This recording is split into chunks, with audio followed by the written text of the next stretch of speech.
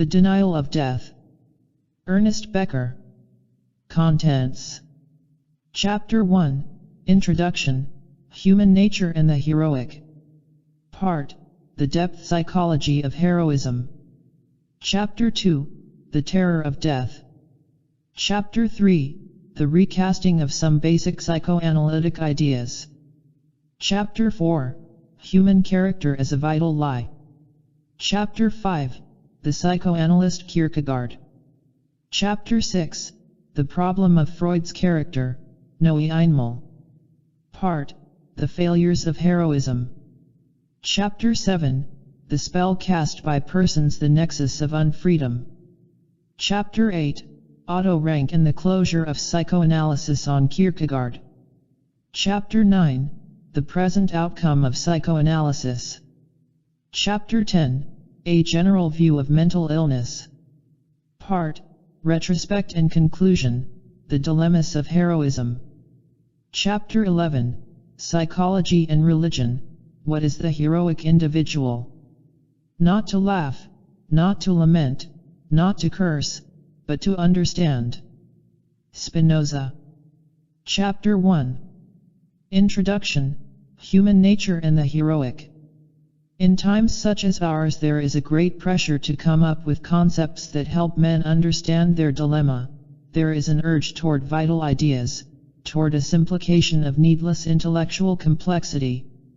Sometimes this makes for big lies that resolve tensions and make it easy for action to move forward with just the rationalizations that people need. But it also makes for the slow disengagement of truths that help men get a grip on what is happening to them, that tell them where the problems really are. One such vital truth that has long been known is the idea of heroism, but in normal scholarly times we never thought of making much out of it, of parading it, or of using it as a central concept. Yet the popular mind always knew how important it was, as William James, who covered just about everything, remarked at the turn of the century. Mankind's common instinct for reality has always held the world to be essentially a theater for heroism. Not only the popular mind knew, but philosophers of all ages, and in our culture especially Emerson and Nietzsche, which is why we still thrill to them. We like to be reminded that our central calling, our main task on this planet, is the heroic. One way of looking at the whole development of social science since Marx and of psychology since Freud is that it represents a massive detailing and clarification of the problem of human heroism. This perspective sets the tone for the seriousness of our discussion. We now have the scientific underpinning for a true understanding of the nature of heroism and its place in human life. If mankind's common instinct for reality is right, we have achieved the remarkable feat of exposing that reality in a scientific way. One of the key concepts for understanding man's urge to heroism is the idea of narcissism. As Erich Fromm has so well reminded us, this idea is one of Freud's great and lasting contributions. Freud discovered that each of us repeats the tragedy of the mythical Greek Narcissus. We are hopelessly absorbed with ourselves. If we care about anyone, it is usually ourselves, our st of all. As Aristotle somewhere put it, luck is when the guy next to you gets hit with the arrow. 2,000 years of history have not changed man's basic narcissism. Most of the time, for most of us, this is still a workable definition of luck. It is one of the meaner aspects of narcissism that we feel that practically everyone is expendable except ourselves. We should feel prepared, as Emerson once put it, to recreate the whole world out of ourselves even if no one else existed. The thought frightens us. We don't know how we could do it without others, yet at bottom the basic resource is there. We could suffer alone if need be, if we could trust ourselves as Emerson wanted. And if we don't feel this trust emotionally, still most of us would struggle to survive with all our powers, no matter how many around us died. Our organism is ready to LL the world all alone, even if our mind shrinks at the thought. This narcissism is what keeps men marching into point-blank in wars. At heart one doesn't feel that he will die, he only feels sorry for the man next to him. Freud's explanation for this was that the unconscious does not know death or time. In man's physiochemical, inner organic recesses he feels immortal. None of these observations implies human guile. Man does not seem able to help his selfishness, it seems to come from his animal nature. Through countless ages of evolution, the organism has had to protect its own integrity. It had its own physiochemical identity and was dedicated to preserving it. This is one of the main problems in organ transplants. The organism protects itself against foreign matter, even if it is a new heart that would keep it alive. The protoplasm itself harbors its own, nurtures itself against the world, against invasions of its integrity. It seems to enjoy its own pulsations, expanding into the world and ingesting pieces of it.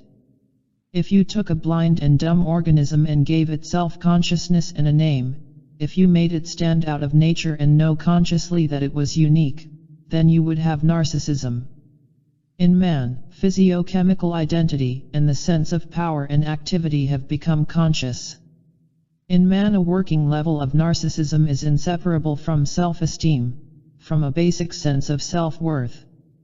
We have learned, mostly from Alfred Adler, that what man needs most is to feel secure in his self-esteem. But man is not just a blind glob of idling protoplasm, but a creature with a name who lives in a world of symbols and dreams and not merely matter. His sense of self-worth is constituted symbolically. His cherished narcissism feeds on symbols, on an abstract idea of his own worth, an idea composed of sounds, words, and images, in the air, in the mind, on paper. And this means that man's natural yearning for organismic activity, the pleasures of incorporation and expansion, can be fed limitlessly in the domain of symbols and so into immortality. The single organism can expand into dimensions of worlds and times without moving a physical limb. It can take eternity into itself even as it gaspingly dies. In childhood we see the struggle for self-esteem at its least disguised. The child is unashamed about what he needs and wants most. His whole organism shouts the claims of his natural narcissism. And this claim can make childhood hellish for the adults concerned, especially when there are several children competing at once for the prerogatives of limitless self-extension, what we might call cosmic significance. The term is not meant to be taken lightly, because this is where our discussion is leading. We like to speak casually about sibling rivalry, as though it were some kind of byproduct of growing up, a bit of competitiveness and selfishness of children who have been spoiled, who haven't yet grown into a generous social nature. But it is too all-absorbing and relentless to be an aberration. It expresses the heart of the creature, the desire to stand out, to be the one in creation. When you combine natural narcissism with the basic need for self-esteem, you create a creature who has to feel himself an object of primary value, RST in the universe, representing in himself all of life. This is the reason for the daily and usually excruciating struggle with siblings. The child cannot allow himself to be second best or devalued, much less left out. You gave him the biggest piece of candy. You gave him more juice. Here's a little more, then. Now she's got more juice than me. You let her light the in the replace and not me. Okay, you light a piece of paper. But this piece of paper is smaller than the one she lit.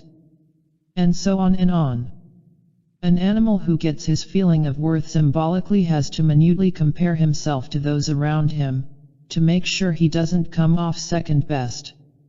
Sibling rivalry is a critical problem that wreaks the basic human condition. It is not that children are vicious, selfish, or domineering. It is that they so openly express man's tragic destiny. He must desperately justify himself as an object of primary value in the universe. He must stand out, be a hero, make the biggest possible contribution to world life, show that he counts more than anything or anyone else. When we appreciate how natural it is for man to strive to be a hero, how deeply it goes in his evolutionary and organismic constitution, how openly he shows it as a child, then it is all the more curious how ignorant most of us are, consciously, of what we really want and need. In our culture anyway, especially in modern times, the heroic seems too big for us, or we too small for it.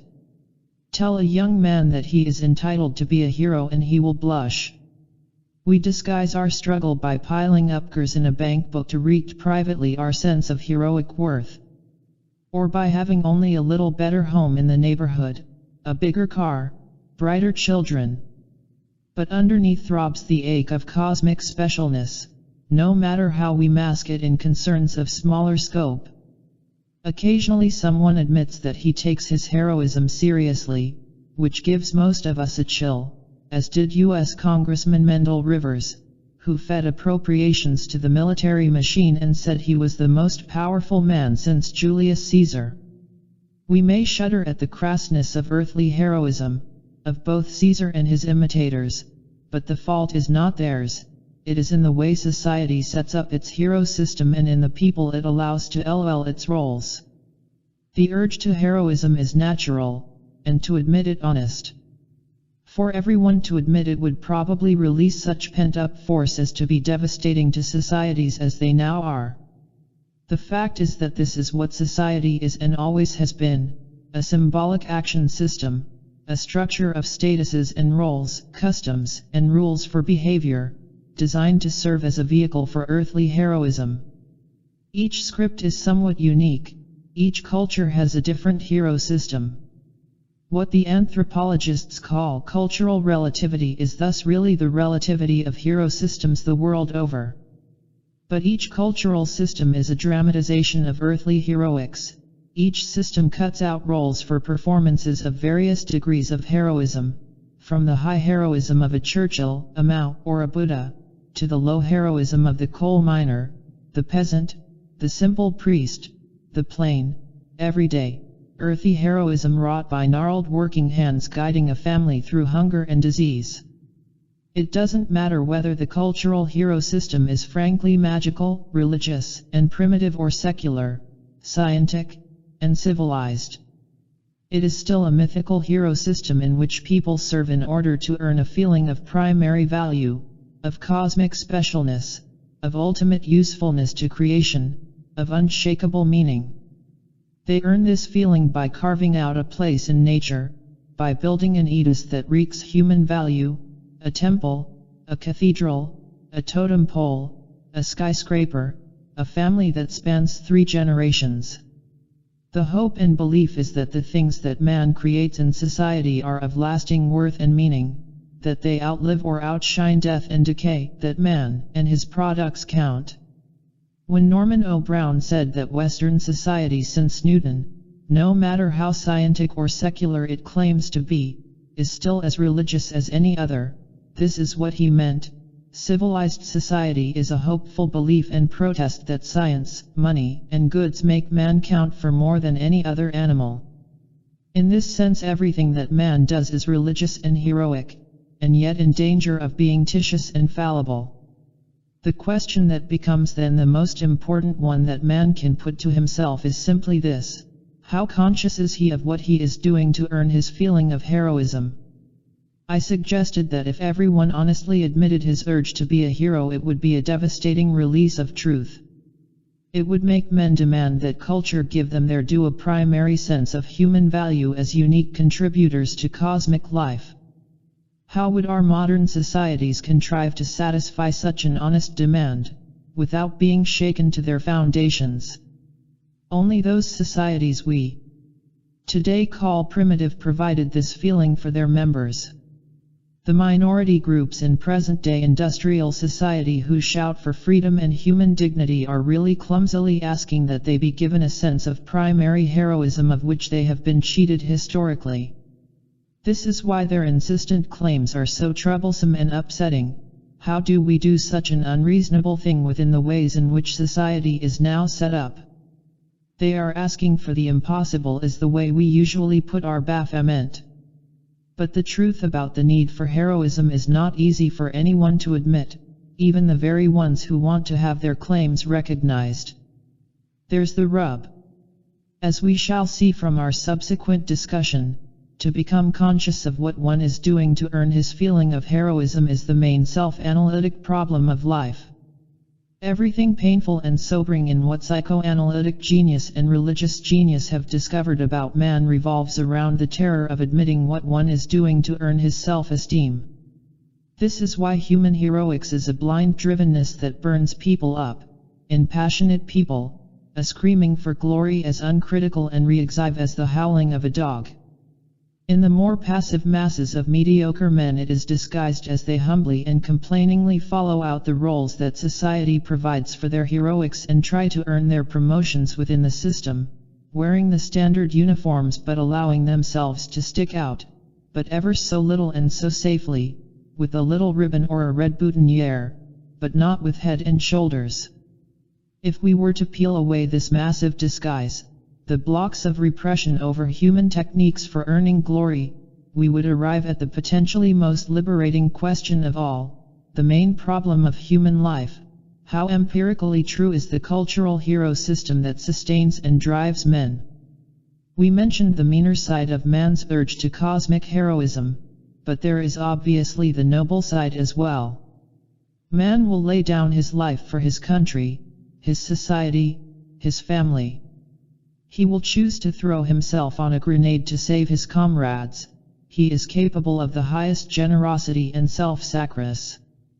But he has to feel and believe that what he is doing is truly heroic, timeless, and supremely meaningful.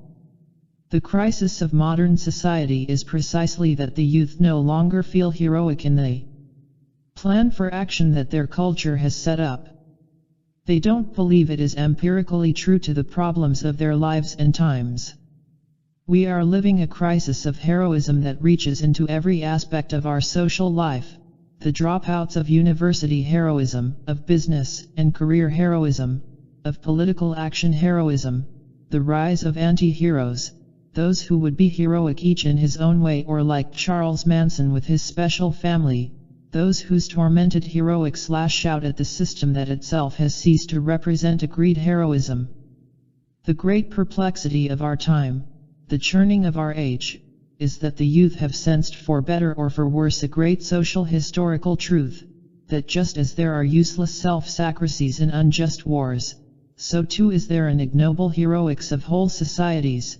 It can be the viciously destructive heroics of Hitler's Germany or the plain debasing and silly heroics of the acquisition and display of consumer goods, the piling up of money and privileges that now characterizes whole ways of life, capitalist and Soviet. And the crisis of society is, of course, the crisis of organized religion too. Religion is no longer valid as a hero system, and so the youth scorn it. If traditional culture is discredited as heroics, then the church that supports that culture automatically discredits itself. If the church, on the other hand, chooses to insist on its own special heroics, it might indeed that in crucial ways it must work against the culture, recruit youth to be anti-heroes to the ways of life of the society they live in. This is the dilemma of religion in our time. Conclusion. What I have tried to do in this brief introduction is to suggest that the problem of heroics is the central one of human life, that it goes deeper into human nature than anything else because it is based on organismic narcissism and on the child's need for self-esteem as the condition for his life. Society itself is a coded hero system, which means that society everywhere is a living myth of the significance of human life, a dent creation of meaning. Every society thus is a religion whether it thinks so or not. Soviet religion and Maoist religion are as truly religious as are scientific and consumer religion, no matter how much they may try to disguise themselves by omitting religious and spiritual ideas from their lives. As we shall see further on, it was Otto Rank who showed psychologically this religious nature of all human cultural creation, and more recently the idea was revived by Norman O. Brown in his Life Against Death and by Robert J. Lifton in his Revolutionary Immortality. If we accept these suggestions, then we must admit that we are dealing with the universal human problem, and we must be prepared to probe into it as honestly as possible, to be as shocked by the self-revelation of man as the best thought will allow. Let us pick this thought up with Kierkegaard and take it through Freud, to see where this stripping down of the last years will lead us. If the penetrating honesty of a few books could immediately change the world, then the VE authors just mentioned would already have shaken the nations to their foundations. But since everyone is carrying on as though the vital truths about man did not yet exist, it is necessary to add still another weight in the scale of human self-exposure. For 2,000 years we have hoped and believed that if mankind could reveal itself to itself, could widely come to know its own cherished motives, then somehow it would tilt the balance of things in its own favor. Part. The depth psychology of heroism. I drink not from mere joy in wine nor to scoff at faith, no, only to forget myself for a moment, that only do I want of intoxication, that alone. Omar Khayyam. Chapter 2. The Terror of Death. Is it not for us to confess that in our civilized attitude towards death we are once more living psychologically beyond our means, and must reform and give truth its due? Would it not be better to give death the place in actuality and in our thoughts which properly belongs to it, and to yield a little more prominence to that unconscious attitude towards death which we have hitherto so carefully suppressed? This hardly seems indeed a greater achievement, but rather a backward step, but it has the merit of taking somewhat more into account the true state of affairs. Sigmund Freud. The RST thing we have to do with heroism is to lay bare its underside, show what gives human heroics its specific nature and impetus. Here we introduce directly one of the great rediscoveries of modern thought, that of all things that move man, one of the principal ones is his terror of death. After Darwin, the problem of death as an evolutionary one came to the fore, and many thinkers immediately saw that it was a major psychological problem for man. They also very quickly saw what real heroism was about, as Shaler wrote just at the turn of the century. Heroism is RST and foremost a reax of the terror of death. We admire most the courage to face death, we give such valor our highest and most constant adoration. It moves us deeply in our hearts because we have doubts about how brave we ourselves would be. When we see a man bravely facing his own extinction, we rehearse the greatest victory we can imagine. And so the hero has been the center of human honor and acclaim since probably the beginning of specifically human evolution. But even before that, our primate ancestors deferred to others who were extra powerful and courageous and ignored those who were cowardly. Man has elevated animal courage into a cult. Anthropological and historical research also began, in the 19th century, to put together a picture of the heroic since primitive and ancient times. The hero was the man who could go into the spirit world, the world of the dead, and return alive. He had his descendants in the mystery cults of the Eastern Mediterranean, which were cults of death and resurrection. The divine hero of each of these cults was one who had come back from the dead. And as we know today from the research into ancient myths and rituals, Christianity itself was a competitor with the mystery cults and won out among other reasons because it, too, featured a healer with supernatural powers who had risen from the dead. The great triumph of Easter is the joyful shout, "Christ has risen," an echo of the same joy that the devotees of the mystery cults enacted at their ceremonies of the victory over death. These cults, as G. Stanley Hall so aptly put it, were an attempt to attain an immunity bath from the greatest evil, death, and the dread of it. All historical religions addressed themselves to this same problem of how to bear the end of life. Religions like Hinduism and Buddhism performed the ingenious trick of pretending not to want to be reborn, which is a sort of negative magic, claiming not to want what you really want most. When philosophy took over from religion, it also took over religion's central problem, and death became the real muse of philosophy from its beginnings in Greece right through Heidegger and modern existentialism. We already have volumes of work and thought on the subject, from religion and philosophy and since Darwin from science itself. The problem is how to make sense out of it. The accumulation of research and opinion on the fear of death is already too large to be dealt with and summarized in any simple way. The revival of interest in death, in the last few decades, has alone already piled up a formidable literature, and this literature does not point in any single direction. The healthy-minded argument. There are healthy-minded persons who maintain that fear of death is not a natural thing for man, that we are not born with it. An increasing number of careful studies on how the actual fear of death develops in the child agree fairly well that the child has no knowledge of death until about the age of 3 to VE. How could he? It is too abstract an idea, too removed from his experience. He lives in a world that is full of living, acting things, responding to him, amusing him, feeding him. He doesn't know what it means for life to disappear forever, nor theorize where it would go.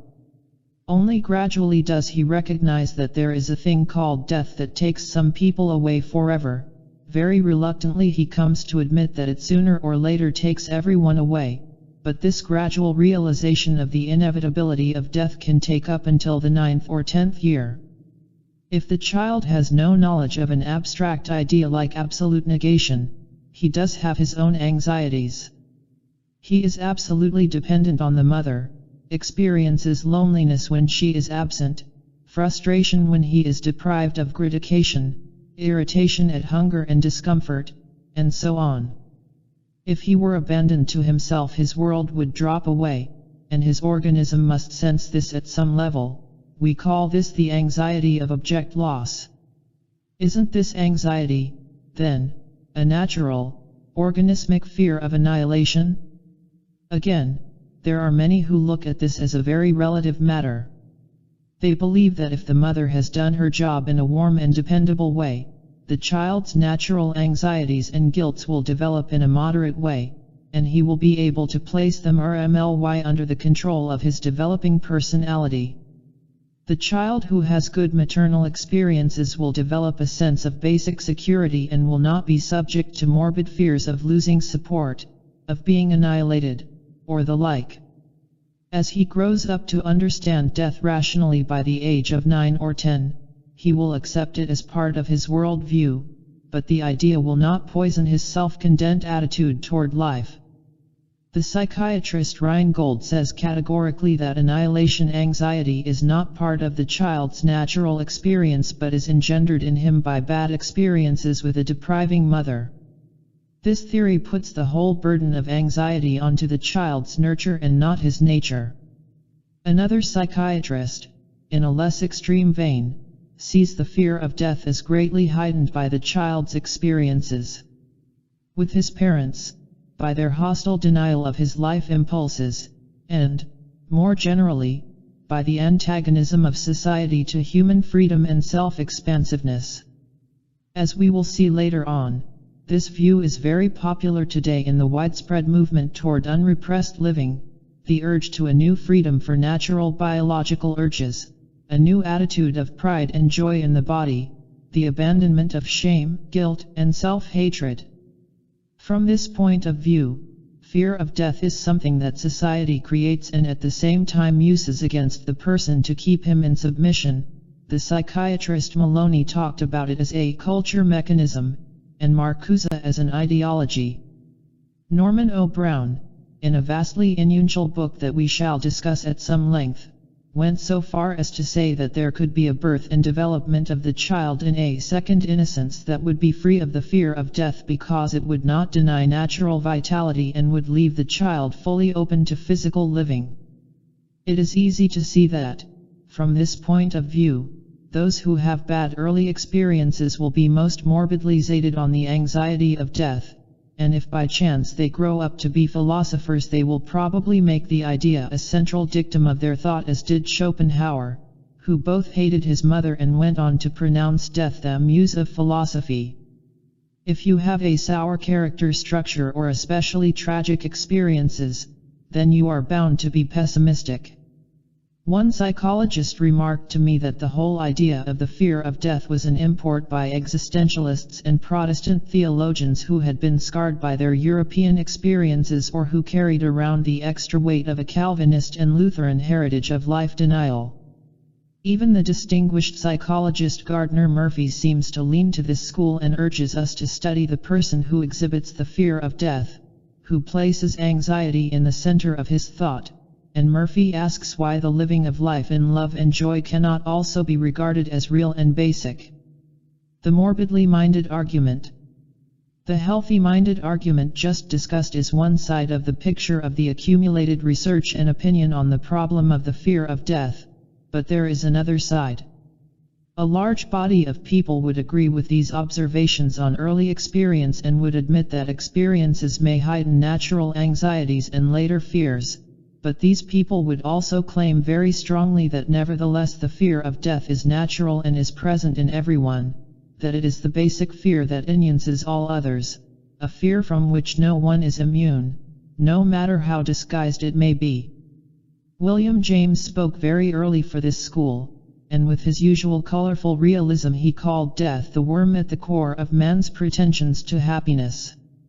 No less a student of human nature than Max Scheler thought that all men must have some kind of certain intuition of this worm at the core, whether they admitted it or not. Countless other authorities, some of whom we shall parade in the following pages, belong to this school, students of the stature of Freud, many of his close circle, and serious researchers who are not psychoanalysts. What are we to make of a dispute in which there are two distinct camps, both studied with distinguished authorities? Jacques Coron goes so far as to say that it is questionable whether it will ever be possible to decide whether the fear of death is or is not the basic anxiety. In matters like this, then, the most that one can do is to take sides, to give an opinion based on the authorities that seem to him most compelling, and to present some of the compelling arguments. I frankly side with this second school. In fact, this whole book is a network of arguments based on the universality of the fear of death, or terror as I prefer to call it, in order to convey how all-consuming it is when we look it full in the face. The RST document that I want to present and linger on is a paper written by the noted psychoanalyst Gregory Zilberg. It is an especially penetrating essay that for succinctness and scope has not been much improved upon, even though it appeared several decades ago. Zilberg says that most people think death fear is absent because it rarely shows its true face, but he argues that underneath all appearances fear of death is universally present. For behind the sense of insecurity in the face of danger, behind the sense of discouragement and depression, there always lurks the basic fear of death, a fear which undergoes most complex elaborations and manifests itself in many indirect ways. No one is free of the fear of death. The anxiety neuroses, the various phobic states, even a considerable number of depressive suicidal states and many schizophrenias amply demonstrate the ever-present fear of death which becomes woven into the major conics of the given psychopathological conditions. We may take for granted that the fear of death is always present in our mental functioning. Hadn't James said the same thing earlier, in his own way? Let sanguine healthy-mindedness do its best with its strange power of living in the moment and ignoring and forgetting, still the evil background is really there to be thought of, and the skull will grin in at the banquet. The difference in these two statements is not so much in the imagery and style as in the fact that Zilberg's comes almost a half-century later and is based on that much more real clinical work, not only on philosophical speculation or personal intuition. But it also continues the straight line of development from James and the post-Darwinians who saw the fear of death as a biological and evolutionary problem. Here I think he is on very sound ground, and I especially like the way he puts the case. Zilberg points out that this fear is actually an expression of the instinct of self-preservation, which functions as a constant drive to maintain life and to master the dangers that threaten life. Such constant expenditure of psychological energy on the business of preserving life would be impossible if the fear of death were not as constant. The very term self-preservation implies an effort against some force of disintegration. The effective aspect of this is fear of death. In other words, the fear of death must be present behind all our normal functioning, in order for the organism to be armed toward self-preservation. But the fear of death cannot be present constantly in one's mental functioning, else the organism could not function. Zilberg continues. If this fear were as constantly conscious, we should be unable to function normally. It must be properly repressed to keep us living with any modicum of comfort. We know very well that to repress means more than to put away and to forget that which was put away in the place where we put it. It means also to maintain a constant psychological effort to keep the lid on and inwardly never relax our watchfulness. And so we can understand what seems like an impossible paradox, the ever-present fear of death in the normal biological functioning of our instinct of self-preservation, as well as our utter obliviousness to this fear in our conscious life. Therefore in normal times we move about actually without ever believing in our own death, as if we fully believed in our own corporeal immortality. We are intent on mastering death. A man will say, of course, that he knows he will die someday, but he does not really care.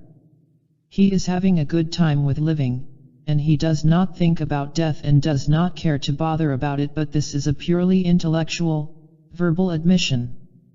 The affect of fear is repressed. The argument from biology and evolution is basic and has to be taken seriously. I don't see how it can be left out of any discussion.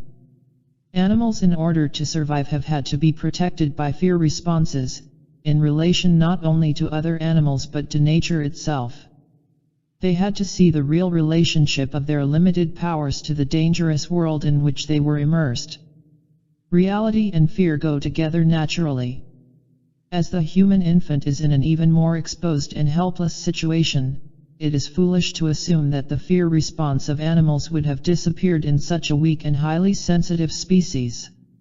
It is more reasonable to think that it was instead heightened, as some of the early Darwinians thought. Early men who were most afraid were those who were most realistic about their situation in nature, and they passed on to their offspring a realism that had a high survival value.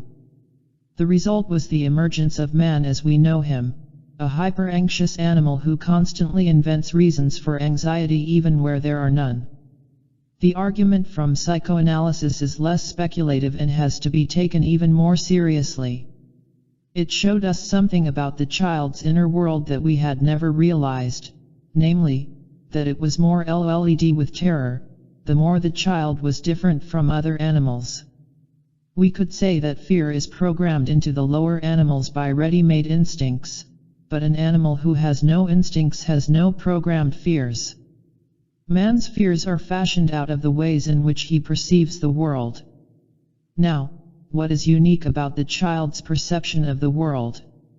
For one thing, the extreme confusion of cause and effect relationships. For another, extreme unreality about the limits of his own powers. The child lives in a situation of utter dependence, and when his needs are met it must seem to him that he has magical powers, real omnipotence.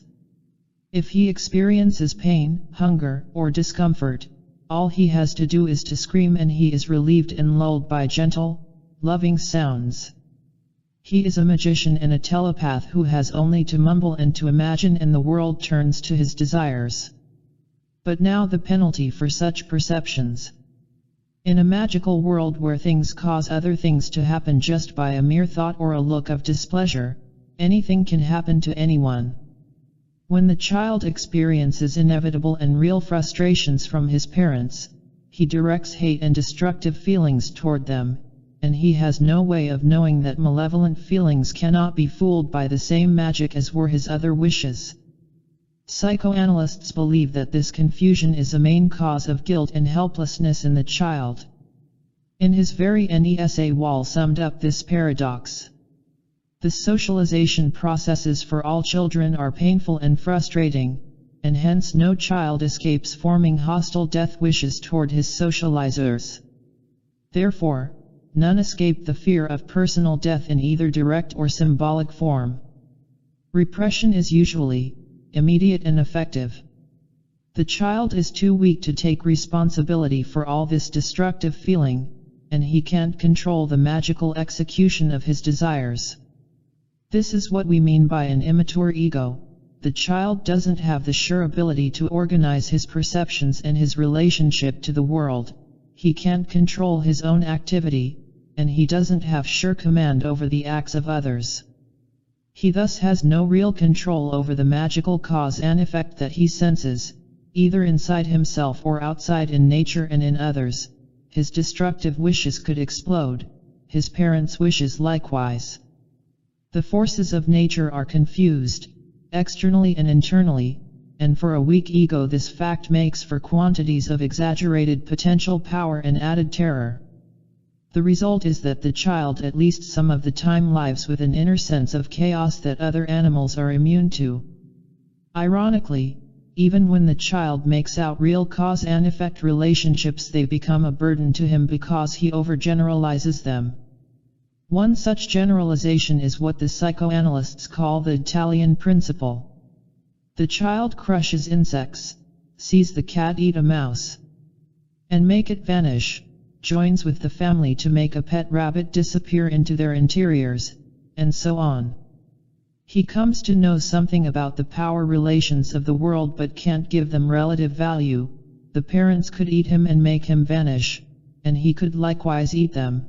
When the father gets a glow in his eyes as he clubs a rat, the watching child might also expect to be clubbed, especially if he has been thinking bad magical thoughts. I don't want to seem to make an exact picture of processes that are still unclear to us, or to make out that all children live in the same world and have the same problems.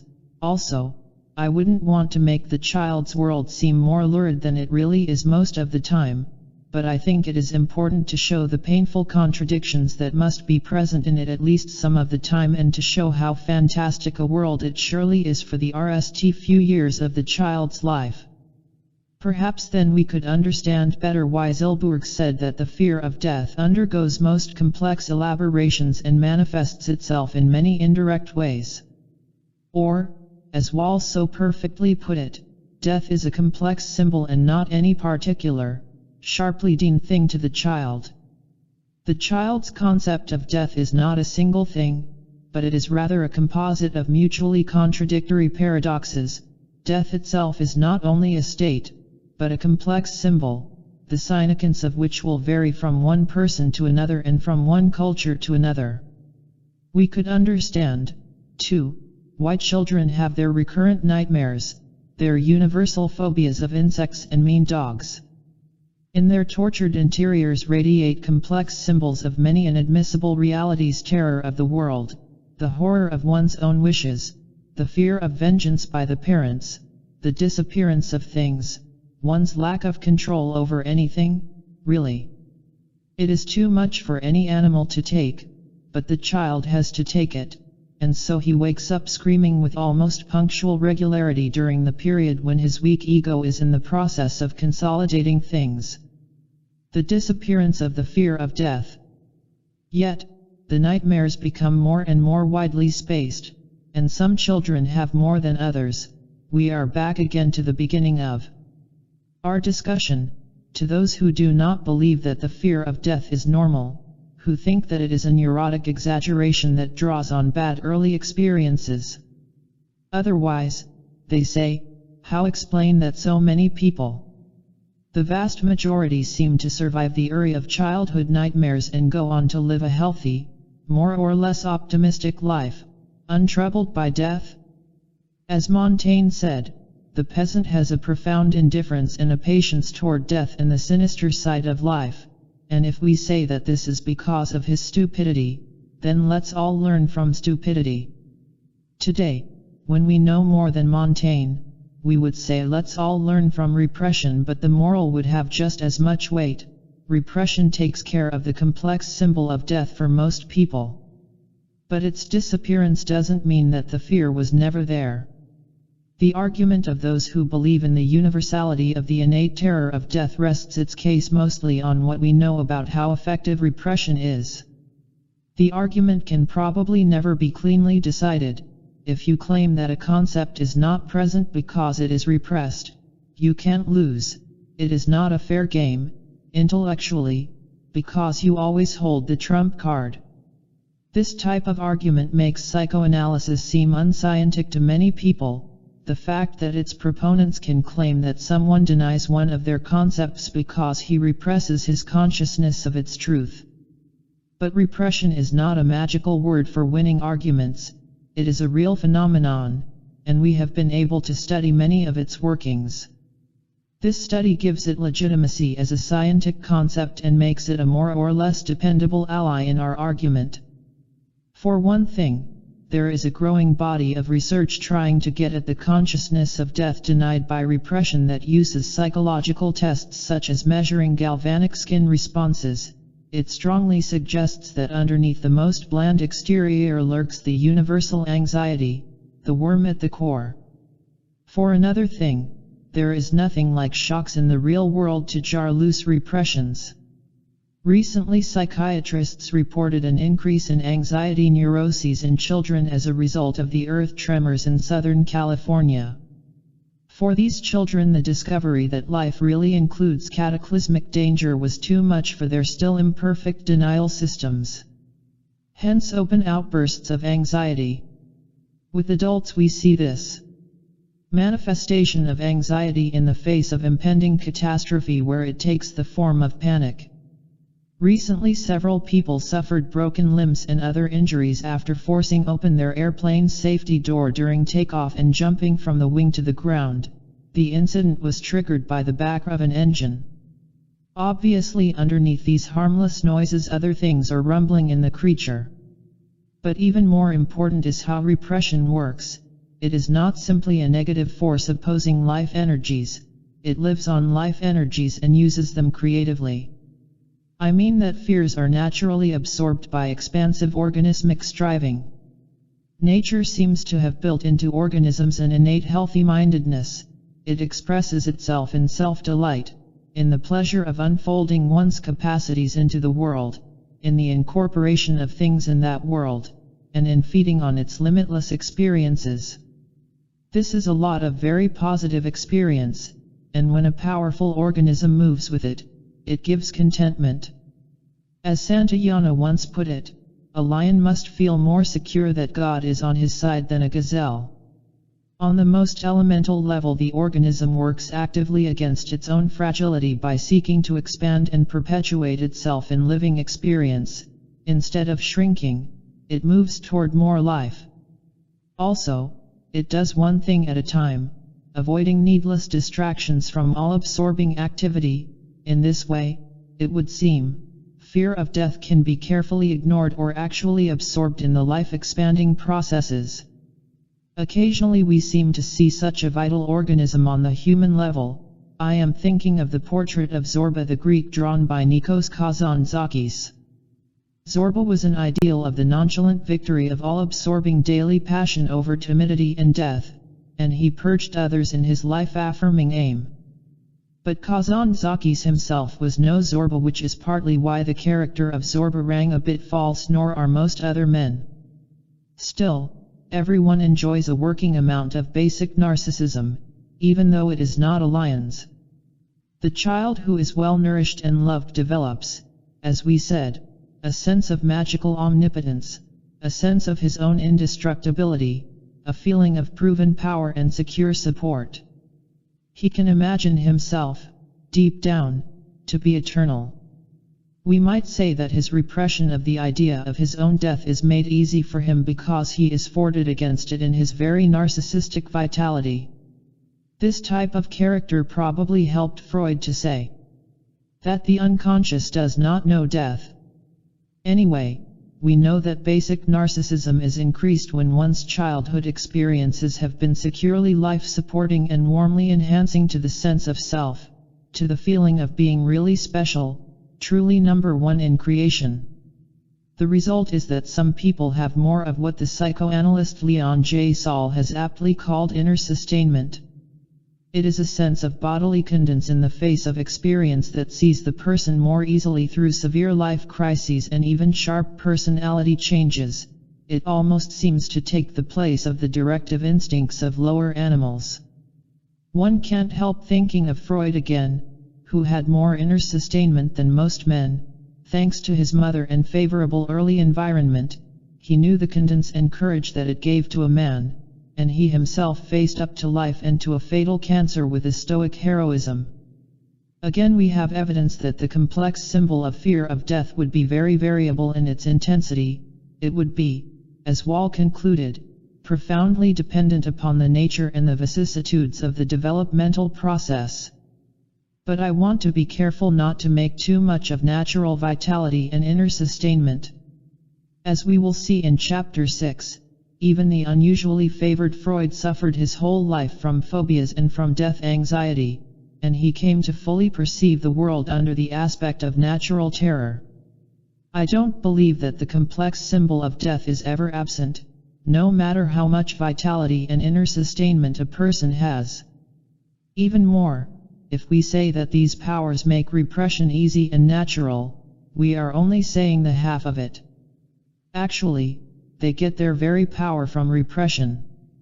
Psychiatrists argue that the fear of death varies in intensity depending on the developmental process, and I think that one important reason for this variability is that the fear is transmuted in that process. If the child has had a very favorable upbringing, it only serves all the better to hide the fear of death. After all, repression is made possible by the natural identification of the child with the powers of his parents. If he has been well cared for, identification comes easily and solidly, and his parents' powerful triumph over death automatically becomes his. What is more natural to banish one's fears than to live on delegated powers? And what does the whole growing up period signify, if not the giving over of one's life project? I am going to be talking about these things all the way through this book and do not want to develop them in this introductory discussion. What we will see is that man cuts out for himself a manageable world. He throws himself into action uncritically, unthinkingly. He accepts the cultural programming that turns his nose where he is supposed to look. He doesn't bite the world off in one piece as a giant would, but in small manageable pieces, as a beaver does. He uses all kinds of techniques, which we call the character defenses. He learns not to expose himself, not to stand out. He learns to embed himself in other power, both of concrete persons and of things and cultural commands. The result is that he comes to exist in the imagined infallibility of the world around him. He doesn't have to have fears when his feet are solidly mired and his life mapped out in a ready-made maze. All he has to do is to plunge ahead in a compulsive style of drivenness in the ways of the world that the child learns and in which he lives later as a kind of grim equanimity, the strange power of living in the moment and ignoring and forgetting, as James put it. This is the deeper reason that Montaigne's peasant isn't troubled until the very end, when the angel of death, who has always been sitting on his shoulder, extends his wing. Or at least until he is prematurely startled into dumb awareness, like the husbands in John Cassavetes' NELM. At times like this, when the awareness dawns that has always been blotted out by frenetic, ready-made activity, we see the transmutation of repression redistilled, so to speak, and the fear of death emerges in pure essence. This is why people have psychotic breaks when repression no longer works, when the forward momentum of activity is no longer possible. Besides, the peasant mentality is far less romantic than Montaigne would have us believe. The peasant's equanimity is usually immersed in a style of life that has elements of real madness, and so it protects him, an undercurrent of constant hate and bitterness expressed in feuding, bullying, bickering and family quarrels, the petty mentality, the self-deprecation, the superstition, the obsessive control of daily life by a strict authoritarianism, and so on. As the title of a recent essay by Joseph Lopredo has it, how would you like to be a peasant? We will also touch upon another large dimension in which the complex symbol of death is transmuted and transcended by man belief in immortality, the extension of one's being into eternity. Right now we can conclude that there are many ways that repression works to calm the anxious human animal, so that he need not be anxious at all. I think we have reconciled our two divergent positions on the fear of death. The environmental and the innate positions are both part of the same picture, they merge naturally into one another. It all depends from which angle you approach the picture, from the side of the disguises and transmutations of the fear of death or from the side of its apparent absence. I admit with a sense of scientific uneasiness that whatever angle you use, you don't get at the actual fear of death, and so I reluctantly agree with Coron that the argument can probably never be cleanly won. Nevertheless, something very important emerges. There are different images of man that he can draw and choose from. On the one hand, we see a human animal who is partly dead to the world, who is most dignified when he shows a certain obliviousness to his fate, when he allows himself to be driven through life, who is most free when he lives in secure dependency on powers around him, when he is least in possession of himself. On the other hand, we get an image of a human animal who is overly sensitive to the world, who cannot shut it out, who is thrown back on his own meager powers, and who seems least free to move and act, least in possession of himself, and most undignified. Whichever image we choose to identify with depends in large part upon ourselves. Let us then explore and develop these images further to see what they reveal to us. Chapter 3. The recasting of some basic psychoanalytic ideas. From the child of VE to myself is but a step. But from the newborn baby to the child of VE is an appalling distance. Leo Tolstoy. Now that we have outlined the argument in the RST2 chapters, it is time to LOL in the details. Why exactly is the world so terrible for the human animal? Why do people have such trouble digging up the resources to face that terror openly and bravely? To talk about these things takes us right into the heart of psychoanalytic theory and what is now the existential rebirth in psychology. It lays bare the nature of man with a clarity and comprehensiveness that are truly amazing. Man's existential dilemma. We always knew that there was something peculiar about man, something deep down that characterized him and set him apart from the other animals. It was something that had to go right to his core, something that made him suffer his peculiar fate, that made it impossible to escape. For ages, when philosophers talked about the core of man, they referred to it as his essence, something XED in his nature, deep down, some special quality or substance.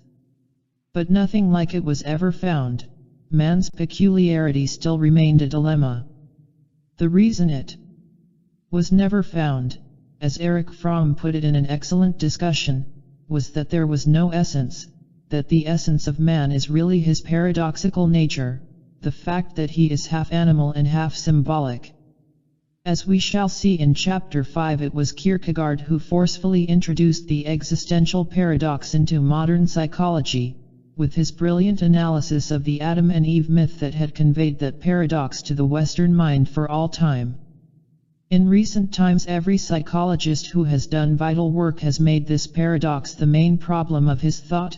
Otto Rank, to whom I want to devote special chapters later on, more consistently and brilliantly than anyone else since Kierkegaard, Carl Jung, Erich Fromm, Rollo May, Ernest Schachtel, Abraham Maslow, Harold F. Searles, Norman O. Brown, Laura Pearls, and others.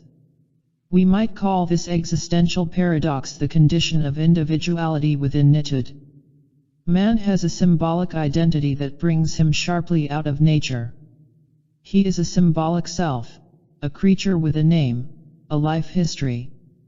He is a creator with a mind that soars out to speculate about atoms and entity, who can place himself imaginatively at a point in space and contemplate amusedly his own planet. This immense expansion, this dexterity, this ethereality, this self-consciousness gives to man literally the status of a small god in nature, as the Renaissance thinkers knew. Yet, at the same time, as the Eastern sages also knew, man is a worm and food for worms. This is the paradox. He is out of nature and hopelessly in it. He is dual, up in the stars and yet housed in a heart-pumping, breath-gasping body that once belonged to a sh and still carries the gill marks to prove it. His body is a material eshy casing that is alien to him in many ways, the strangest and most repugnant way being that it aches and bleeds and will decay and die. Man is literally split in two. He has an awareness of his own splendid uniqueness in that he sticks out of nature with a towering majesty, and yet he goes back into the ground a few feet in order blindly and dumbly to rot and disappear forever. It is a terrifying dilemma to be in and to have to live with. The lower animals are, of course, spared this painful contradiction, as they lack a symbolic identity and the self-consciousness that goes with it. They merely act and move reactively as they are driven by their instincts. If they pause at all, it is only a physical pause. Inside they are anonymous, and even their faces have no name. They live in a world without time, pulsating, as it were, in a state of dumb being. This is what has made it so simple to shoot down whole herds of buffalo or elephants. The animals don't know that death is happening and continue grazing placidly while others drop alongside them. The knowledge of death is reactive and conceptual, and animals are spared it. They live and they disappear with the same thoughtlessness, a few minutes of fear, a few seconds of anguish, and it is over. But to live a whole lifetime with the fate of death haunting one's dreams and even the most sun-LED days, that's something else. It is only if you let the full weight of this paradox sink down on your mind and feelings that you can realize what an impossible situation it is for an animal to be in. I believe that those who speculate that a full apprehension of man's condition would drive him insane are right, quite literally right. Babies are occasionally born with gills and tails, but this is not publicized, instead it is hushed up. Who wants to face up fully to the creatures we are, clawing and gasping for breath in a universe beyond our ken? I think such events illustrate the meaning of Pascal's chilling reaction: men are so necessarily mad that not to be mad would amount to another form of madness. Necessarily, because the existential dualism makes an impossible situation, an excruciating dilemma. Mad because, as we shall see, everything that man does in his symbolic world is an attempt to deny and overcome his grotesque fate. He literally drives himself into a blind obliviousness with social games, psychological tricks, personal preoccupations so far removed from the reality of his situation that they are forms of madness, agreed madness, shared madness, disguised and dignified madness, but madness all the same. Character traits, said Sander Ferenczi, one of the most brilliant minds of Freud's intimate circle of early psychoanalysts, are secret psychoses. This is not a smug witticism offered in passing by a young science drunk with its own explanatory power and success. It is a mature scientific judgment of the most devastating self-revelatory kind ever fashioned by man trying to understand himself. Ferenczi had already seen behind the tight-lipped masks, the smiling masks, the earnest masks, the saddest masks that people use to bluff the world and themselves about their secret psychoses. More recently, Erich Fromm wondered why most people did not become insane in the face of the existential contradiction between a symbolic self, that seems to give man innate worth in a timeless scheme of things, and a body that is worth about cent, how to reconcile the two. In order to understand the weight of the dualism of the human condition, we have to know that the child can't really handle either end of it. The most characteristic thing about him is that he is precocious or premature. His world piles up on him and he piles up on himself. He has right from the beginning an exquisite sensory system that rapidly develops to take in all the sensations of his world with an extremeness.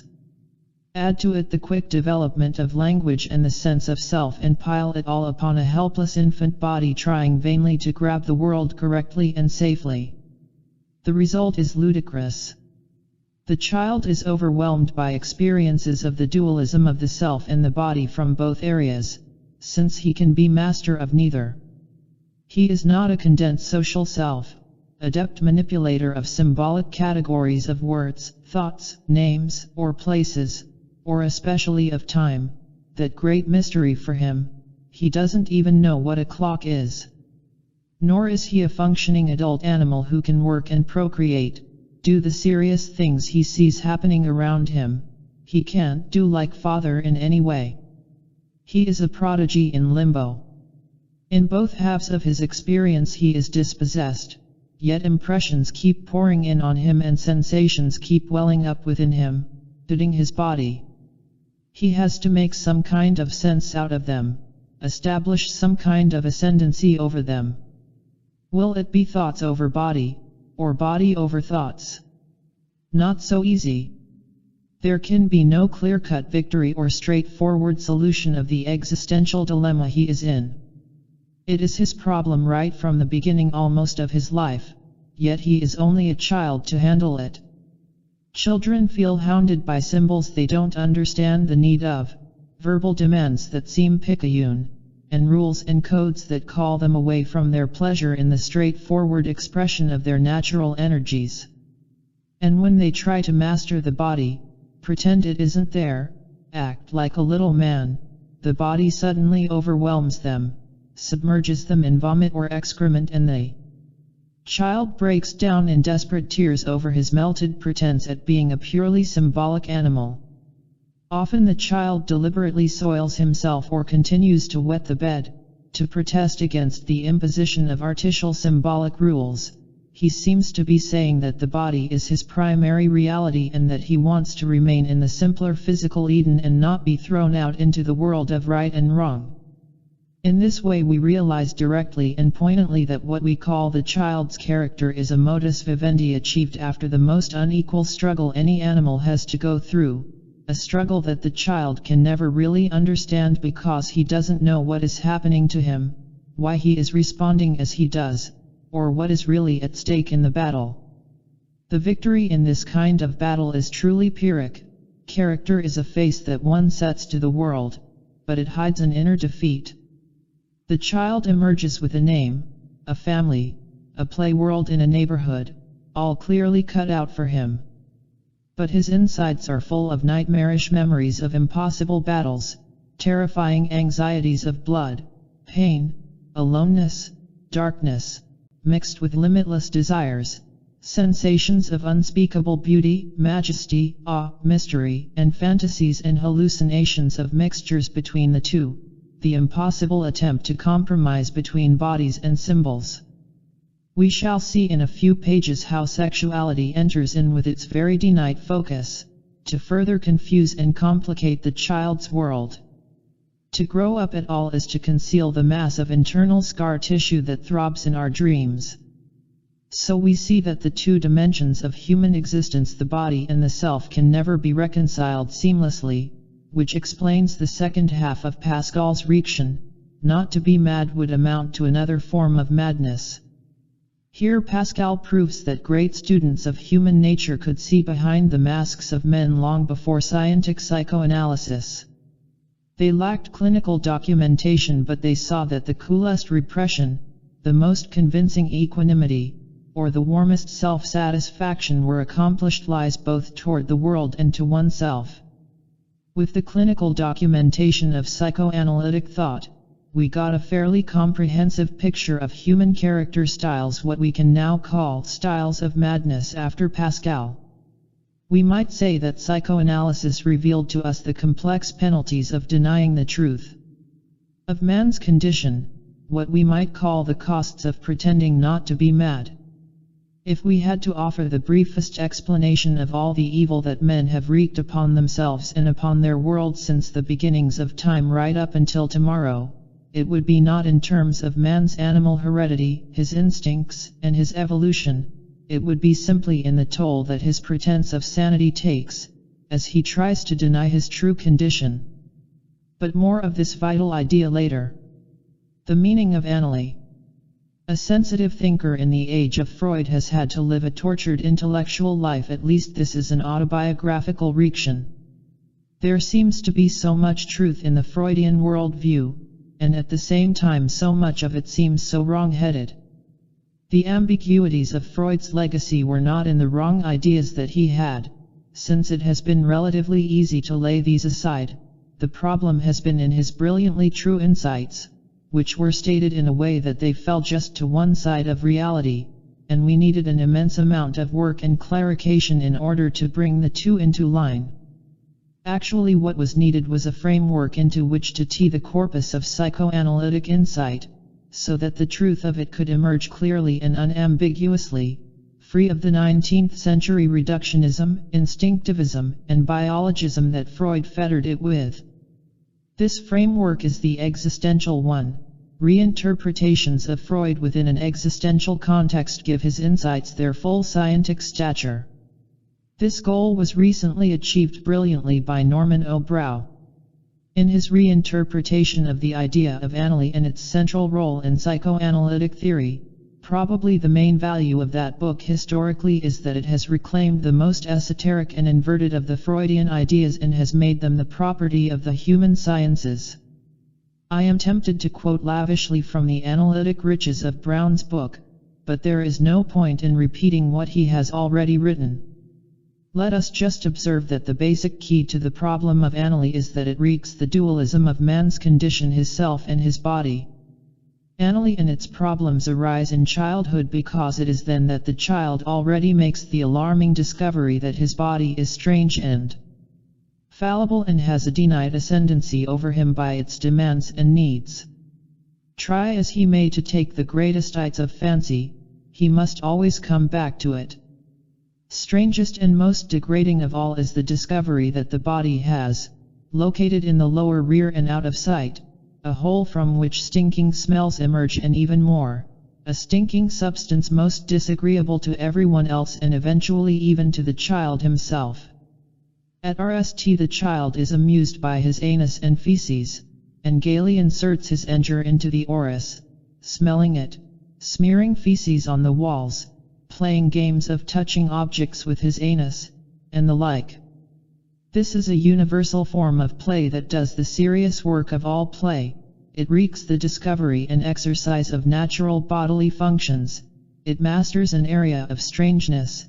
It establishes power and control over the deterministic laws of the natural world, and it does all this with symbols and fancy. With anal play the child is already becoming a philosopher of the human condition.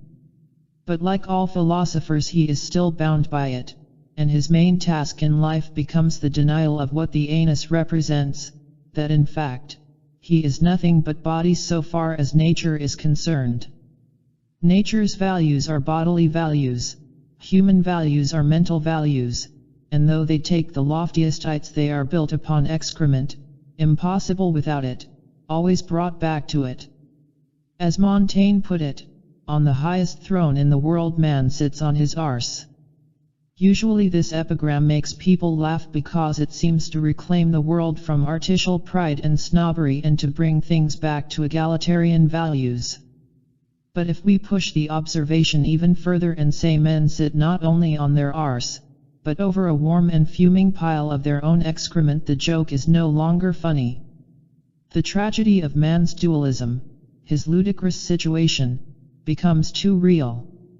The anus and its incomprehensible, repulsive product represents not only physical determinism and boundness, but the fate as well of all that is physical, decay and death.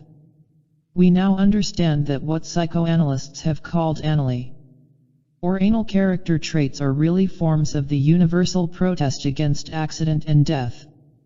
Seen in this way, a large part of the most esoteric psychoanalytic corpus of insights achieves a new vitality and meaningfulness.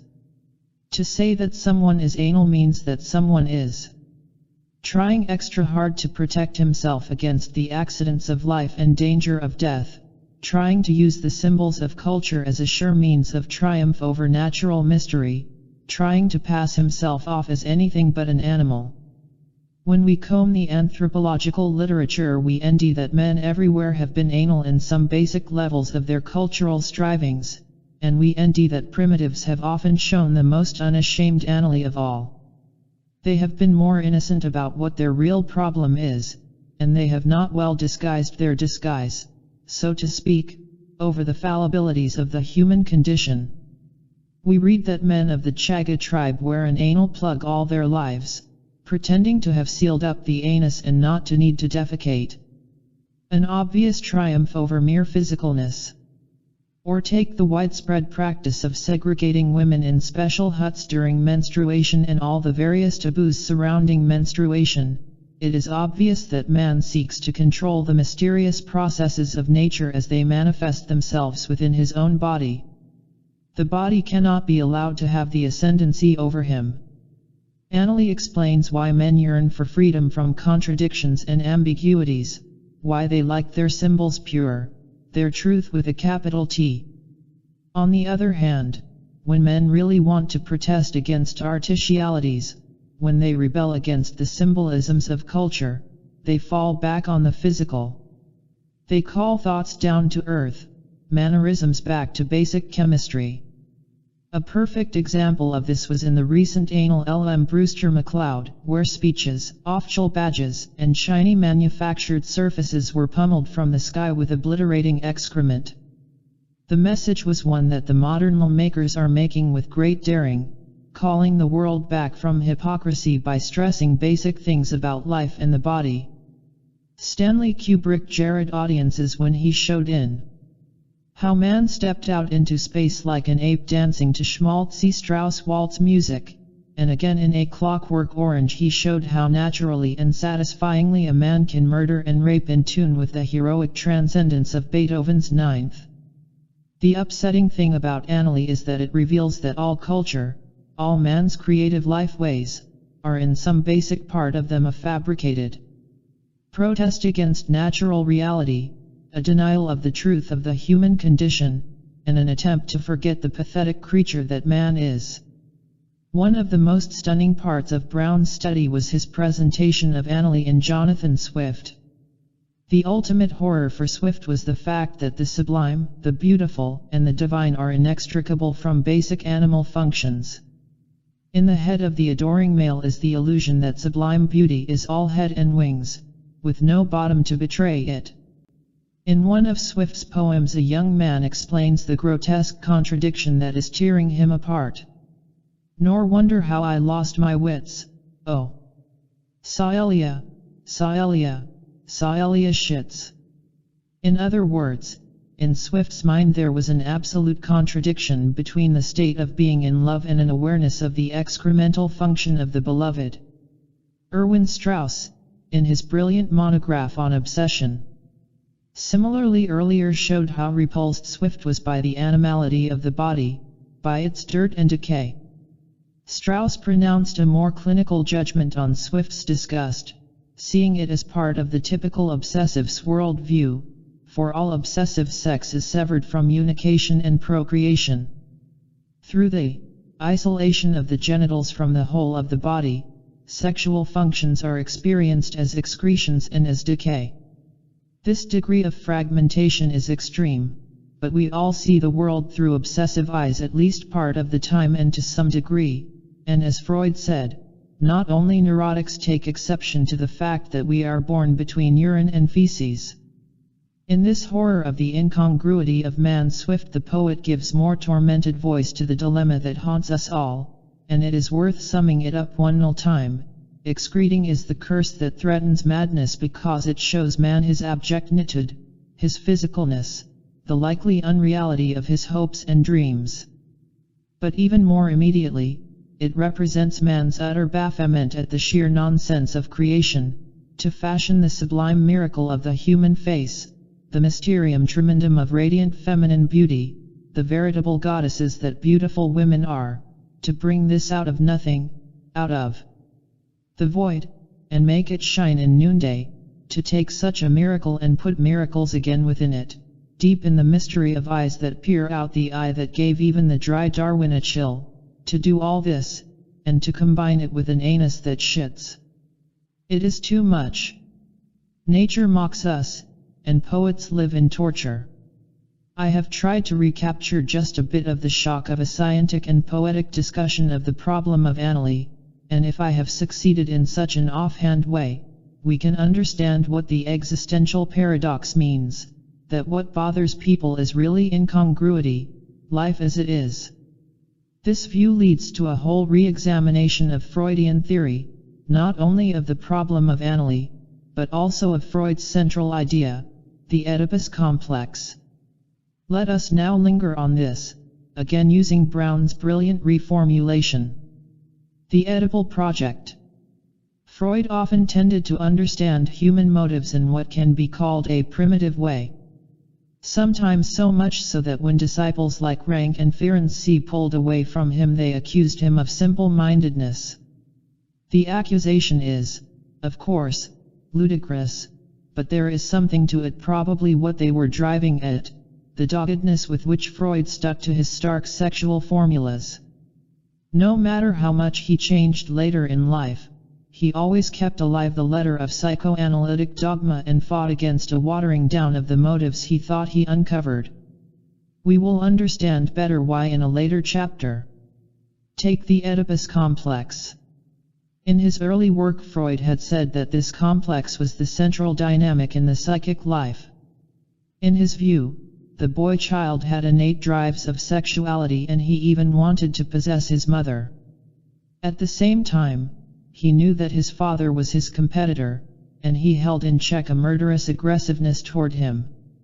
The reason he held it in check was that he knew the father was physically stronger than he, and that the result of an open GHT would be the father's victory and the castration of the son. Hence the horror of blood, of mutilation, of the female genitals that seemed to have been mutilated. They tested that castration was a fact. Freud molded his views all through his life, but he never got a full distance away from them. No wonder, they kept being confirmed in some intimate way by the people he studied. There was indeed something about the anus and the genitals, the physicalness of the family, and its copulations that weighed on the psyche of neurotics like an age-old stone. Freud thought that such a heavy weight must date from time immemorial, from the RST emergence of humans out of primate ancestors. He thought that the guilt we each feel deep down is connected with a primal crime of patricide and incest committed in the dim recesses of prehistory. So deep is guilt ingrained, so much is it confused with the body, with sex and excrement, and with the parents. Freud never abandoned his views because they were correct in their elemental suggestiveness about the human condition, but not quite in the sense that he thought, or rather, not in the framework which he offered. Today we realize that all the talk about blood and excrement, sex and guilt, is true not because of urges to patricide and incest and fears of actual physical castration, but because all these things wreaked man's horror of his own basic animal condition, a condition that he cannot, especially as a child, understand, and a condition that as an adult he cannot accept. The guilt that he feels over bodily processes and urges is pure guilt, guilt as inhibition, as determinism, as smallness and boundness. It grows out of the constraint of the basic animal condition, the incomprehensible mystery of the body and the world. Psychoanalysts have been preoccupied since the turn of the century with the experiences of childhood, but, strangely enough, it is only since just yesterday that we are able to put together a fairly complete and plausible commonsensical picture of why childhood is such a crucial period for man. We owe this picture to many people, including especially the neglected Rank, but it is Norman O. Brown who has summed it up more pointedly and definitively than anyone else, I think. As he argued in his own reorientation of Freud, the Oedipus complex is not the narrowly sexual problem of lust and competitiveness that Freud made out in his early work. Rather, the Oedipus complex is the Oedipal project, a project that sums up the basic problem of the child's life.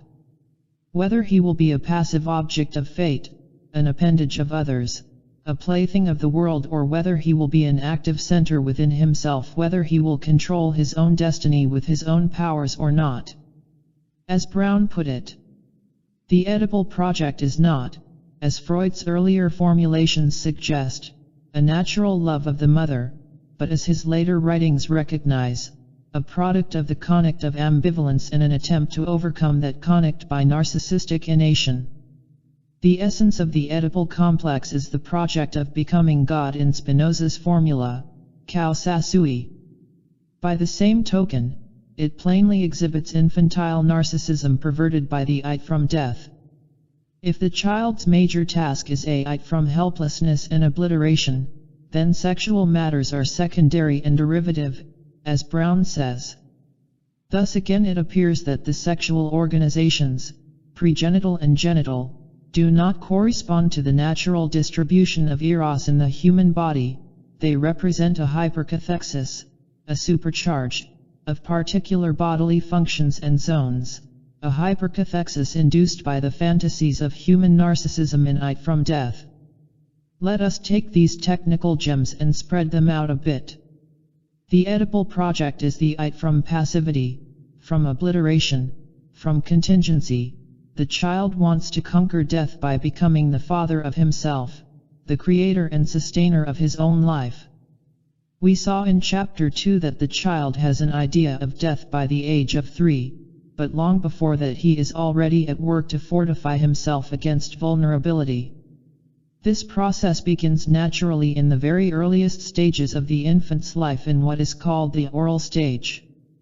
This is the stage before the child is fully differentiated from his mother in his own consciousness, before he is fully cognizant of his own body and its functions, or, as we say technically, before his body has become an object in his phenomenological eld.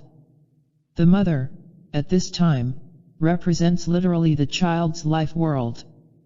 During this period her efforts are directed to the gratification of the child's wishes, to automatic relief of his tensions and pains. The child, then, at this time, is simply full of himself, an uninchable manipulator and champion of his world. He lives suffused in his own omnipotence and magically controls everything he needs to feed that omnipotence.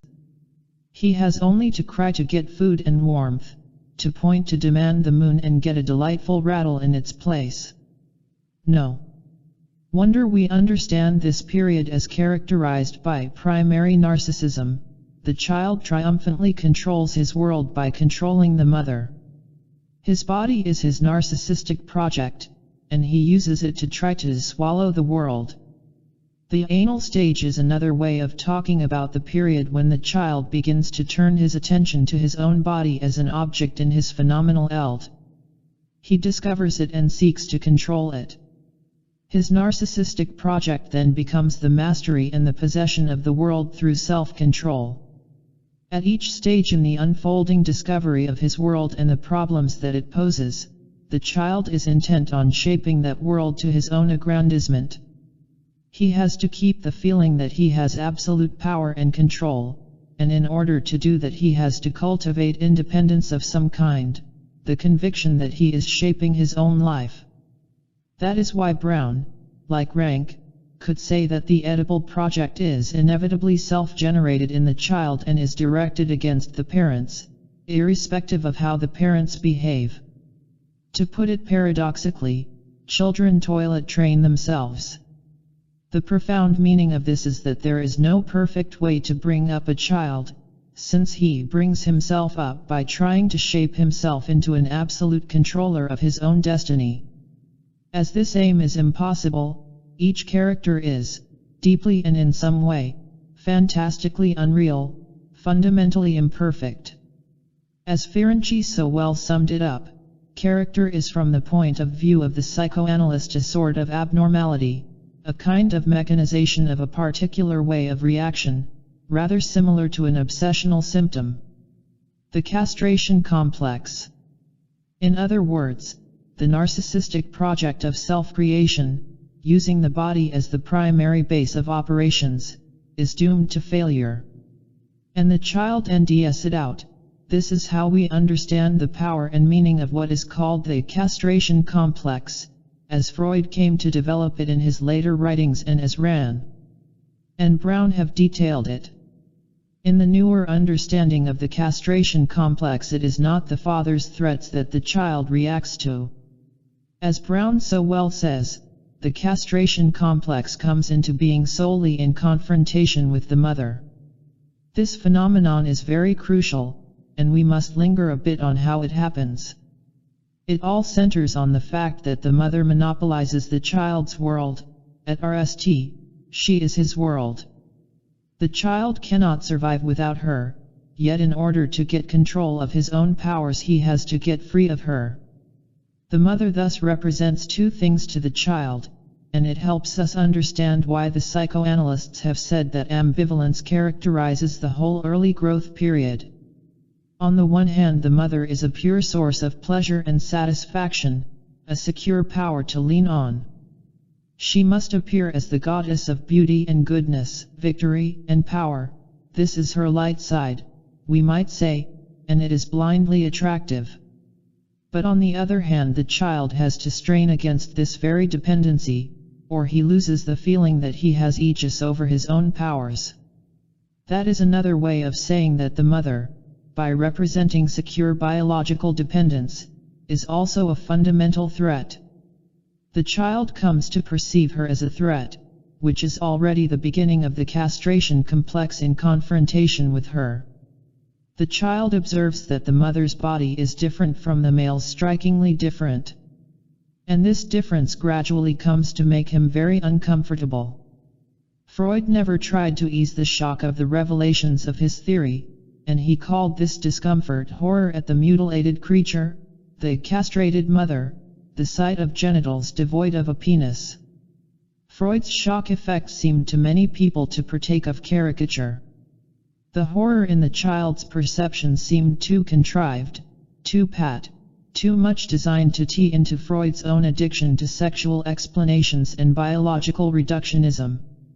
Others, too, saw Freud's way of thinking as a reaction of his own ingrained patriarchy, his strong sense of masculine superiority, which made the woman seem naturally inferior if she lacked male appendages. The fact is that the horror at the mutilated creature is contrived, but it is the child who contrives it.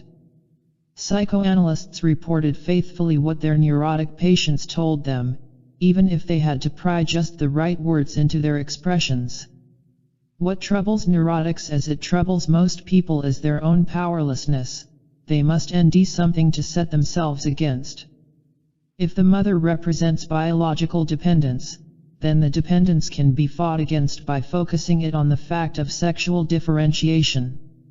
If the child is to be truly Kaosasui, then he must aggressively defy the parents in some way, move beyond them and the threats and temptations they embody.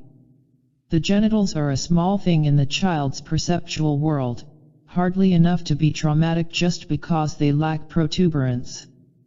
As Brown so well put it, the horror is the child's own invention. It is a tissue of fantasy inseparable from his own fantastic project of becoming father of himself, and, as fantasy, only remotely connected with actual sight of the female genitalia. Or, put another way, we can say that the child fetishizes the mother's body as an object of global danger to himself. It is one way of cutting her down to size, depriving her of her primary place in creation. Using Erwin Strauss' formula, we would say that the child splits the mother's genitals off from her totality as a love object. They then come to be experienced as a threat, as decay. Penis envy. The real threat of the mother comes to be connected with her sheer physicalness. Her genitals are used as a convenient focus for the child's obsession with the problem of physicalness. If the mother is a goddess of light, she is also a witch of the dark. He sees her tied to the earth, her secret bodily processes that bind her to nature, the breast with its mysterious sticky milk, the menstrual odors and blood, the almost continual immersion of the productive mother in her corporeality, and not least something the child is very sensitive to, the often neurotic and helpless character of this immersion. After the child gets hints about the mothers having babies, sees them being nursed, gets a good look at the toilet full of menstrual blood that seems to leave the witch quite intact and unconcerned, there is no question about her immersion in stark body meanings and body fallibilities. The mother must exude determinism, and the child expresses his horror at his complete dependency on what is physically vulnerable. And so we understand not only the boy's preference for masculinity but also the girl's penis envy. Both boys and girls succumb to the desire to the sex represented by the mother. They need little coaxing to identify with the father and his world. He seems more neutral physically, more cleanly powerful, less immersed in body determinisms. He seems more symbolically free. Represents the vast world outside of the home, the social world with its organized triumph over nature, the very escape from contingency that the child seeks. Both the boy and girl turn away from the mother as a sort of automatic reaction of their own needs for growth and independence. But the horror, terror, contempt they feel is, as we said, part of their own fantastic perceptions of a situation they can't stand.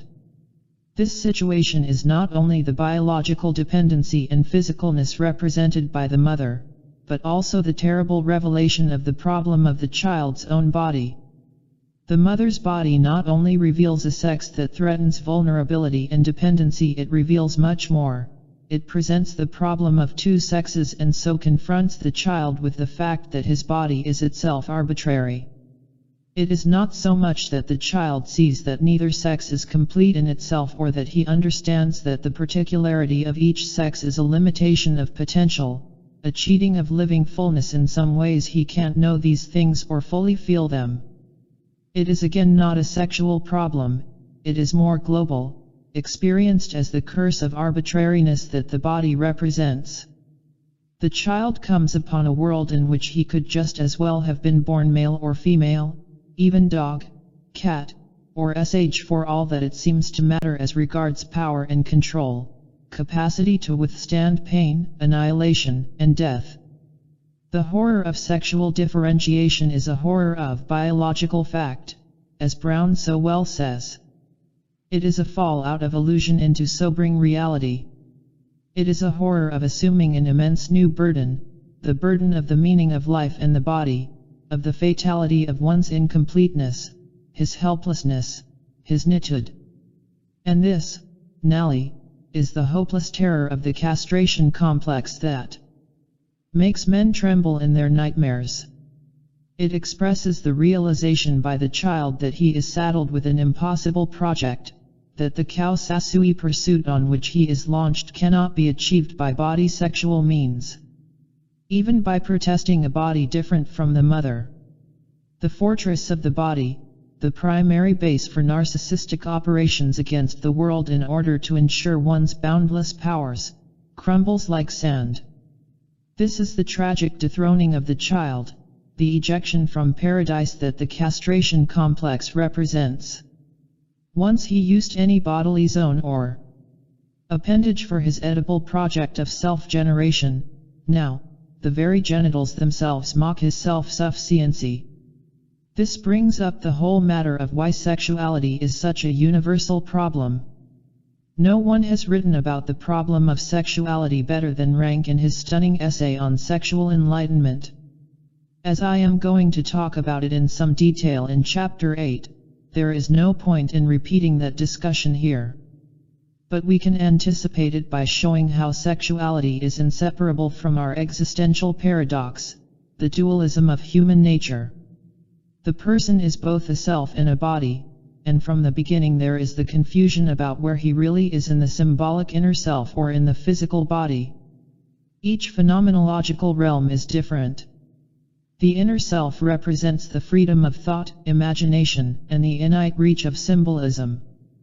The body represents determinism and boundness. The child gradually learns that his freedom as a unique being is dragged back by the body and its appendages which dictate what he is. For this reason, sexuality is as much a problem for the adult as for the child.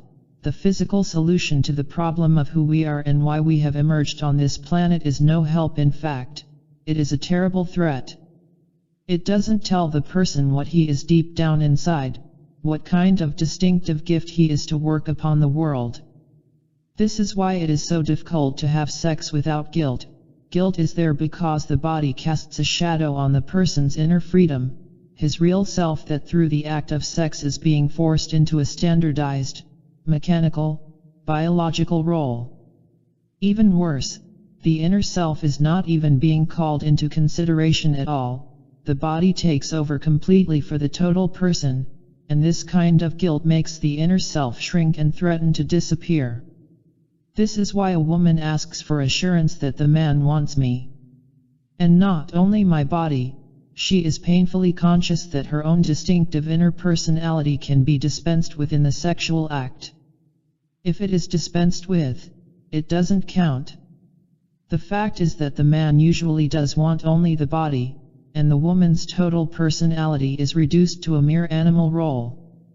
The existential paradox vanishes, and one has no distinctive humanity to protest.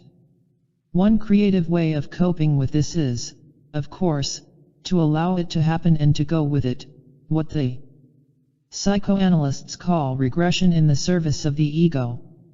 The person becomes, for a time, merely his physical self, and so absolves the painfulness of the existential paradox and the guilt that goes with sex.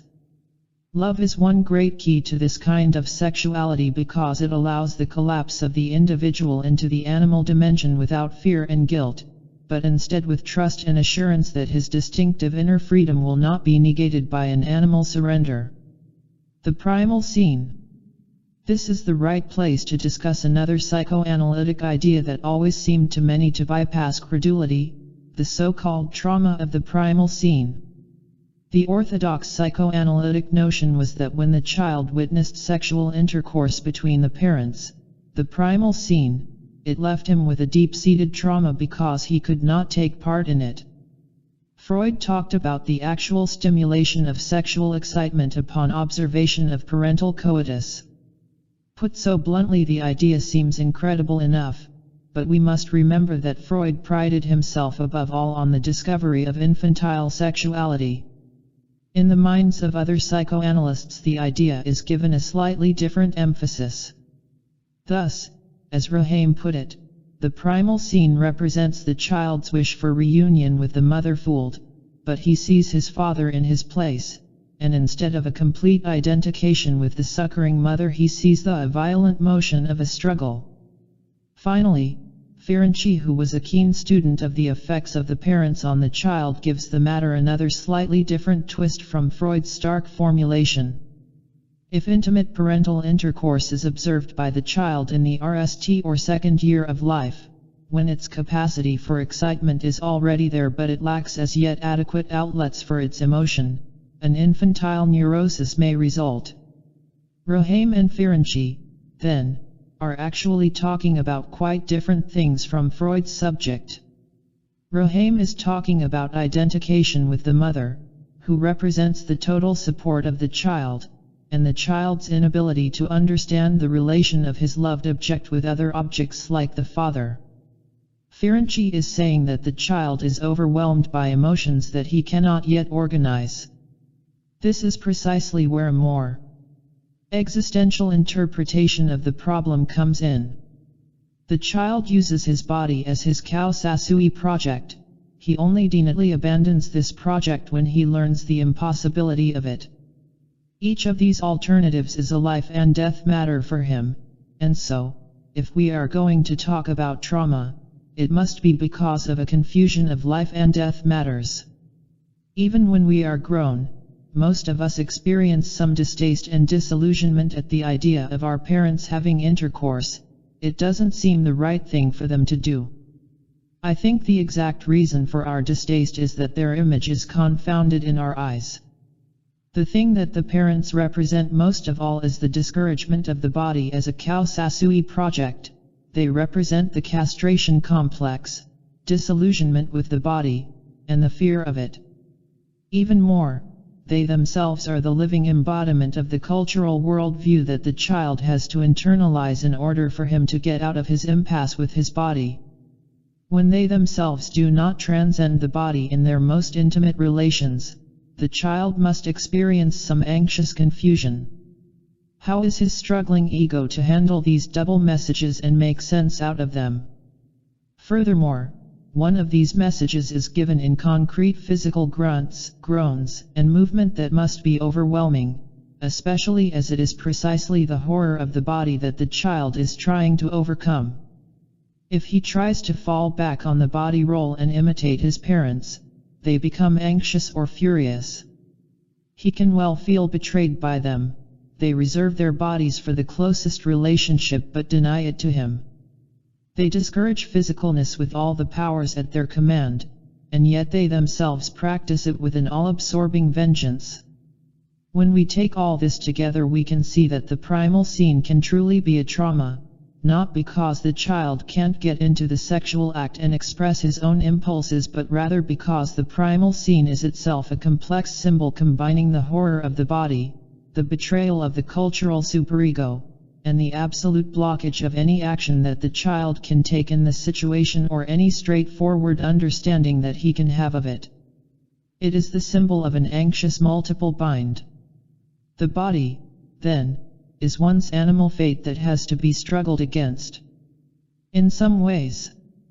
At the same time, it offers experiences and sensations, concrete pleasure that the inner symbolic world lacks. No wonder man is impaled on the horns of sexual problems. Why Freud saw that sex was so prominent in human life, especially in the neurotic conics of his patients. Sex is an inevitable component of man's confusion over the meaning of his life, a meaning split hopelessly into two realm symbols, freedom, and body, fate. No wonder, too, that most of us never abandon entirely the early attempts of the child to use the body and its appendages as a fortress or a machine to magically coerce the world. We try to get metaphysical answers out of the body that the body, as a material thing, cannot possibly give. We try to answer the transcendent mystery of creation by experiences in one, partial, physical product of that creation. This is why the mystique of sex is so widely practiced, say, in traditional France, and at the same time is so disillusioning. It is comfortingly infantile in its indulgence and its pleasure, yet so self-defeating of real awareness and growth, if the person is using it to try to answer metaphysical questions. It then becomes a lie about reality, a screen against full consciousness. If the adult reduces the problem of life to the area of sexuality, he repeats the fetishization of the child who focuses the problem of the mother upon her genitals. Sex then becomes a screen for terror, a fetishization of full consciousness about the real problem of life. But this discussion doesn't exhaust the reasons that sex is so prominent a part of the confusions of life. Sex is also a positive way of working on one's personal freedom project. After all, it is one of the few areas of real privacy that a person has in an existence that is almost wholly social, entirely shaped by the parents and society. In this sense, sex as a project represents a retreat from the standardizations and monopolizations of the social world. No wonder people dedicate themselves so all-consumingly to it, often from childhood on, in the form of secret masturbations that represent a protest and a triumph of the personal self. As we will see in part 2 of this book, Rank goes so far as to say that this use of sex explains all sexual conics in the individual. From masturbation to the most varied perversions. The person attempts to use his sex in an entirely individual way in order to control it and relieve it of its determinism. It is as though one tried to transcend the body by depriving it entirely of its given character, to make sport and new invention in place of what nature intended. The perversions of children certainly show this very clearly. They are the true artists of the body, using it as clay to assert their symbolic mastery. Freud saw this and recorded it as polymorphous perversity, which is one way of talking about it. But he seems not to have realized that this kind of play is already a very serious attempt to transcend determinism, not merely an animal search for a variety of body's own pleasures. By the time the child grows up, the inverted search for a personal existence through perversity gets set in an individual mold, and it becomes more secret. It has to be secret because the community won't stand for the attempt by people to wholly individualize themselves. If there is going to be a victory over human incompleteness and limitation, it has to be a social project and not an individual one. Society wants to be the one to decide how people are to transcend death. It will tolerate the Kau Sasui project only if it ties into the standard social project. Otherwise there is the alarm of anarchy. This is one of the reasons for bigotry and censorship of all kinds over personal morality. People fear that the standard morality will be undermined, another way of saying that they fear they will no longer be able to control life and death.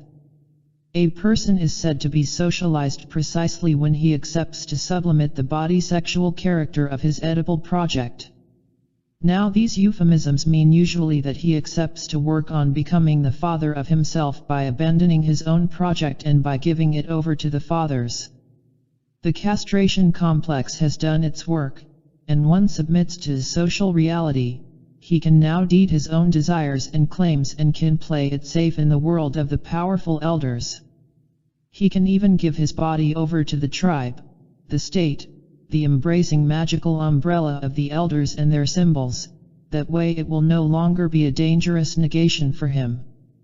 But there is no real difference between a childish impossibility and an adult one. The only thing that the person achieves is a practiced self-deceit, what we call the mature character. Chapter 4. Human character as a vital lie. Take stock of those around you and you will hear them talk in precise terms about themselves and their surroundings, which would seem to point to them having ideas on the matter. But start to analyze those ideas and you will envy that they hardly reeked in any way the reality to which they appear to refer, and if you go deeper you will discover that there is not even an attempt to adjust the ideas to this reality. Quite the contrary. Through these notions the individual is trying to cut off any personal vision of reality, of his own very life. For life is at the start a chaos in which one is lost. The individual suspects this, but he is frightened at ending himself face to face with this terrible reality, and tries to cover it over with a curtain of fantasy, where everything is clear. It does not worry him that his ideas are not true. He uses them as trenches for the defense of his existence, as scarecrows to frighten away reality. Jose Ortega y Gasset. The problem of Annalie and the castration complex already takes us a long way toward answering the question that intrigues us all. If the basic quality of heroism is genuine courage, why are so few people truly courageous? Why is it so rare to see a man who can stand on his own feet? Even the great Carlyle, who frightened many people, proclaimed that he stood on his father as on a stone pillar buried in the ground under him. The unspoken implication is that if he stood on his own feet alone, the ground would cave in under him. This question goes right to the heart of the human condition, and we shall be attacking it from many sides all through this book. I once wrote that I thought the reason man was so naturally cowardly was that he felt he had no authority, and the reason he had no authority was in the very nature of the way the human animal is shaped. All our meanings are built into us from the outside, from our dealings with others. This is what gives us a self and a superego. Our whole world of right and wrong, good and bad, our name, precisely who we are, is grafted into us, and we never feel we have authority to offer things on our own. How could we? I argued, since we feel ourselves in many ways guilty and beholden to others, a lesser creation of theirs, indebted to them for our very birth. But this is only part of the story, the most superficial and obvious part. There are deeper reasons for our lack of courage, and if we are going to understand man, we have to dig for them. The psychologist Abraham Maslow had the keenest sense for significant ideas, and shortly before his recent untimely death he began to attack the problem of the fear of standing alone. Maslow used a broad humanistic perspective in his work, and he liked to talk about concepts like actualizing one's potential and one's full humanness. He saw these as natural developmental urges and wondered what holds them up, what blocks them. He answered the question in existential language, using terms like the fear of one's own greatness and the evasion of one's destiny. This approach throws a new light on the problem of courage. In his words, we fear our highest possibility, as well as our lowest ones. We are generally afraid to become that which we can glimpse in our most perfect moments. We enjoy and even thrill to the godlike possibilities we see in ourselves in such peak moments. And yet we simultaneously shiver with weakness, awe, and fear before these very same possibilities. Maslow used an apt term for this evasion of growth, this fear of realizing one's own fullest powers. He called it the Jonah syndrome. He understood the syndrome as the evasion of the full intensity of life. We are just not strong enough to endure more. It is just too shaking and wearing. So often people in ecstatic moments say, "It's too much," or "I can't stand it," or "I could die." Delirious happiness cannot be borne for long. Our organisms are just too weak for any large doses of greatness. The Jonah syndrome, then, seen from this basic point of view, is partly a just-eat fear of being torn apart, of losing control, of being shattered and disintegrated, even of being killed by the experience. And the result of this syndrome is what we would expect a weak organism to do, to cut back the full intensity of life. For some people, this evasion of one's own growth, setting low levels of aspiration, the fear of doing what one is capable of doing, voluntary self-crippling, pseudo-stupidity, mock humility are in fact defenses against grandiosity. It all boils down to a simple lack of strength to bear the superlative, to open oneself to the totality of experience, an idea that was well appreciated by William James and more recently was developed in phenomenological terms in the classic work of Rudolf Otto. Otto talked about the terror of the world, the feeling of overwhelming awe, wonder, and fear in the face of creation, the miracle of it, the mysterium tremendum et fascinosum of each single thing, of the fact that there are things at all. What Otto did was to get descriptively at man's natural feeling of inferiority in the face of the massive transcendence of creation, his real creature feeling before the crushing and negating miracle of being. We now understand how a phenomenology of religious experience ties into psychology, right at the point of the problem of courage. We might say that the child is a natural coward. He cannot have the strength to support the terror of creation. The world as it is, creation out of the void, things as they are, things as they are not, are too much for us to be able to stand. Or, better, they would be too much for us to bear without crumbling in a faint, trembling like a leaf, standing in a trance in response to the movement, colors, and odors of the world.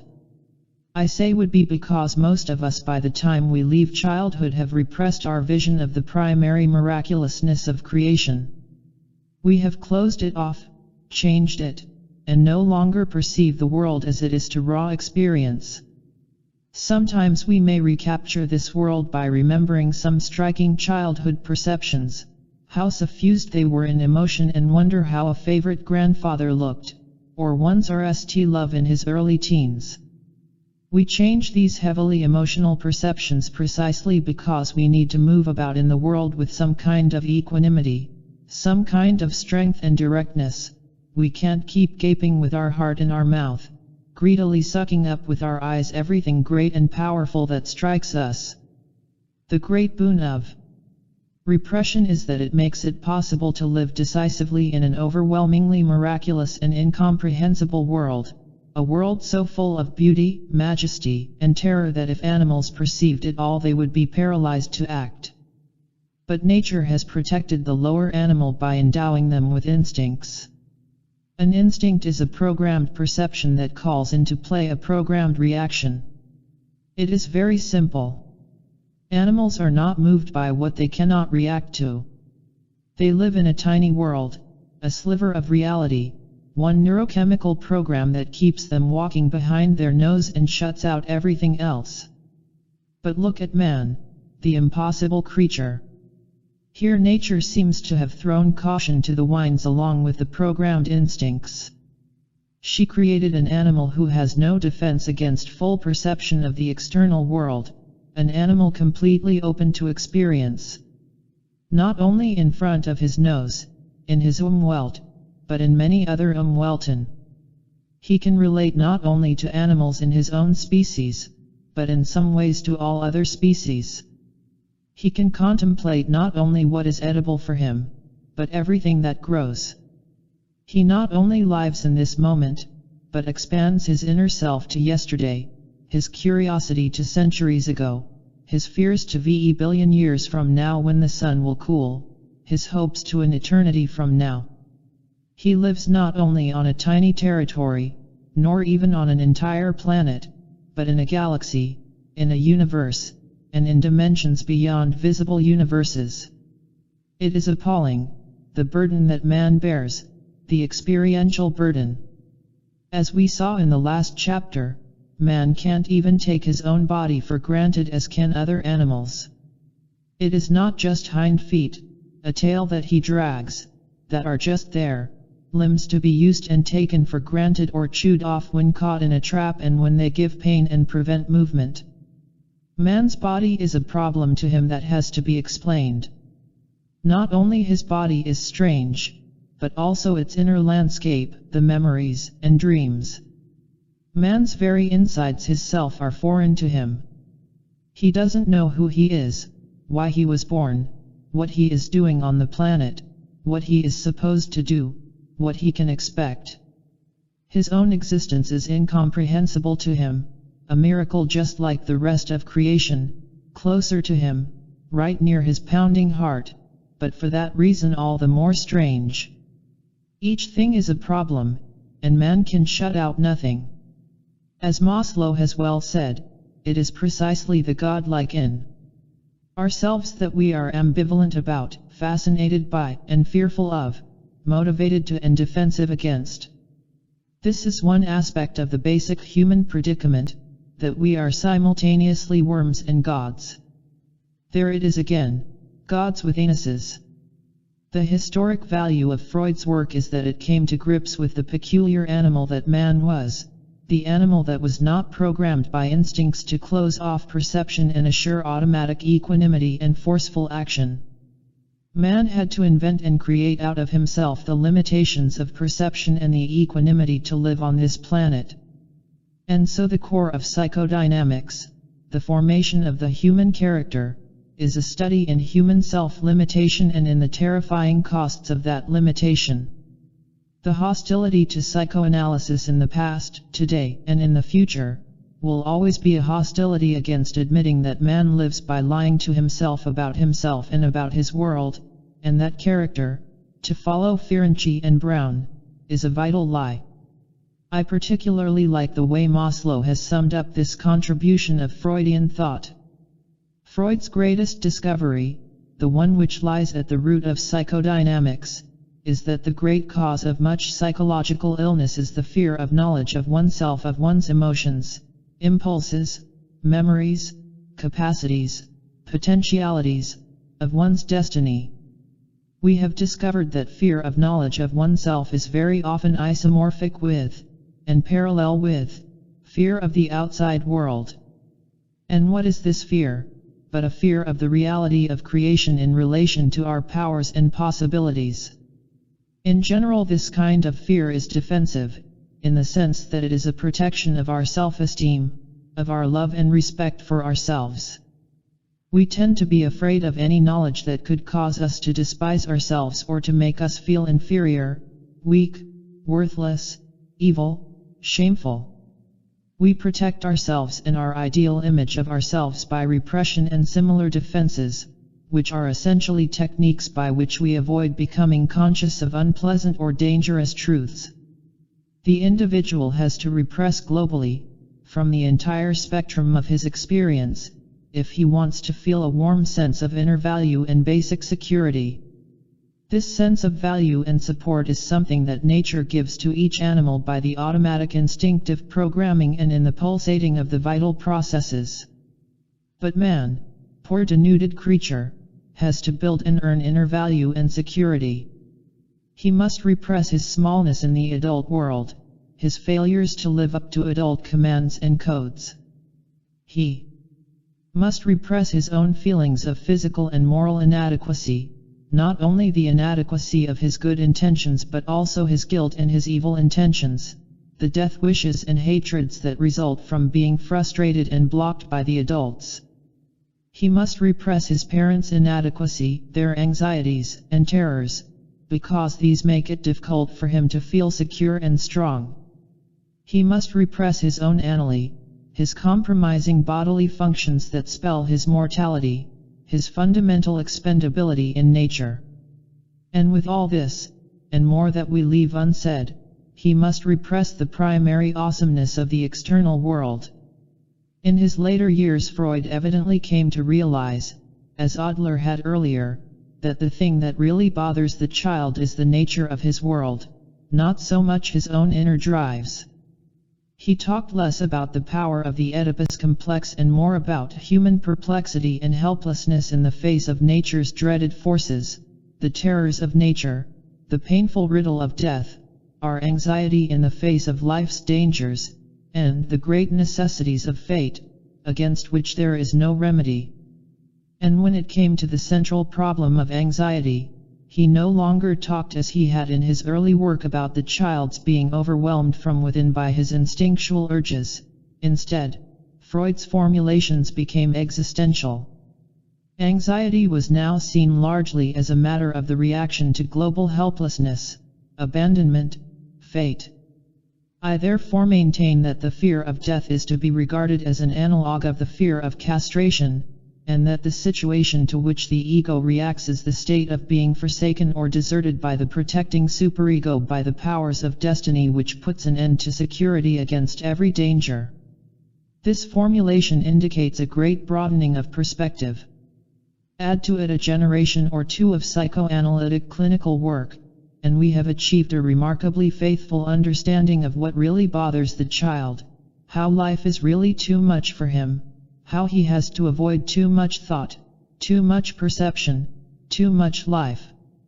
And at the same time, how he has to avoid the death that rumbles behind and underneath every carefree activity, that looks over his shoulder as he plays. The result is that we now know that the human animal is characterized by two great fears that other animals are protected from, the fear of life and the fear of death. In the science of man, it was Otto Rank, above all, who brought these fears into prominence, based his whole system of thought on them, and showed how central they were to an understanding of man. At about the same time that Rank wrote, Heidegger brought these fears to the center of existential philosophy. He argued that the basic anxiety of man is anxiety about being in the world, as well as anxiety of being in the world. That is, both fear of death and fear of life, of experience and individuation. Man is reluctant to move out into the overwhelmingness of his world, the real dangers of it. He shrinks back from losing himself in the all-consuming appetites of others, from spinning out of control in the clutchings and clawings of men, beasts, and machines.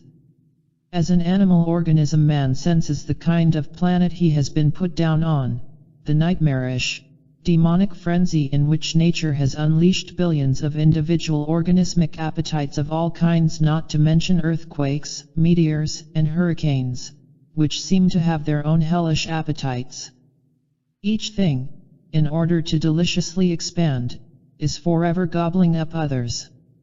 Appetites may be innocent because they are naturally given, but any organism caught in the myriad cross-purposes of this planet is a potential victim of this very innocence, and it shrinks away from life lest it lose its own.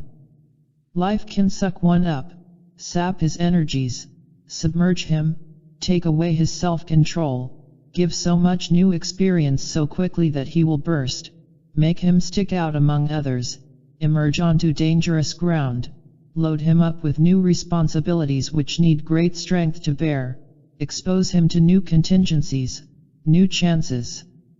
Above all, there is the danger of a slip-up, an accident, a chance disease, and of course of death, the null sucking up, the total submergence and negation. The great scientific implication of psychoanalysis is the concept that the whole of early experience is an attempt by the child to deny the anxiety of his emergence, his fear of losing his support, of standing alone, helpless and afraid.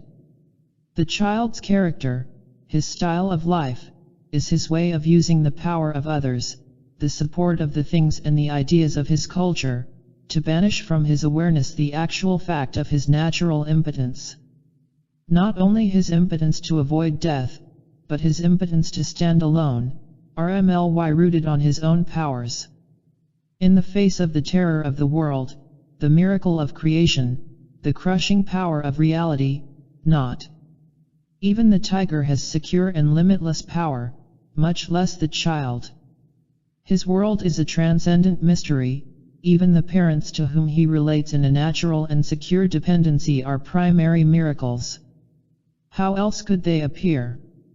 The mother is the awesome miracle that haunts the child his whole life, whether he lives within her powerful aura or rebels against it.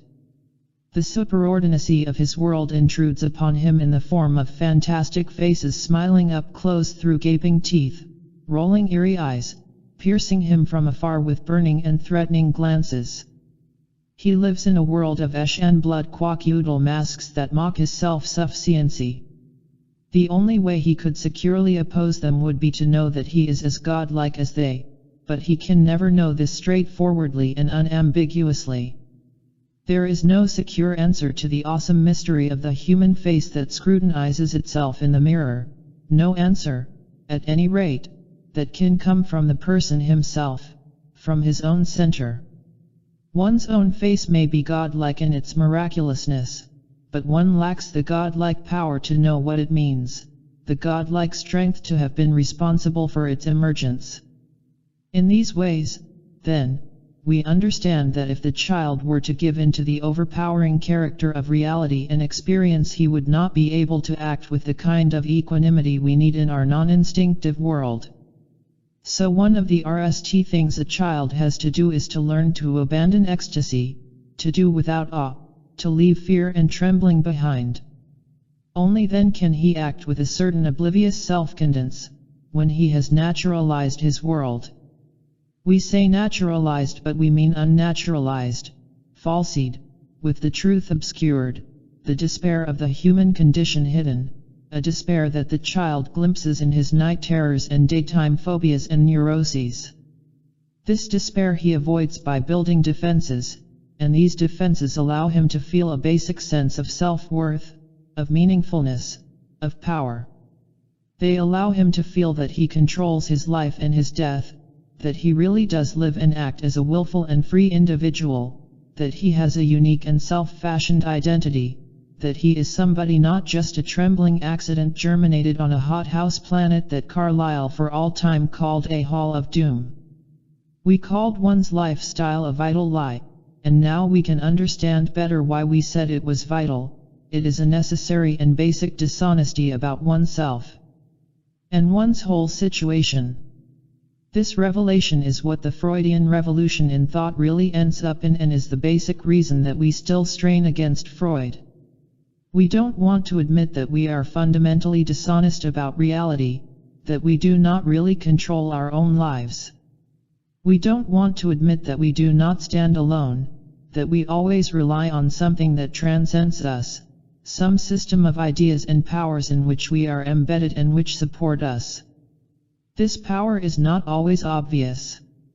It need not be overtly a god or openly a stronger person, but it can be the power of an all-absorbing activity, a passion, a dedication to a game, a way of life, that like a comfortable web keeps a person buoyed up and ignorant of himself, of the fact that he does not rest on his own center. All of us are driven to be supported in a self-forgetful way, ignorant of what energies we really draw on, of the kind of lie we have fashioned in order to live securely and serenely. Augustine was a master analyst of this, as were Kierkegaard, Schiller, and Tillich in our day. They saw that man could strut and boast all he wanted, but that he really drew his courage to be from a god, a string of sexual conquests, a big brother, Ag, the proletariat, and the fetish of money and the size of a bank balance. The defenses that form a person's character support a grand illusion, and when we grasp this we can understand the full drivenness of man. He is driven away from himself, from self-knowledge, self-reaction. He is driven toward things that support the lie of his character, his automatic equanimity. But he is also drawn precisely toward those things that make him anxious, as a way of skirting them masterfully, testing himself against them, controlling them by defying them.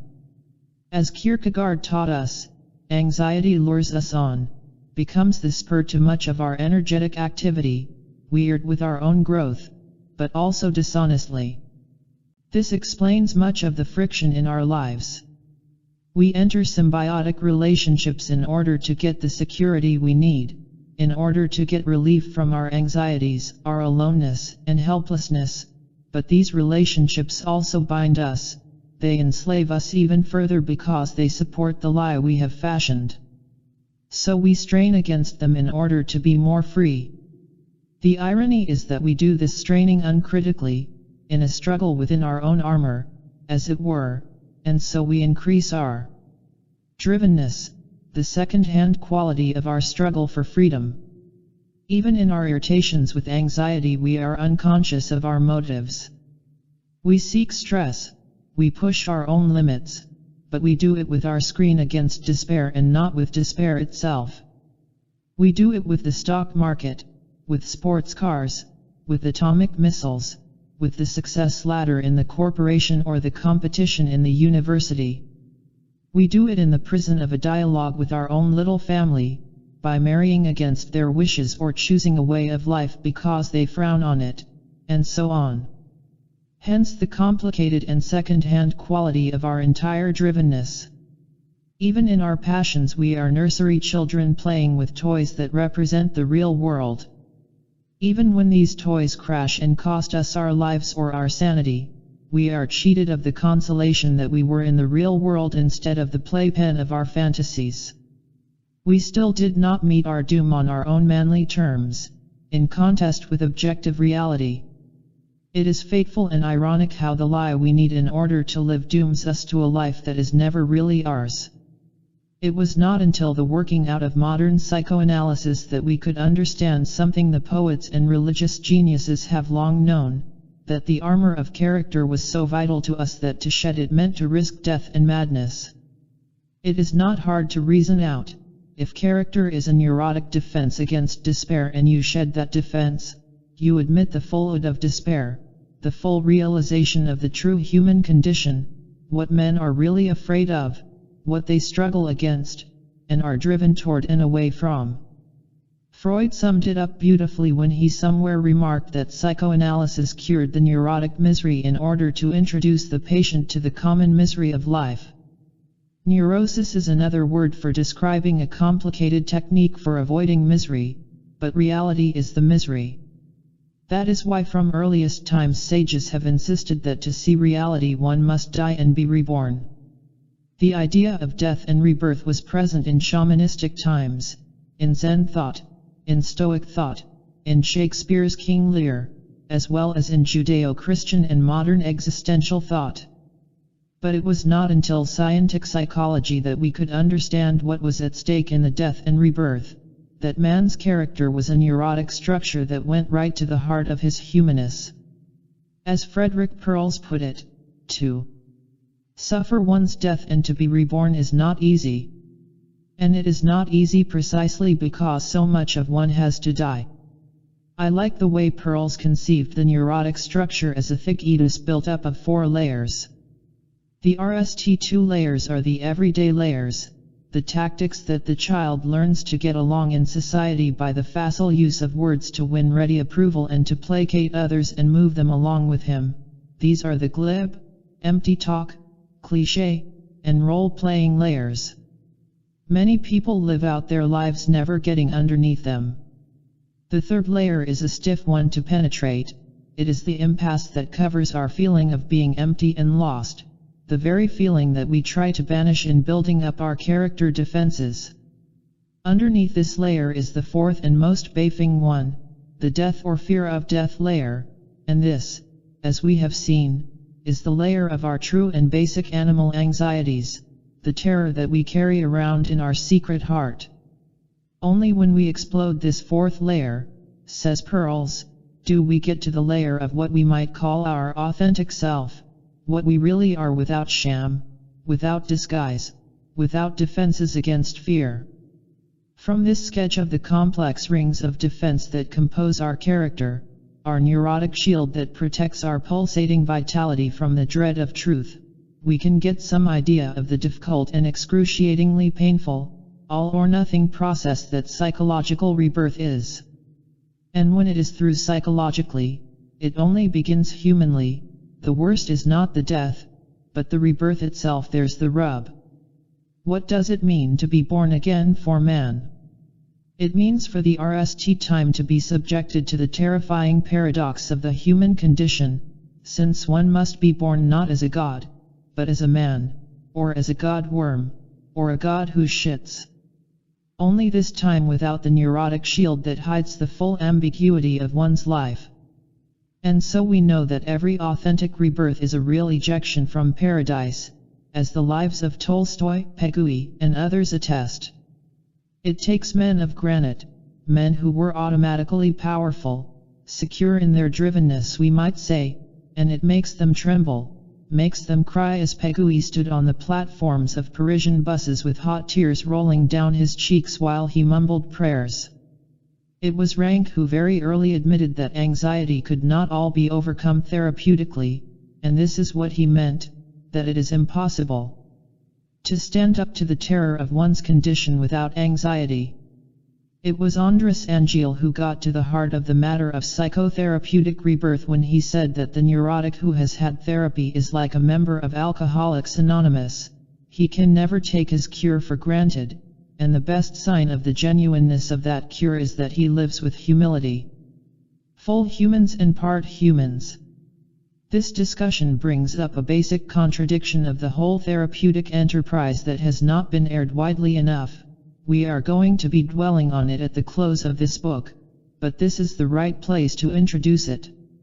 It is simply this: what sense does it make to talk about enjoying one's full humanness as Maslow urges along with so many others if full humanness means the primary misadjustment to the world? If you get rid of the four-layered neurotic shield, the armor that covers the characterological lie about life, how can you talk about enjoying this Pyrrhic victory? The person gives up something restricting and illusory, it is true, but only to come face to face with something even more awful, genuine despair. Full humanness means full fear and trembling, at least some of the waking day. When you get a person to emerge into life, away from his dependencies, his automatic safety in the cloak of someone else's power, what joy can you promise him with the burden of his aloneness? When you get a person to look at the sun as it bakes down on the daily carnage taking place on earth, the ridiculous accidents, the utter fragility of life, the powerlessness of those he thought most powerful, what comfort can you give him from a psychotherapeutic point of view? Louis Buñuel likes to introduce a mad dog into his LMS as counterpoint to the secure daily routine of repressed living. The meaning of his symbolism is that no matter what men pretend, they are only one accidental bite away from utter fallibility. The artist disguises the incongruity that is the pulse beat of madness, but he is aware of it. What would the average man do with a full consciousness of absurdity? He has fashioned his character for the precise purpose of putting it between himself and the facts of life. It is his special tour de force that allows him to ignore incongruities, to nourish himself on impossibilities, to thrive on blindness. He accomplishes thereby a peculiarly human victory, the ability to be smug about terror. Sartre has called man a useless passion because he is so hopelessly bungled, so deluded about his true condition. He wants to be a god with only the equipment of an animal, and so he thrives on fantasies. As Ortega so well put it in the epigraph we have used for this chapter, man uses his ideas for the defense of his existence, to frighten away reality. This is a serious game, the defense of one's existence, how take it away from people and leave them joyous. Maslow talks very convincingly about self-actualization and the ecstasy of peak experiences wherein a person comes to see the world in all its awe and splendor and senses his own free inner expansion and the miracle of his being. Maslow calls this state being cognition, the openness of perception to the truth of the world, a truth concealed by the neurotic distortions and illusions that protect one against overwhelming experiences. This idea is incorrect. This enjoined to develop the capacity for being cognition in order to break out of the one-dimensionality of our lives, the cave of our imprisoning security. But like most things human, it is a very paradoxical kind of triumph. This was already clearly seen by Maslow, when he talked about the dangers of being cognition. Maslow was too broad-minded and sober to imagine that being cognition did not have an underside, but he didn't go far enough toward pointing out what a dangerous underside it was, that it could undermine one's whole position in the world. It can't be overstressed, one time, that to see the world as it really is devastating and terrifying. It achieves the very result that the child has painfully built his character over the years in order to avoid. It makes routine, automatic, secure, self-content activity impossible. It makes thoughtless living in the world of men an impossibility. It places a trembling animal at the mercy of the entire cosmos and the problem of the meaning of it. Let us digress here for a moment in order to show that this view of character is not one put forth by morbid existentialists, but instead represents the now agreed merger of Freudian and post-Freudian psychology. A subtle but very profound change has come over our understanding of the early development of the child. It is a change that can be summed up in the shifts from Freudian to post-Freudian psychology and now back again to a sobered Freudianism. Freud saw the child as an antagonist of his world, as someone who had drives of aggression and sexuality that he wanted to work on the world. But as he could not work them out as a child, he had to suffer frustration and develop substitute satisfactions. The thwarting of these drives in childhood led to such a residue of bitterness and anti-sociality that the world would always be peopled by a type of animal that resented what it had done to him, what it had deprived him of. He would be a mean animal, deep down, one who felt cheated, one who harbored choked up feelings and desires. He might on the surface be pleasant enough, responsible, creative, but underneath it all was a residue of trashiness that threatened to burst out and that in any event would somehow work itself out on others or on himself.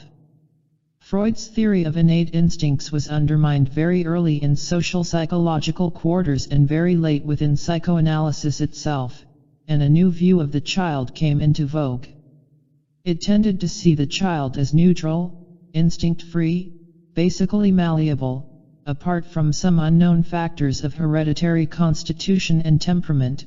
The child was looked upon wholly as a creature shaped by his environment. In this view, the parents were thought to be responsible for the child's repressions, for the character defenses that he developed, and for the kind of person he turned out to be, as they had provided him with an environment and molded him to it.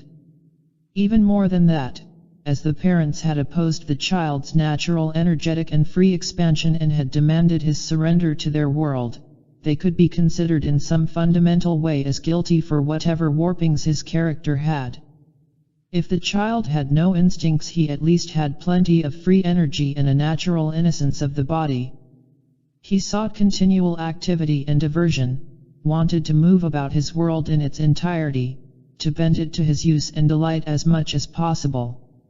He sought to express himself spontaneously, feel the most satisfaction in his bodily processes, derive the most comfort, thrill, and pleasure from others. But as this kind of limitless expansion is not possible in the world, the child has to be checked for his own good, and the parents were the checkers of his activity. Whatever attitudes the child had toward himself, his body, and his world were considered to have been implanted by his experience with his trainers and with his immediate environment. This was the post-Freudian view of character development, the reaction against Freud's instinctivism. Actually, it is pre-Freudian, dating from the Enlightenment and Rousseau and Marx. In recent years, the most biting and carefully thought-out critique of this view was given by Norman O. Brown. The epithets he used against Fromm and the Neo-Freudians were bitter indeed for a book that called us all back to Eros. But the gravamen of Brown's critique was a serious one that had been overlooked by many in recent decades, that the situation of the child was an impossible one and that he had to fashion his own defenses against the world, had to end a way of surviving in it. As we saw in Chapter 3, the child's own existential dilemmas gave him his task quite independently of the parents.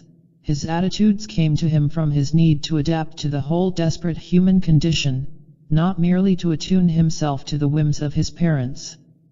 The student of ideas is entitled to wonder what kind of book Brown would have fashioned out of his brilliance if he had digested Adler and Rank with the thoroughness with which he studied Freud.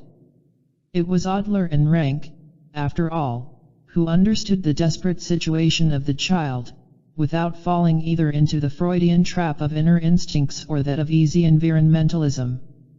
As Rank put it once and for all future psychoanalysts and students of man, every human being is equally unfree, that is, we create out of freedom a prison. Rank was criticizing Rousseau's vision of man as born free and then put into chains by training and by society. Rank understood that in the face of the overwhelmingness of the world, the child could not out of himself muster the stamina and the authority necessary to live in full expansiveness with limitless horizons of perception and experience. We have arrived at a unique stage in the development of psychoanalytic thought. By fully incorporating the work of Adler and Rank on an equal level with Freud, modern psychoanalysis has been able to keep the roundness and soberness of the master without the errors, extreme formulations, and dogma of strict Freudianism. As I see it, Brown's book represents a declaration that the circle has been closed fully between the psychoanalysis of the founders and the most recent theoretical and clinical work, without anything essential being lost. Even on the syndrome that in truth could most justably accuse the parents of failing to fashion an adequate human being, that of schizophrenia, there has been a marked change of emphasis, a new consciousness of the tragic dimensions of human life. No one has summed this up better than Harold Searles, and I would like to quote at length his sensitive and authoritative personal statement, which I think is a very important one historically. At Chestnut Lodge, the twice-weekly, hour-long case presentations usually have to do with schizophrenic patients. When the author went there, nearly years ago, the therapists, including the author presenting these cases, often tended to paint a totally, or almost totally, black picture of the patient's childhood family relationships. The feeling atmosphere of the presentation was one of blame of the parents more than anything else. As the years have gone on, the author has found that the presentations have come to convey less and less of such blame, and to convey more and more of the tragedy of the patient's life's tragedy, which is so much of a piece with the tragedy of life for all of us that the presentation is often a profoundly grief-laden experience for both the presenter and the listeners. One feels that the staff presentation now gives a truer picture of a patient's life, but a picture which is much more deeply shaking than was the blame-colored picture previously often seen. The tragedy of life that Searles is referring to is the one we have been discussing, man's knitted, his dread of death and of the overwhelmingness of life. The schizophrenic feels these more than anyone else because he has not been able to build the content defenses that a person normally uses to deny them. The schizophrenic's misfortune is that he has been burdened with extra anxieties, extra guilt, extra helplessness, an even more unpredictable and unsupportive environment. He is not surely seated in his body, has no secure base from which to negotiate a déance of and a denial of the real nature of the world. The parents have made him massively inept as an organism. He has to contrive extra ingenious and extra desperate ways of living in the world that will keep him from being torn apart by experience, since he is already almost apart. We see again confirmed the point of view that a person's character is a defense against despair, an attempt to avoid insanity because of the real nature of the world. Searles looks at schizophrenia precisely as the result of the inability to shut out terror, as a desperate style of living with terror. Frankly, I don't know anything more cogent that needs to be said about this syndrome. It is a failure in humanization, which means a failure to contently deny man's real situation on this planet. Schizophrenia is the limiting test case for the theory of character and reality that we have been expounding here. The failure to build dependable character defenses allows the true nature of reality to appear to man. It is scientifically apodictic. The creativity of people on the schizophrenic end of the human continuum is a creativity that springs from the inability to accept the standardized cultural denials of the real nature of experience. And the price of this kind of almost extra-human creativity is to live on the brink of madness, as men have long known. The schizophrenic is supremely creative in an almost extra-human sense because he is furthest from the animal. He lacks the secure instinctive programming of lower organisms, and he lacks the secure cultural programming of average men. No wonder he appears to average men as crazy. He is not in anything's world. Conclusion. Let us close our long discussion of the function of character by juxtaposing two great pieces of poetic writing and insight, separated by almost 3 centuries.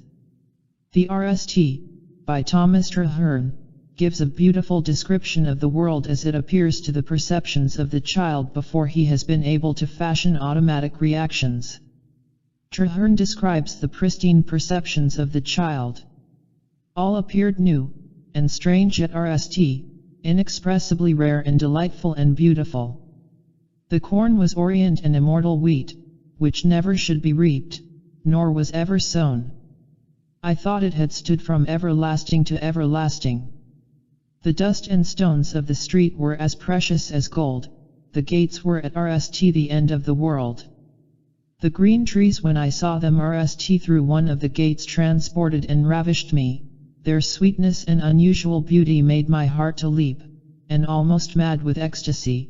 They were such strange and wonderful things. The men. Oh, what venerable and reverend creatures did the aged seem! Immortal cherubims.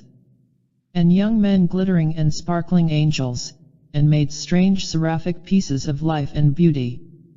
Boys and girls tumbling in the street, and playing, were moving jewels.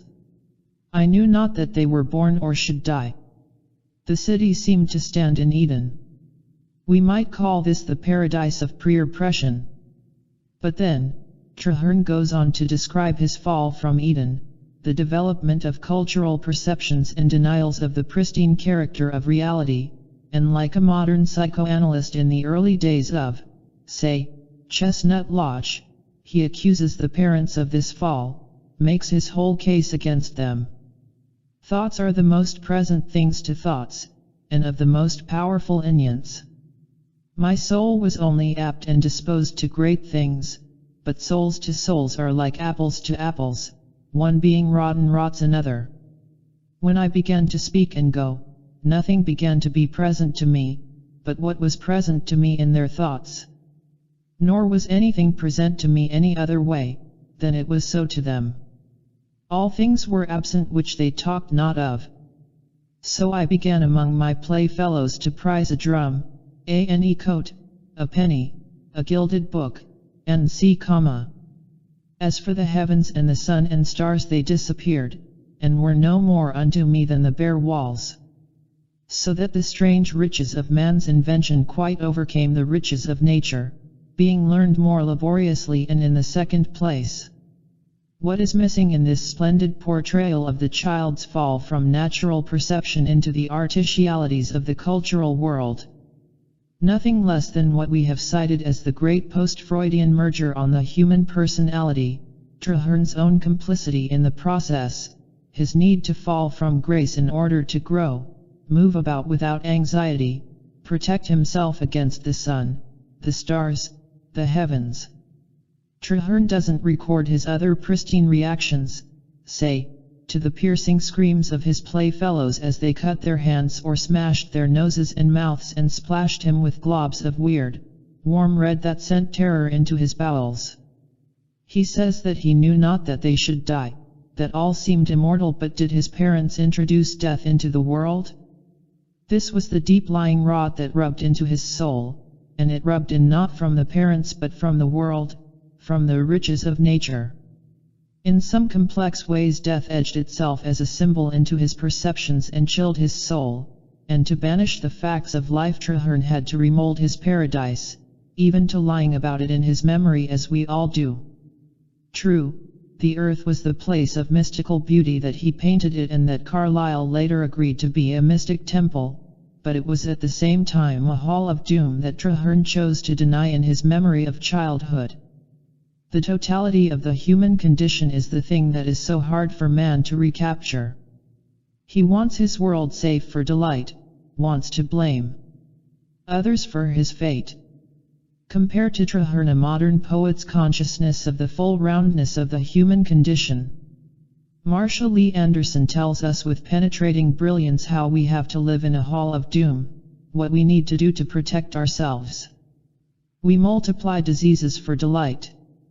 Invent a horrid want, a shameful doubt, luxuriate in license, feed on night. Make inward bedlam and will not come out. Why should we? Stripped of subtle complications, who could regard the sun except with fear? This is our shelter against contemplation, our only refuge from the plain and clear. Who would crawl out from under the obscure to stand defenseless in the sunny air? No terror of obliquity so sure as the most shining terror of despair. To know how simple is our deepest need, how sharp, and how impossible to feed. The irony of man's condition is that the deepest need is to be free of the anxiety of death and annihilation, but it is life itself which awakens it, and so we must shrink from being fully alive. Marshall Lee Anderson draws the circle not only on Traherne, but on Maslow, on humanistic psychoanalysis, and even on Freudian Norman O. Brown himself. What exactly would it mean on this earth to be wholly unrepressed, to live in full bodily and psychic expansiveness? It can only mean to be reborn into madness. Brown warns us of the full radicalness of his reading of Freud by stressing that he resolutely follows Ferenczi's insight that character traits are, so to speak, secret psychoses. This is shaking scientific truth, and we have also subscribed to it with Brown. If it has seemed hard for men to get agreement on such a truth during the age of Freud, one day it will be secure.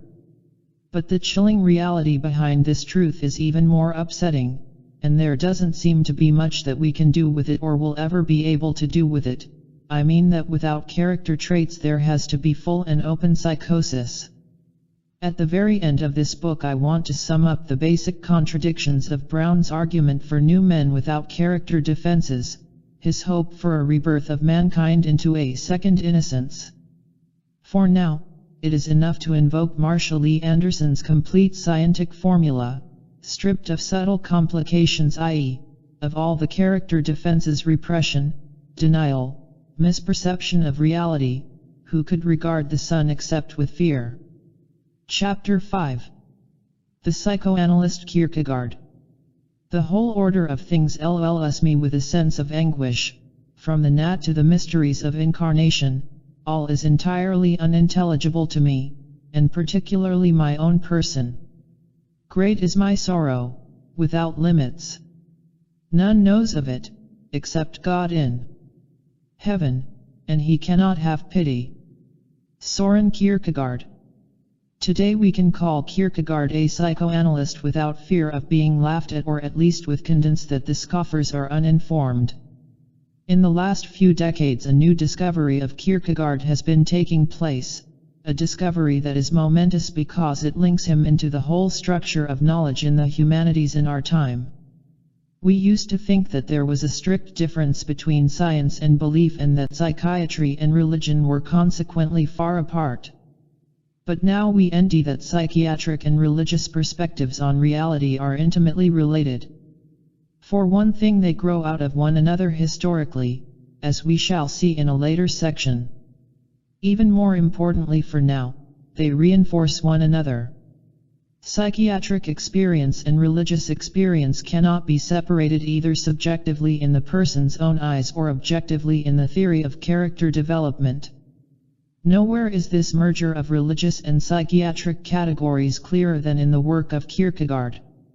He gave us some of the best empirical analyses of the human condition ever fashioned by man's mind.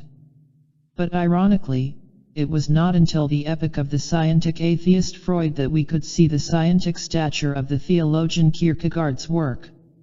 Only then did we have the clinical evidence to support it. The noted psychologist Moerer summed it up perfectly 2 decades ago. Freud had to live and write before the earlier work of Kierkegaard could be correctly understood and appreciated. There have been several good attempts to show how Kierkegaard anticipated the data of modern clinical psychology. Most of the European existentialists have had something to say about this, along with theologians like Paul Tillich. The meaning of this work is that it draws a circle around psychiatry and religion. It shows that the best existential analysis of the human condition leads directly into the problems of God and faith, which is exactly what Kierkegaard had argued. I am not going to attempt to repeat and decode Kierkegaard's breathtakingly penetrating and often difficult to understand analysis of the human condition.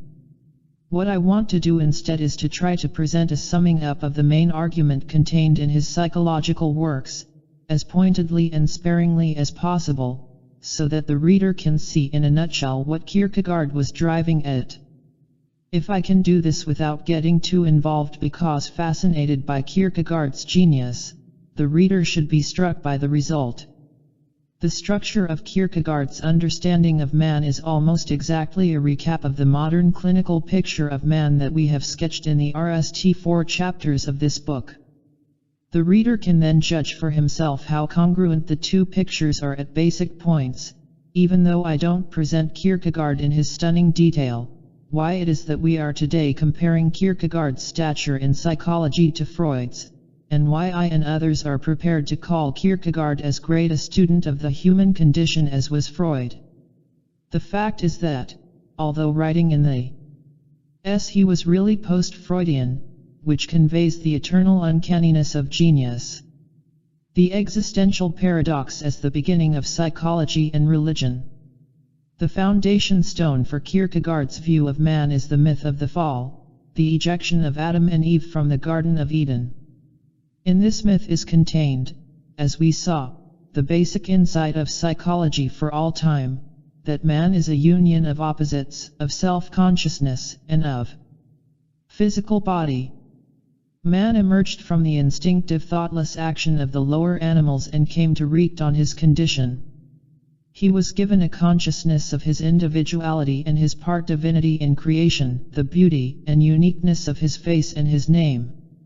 At the same time he was given the consciousness of the terror of the world and of his own death and decay. This paradox is the really constant thing about man in all periods of history and society. It is thus the true essence of man, as Fromm said. As we saw, the leading modern psychologists have themselves made it the cornerstone of their understanding.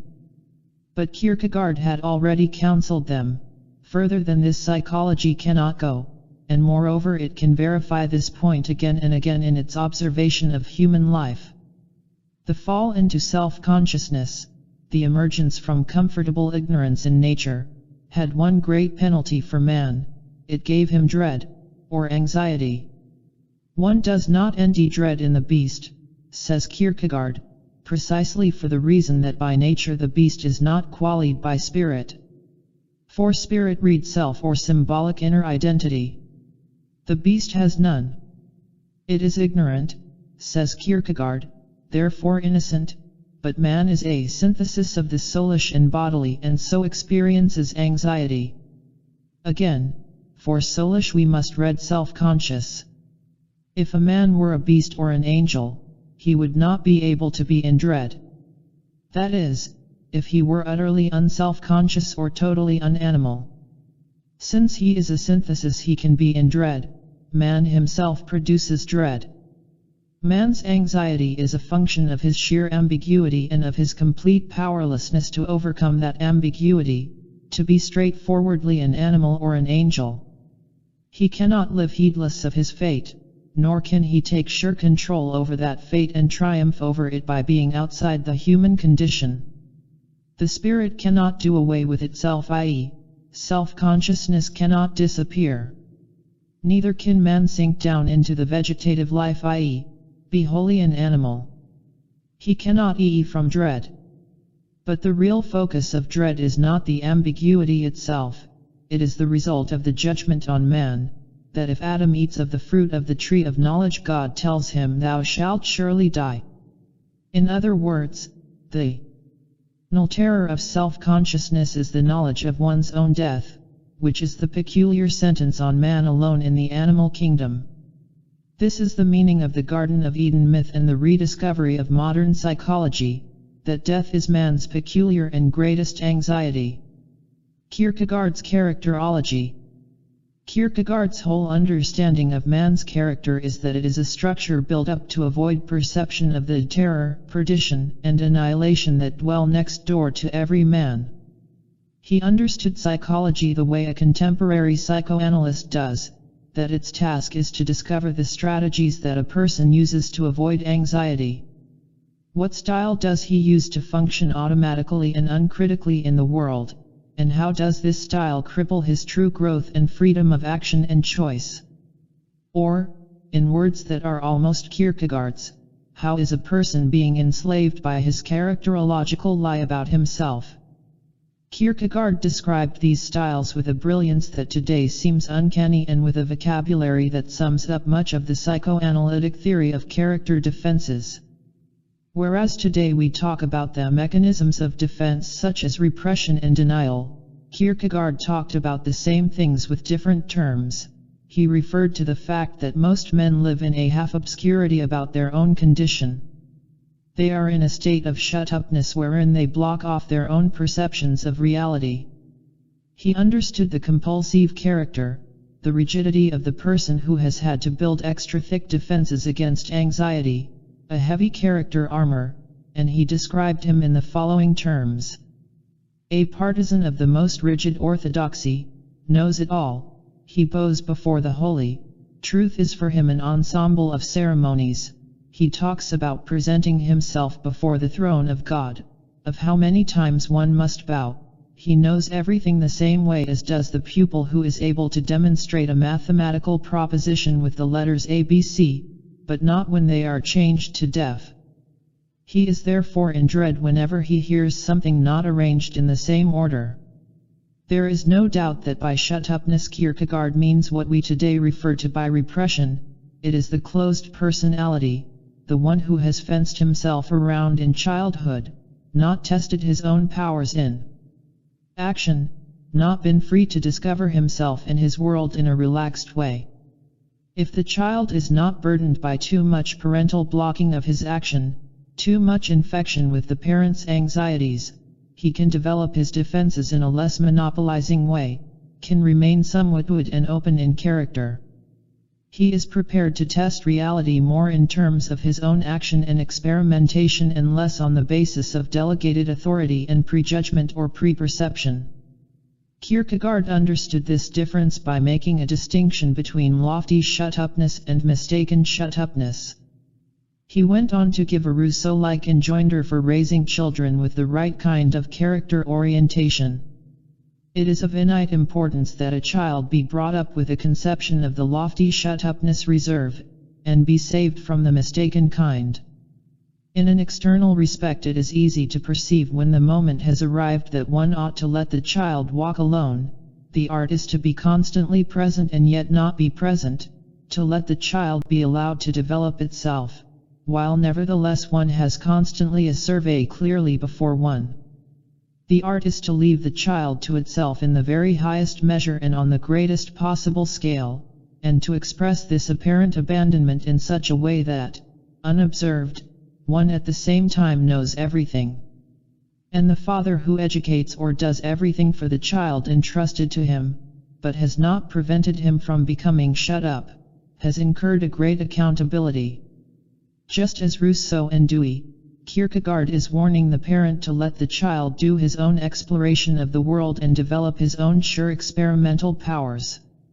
He knows that the child has to be protected against dangers and that watchfulness by the parent is of vital importance, but he doesn't want the parent to obtrude his own anxieties into the picture, to cut off the child's action before it is absolutely necessary. Today we know that such an upbringing alone gives the child a self-confidence in the face of experience that he would not have if he were overly blocked. It gives him an inner sustainment.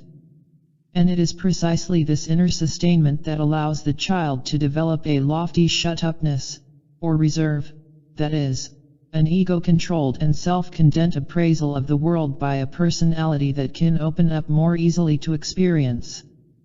Mistaken shut-upness, on the other hand, is the result of too much blockage, too much anxiety, too much effort to face up to experience by an organism that has been overburdened and weakened in its own controls. It means, therefore, more automatic repression by an essentially closed personality.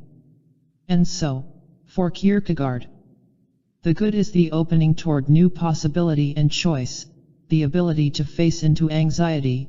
The closed is the evil, that which turns one away from newness and broader perceptions and experiences. The closed shuts out revelation, obtrudes a veil between the person and his own situation in the world. Ideally these should be transparent, but for the closed person they are opaque.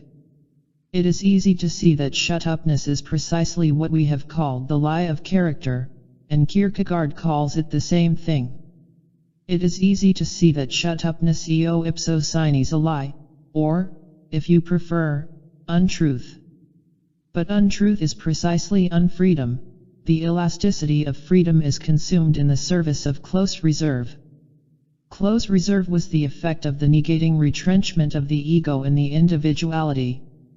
This is a perfectly contemporary psychoanalytic description of the costs of repression on the total personality. I am omitting Kierkegaard's more detailed and penetrating analysis of how the person becomes fragmented within himself by the repression, how the real perception of reality dwells under the surface, close at hand, ready to break through the repression, how the repression leaves the personality seemingly intact, seemingly functioning as a whole, in continuity, but how that continuity is broken. How the personality is really at the mercy of the discontinuity expressed by the repression. To a modern, clinically trained mind such an analysis must be truly marvelous. Kierkegaard understood that the lie of character is built up because the child needs to adjust to the world, to the parents, and to his own existential dilemmas. It is built up before the child has a chance to learn about himself in an open or free way. And thus character defenses are automatic and unconscious.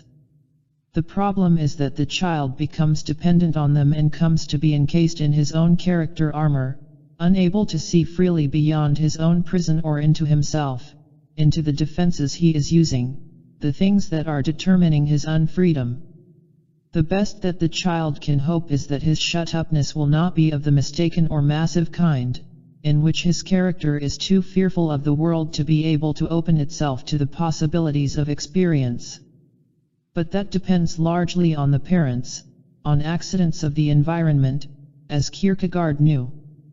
Most people have parents who have incurred a great accountability, and so they are obliged to shut themselves off from possibility. Kierkegaard gives us some portrait sketches of the styles of denying possibility, or the lies of character, which is the same thing. He is intent on describing what we today call inauthentic men, men who avoid developing their own uniqueness. They follow out the styles of automatic and uncritical living in which they were conditioned as children. They are inauthentic in that they do not belong to themselves, are not their own person, do not act from their own center, do not see reality on its terms. They are the one-dimensional men totally immersed in the fictional games being played in their society, unable to transcend their social conditioning, the corporation men in the West, the bureaucrats in the East, the tribal men locked up in tradition, man everywhere who doesn't understand what it means to think for himself and who, if he did, would shrink back at the idea of such audacity and exposure. Kierkegaard gives us a description of the immediate man. His self or he himself is a something included along with the other in the compass of the temporal and the worldly. Thus the self coheres immediately with the other, wishing, desiring, enjoying, etc., but passively, he manages to imitate the other men, noting how they manage to live, and so he too lives after a sort. In Christendom he too is a Christian, goes to church every Sunday, hears and understands the parson, yet, they understand one another. He dies, the parson introduces him into eternity for the price of. But a self he was not, and a self he did not become. For the immediate man does not recognize his self, he recognizes himself only by his dress, he recognizes that he has a self only by externals. This is a perfect description of the automatic cultural man. Man is conned by culture, a slave to it, who imagines that he has an identity if he pays his insurance premium, that he has control of his life if he guns his sports car or works his electric toothbrush. Today the inauthentic or immediate men are familiar types, after decades of Marxist and existentialist analysis of man's slavery to his social system. But in Kierkegaard's time it must have been a shock to be a modern European city dweller and be considered a Philistine at the same time. For Kierkegaard, Philistinism was triviality, man lulled by the daily routines of his society, content with the satisfactions that it offers him, in today's world: the car, the shopping center, the 2-week summer vacation. Man is protected by the secure and limited alternatives his society offers him, and if he does not look up from his path he can live out his life with a certain dull security.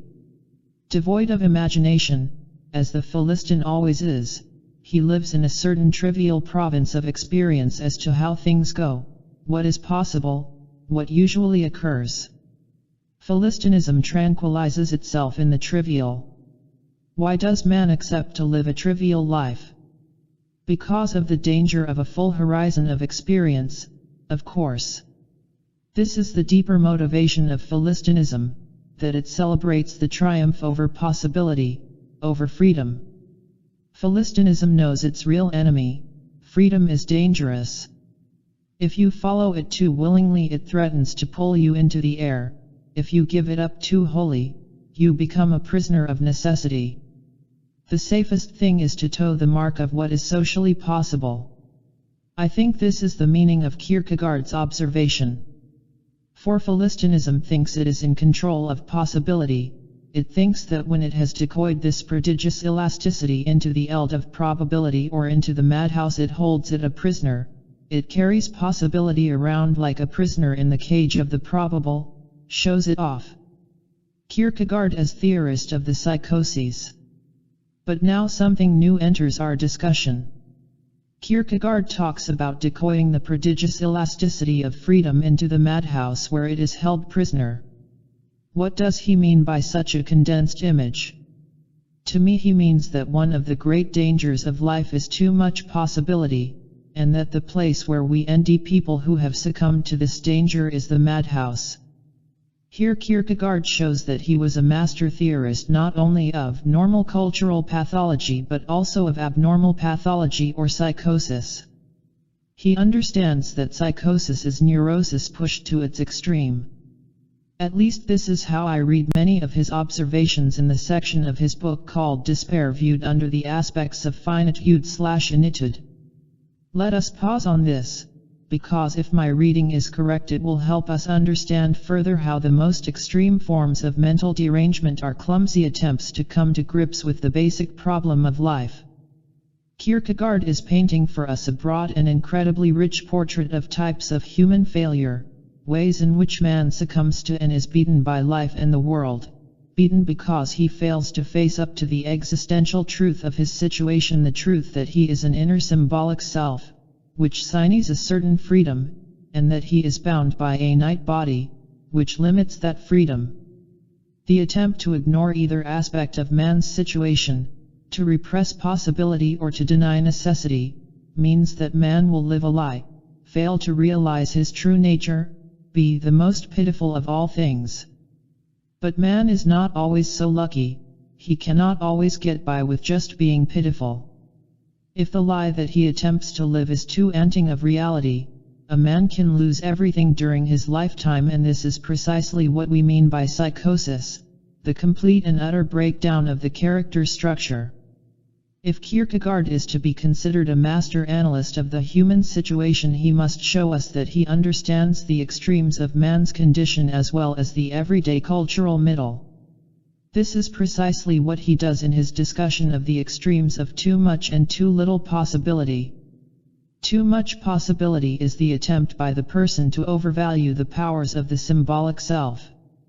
It reeks the attempt to exaggerate one half of the human dualism at the expense of the other.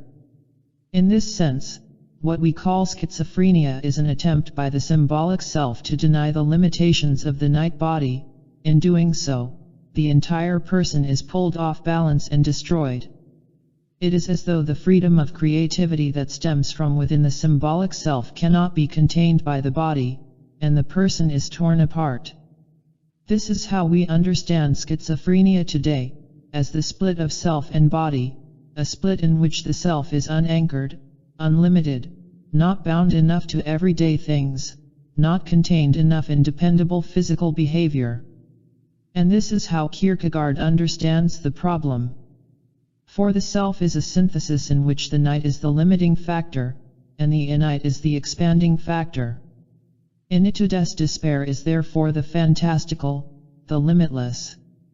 By initude des despair, Kierkegaard means the sickness of the personality, the opposite of health.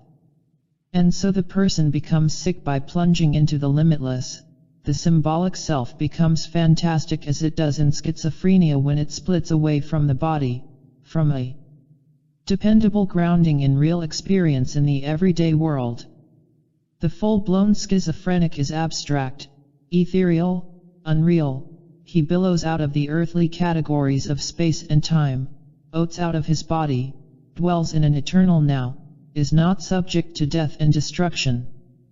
He has vanquished these in his fantasy, or perhaps better, in the actual fact that he has quit his body, renounced its limitations. Kierkegaard's description is not only eloquent, it is also precisely clinical. Generally the fantastical is that which so carries a man out into the innate that it merely carries him away from himself and therewith prevents him from returning to himself. So when feeling becomes fantastic, the self is simply volatilized more and more. The self thus leads a fantastic existence in abstract endeavor after unity, or in abstract isolation, constantly lacking itself, from which it merely gets further and further away. This is pure Ronald Lang's The Divided Self, over a century ago. Again. Now if possibility outruns necessity, the self runs away from itself, so that it has no necessity whereto it is bound to return, then this is the despair sickness of possibility. The self becomes an abstract possibility which tires itself out with wandering in the possible, but does not budge from the spot, not get to any spot, for precisely the necessary is the spot. To become oneself is precisely a movement at the spot. What Kierkegaard means here is that the development of the person is a development in depth from a XED center in the personality, a center that unites both aspects of the existential dualism, the self and the body. But this kind of development needs precisely an acknowledgement of reality, the reality of one's limits. What the self now lacks is surely reality, so one would commonly say, as one says of a man that he has become unreal.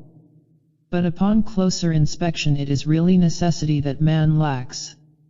What really is lacking is the power to submit to the necessary in oneself, to what may be called one's limit. Therefore the misfortune does not consist in the fact that such a self did not amount to anything in the world, no, the misfortune is that the man did not become aware of himself, aware that the self he is a perfectly denied something, and so is the necessary. On the contrary, he lost himself, owing to the fact that this self was seen fantastically rooted in the possible. Of course, this description touches everyday man as well at the extreme of schizophrenia, and it is just the cogency of Kierkegaard's analysis that the two can be placed on the same continuum. Instead of summoning back possibility into necessity, the man pursues the possibility and at last cannot ende his way back to himself. The same generality holds true with the following, which could describe the average man who lives in a simple world of billowing inner energy and fantasy, like Walter Mitty, or what we today call ambulatory schizophrenics, those whose self and body are in a very tenuous relationship but manage nevertheless to carry on without being submerged by inner energies and emotions, by fantastic images, sounds, fears, and hopes they cannot contain. But in spite of the fact that a man has become fantastic in this fashion, he may nevertheless be perfectly well able to live on, to be a man, as it seems, to occupy himself with temporal things, get married, beget children, win honor and esteem, and perhaps no one notices that in a deeper sense he lacks a self. That is, he lacks a securely unit self and body, centered on his own controlling ego energies, and facing realistically up to his situation and to the nature of his limits and possibilities in the world. But this, as we shall see, is Kierkegaard's idea of consummate health, not easy to attain. If schizophrenic psychosis is on a continuum of a kind of normal inanition of inner fantasy, of symbolic possibility, then something similar should be true of depressive psychosis. And so it is in the portrait that Kierkegaard paints. Depressive psychosis is the extreme on the continuum of too much necessity, that is, too much knitted, too much limitation by the body and the behaviors of the person in the real world, and not enough freedom of the inner self, of inner symbolic possibility. This is how we understand depressive psychosis today, as a bogging down in the demands of others' family, job, the narrow horizon of daily duties. In such a bogging down the individual does not feel or see that he has alternatives, cannot imagine any choices or alternate ways of life, cannot release himself from the network of obligations even though these obligations no longer give him a sense of self-esteem, of primary value, of being a heroic contributor to world life even by doing his daily family and job duties. As I once speculated, the schizophrenic is not enough built into his world what Kierkegaard has called the sickness of initude. The depressive, on the other hand, is built into his world too solidly, too overwhelmingly. Kierkegaard put it this way. But while one sort of despair plunges wildly into the innate and loses itself, a second sort permits itself as it were to be defrauded by the others.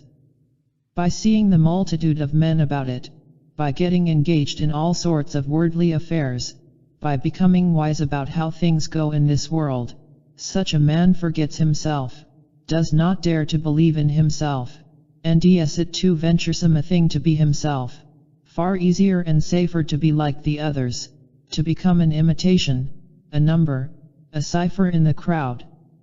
This is a superb characterization of the culturally normal man, the one who dares not stand up for his own meanings because this means too much danger, too much exposure.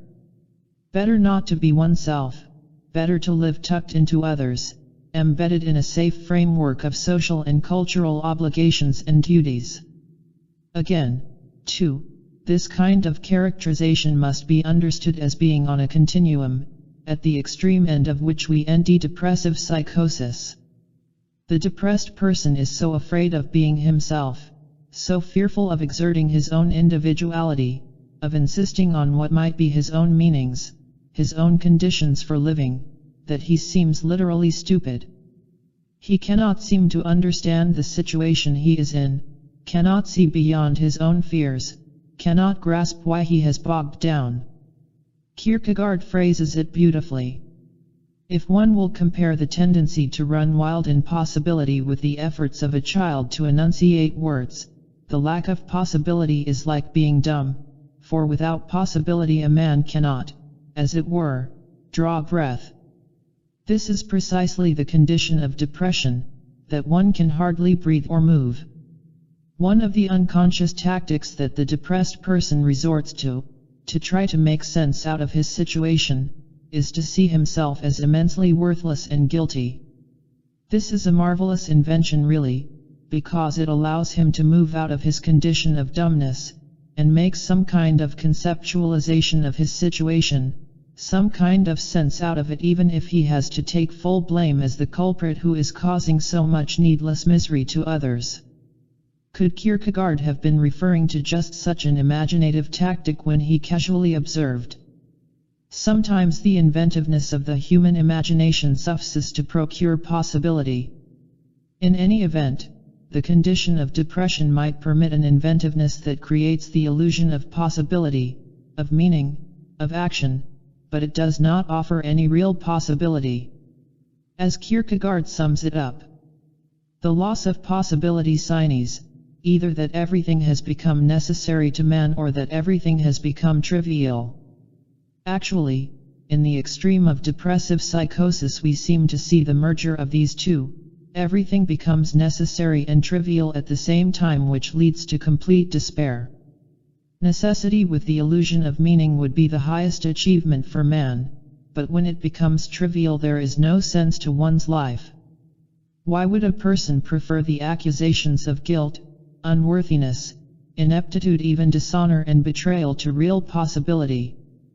This may not seem to be the choice, but it is. Complete self-effacement, surrender to the others, disavowal of any personal dignity or freedom on the one hand, and freedom and independence, movement away from the others, extrication of oneself from the binding links of family and social duties on the other hand. This is the choice that the depressed person actually faces and that he avoids partly by his guilty self-accusation. The answer is not far to seek. The depressed person avoids the possibility of independence and more life precisely because these are what threaten him with destruction and death. He holds on to the people who have enslaved him in a network of crushing obligations, belittling interaction, precisely because these people are his shelter, his strength, his protection against the world. Like most everyone else, the depressed person is a coward who will not stand alone on his own center, who cannot draw from within himself the necessary strength to face up to life. So he embeds himself in others, he is sheltered by the necessary and willingly accepts it. But now his tragedy is plain to see, his necessity has become trivial, and so his slavish, dependent, depersonalized life has lost its meaning. It is frightening to be in such a bind. One chooses slavery because it is safe and meaningful, then one loses the meaning of it, but fears to move out of it. One has literally died to life but must remain physically in this world. and thus the torture of depressive psychosis, to remain steeped in one's failure and yet to justify it, to continue to draw a sense of worthwhileness out of it. Normal neurosis. Most people, of course, avoid the psychotic dead ends out of the existential dilemma. They are fortunate enough to be able to stay on the middle ground of Philistinism. Breakdown occurs either because of too much possibility or too little. Philistinism, as we observed earlier, knows its real enemy and tries to play it safe with freedom. Here is how Kierkegaard sums up the three alternatives available to men. The RST2 correspond to the psychotic syndromes of schizophrenia and depression. For with the audacity of despair that man soared aloft who ran wild in possibility, but crushed down by despair that man strains himself against existence to whom everything has become necessary. But Philistinism spiritlessly celebrates its triumph, imagines itself to be the master, does not take note that precisely thereby it has taken itself captive to be the slave of spiritlessness and to be the most pitiful of all things. In other words, Philistinism is what we would call normal neurosis. Most men figure out how to live safely within the probabilities of a given set of social rules. The Philistin trusts that by keeping himself at a low level of personal intensity he can avoid being pulled off balance by experience. Philistinism works, as Kierkegaard said, by tranquilizing itself with the trivial. His analysis was written almost a century before Freud spoke of the possibility of social neuroses, the pathology of whole cultural communities. Other urges to freedom. Kierkegaard's threefold typology does not exhaust the character of man. He knows that all men are not so immediate or shallow, so automatically built into their culture, so securely embedded in things and in others, so trustingly ariaks of their world. Also, comparatively few people end up on the psychotic extremes of the continuum of human defeat. Some win a degree of self-realization without surrender to complete spiritlessness or slavery. And here Kierkegaard's analysis becomes the most telling. He is attempting to ferret people out of the lie of their lives whose lives do not look like a lie, who seem to succeed in being true, complete, and authentic persons. There is the type of man who has great contempt for immediacy, who tries to cultivate his interiority, base his pride on something deeper and inner, create a distance between himself and the average man. Kierkegaard calls this type of man the introvert. He is a little more concerned with what it means to be a person, with individuality and uniqueness. He enjoys solitude and withdraws periodically to read, perhaps to nurse ideas about his secret self, what it might be. This, after all is said and done, is the only real problem of life, the only worthwhile preoccupation of man. What is one's true talent, his secret gift, his authentic vocation? In what way is one truly unique, and how can he express this uniqueness, give it form, dedicate it to something beyond himself? How can the person take his private inner being, the great mystery that he feels at the heart of himself, his emotions, his yearnings, and use them to live more distinctively, to enrich both himself and mankind with the peculiar quality of his talent? In adolescence, most of us throb with this dilemma, expressing it either with words and thoughts or with simple numb pain and longing. But usually life sucks us up into standardized activities. The social hero system into which we are born marks out paths for our heroism, paths to which we conform, to which we shape ourselves so that we can please others, become what they expect us to be. And instead of working our inner secret, we gradually cover it over and forget it, while we become purely external men, playing successfully the standardized hero game into which we happen to fall by accident, by family connection, by re-expatriatism, or by the simple need to eat and the urge to procreate.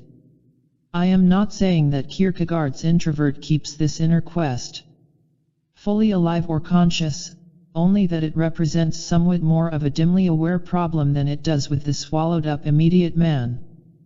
Kierkegaard's introvert feels that he is something different from the world, has something in himself that the world cannot reach, cannot in its immediacy and shallowness appreciate, and so he holds himself somewhat apart from that world. But not too much, not completely. It would be so nice to be the self he wants to be, to realize his vocation, his authentic talent, but it is dangerous, it might upset his world completely.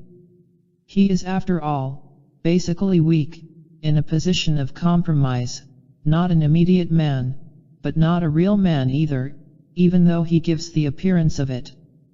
Kierkegaard describes him.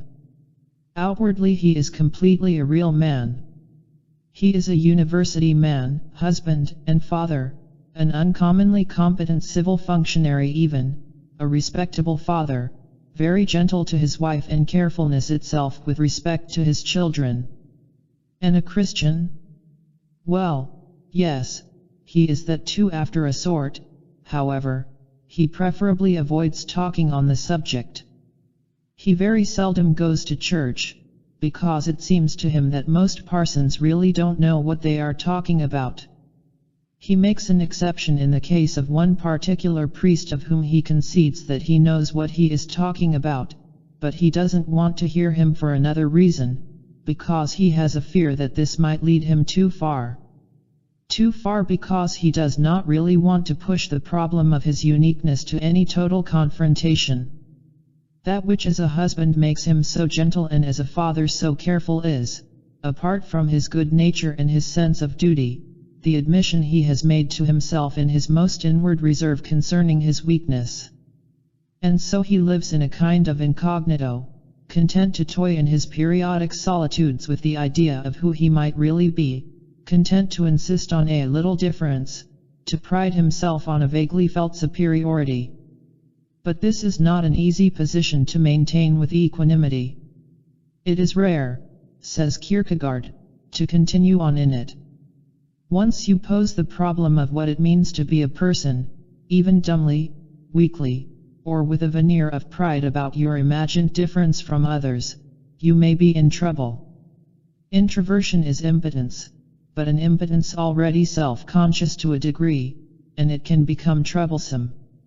It may lead to a chang at one's dependency on his family and his job, an ulcerous gnawing as a reaction to one's embeddedness, a feeling of slavery in one's safety.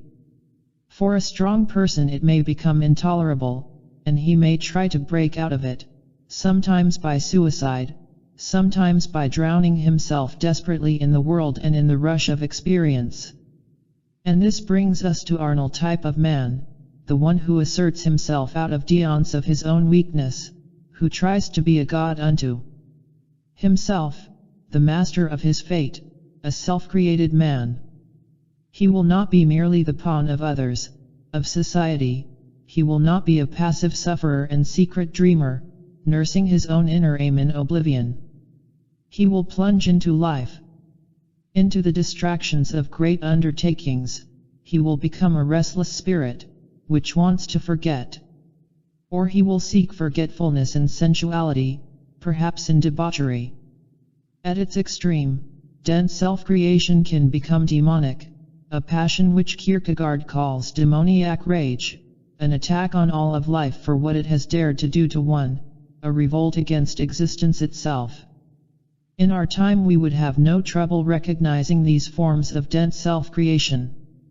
We can see their effects so clearly on both personal and social levels.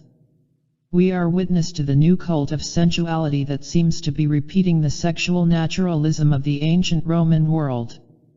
It is a living for the day alone, with the deons of tomorrow, an immersion in the body and its immediate experiences and sensations, in the intensity of touch, swelling taste and smell. Its aim is to deny one's lack of control over events, his powerlessness, his vagueness as a person in a mechanical world spinning into decay and death. I am not saying that this is bad, this rediscovery and reassertion of one's basic vitality as an animal. The modern world, after all, has wanted to deny the person even his own body, even his emanation from his animal center, it has wanted to make him completely a depersonalized abstraction. But man kept his ape-like body and found he could use it as a base for eshy and hairy self-assertion and damn the bureaucrats. The only thing that might be undignified about it is its desperate reactivity, a déance that is not reactive and so not completely self-possessed. Socially, too, we have seen a dent Prometheanism that is basically innocuous. The condensed power then can catapult man to the moon and free him somewhat of his complete dependence and conment on Earth, at least in his imagination. The ugly side of this Prometheanism is that it, too, is thoughtless, an empty-headed immersion in the delights of techniques with no thought to goals or meaning. So man performs on the moon by hitting golf balls that do not swerve in the lack of atmosphere. The technical triumph of a versatile ape, as the makers of the LM so chillingly conveyed to us. On more ominous levels, as we shall develop later on, modern man's déance of accident, evil, and death takes the form of skyrocketing production of consumer and military goods. Carried to its demonic extreme, this déance gave us Hitler and Vietnam, a rage against our impotence, a déance of our animal condition, our pathetic creature limitations. If we don't have the omnipotence of gods, we at least can destroy like gods. The meaning of manhood. Kierkegaard did not need to live in our time to understand these things. Like Burckhardt, he already saw them prefigured in his own day because he understood what it costs to lie about oneself. All the characters he has so far sketched represent degrees of lying about oneself in relation to the reality of the human condition. Kierkegaard has engaged in this extremely difficult and unbelievably subtle exercise for one reason and for one reason alone, to be able nally to conclude with authority what a person would be like if he did not lie. Kierkegaard wanted to show the many ways in which life bogs down and fails when man closes himself off against the reality of his condition. Or at best, what an undignified and pathetic creature man can be when he imagines that by living unto himself alone he is fooling his nature. And now Kierkegaard offers us the golden fruit of all his tortuous labors. Instead of the deadness of human impotence, self-centeredness, and self-destruction, he now shows us what true possibility would be like for man. After all, Kierkegaard was hardly a disinterested scientist. He gave his psychological description because he had a glimpse of freedom for man. He was a theorist of the open personality, of human possibility. In this pursuit, present-day psychiatry lags far behind him. Kierkegaard had no easy idea of what health is. But he knew what it was not. It was not normal adjustment, anything but that, as he has taken such excruciating analytical pains to show us. To be a normal cultural man is, for Kierkegaard, to be sick whether one knows it or not. There is such a thing as titious health. Nietzsche later put the same thought. Are there perhaps a question for psychiatrists' neuroses of health? But Kierkegaard not only posed the question, he also answered it. If health is not cultural normality, then it must refer to something else, must point beyond man's usual situation, his habitual ideas. Mental health, in a word, is not typical, but ideal typical. It is something far beyond man, something to be achieved, striven for, something that leads man beyond himself. The healthy person, the true individual, the self-realized soul, the real man, is the one who has transcended himself. How does one transcend himself? How does he open himself to new possibility? By realizing the truth of his situation, by dispelling the lie of his character, by breaking his spirit out of its conditioned prison. The enemy, for Kierkegaard as for Freud, is the Oedipus complex. The child has built up strategies and techniques for keeping his self-esteem in the face of the terror of his situation. These techniques become an armor that hold the person prisoner. The very defenses that he needs in order to move about with self-confidence and self-esteem become his lifelong trap. In order to transcend himself, he must break down that which he needs in order to live. Like Lear, he must throw off all his cultural lendings and stand naked in the storm of life. Kierkegaard had no illusions about man's urge to freedom. He knew how comfortable people were inside the prison of their character defenses. Like many prisoners, they are comfortable in their limited and protected routines, and the idea of a parole into the wide world of chance, accident, and choice tarries them.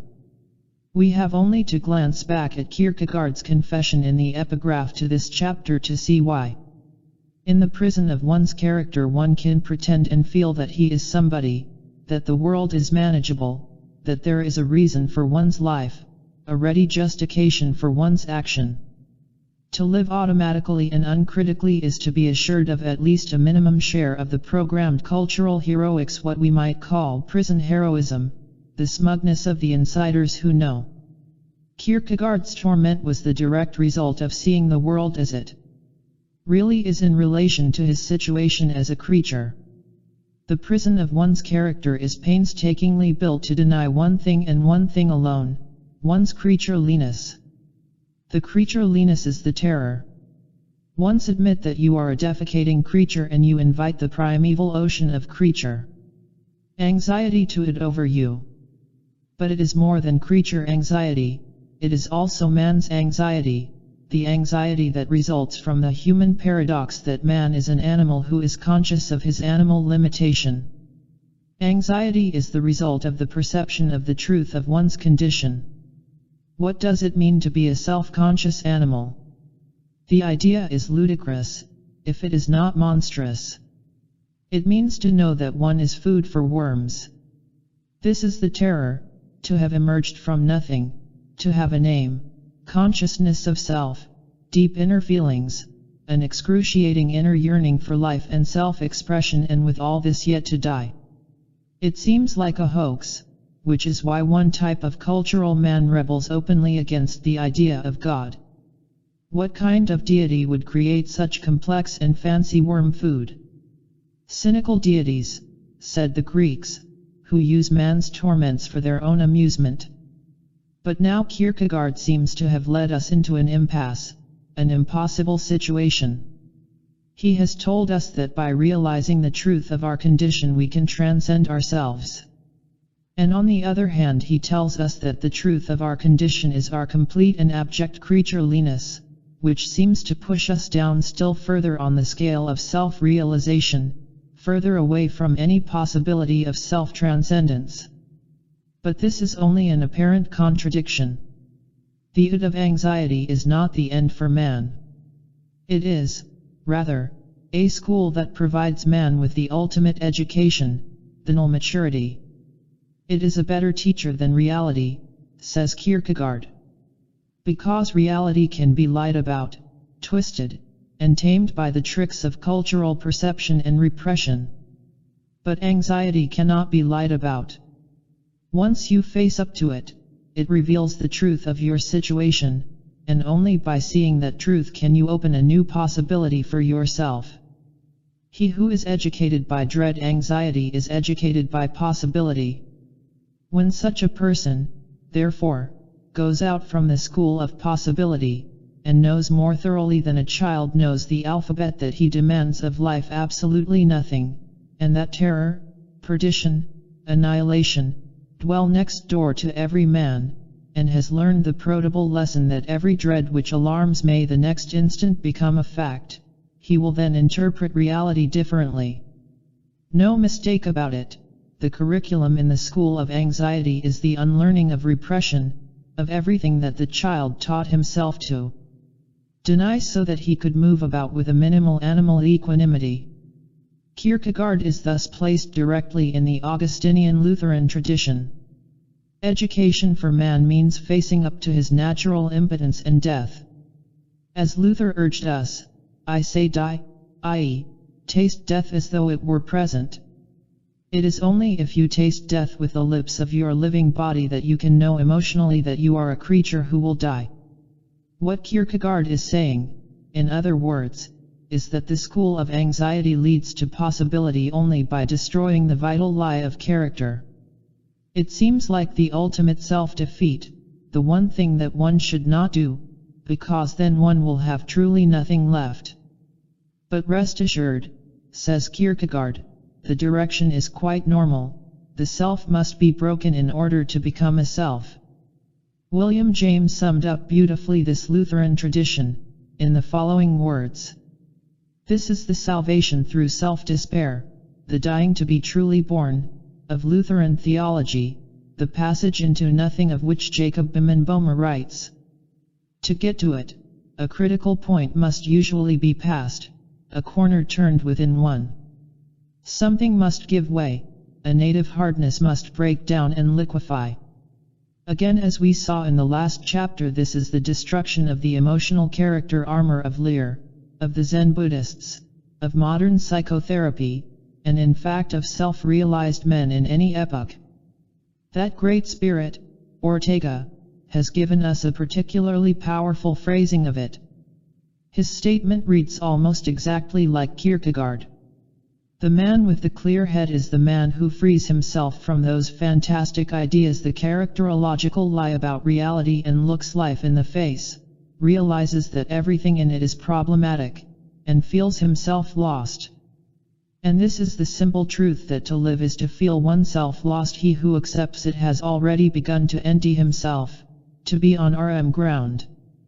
Instinctively, as do the shipwrecked, he will look round for something to which to cling, and that tragic, ruthless glance, absolutely sincere, because it is a question of his salvation, will cause him to bring order into the chaos of his life. These are the only genuine ideas, the ideas of the shipwrecked. All the rest is rhetoric, posturing, farce. He who does not really feel himself lost, is without remission, that is to say, he never NDS himself, never comes up against his own reality. And so the arrival at new possibility, at new reality, by the destruction of the self through facing up to the anxiety of the terror of existence. The self must be destroyed, brought down to nothing, in order for self-transcendence to begin. Then the self can begin to relate itself to powers beyond itself. It has to thrash around in its knitted, it has to die, in order to question that knitted, in order to see beyond it. To what? Kierkegaard answers, to a knitted, to absolute transcendence, to the ultimate power of creation which made night creatures. Our modern understanding of psychodynamics confirms that this progression is very logical. If you admit that you are a creature, you accomplish one basic thing. You demolish all your unconscious power linkages or supports. As we saw in the last chapter, and it is worth repeating here, each child grounds himself in some power that transcends him. Usually it is a combination of his parents, his social group, and the symbols of his society and nation. This is the unthinking web of support which allows him to believe in himself, as he functions on the automatic security of delegated powers. He doesn't of course admit to himself that he lives on borrowed powers, as that would lead him to question his own secure action, the very condense that he needs. He has denied his creatureliness precisely by imagining that he has secure power, and this secure power has been tapped by unconsciously leaning on the persons and things of his society. Once you expose the basic weakness and emptiness of the person, his helplessness, then you are forced to re-examine the whole problem of power linkages. You have to think about referring them to a real source of creative and generative power. It is at this point that one can begin to posit creatureliness vis-a-vis a creator who is the first cause of all created things, not merely the second-hand, intermediate creators of society, the parents, and the panoply of cultural heroes. These are the social and cultural progenitors who themselves have been caused, who themselves are embedded in a web of someone else's powers. Once the person begins to look to his relationship to the ultimate power, to a knitted, and to refashion his links from those around him to that ultimate power, he opens up to himself the horizon of unlimited possibility, of real freedom. This is Kierkegaard's message, the culmination of his whole argument about the dead ends of character, the ideal of health, the school of anxiety, the nature of real possibility and freedom. One goes through it all to arrive at faith, the faith that one's very creatureliness has some meaning to a creator, that despite one's true insignificance, weakness, death, one's existence has meaning in some ultimate sense because it exists within an eternal and innate scheme of things brought about and maintained to some kind of design by some creative force. Again and again throughout his writings, Kierkegaard repeats the basic formula of faith: one is a creature who can do nothing, but one exists over against a living God for whom everything is possible. His whole argument now becomes crystal clear, as the keystone of faith crowns the structure. We can understand why anxiety is the possibility of freedom, because anxiety demolishes all night aims, and so the man who is educated by possibility is educated in accordance with his entity. Possibility leads nowhere if it does not lead to faith. It is an intermediate stage between cultural conditioning, the lie of character, and the opening out of an attitude to which one can be related by faith. But without the leap into faith, the new helplessness of shedding one's character armor holds one in sheer terror. It means that one lives unprotected by armor, exposed to his aloneness and helplessness, to constant anxiety. In Kierkegaard's words, now the dread of possibility holds him as its prey, until it can deliver him saved into the hands of faith. In no other place does he end repose. He who went through the curriculum of misfortune offered by possibility lost everything, absolutely everything, in a way that no one has lost it in reality. If in this situation he did not behave falsely towards possibility, if he did not attempt to talk around the dread which would save him, then he received everything back again, as in reality no one ever did, even if he received everything tenfold. For the pupil of possibility received entity. If we put this whole progression in terms of our discussion of the possibilities of heroism, it goes like this: man breaks through the bounds of merely cultural heroism, he destroys the character lie that had him perform as a hero in the everyday social scheme of things, and by doing so he opens himself up to entity, to the possibility of cosmic heroism, to the very service of God. His life thereby acquires ultimate value in place of merely social and cultural, historical value. He links his secret inner self, his authentic talent, his deepest feelings of uniqueness, his inner yearning for absolute significance, to the very ground of creation. Out of the ruins of the broken cultural self there remains the mystery of the private, invisible, inner self which yearned for ultimate significance, for cosmic heroism. This invisible mystery at the heart of every creature now attains cosmic significance by affirming its connection with the invisible mystery at the heart of creation. This is the meaning of faith. At the same time it is the meaning of the merger of psychology and religion in Kierkegaard's thought. The truly open person, the one who has shed his character armor, the vital lie of his cultural conditioning, is beyond the help of any mere science, of any merely social standard of health. He is absolutely alone and trembling on the brink of oblivion, which is at the same time the brink of entity. To give him the new support that he needs, the courage to renounce dread without any dread, only faith is capable of, says Kierkegaard. Not that this is an easy out for man, or a cure-all for the human condition. Kierkegaard is never facile. He gives a strikingly beautiful idea. Not that faith annihilates dread, but remaining ever young, it is continually developing itself out of the death throe of dread. In other words, as long as man is an ambiguous creature he can never banish anxiety. What he can do instead is to use anxiety as an eternal spring for growth into new dimensions of thought and trust. Faith poses a new life task, the adventure in openness to a multidimensional reality. We can understand why Kierkegaard had only to conclude his great study of anxiety with the following words, which have the weight of an apodictic argument. The true autodidact, i.e., the one who by himself goes through the school of anxiety to faith, is precisely in the same degree a theodidact. So soon as psychology has niched with dread, it has nothing to do but to deliver it over to dogmatics. In Kierkegaard, psychology and religion, philosophy and science, poetry and truth merge indistinguishably together in the yearning of the creature.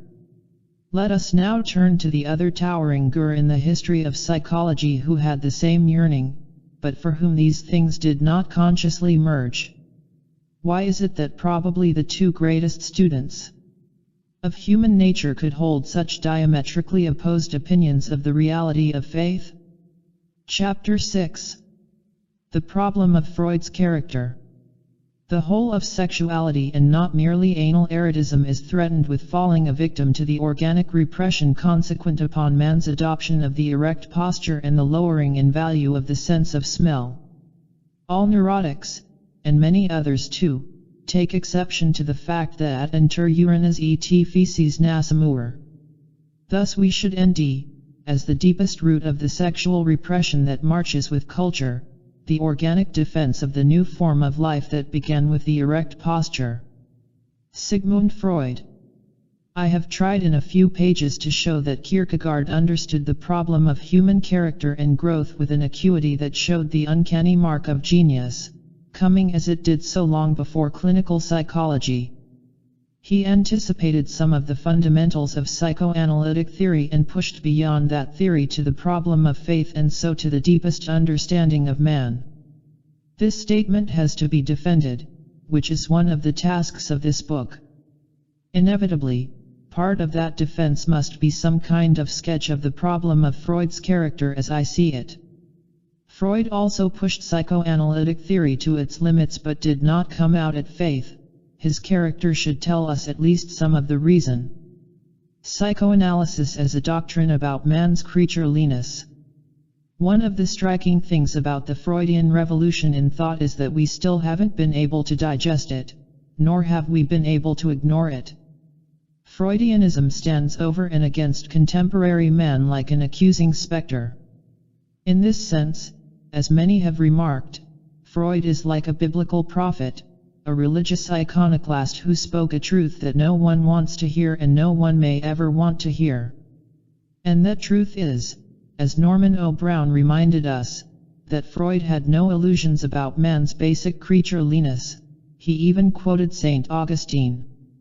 On the problem of man's basic creatureliness, Freud evidently felt an affinity with a religion that he otherwise had no high opinion of, to put it mildly. He had no high opinion of any religion, and yet, in a matter as fundamental as the basic nature of man, we could stand him shoulder to shoulder with the Augustinian Kierkegaard. This is a crucial matter. It explains why Freud's very pessimism and cynicism is still the most contemporary thing about his thought. It is a pessimism grounded in reality, in scientific truth. But it explains much more. Freud's dogged insistence on man's creatureliness explains almost all by itself why he insisted on an instinctual view of man. That is, it explains what is wrong with psychoanalytic theory. At the same time, with a slight twist to that theory, such as was given RST by Rank and now by Brown, the psychoanalytic emphasis on creatureliness emerges as the lasting insight on human character. On the RST point, Freud's insistence on creatureliness as instinctive behavior, there has been no better revelation than in Jung's autobiography. Jung recalls the two occasions, in A&D, when he discovered that he could never be friends with Freud because he could never follow the bias of his sexual theory. Let me use Jung's own words at some length to report on this critical encounter in the history of thought at the meeting in Vienna. I can still recall vividly how Freud said to me, "My dear Jung, promise me never to abandon the sexual theory. That is the most essential thing of all. You see, we must make a dogma of it, an unshakable bulwark." He said that to me with great emotion, in the tone of a father saying, "And promise me this one thing, my dear son, that you will go to church every Sunday." In some astonishment I asked him, a bulwark against what?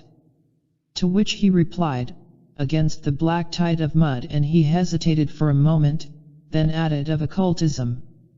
What Freud seemed to mean by occultism was virtually everything that philosophy and religion, including the rising contemporary science of parapsychology, had learned about the psyche. And about the earlier meeting, Jung reveals. Above all, Freud's attitude toward the spirit seemed to me highly questionable. Wherever, in a person or in a work of art, an expression of spirituality, in the intellectual, not the supernatural sense, came to light, he suspected it, and insinuated that it was repressed sexuality. Anything that could not be directly interpreted as sexuality he referred to as psychosexuality. I protested that this hypothesis, carried to its logical conclusion, would lead to an annihilating judgment upon culture. Culture would then appear as a mere farce, the morbid consequence of repressed sexuality.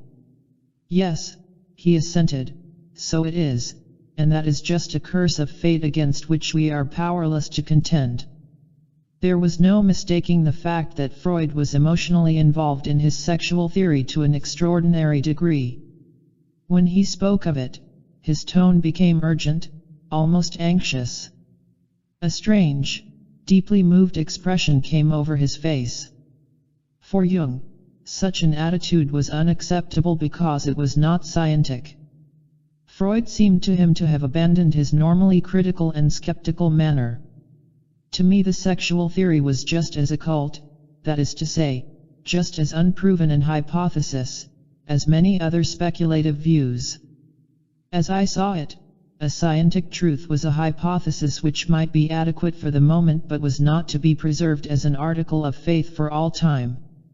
Jung was confused and put off by this aspect of Freud, but today it is very clear to us what was at stake. Freud evidently had the most intense belief that his authentic talent, his most private and cherished self-image, and his mission for that talent, was that of a truth-teller on the unspeakables of the human condition. He saw these unspeakables as instinctive sexuality and instinctive aggression in the service of that sexuality. "Won't they get a surprise when they hear what we have to say to them?" he exclaimed to Jung as they sighted the New York skyline in. The occult was anything that lied about man's basic creatureliness, anything that tried to make out of a man a lofty, spiritual creator, qualitatively different from the animal kingdom. This kind of self-deluding and self-innating occultism was ingrained in the human spirit, a matter of smug social agreement. It had been preached in all climates and from all pulpits, both religious and secular, for too long, had obscured man's real motive. It was now up to psychoanalysis all alone to attack this age-old mask, smash at it with a counter-dogma securely placed on an unshakable bulwark. Nothing weaker would do, nothing less could attack so ancient and formidable an enemy as human self-deception. And so we have the emotion of Freud's earliest entreaties to Jung, as well as the serious and measured scientific debunking of his very last writings, as in the epigraph of this chapter. His life identity was single and unbroken. It is clear to us today, too, that Freud was wrong about the dogma, just as Jung and Adler knew right at the beginning. Man has no innate instincts of sexuality and aggression. Now we are seeing something more, the new Freud emerging in our time, that he was right in his dogged dedication to revealing man's creatureliness. His emotional involvement was correct. It reeked the true intuitions of genius, even though the particular intellectual counterpart of that emotion, the sexual theory, proved to be wrong. Man's body was a curse of fate, and culture was built upon repression not because man was a seeker only of sexuality, of pleasure, of life and expansiveness, as Freud thought, but because man was also primarily an avoider of death. Consciousness of death is the primary repression, not sexuality. As Rank unfolded in book after book, and as Brown has recently again argued, the new perspective on psychoanalysis is that its crucial concept is the repression of death. This is what is creaturely about man, this is the repression on which culture is built, a repression unique to the self-conscious animal. Freud saw the curse and dedicated his life to revealing it with all the power at his command. But he ironically missed the precise scientific reason for the curse. This is one of the reasons that his life until the very end was a dialogue with himself on the mainsprings of human motives. Freud tugged at his work, tried to get the truth to emerge more clearly and starkly, and yet always it seemed to become more shaded, more complex, more elusive.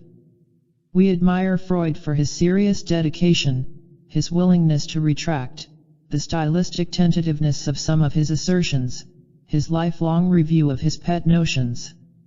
We admire him for his very deviousness, his hedgings, and his misgivings, because they seem to make of him more of an honest scientist, reacting truthfully the innate manifold of reality. But this is to admire him for the wrong reason. A basic cause for his own lifelong twistings was that he would never cleanly leave the sexual dogma, never clearly see or admit that the terror of death was the basic repression. The first great reluctance of Freud, the idea of death.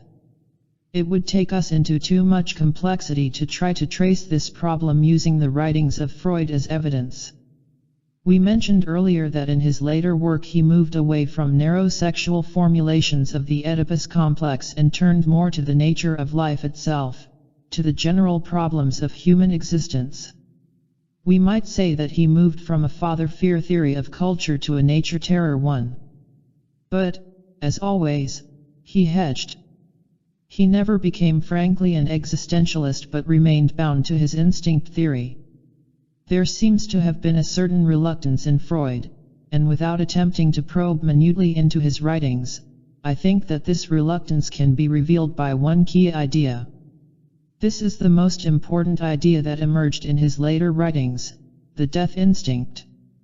After reading his introduction of this idea in Beyond the Pleasure Principle, the conclusion seems to me inescapable that the idea of a death instinct was an attempt to patch up the instinct theory or libido theory that he did not want to abandon but that was becoming very cumbersome and questionable in explaining human motivation.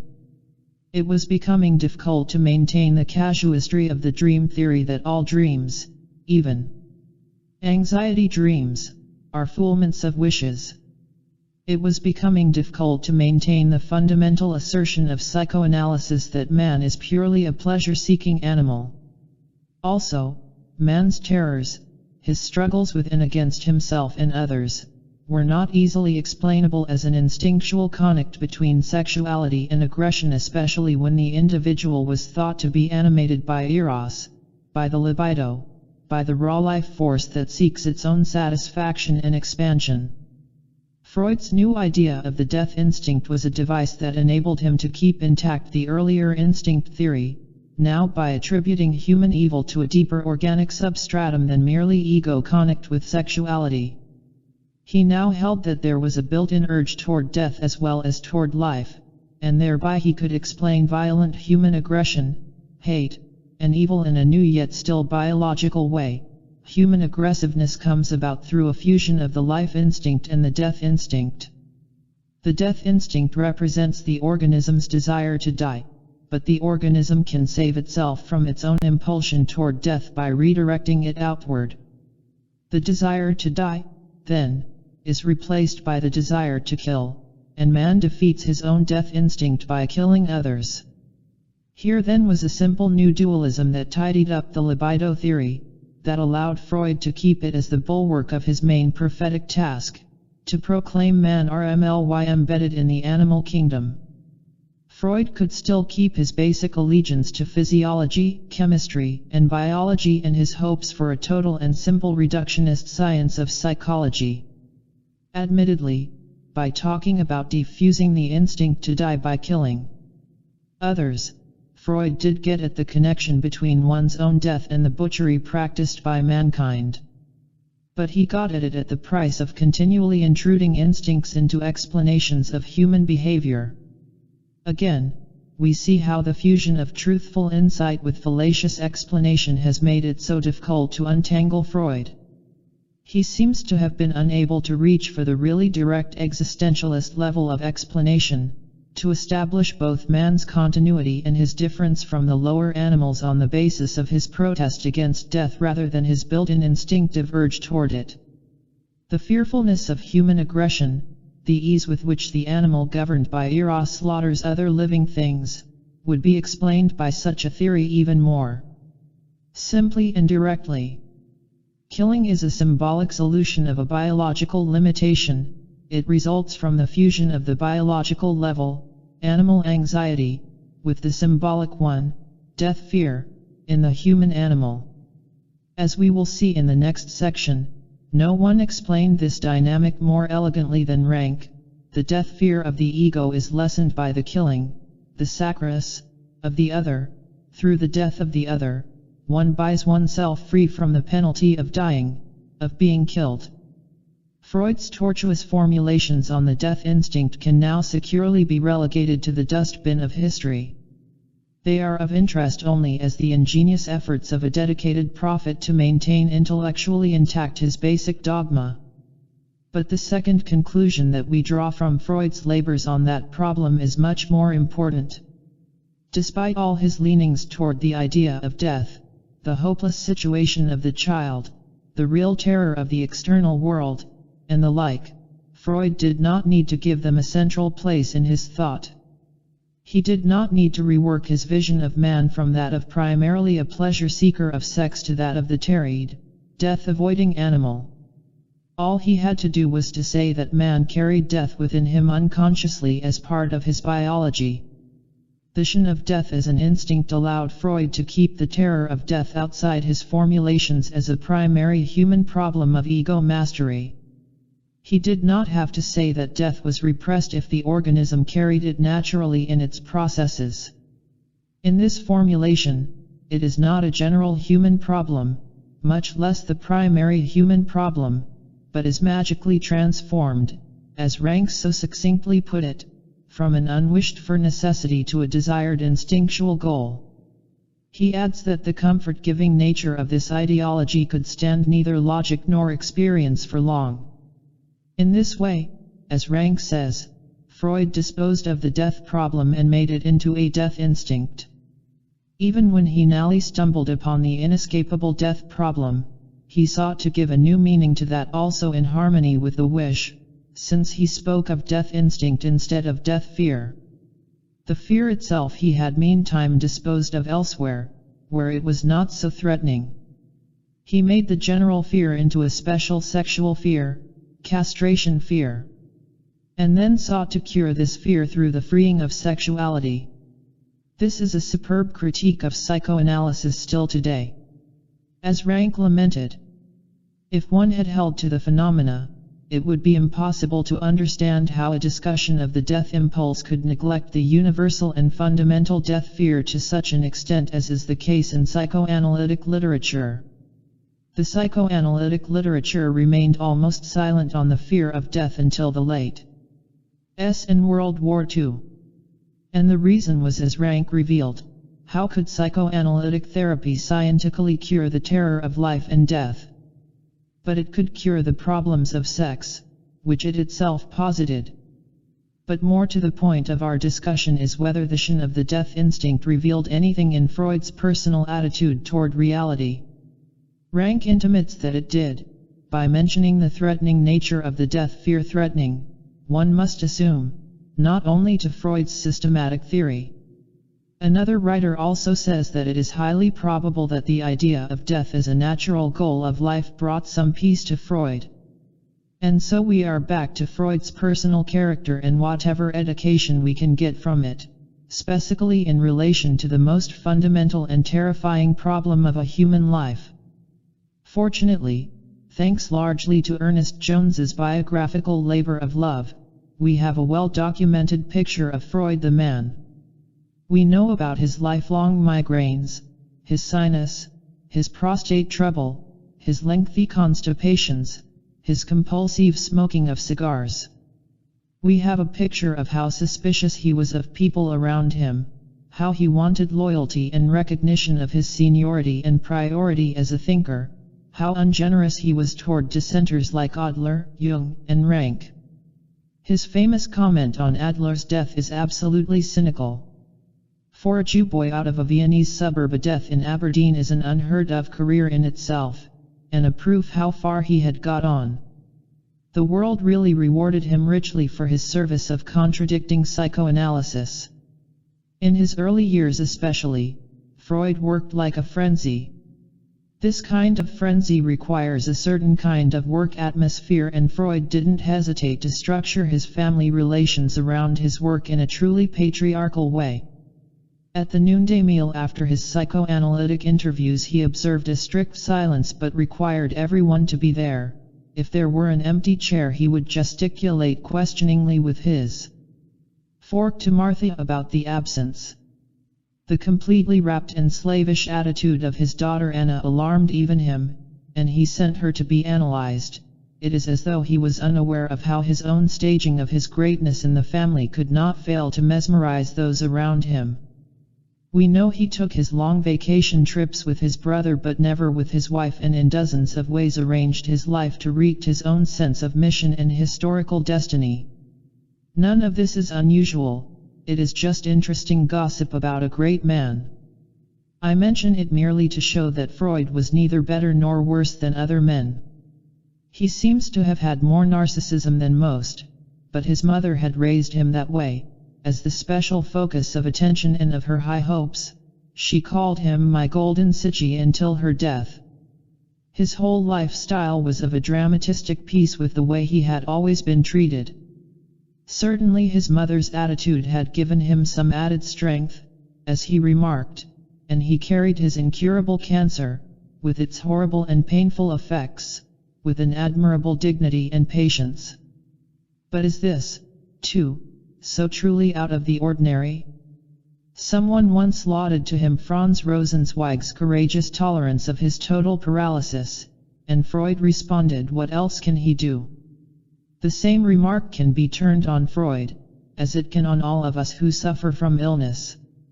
As for his dedication to his work, writing to the end with as little use of drugs as possible despite his pain, didn't George Simmel also continue to the end with his cancer, also refusing medication because it dulled his thought?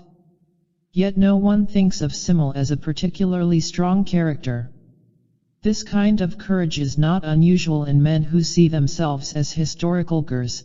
The self-image marshals the necessary dedication to the work that will give them immortality. What is pain next to that? I think we can fairly conclude that in all this there was hardly anything about Freud that would mark him off from other men. Freud in his self-centeredness, Freud at home ruling the roost and revolving family life around his own work and ambitions, Freud in his interpersonal life, trying to influence and coerce others, wanting special esteem and loyalty, mistrusting others, lashing out at them with cutting and denigrating epithets. In all these things Freud is every man, at least. Every man who has the talent and style to be able to pull off the scenario that he would like. But Freud was hardly the immediate man, dashing headlong into life without reaction. In the ways we just sketched he was ordinary. In one great way he was extraordinary, and it was this that fed directly into his genius.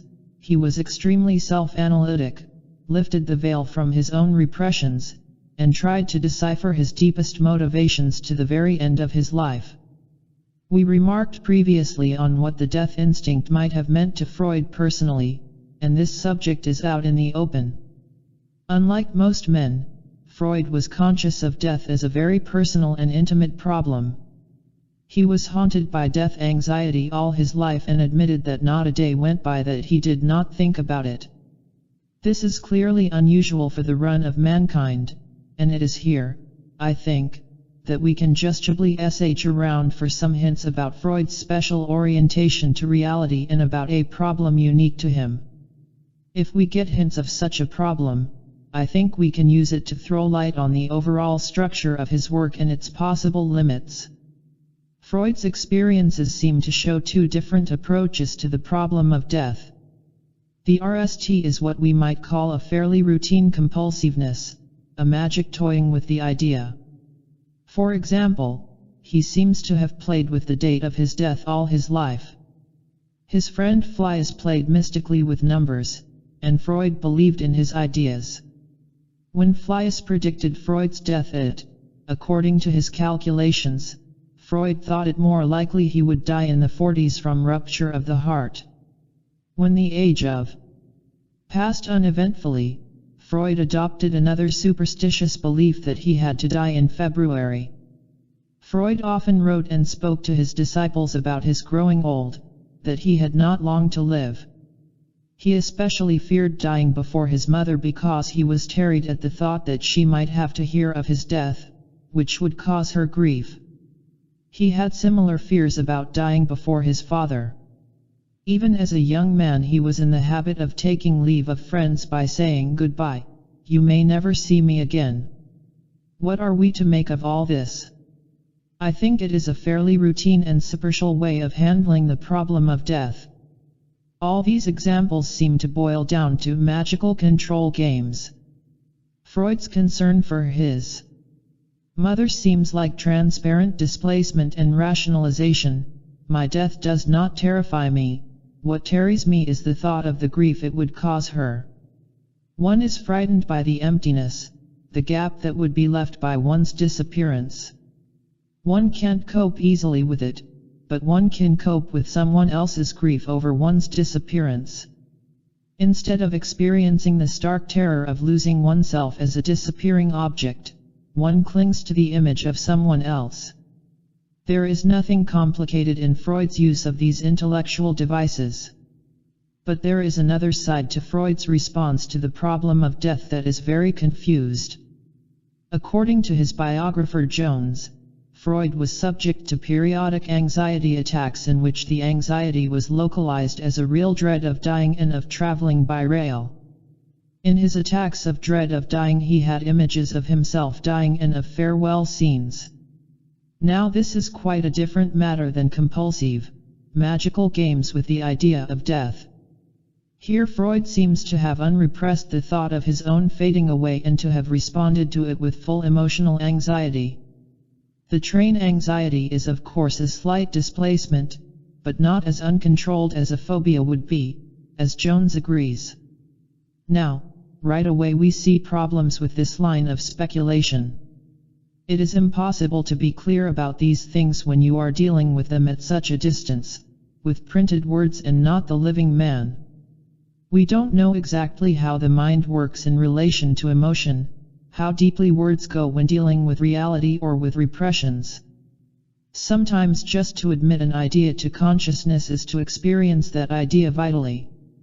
At other times to admit even a deep anxiety may not mean the actual experience of that anxiety, at least not the deep experience of it, as something else may be troubling the person. Psychoanalysts talk about anxiety without affect. Can one admit the terror of death and still not experience it on deeper levels? Are images of dying and farewell as deep as the real feeling that one has absolutely no power to oppose death? To what extent can there be a partial rationalization of even the deepest anxiety? Or do these relationships change according to the period in one's life, the stress one is under? There is no way to be clear about these subjects in the case of Freud. Jones himself is quite puzzled by Freud's different ways of reacting to the problem of death on the one hand, anxiety attacks, on the other, heroic resignation. And in his attempt to understand them he says, Freud always faced with complete courage any real danger to his life, which proves that the neurotic dread of dying must have had some other meaning than the literal one.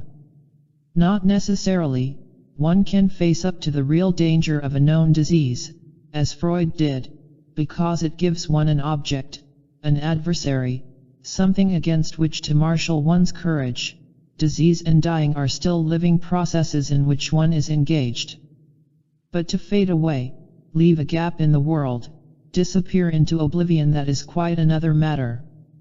Yet Jones's statement offers us a real clue about Freud because, it seems to me, he is saying that there is a difference between the fact of death and the justification of it.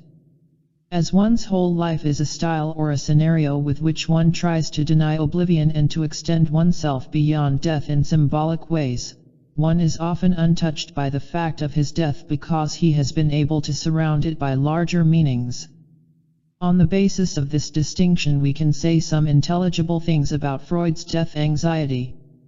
We can try to get at what bothered him by clues from the larger style of his life, instead of by the fruitless method of trying to speculate about how deeply his thoughts made contact with his emotions. The second great reluctance of Freud. The RST thing that seems to emerge clearly about Freud's stance toward reality is that, like many men, he had great trouble yielding. He could submit neither to the world nor to other men. He tried to keep a center of gravity within himself and not to let go of himself and place that center elsewhere, as is clear from his relationship to his disciples, to dissenters, and to external threats of all kinds. When at the time of the Nazi invasion his daughter wondered why they did not all just kill themselves, Freud characteristically remarked, "Because that is exactly what they want us to do." But Freud was ambivalent about yielding. There is a lot to suggest that he toyed with the idea. A very telling anecdote is his remark when the superstitious date he had set for his death, February of, passed uneventfully. He remarked, "That shows what little trust one can place in the supernatural." This is a marvelous example of how one can toy with the idea of submission to larger laws and powers, but only in one's mind, dishonestly, while remaining emotionally aloof and unyielding. But there are other reports that suggest that Freud not only played with yielding but actually longed to be able to shift his center elsewhere. Once while discussing psychic phenomena, Jones made the remark, "If one could believe in mental processes floating in the air, one could go on to a belief in angels." At which point Freud closed the discussion with the comment, "Quite so." Even der liebe Gott. Jones goes on to say that the words of Freud were said in a jocular, slightly quizzical tone. But Jones was clearly put off by the master's broaching the problem of a belief in God without a RMLY negative stance. He reports, "There was something searching also in the glance, and I went away not entirely happy lest there be some more serious undertone as well." On another occasion Freud met a sister of a former patient who had died some time earlier. The sister bore a resemblance to her dead brother, and a spontaneous thought passed through Freud's mind, "So after all, it is true that the dead may return." Zillburg, in his important discussion of Freud and religion, makes the following comment on this episode, as well as on Freud's whole ambivalent stance towards supernaturalism. Even though Freud related that this thought was followed at once by a sense of shame, the fact remains undeniable that there was a strong emotional streak in Freud which bordered now on superstition, then on belief in the physical immortality of man here on earth. It becomes also clear that Freud fought deliberately against certain spiritual trends within himself.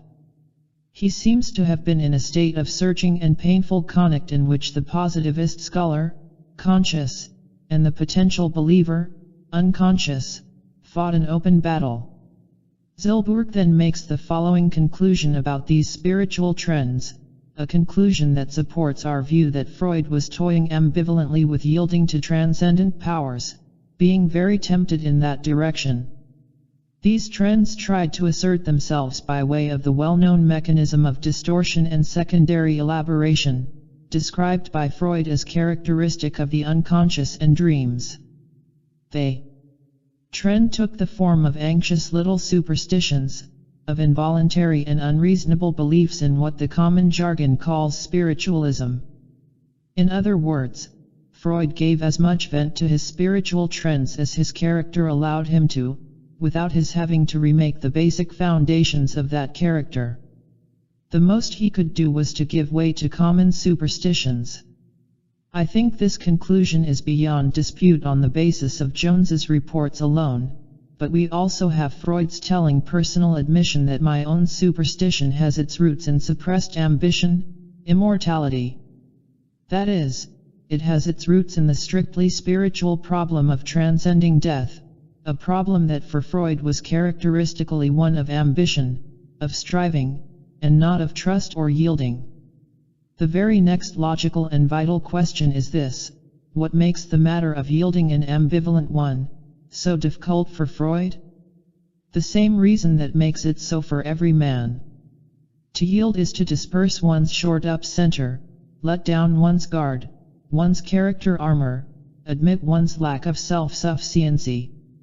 And this shored-up center, this guard, this armor, this supposed self-sufficiency are the very things that the entire project of coming of age from childhood to manhood is all about. Here we have to recall our discussion in Chapter 3, where we saw that the basic task that the person cuts out for himself is the attempt to father himself, what Brown so well calls the Oedipal project. The Kaosasui passion is an energetic fantasy that covers over the rumbling of man's fundamental creatureliness, or what we can now more pointedly call his hopeless lack of genuine centering on his own energies to assure the victory of his life. No creature can assure this, and man can only attempt to do so in his fantasy. The ambivalence of the Kaosasui project is based on the ever-present threat of reality that peeks through. One suspects at all times that one is fundamentally helpless and impotent, but one must protest against it. The fathers and mothers always cast their shadow. What, then, is the problem of yielding? It represents nothing less than the abandonment of the Kaosasui project, the deepest, completest, total emotional admission that there is no strength within oneself, no power to bear the superioity of experience. To yield is to admit that support has to come from outside oneself and that justification for one's life has to come totally from some self-transcending web in which one consents to be suspended as a child in its hammock cradle, glaze-eyed in helpless, dependent admiration of the cooing mother. If the Kaosasui project is a lie that is too hard to admit because it plunges one back to the cradle, it is a lie that must take its toll as one tries to avoid reality. This brings us to the very heart of our discussion of Freud's character. Now we can talk pointedly about his engineering of his Kaosasui project, and we can connect it with his absolute denial of threatening reality. I am referring, of course, to the two occasions on which Freud fainted. Fainting represents, as we know, the most massive denial, the refusal or inability to remain conscious in the face of a threat. The two occasions on which a great man loses complete control of himself must contain some vital intelligence about the very heart of his life problem. Fortunately, we have Jung's RST hand reports of both incidents, and I would like to quote him in full.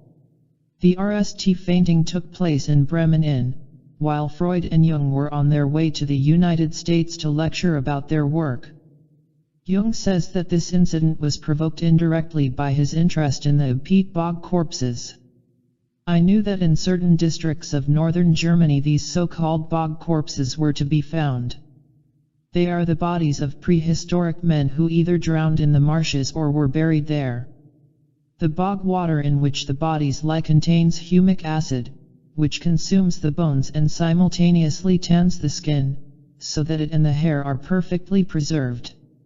Having read about these peat bog corpses, I recalled them when we were in Bremen, but, being a bit muddled, confused them with the mummies in the lead cellars of the city. This interest of mine got on Freud's nerves. "Why are you so concerned with these corpses?" he asked me several times. He was inordinately vexed by the whole thing, and during one such conversation, while we were having dinner together, he suddenly fainted. Afterward he said to me that he was convinced that all this chatter about corpses meant that I had death wishes toward him. The second fainting incident occurred at the time of a special strategy meeting that brought Freud and some of his followers together in Munich. Here is Jung's intimate report of the incident. Someone had turned the conversation to Amenophis for Akhenaten. The point was made that as a result of his negative attitude toward his father he had destroyed his father's cartouches on the steels, and that at the back of his great creation of a monotheistic religion there lurked a father complex. This sort of thing irritated me, and I attempted to argue that Amenophis had been a creative and profoundly religious person whose acts could not be explained by personal resistances toward his father. On the contrary, I said, he had held the memory of his father in honor, and his zeal for destruction had been directed only against the name of the god Amun, which he had everywhere annihilated. It was also chiseled out of the cartouches of his father Amenhotep. Moreover, other pharaohs had replaced the names of their actual or divine forefathers on monuments and statues by their own, feeling that they had a right to do so since they were incarnations of the same god. Yet they, I pointed out, had inaugurated neither a new style nor a new religion. At that moment Freud slid off his chair in a faint. The faintings in relation to Freud's general life problem. There has been a lot of interpretation of the meaning of these fainting episodes by many sensitive students of Freud's life. Freud and Jung both gave their own interpretations. I am lingering on this subject not only because it may unlock the problem of Freud's character, but because it conreams better than anything, I think, the whole post-Freudian understanding of man that we have sketched in the RSTVE chapters. We get the clearest understanding when we can read abstractions in the living mirror of a great man's life. It was Paul Rosen who, in his recent brilliant interpretation, revealed the central meaning of these fainting spells. Like Rank, Rosen understood that the psychoanalytic movement as a whole was Freud's distinctive Kaosasui project. It was his personal vehicle for heroism, for transcendence of his vulnerability and human limitations. As we will see in the following chapters, Rank was the one who showed that the true genius has an immense problem that other men do not. He has to earn his value as a person from his work, which means that his work has to carry the burden of justifying him. What does justifying mean for man? It means transcending death by qualifying for immortality. The genius repeats the narcissistic innation of the child. He lives the fantasy of the control of life and death, of destiny, in the body of his work.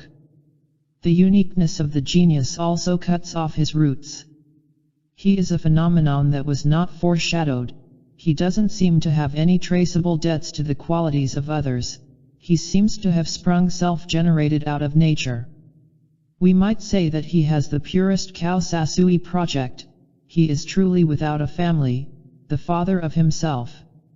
As Rosen points out, Freud had soared so far beyond his natural family that it is no surprise that he should indulge in fantasies of self-creation. Freud came back again and again to the fantasy of being raised fatherless.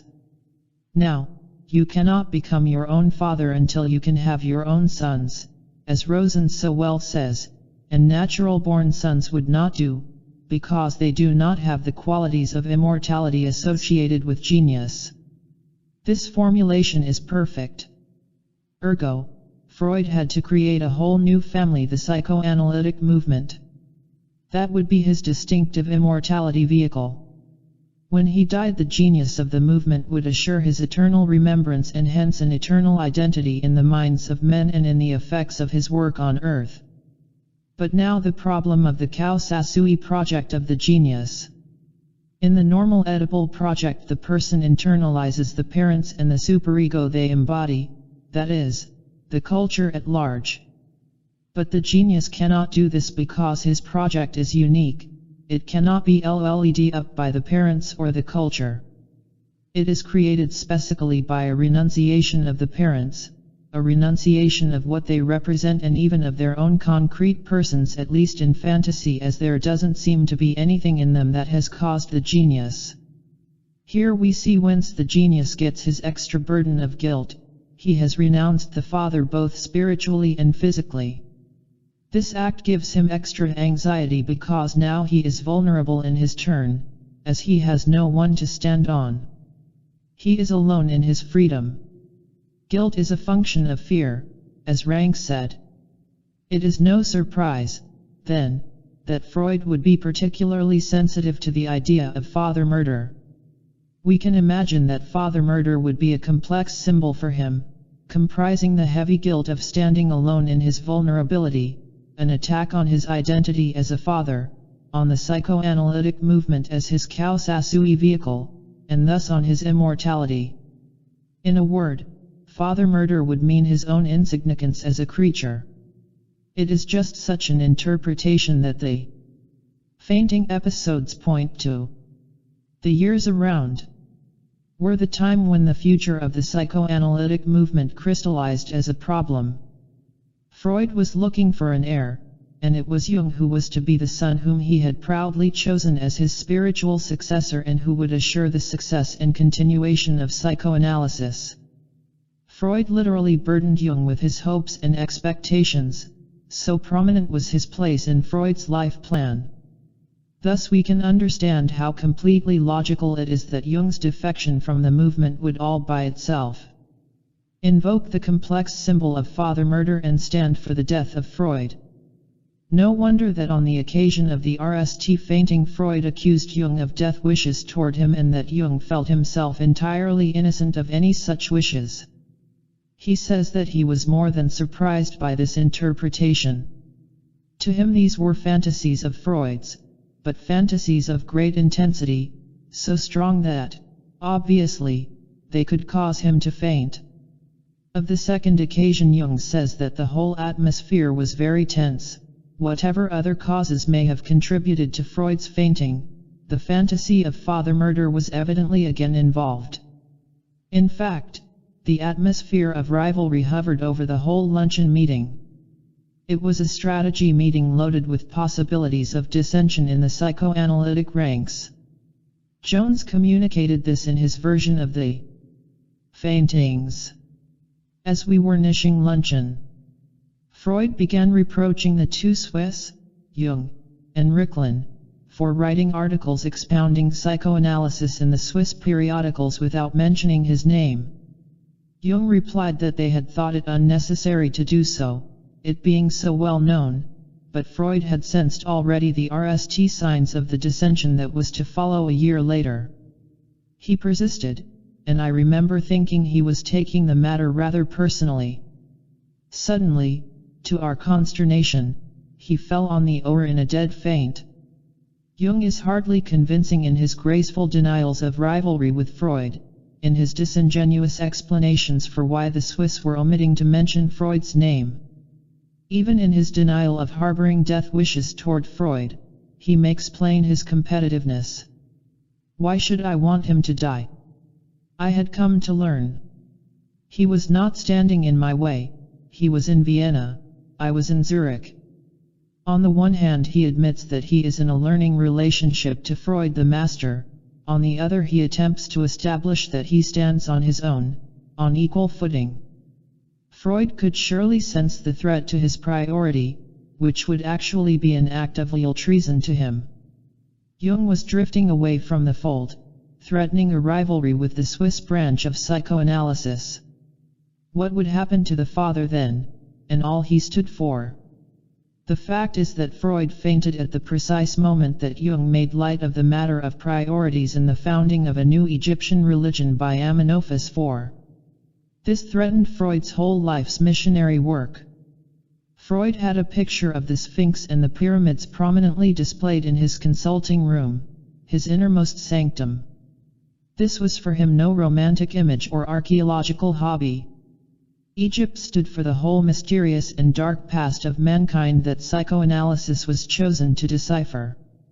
There is, Rosen says, a direct association between 20th century psychoanalysis and ancient Egyptology, between Amenophis scratching out his father's name on the steels and Jung's doing the same from Zurich. Jung was attacking Freud's immortality. But this attack was in Freud's eyes and not necessarily in Jung's. That he talked on about the peat bog corpses at the time of the RST fainting could well wreak existential anxieties, pure and simple. Jung was fascinated by the idea of death.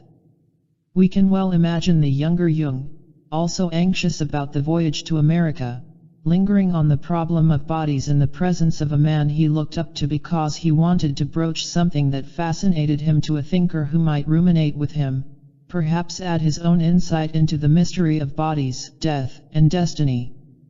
On the other hand, Erich Fromm, who is hardly a fan of Jung's, has diagnosed him as a necrophilous character.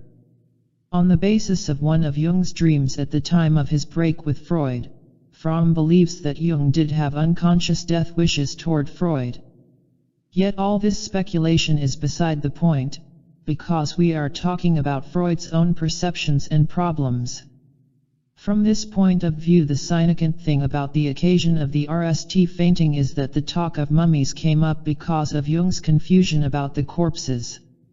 Freud's anxieties on both occasions are thereby tied to the same subjects of Egypt and the effacing of the father. Also, it is important to note that on this historic voyage Jung had been invited for his own work and not necessarily because of his connection with Freud. He was literally and openly a competitor. We get even further inside the problem of Freud's perceptions when we look at his own attempts to understand what had happened to him. Jones tells a somewhat different story of the occasion of the RST fainting than did Jung. Jones says that what characterized the meeting was that Freud, after some argument, persuaded Jung to drink wine during the luncheon party and so broke Jung's fanatical abstinence. It was just after that Freud fell down in a faint. At the later meeting, a similar thing happened. There had been some strain between Jung and Freud, and after a good fatherly lecture Jung became extremely contrite, accepted all the criticisms of Freud, and promised to reform. Freud was in very high spirits, having won Jung round again. Jones concludes that what characterized both meetings was that Freud had won a victory over Jung. What relationship does victory have to fainting? Only with the genius of Freud's own theory can such a relationship be meaningfully explained. As we saw in Chapter 4, it was Freud who discovered the idea of being wrecked by success, that when a person achieves the truly superlative, it is often felt as an intolerable burden because it means that he has won out in competition with the Father, having excelled him. No wonder, then, that when Freud himself later analyzed the fainting attacks, he could lean on his own discovery with a probing and ruthless honesty. He explained that as a child he had often wished the death of his baby brother Julius, and when Julius did die when Freud was a year and 7 months old, it left Freud with a terrible sense of guilt.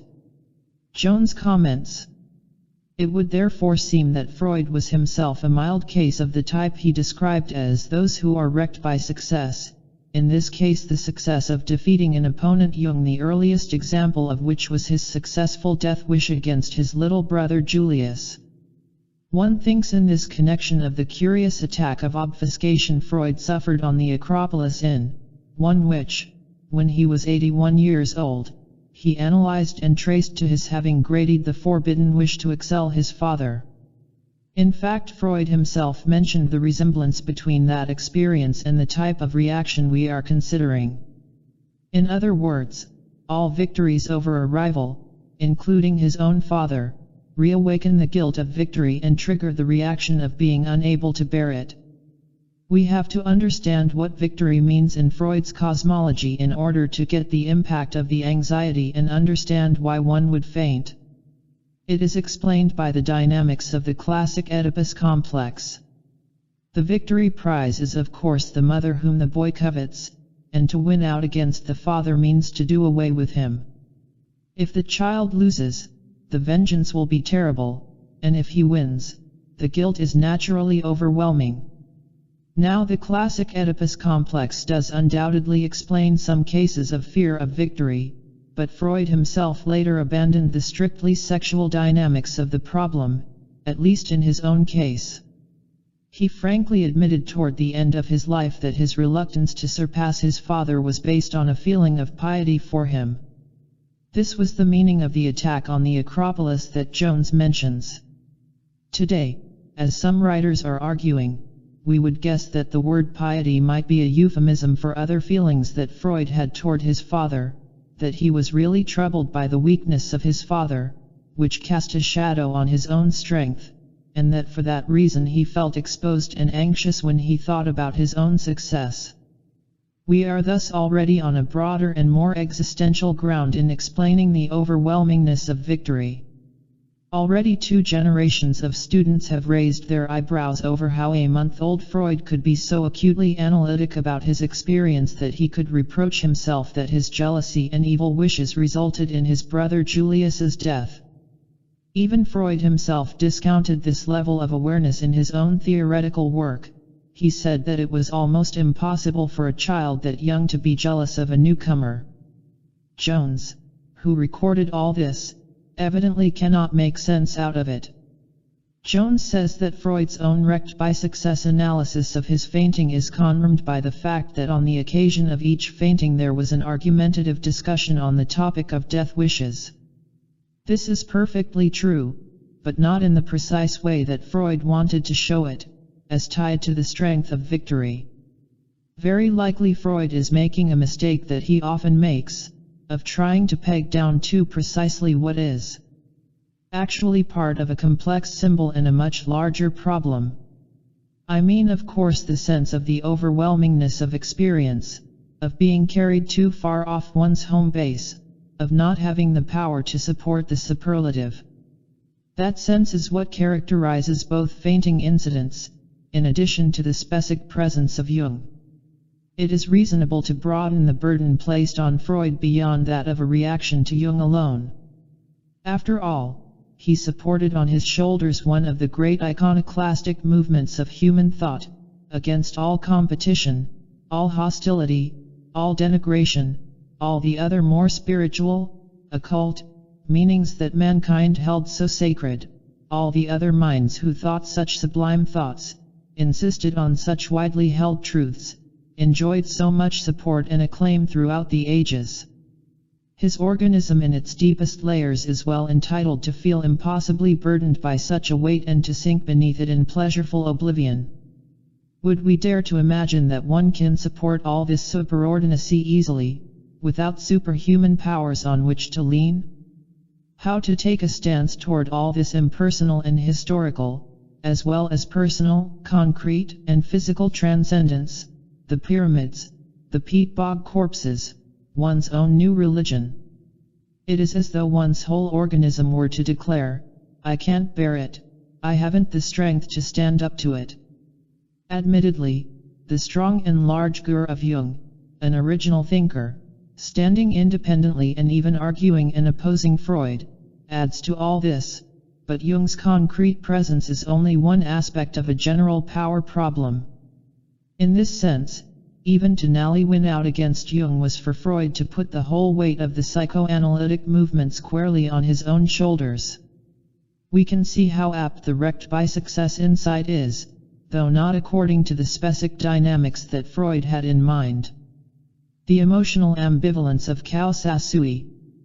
The crux of our whole discussion is contained in one confession of Freud's to Karl Abraham, that helplessness was one of the 2 things that he always hated most. The other was poverty because it means helplessness. Freud hated helplessness and fought against it, and the emotional feeling of utter helplessness in the face of experience was too much for him to stand. It gave full play to the underside of dependency that he tried to control. This kind of continued self-shaping by a man thrust into Freud's leadership position must have consumed enormous amounts of energy. No wonder that, as Freud was coming to after his second fainting, he was heard to say, "How sweet it must be to die." And there is no reason to doubt Jung's report of the occasion, which is all of a piece. As I was carrying him, he half came to, and I shall never forget the look he cast at me as if I were his father.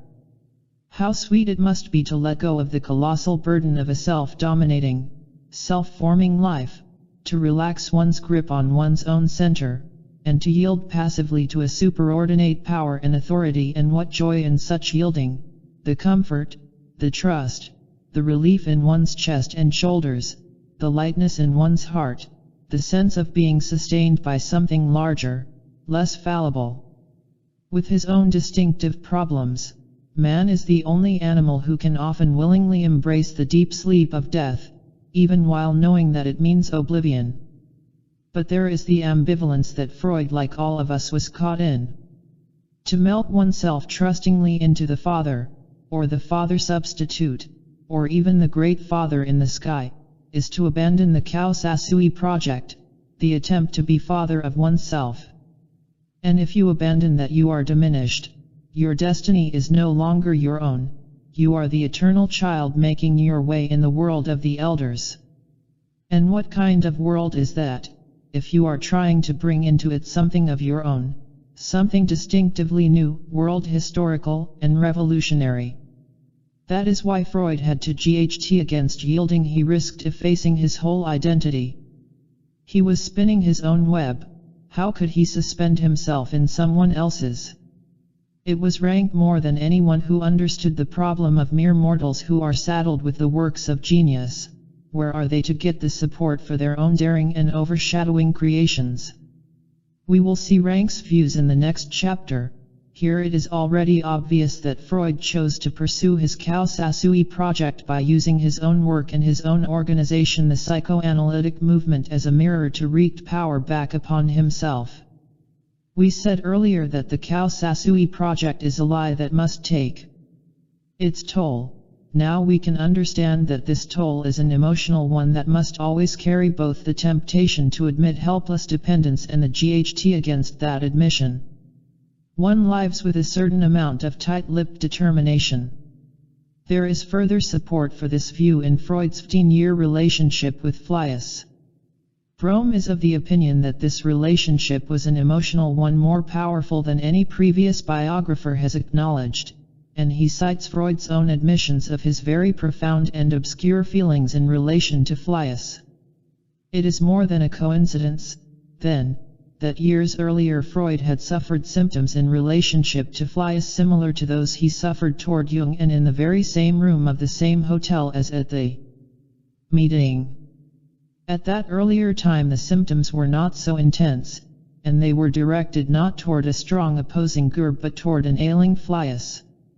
When Freud analyzed this, he said that there is some piece of unruly homosexual feeling at the root of the matter. Jones reports that Freud several times remarked on the feminine side of his nature.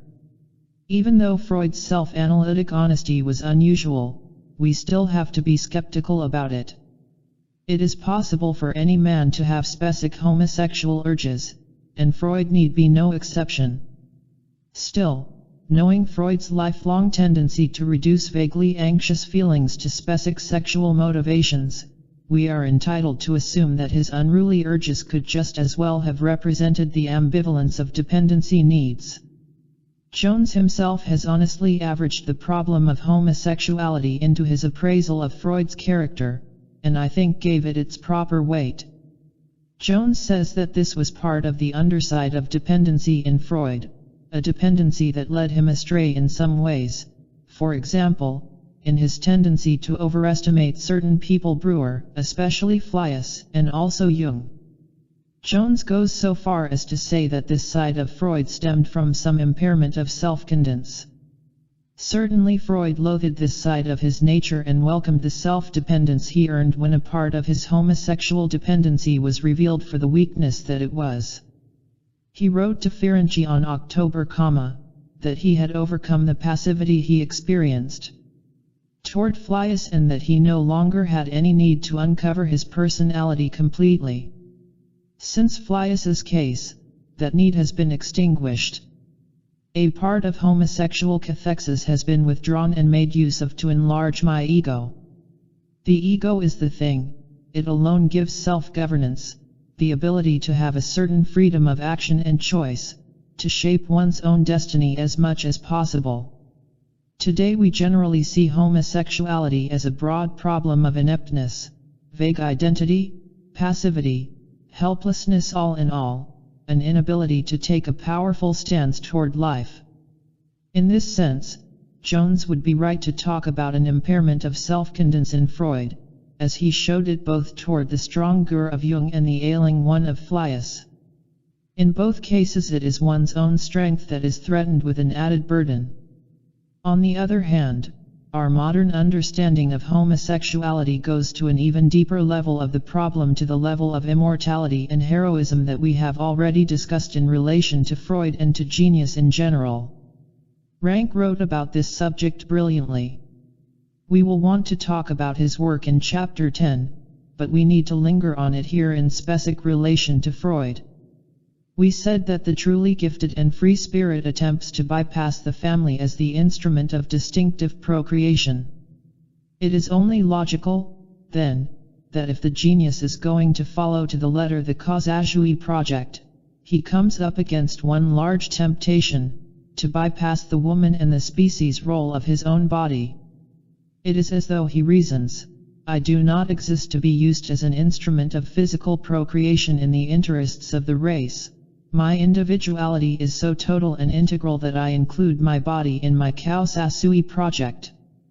And so, the genius can try to procreate himself spiritually through a linkage with gifted young men, to create them in his own image, and to pass the spirit of his genius on to them. It is as though he were to try to duplicate himself exactly, spirit and body. After all, anything that detracts from the freeite of one's spiritual talent must seem debasing. The woman is already a threat to the man in his physicalness. It is only a small step to bypass sexual intercourse with her. In that way one keeps one's carefully girded center from dispersing and being undermined by ambiguous meanings. Most men are content to keep their meanings RMLY in hand by refraining from extramarital indelity, but one can narcissistically harbor his meanings even more by refraining from heterosexual indelity, so to speak. From this point of view, when Freud talked about the feminine side of his nature, he could just as well have been speaking from the strength of his ego rather than its weakness, from his own single-minded determination to engineer his own immortality. It is common knowledge that sexual relations between Freud and his wife came to an end around the age of 41 and that he was strictly monogamous so far as we know. This behavior would be all of a piece with his Causagioi project, the narcissistic self-fination that denies dependency on the female body and on one's species' given role and the control and harboring of the power and meaning of one's individuality.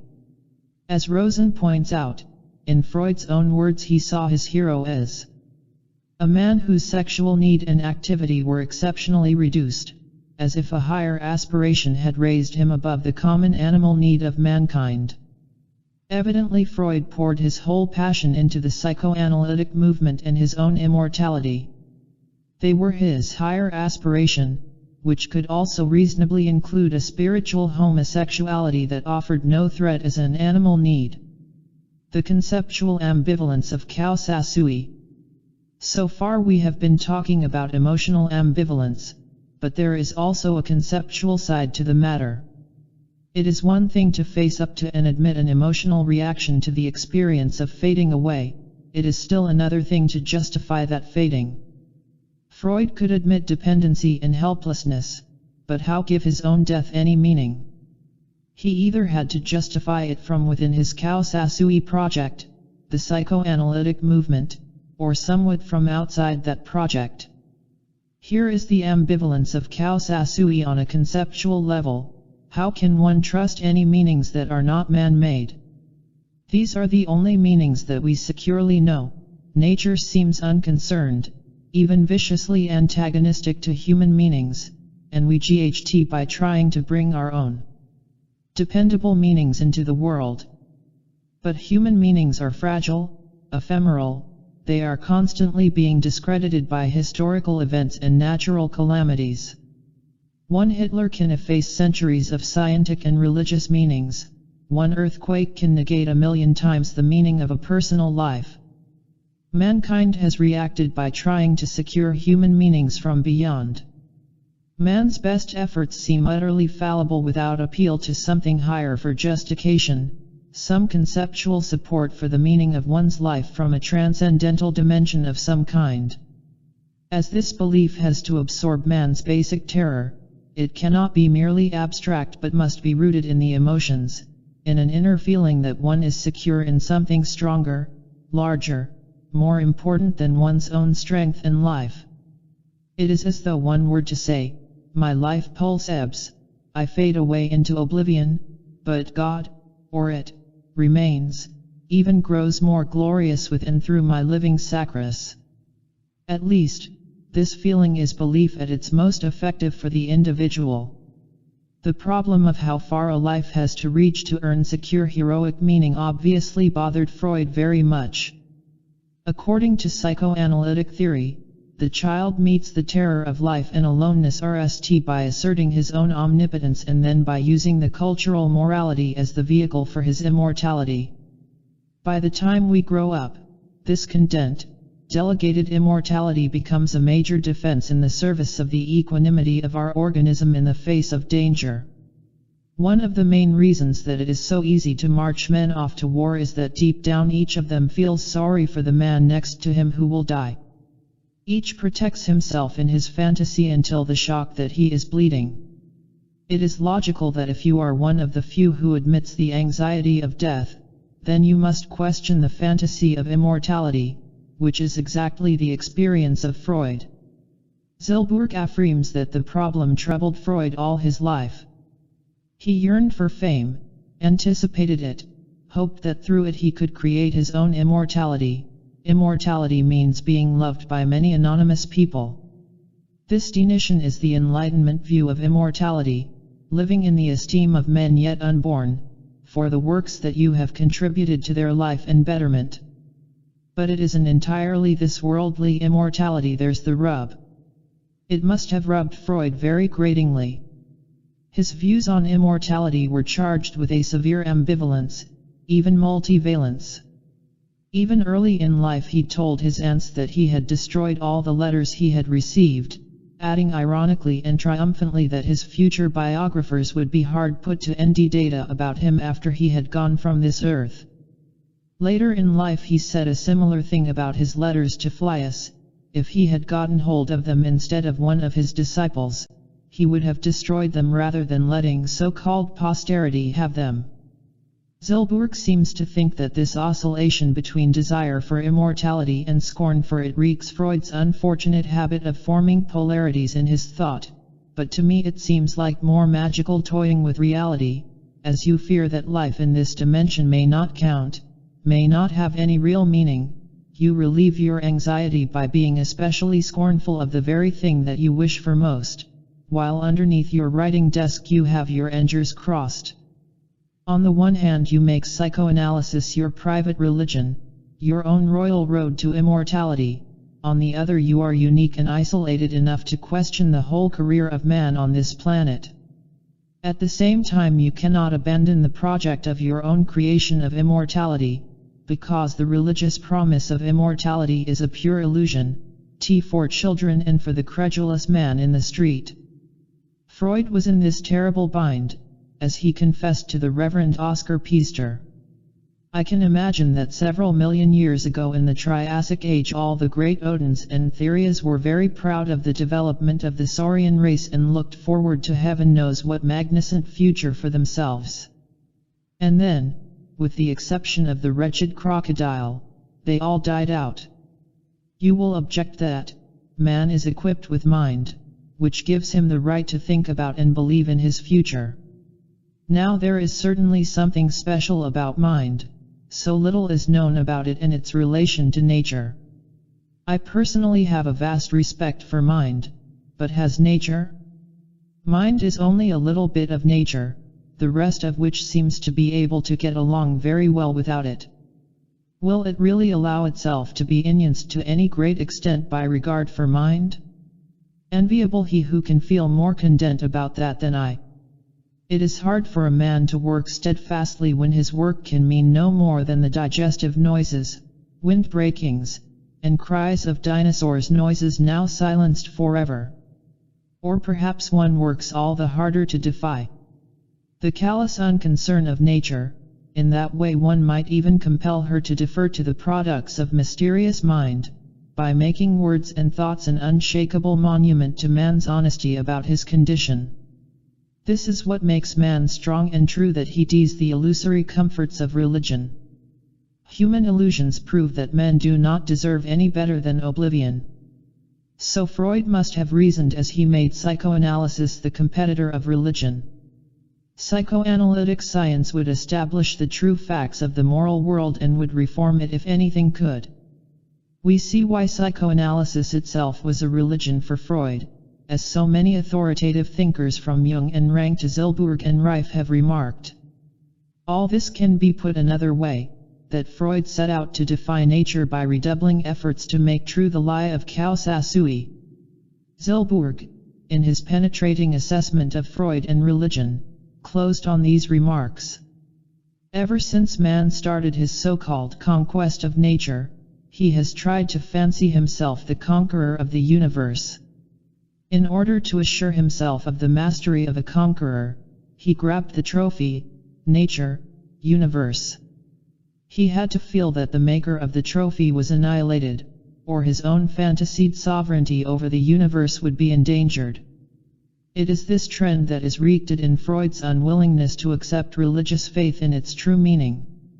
It is no surprise, therefore, to envy that in the eld of human psychology a man, no matter how great a man like Freud, had constantly before him the vision of a man who is always unhappy, helpless, anxious, bitter, looking into nothingness with fright, and turning away from so-called posterity in anticipatory disgust. Zilberg says that Freud was driven into a rigid, almost solipsistic intellectual attitude by his need to rid himself of any suspicion of intellectual dependence on others or spiritual dependence on a personal God. The lie of Kausasui becomes especially driven because of what one will not or cannot acknowledge. Then the very truth with which one seeks to defy nature suffers. Jung, who would agree with Zilberg, offers what to me seems the briefest and most apt summary of Freud's characterological life problem. Freud never asked himself why he was compelled to talk continually of sex, why this idea had taken such possession of him.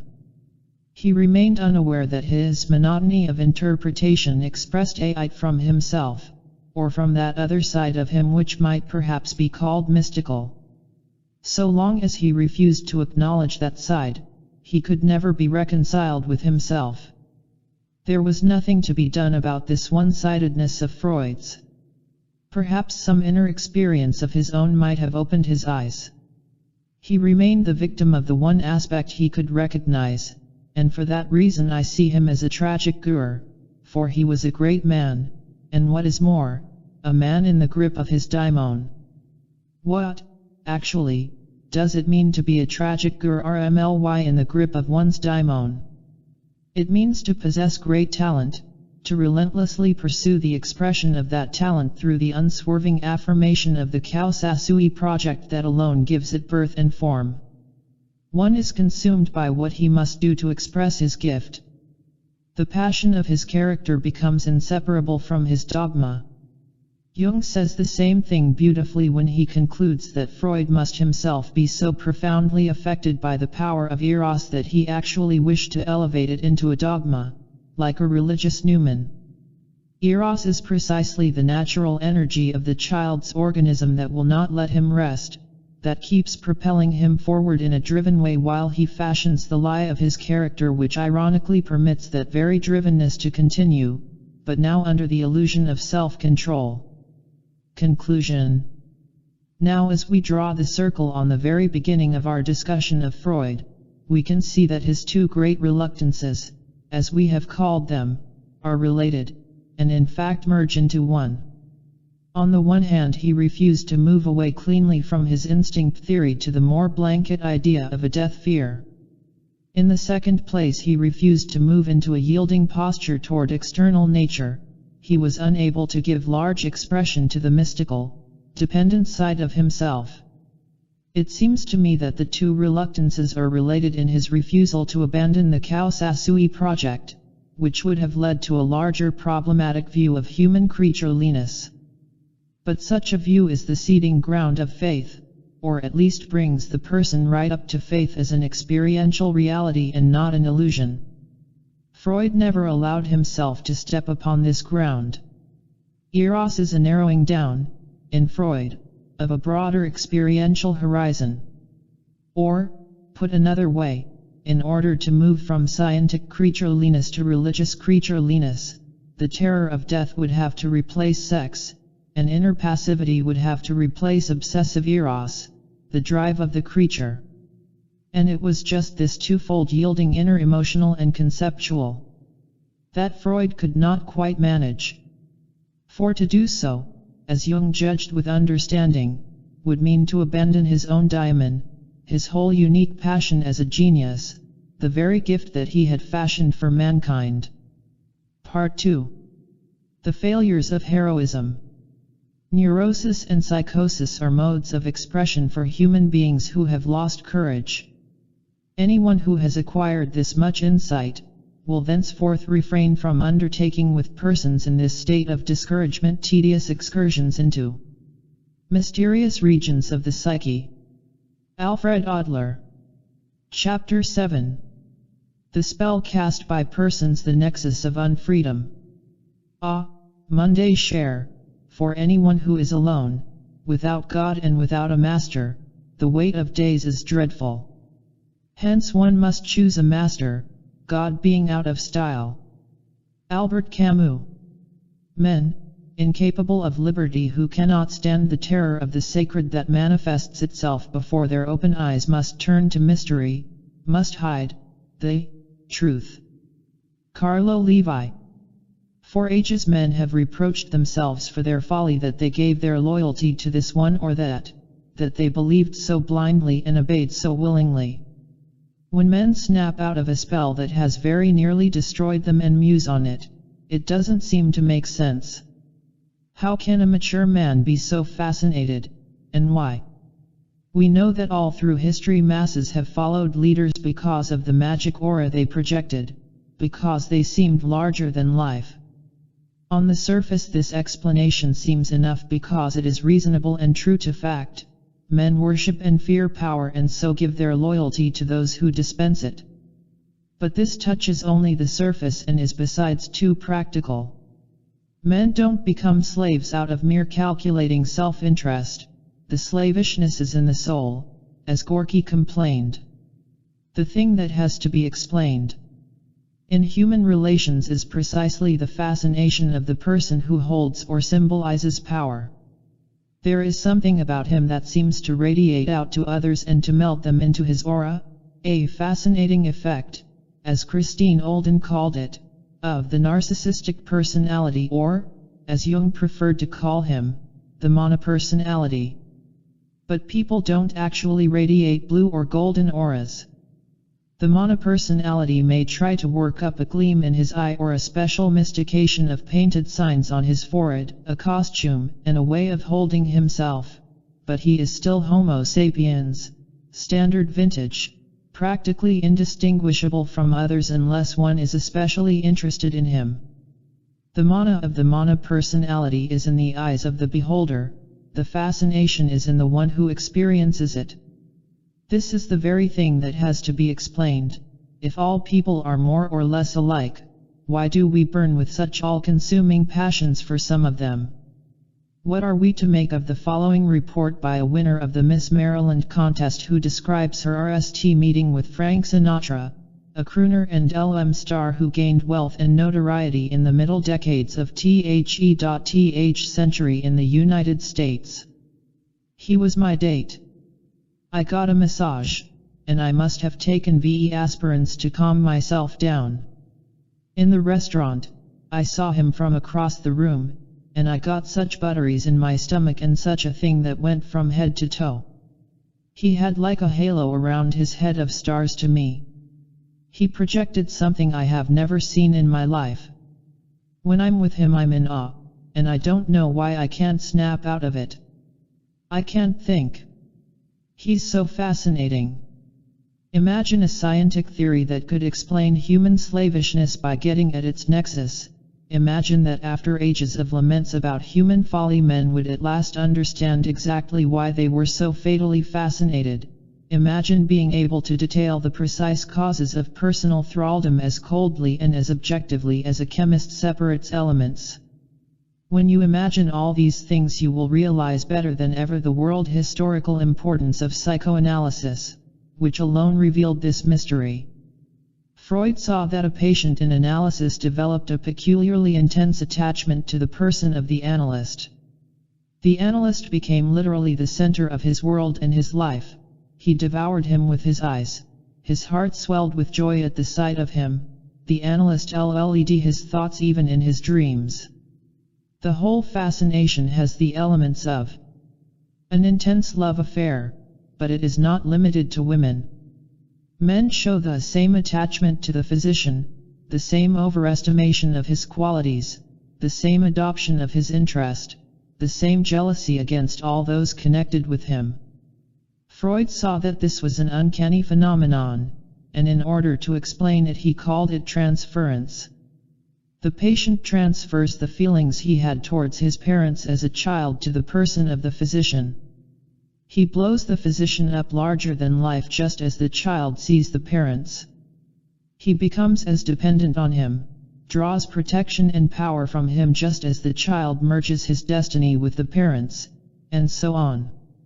In the transference we see the grown person as a child at heart. A child who distorts the world to relieve his helplessness and fears, who sees things as he wishes them to be for his own safety, who acts automatically and uncritically, just as he did in the pre-Oedipal period. Freud saw that transference was just another form of the basic human suggestibility that makes hypnosis possible. It was the same passive surrender to superior power. And in this lay its real uncanniness. What, after all, is more mysterious than hypnosis? The sight of adults falling into instant stupors and obeying like automatons the commands of a stranger. It seems like some truly supernatural power at work, as if some person really did possess a mana that could enmesh others in a spell. However, it seemed that way only because man ignored the slavishness in his own soul. He wanted to believe that if he lost his will it was because of someone else. He wouldn't admit that this loss of will was something that he himself carried around as a secret yearning, a readiness to respond to someone's voice and the snap of his fingers. Hypnosis was a mystery only as long as man did not admit his own unconscious motives. It baffled us because we denied what was basic in our nature. Perhaps we could even say that men were all too willingly misled by hypnosis because they had to deny the big lie upon which their whole conscious lives were based, the lie of self-sufficiency, of free self-determination, of independent judgment and choice. The continuing vogue of vampire movies may be a clue to how close to the surface our repressed fears are, the anxiety of losing control, of coming completely under someone's spell, of not really being in command of ourselves. One intense look, one mysterious song, and our lives may be lost forever. All this was brought out beautifully by Ferenczi in a basic essay that has not been much improved upon in a half-century of psychoanalytic work. Ferenczi pointed out how important it was for the hypnotist to be an imposing person, of high social rank, with a self-condemned manner. When he gave his commands the patient would sometimes go under as if struck by a coup de foudre. There was nothing to do but obey, as by his imposing, authoritarian guru the hypnotist took the place of the parents. He knew just those ways of frightening and being tender, the efficacy of which has been proved for thousands of years in the relations of parent to child. We see the same technique used by revivalists as they alternatingly harangue their audiences with a shrieking voice and then immediately soothe them with a soft one. With a heart-rending scream of agony and ecstasy one throws himself at the revivalist's feet to be saved. As the highest ambition of the child is to obey the all-powerful parent, to believe in him, and to imitate him, what is more natural than an instant, imaginary return to childhood via the hypnotic trance? The explanation of the ease of hypnosis, said Ferenczi, is that in our innermost soul we are still children, and we remain so throughout life. And so, in one theoretical sweep, Ferenczi could destroy the mystery of hypnosis by showing that the subject carries in himself the predisposition to it. There is no such thing as a hypnotizing, a giving of ideas in the sense of psychical incorporating of something quite foreign from without, but only procedures that are able to set going unconscious, pre-existing, autosuggestive mechanisms. According to this conception, the application of suggestion and hypnosis consists in the deliberate establishment of conditions under which the tendency to blind belief and uncritical obedience present in everyone, but usually kept repressed, may unconsciously be transferred to the person hypnotizing or suggesting. I am lingering on Ferenczi's unlocking of the secret of hypnosis for a very important reason. By discovering a universal predisposition at the heart of man, Freudian psychology itself gained the key to a universal underlying historical psychology. As not everyone undergoes formal hypnosis, most people can hide and disguise their inner urge to merge themselves with powers. But the predisposition to hypnosis is the same one that gives rise to transference, and no one is immune to that. No one can argue away the manifestations of transference in everyday human affairs. It is not visible on the surface. Adults walk around looking quite independent. They play the role of parent themselves and seem quite grown up, and so they are. They couldn't function if they still carried with them the childhood feeling of awe for their parents, the tendency to obey them automatically and uncritically. But, says Ferenczi, although these things normally disappear, the need to be subject to someone remains. Only the part of the father is transferred to teachers, superiors, impressive personalities. The submissive loyalty to rulers that is so widespread is also a transference of this sort. Freud's great work on group psychology, with a theoretical background that unlocked the problem of hypnosis and that discovered the universal mechanism of the transference, Freud was almost obliged to provide the best insights ever into the psychology of leadership, and so he wrote his great work Group Psychology and the Analysis of the Ego, a book of fewer than pages that in my opinion is probably the single most potentially liberating tract that has ever been fashioned by man. In his later years Freud wrote a few books that reacted personal and ideological preferences, but group psychology was a serious scientific work that consciously placed itself in a long tradition. Early theorists of group psychology had tried to explain why men were so sheep-like when they functioned in groups. They developed ideas like mental contagion and herd instinct, which became very popular. But as Freud was quick to see, these ideas never really did explain what men did with their judgment and common sense when they got caught up in groups. Freud saw right away what they did with it. They simply became dependent children again, blindly following the inner voice of their parents, which now came to them under the hypnotic spell of the leader. They abandoned their egos to his, identified with his power, tried to function with him as an ideal. It is not so much that man is a herd animal, said Freud, but that he is a horde animal led by a chief. It is this alone that can explain the uncanny and coercive characteristics of group formations.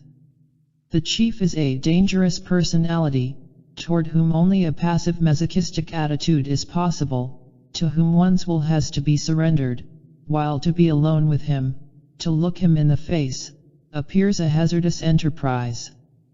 This alone, says Freud, explains the paralysis that exists in the link between a person with inferior power to one of superior power. Man has an extreme passion for authority and wishes to be governed by unrestricted force. It is this trait that the leader hypnotically embodies in his own masterful person. Or as Fenichel later put it, people have a longing for being hypnotized precisely because they want to get back to the magical protection, the participation in omnipotence, the oceanic feeling that they enjoyed when they were loved and protected by their parents. And so, as Freud argues, it is not that groups bring out anything new in people, it is just that they satisfy the deep-seated erotic longings that people constantly carry around unconsciously. For Freud, this was the life force that held groups together. It functioned as a kind of psychic cement that locked people into mutual and mindless interdependence, the magnetic powers of the leader, reciprocated by the guilty delegation of everyone's will to him. No one who honestly remembers how hazardous it could be to look certain people in the face or how blissful to bask trustingly in the glow of another's power can accuse Freud of psychoanalytic rhetoric.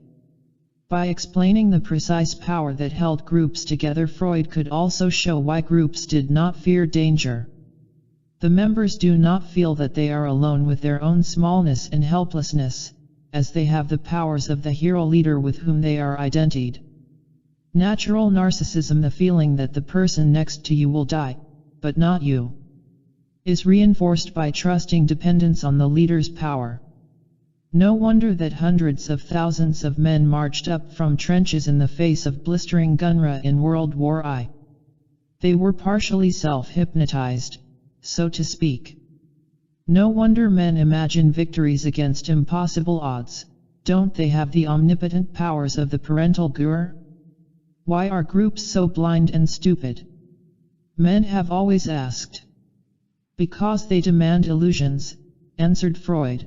They constantly give what is unreal precedence over what is real. And we know why.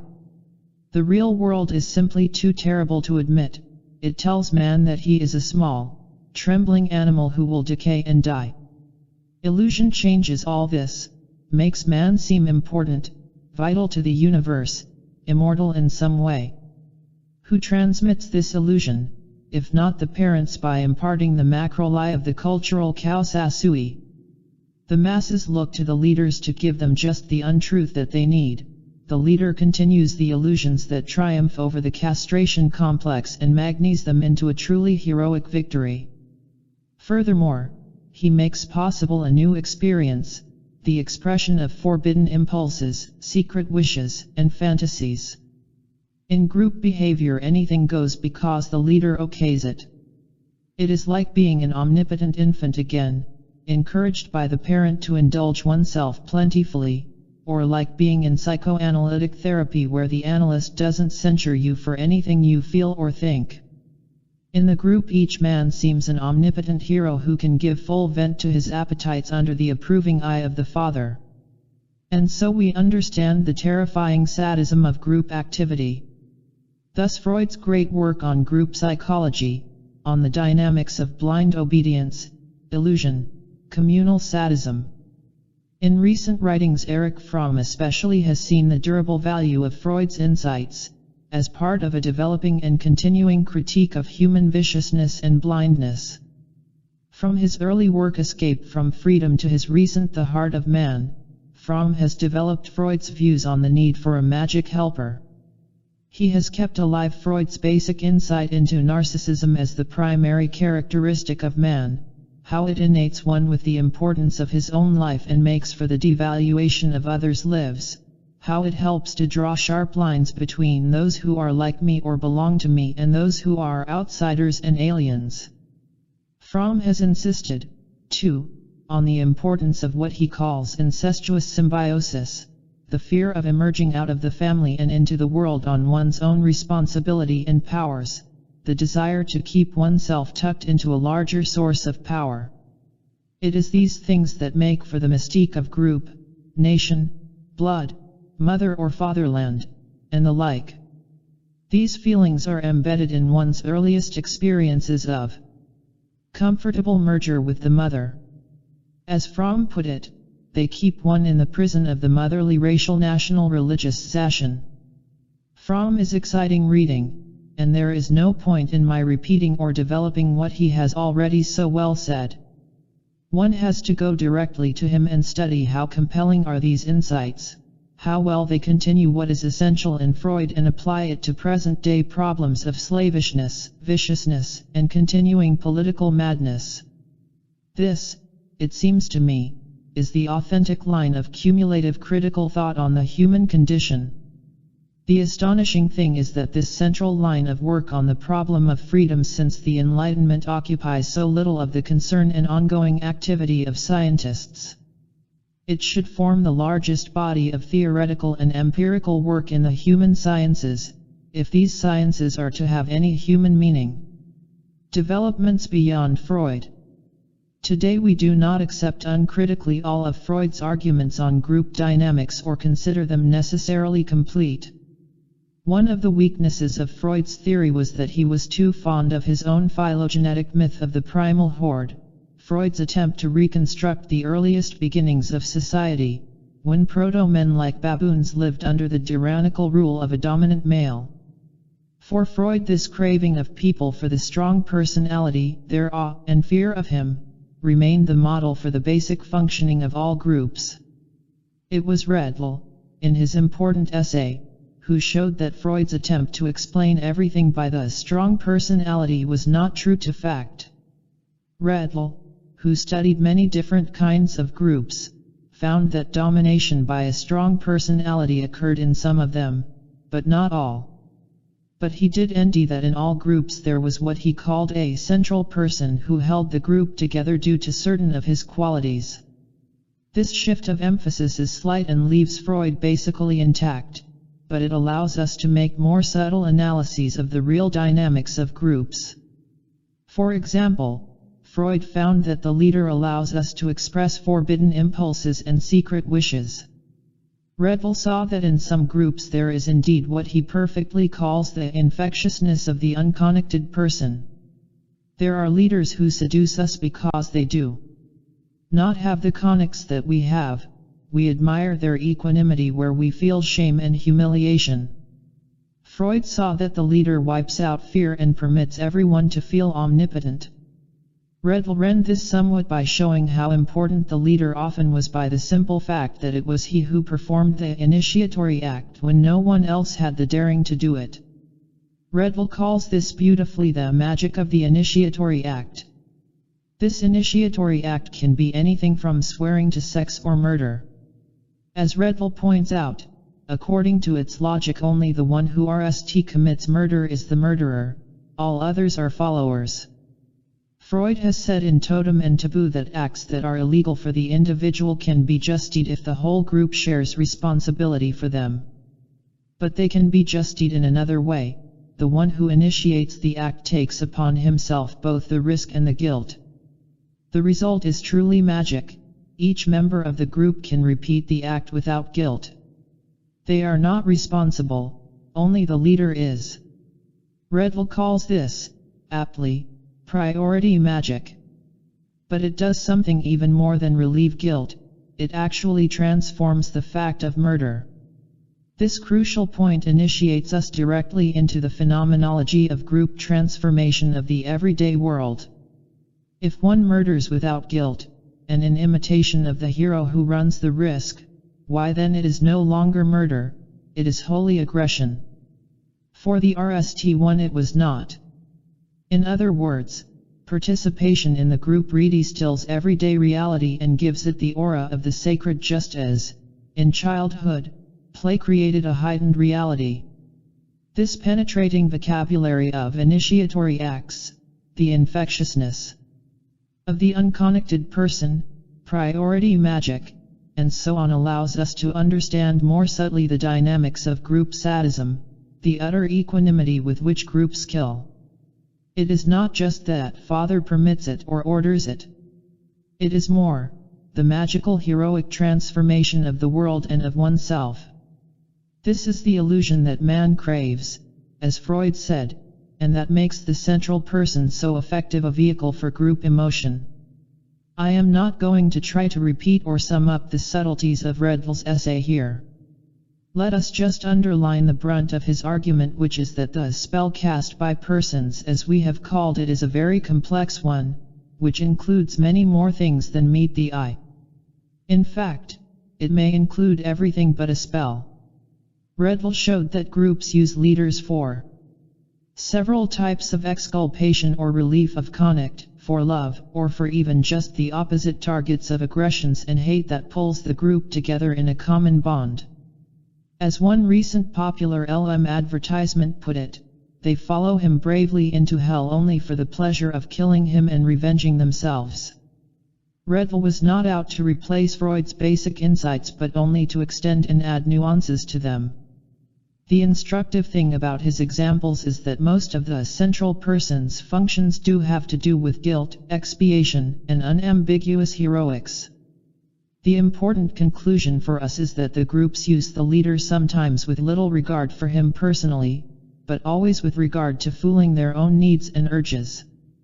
W.R. Byon, in an important recent papa, extended this line of thought even further from Freud, arguing that the leader is as much a creature of the group as they of him and that he loses his individual distinctiveness by being a leader, as they do by being followers. He has no more freedom to be himself than any other member of the group, precisely because he has to be a reax of their assumptions in order to qualify for leadership in the RST place. All of which leads us to muse wistfully on how unheroic is the average man, even when he follows heroes. He simply loads them up with his own baggage, he follows them with reservations, with a dishonest heart. The noted psychoanalyst Paul Schilder had already observed that man goes into the hypnotic trance itself with reservations. He said penetratingly that it was this fact that deprived hypnosis of the profound seriousness which distinguishes every truly great passion. And so he called it timid because it lacked the great, free, unconditional surrender. I think this characterization is beautifully apt to describe the timid heroisms of group behavior. There is nothing free or manly about them. Even when one merges his ego with the authoritarian father, the spell is in his own narrow interests. People use their leaders almost as an excuse. When they give in to the leader's commands, they can always reserve the feeling that these commands are alien to them, that they are the leader's responsibility, that the terrible acts they are committing are in his name and not theirs. This, then, is another thing that makes people feel so guiltless, as Conetti points out. They can imagine themselves as temporary victims of the leader. The more they give in to his spell, and the more terrible the crimes they commit, the more they can feel that the wrongs are not natural to them. It is all so neat, this usage of the leader. It reminds us of James Fraser's discovery that in the remote past tribes often used their kings as scapegoats who, when they no longer served the people's needs, were put to death. These are the many ways in which men can play the hero, all the while that they are avoiding responsibility for their own acts in a cowardly way. Very few people, for example, have been impressed with the recent heroics of the Manson family. When we look at them in the light of the group dynamics we have been discussing, we can understand better why we are shocked not only by the gratuitous murders they committed, but by something more. When people try for heroics from the position of willing slavishness, there is nothing to admire. It is all so automatic, predictable, pathetic. Here was a group of young men and women who had identified with Charles Manson and who lived in masochistic submission to him. They gave him their total devotion and looked upon him as a human god of some kind. In fact, he led the description of Freud's primal father. He was authoritarian, very demanding of his followers, and a great believer in discipline. His eyes were intense, and for those who came under his spell there is no doubt that he projected a hypnotic aura. He was a very self-assured guru. He even had his own truth, his megalomaniac vision for taking over the world. To his followers his vision seemed like a heroic mission in which they were privileged to participate. He had convinced them that only by following out his plan could they be saved. The family was very close, sexual inhibitions were non-existent, and members had free access to each other. They even used sex freely for the purpose of attracting outsiders into the family. It seems obvious from all this that Manson combined the fascinating effect of the narcissistic personality with the infectiousness of the unconnected personality. Everyone could freely drop his repressions under Manson's example and command, not only in sex but in murder. The members of the family didn't seem to show any remorse, guilt, or shame for their crimes. People were astonished by this ostensible lack of human feeling. But from the dynamics that we have been surveying, we are faced with the even more astonishing conclusion that homicidal communities like the Manson family are not really devoid of basic humanness. What makes them so terrible is that they exaggerate the dispositions present in us all. Why should they feel guilt or remorse? The leader takes responsibility for the destructive act, and those who destroy on his command are no longer murderers, but holy heroes. They crave to serve in the powerful aura that he projects and to carry out the illusion that he provides them, an illusion that allows them to heroically transform the world. Under his hypnotic spell and with the full force of their own urges for heroic self-expansion, they need have no fear, they can kill with equanimity. In fact, they seemed to feel that they were doing their victims a favor, which seems to mean that they sanctified them by including them in their own holy mission. As we have learned from the anthropological literature, the victim who is sacrificed becomes a holy offering to the gods, to nature, or to fate.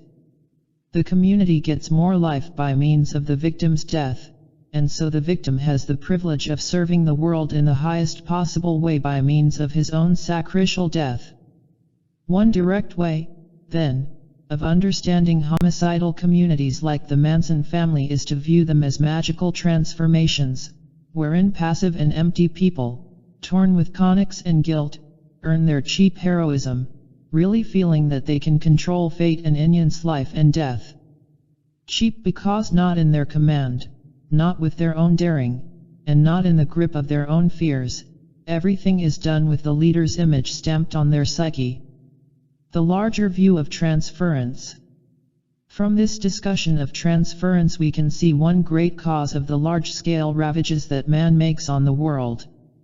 He is not just a naturally and lustily destructive animal who lays waste around him because he feels omnipotent and impregnable. Rather, he is a trembling animal who pulls the world down around his shoulders as he clutches for protection and support and tries to affirm in a cowardly way his feeble powers. The qualities of the leader, then, and the problems of people tie together in a natural symbiosis. I have lingered on a few remnants of group psychology to show that the powers of the leader stem from what he can do for people, beyond the magic that he himself possesses. People project their problems onto him, which gives him his role and stature. Leaders need followers as much as they are needed by them. The leader projects onto his followers his own inability to stand alone, his own fear of isolation. We must say that if there were no natural leaders possessing the magic of charisma, men would have to invent them, just as leaders must create followers if there are none available. If we accent this natural symbiotic side of the problem of transference, we come into the broadest understanding of it, which forms the main part of the discussion I now want to dwell on. Freud had already revealed as much about the problems of followers as about the magnetism of the leader, when he taught us about the longing for transference and what it accomplished. But just here, trouble lies. As always, he showed us where to look but focused down too narrowly. He had a conception, as Wollstonecraft succinctly put it, of why man got into trouble, and his explanations of trouble almost always came to rest on the sexual motive. The fact that people were so prone to suggestibility in hypnosis was for him proof that it depended on sexuality. The transference attraction that we feel for people is merely a manifestation of the earliest attractions that the child felt for those around him, but now this purely sexual attraction is so buried in the unconscious that we don't realize what really motivates our fascinations. In Freud's unmistakable words, we have to conclude that all the feelings of sympathy, friendship, trust, and so forth which we expend in life are genetically connected with sexuality and have developed out of purely sexual desires by an enfeebling of their sexual aim, however pure and non-sensual they may appear in the forms they take on to our conscious self-perception. To begin with, we knew none but sexual objects, psychoanalysis shows us that those persons whom in real life we merely respect or are fond of may be sexual objects to us in our unconscious minds still. We have already seen how this kind of reductionism to the sexual motive got psychoanalysis itself into trouble very early, and how it has taken a succession of thinkers of great stature to extricate psychoanalysis from this obsession of Freud's. But in his later work, Freud himself was not too troubled by his obsession when it came to explaining some things more broadly. The same holds true for his narrow sexual emphasis on transference surrender. He said that the fact that transference could lead to complete subjection was for him unmistakable proof of its erotic character. But in his later work, when he accented more and more the terror of the human condition, he talked of the child's longing for a powerful father as a protection against strange superior powers, as a consequence of human weakness and childish helplessness. Yet, this phrasing doesn't represent an absolute abandonment of his earlier explanations. For Freud, Eros covered not only specific sexual drives but also the child's longing for omnipotence, for the oceanic feeling that comes with a merger with the parental powers. With this kind of generalization, Freud could have both his broader and narrower views at the same time. This complicated mixture of specific error and correct generalization has made it a difficult and lengthy task for us to separate out what is true from what is false in psychoanalytic theory. But as we said earlier with rank, it seems fairly conclusive that if you accent the terrors of external nature as Freud did in his later work, then you are talking about the general human condition and no longer about specific erotic drives. We might say that the child would then seek merger with the parental omnipotence not out of desire but out of cowardice. And now we are on a wholly new terrain. The fact that transference could lead to complete subjection proves not its erotic character but something quite different, its truthful character, we might say. As Adler saw with complete clarity long before Freud's later work, transference is fundamentally a problem of courage. As we have learned conclusively from Rank and Brown, it is the immortality motive and not the sexual one that must bear the larger burden of our explanation of human passion. What does this crucial shift of emphasis mean for our understanding of transference? A truly fascinating and comprehensive view of the human condition. Transference as fetish control. If transference relates to cowardice, we can understand why it goes all the way back to childhood. It wreaks the whole of the child's attempts to create an environment that will give him safety and satisfaction. He learns to act and to perceive his environment in such a way that he banishes anxiety from it. But now the fatality of transference, when you set up your perception-action world to eliminate what is basic to it, anxiety, then you fundamentally falsify it. This is why psychoanalysts have always understood transference as a regressive phenomenon, uncritical, wishful, a matter of automatic control of one's world. Silverberg gives a classic psychoanalytic definition: transference indicates a need to exert complete control over external circumstances. In all its variety and multiplicity of manifestation, transference may be regarded as the enduring monument of man's profound rebellion against reality and his stubborn persistence in the ways of immaturity. For Erich Fromm, transference wreaks man's alienation. In order to overcome his sense of inner emptiness and impotence, man chooses an object onto whom he projects all his own human qualities, his love, intelligence, courage, etc. By submitting to this object, he feels in touch with his own qualities. He feels strong, wise, courageous, and secure. To lose the object means the danger of losing himself. This mechanism, idolatric worship of an object, based on the fact of the individual's alienation, is the central dynamism of transference, that which gives transference its strength and intensity. Jung's view was similar. Fascination with someone is basically a matter of always trying to deliver us into the power of a partner who seems compounded of all the qualities we have failed to realize in ourselves. And so was the Adlerian view. Transference is basically a maneuver or tactic by which the patient seeks to perpetuate his familiar mode of existence that depends on a continuing attempt to divest himself of power and place it in the hands of the other. I am citing these several authorities at length for two reasons: to show the general truth of their insights and also to be able, later on, to bring up the immense problems that these truths raise. Already we can see that transference is not a matter of unusual cowardice but rather of the basic problems of an organismic life, problems of power and control, the strength to oppose reality and keep it ordered for our own organismic expansion and fulfillment. What is more natural than choosing a person with whom to establish this dialogue with nature? Fromm uses the word idol, which is another way of talking about what is nearest at hand. This is how we understand the function of even the negative or hate transference. It helps us to X ourselves in the world, to create a target for our own feelings even though those feelings are destructive. We can establish our basic organismic footing with hate as well as by submission. In fact, hate enlivens us more, which is why we see more intense hate in the weaker ego states. The only thing is that hate, too, blows the other person up larger than he deserves.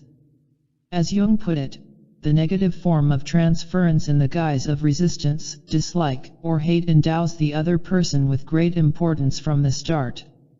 We need a concrete object for our control, and we get one in whatever way we can. In the absence of persons for our dialogue of control, we can even use our own body as a transference object, as Zass has shown. The pains we feel, the illnesses that are real or imaginary, give us something to relate to, keep us from slipping out of the world, from bogging down in the desperation of complete loneliness and emptiness. In a word, illness is an object. We transfer to our own body as if it were a friend on whom we can lean for strength or an enemy who threatens us with danger. At least it makes us feel real and gives us a little purchase on our fate. From all this we can already draw one important conclusion, that transference is a form of fetishism, a form of narrow control that anchors our own problems.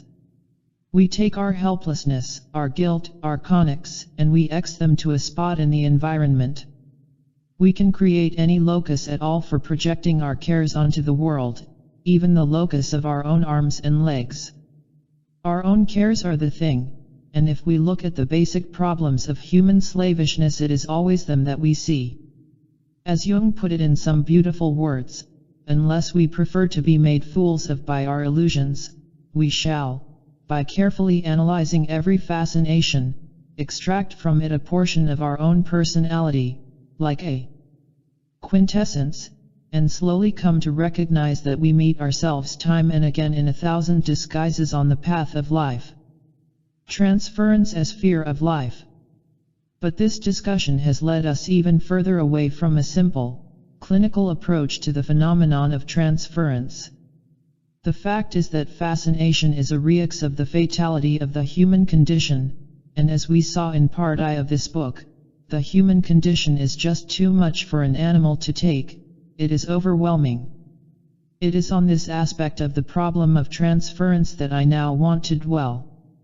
Of all the thinkers who have understood it, none has written with greater breadth and depth on the meanings of the transference than Rank. We have seen in several different contexts how Rank's system of thought rests on the fact of human fear, the fear of life and death. Here I want to accent how global or total this fear is. As William James said, with his unfailing directness, fear is fear of the universe. It is the fear of childhood, the fear of emerging into the universe, of realizing one's own independent individuality, one's own living and experiencing. As Rank said, the adult may have fear of death or fear of sex, the child has a fear of life itself. This idea has been given wide currency by Fromm in several books, as the fear of freedom. Schachtel put it well in speaking of the fear of emerging out of embeddedness. This is how we understand the incestuousness of the symbiosis with the mother and the family. The person remains tucked into a protective womb, so to speak. It is what Rank meant when he talked about the trauma of birth as being the paradigm for all other traumas of emergence. It is logical. If the universe is fundamentally and globally terrifying to the natural perceptions of the young human animal, how can he dare to emerge into it with condence? Only by relieving it of its terror. This is how we can understand the essence of transference, as a taming of terror. Realistically, the universe contains overwhelming power. Beyond ourselves we sense chaos. We can't really do much about this unbelievable power, except for one thing: we can endow certain persons with it. The child takes natural awe and terror and focuses them on individual beings, which allows him to empty the power and the horror all in one place instead of diffused throughout a chaotic universe. Mirabile. The transference object, being endowed with the transcendent powers of the universe, now has in himself the power to control, order, and combat them. In Rank's words, the transference object comes to represent for the individual the great biological forces of nature, to which the ego binds itself emotionally and which then form the essence of the human and his fate. By this means, the child can control his fate. As ultimately power means power over life and death, the child can now safely emerge in relation to the transference object. The object becomes his locus of safe operation. All he has to do is conform to it in the ways that he learns, conciliate it if it becomes terrible, use it serenely for automatic daily activities.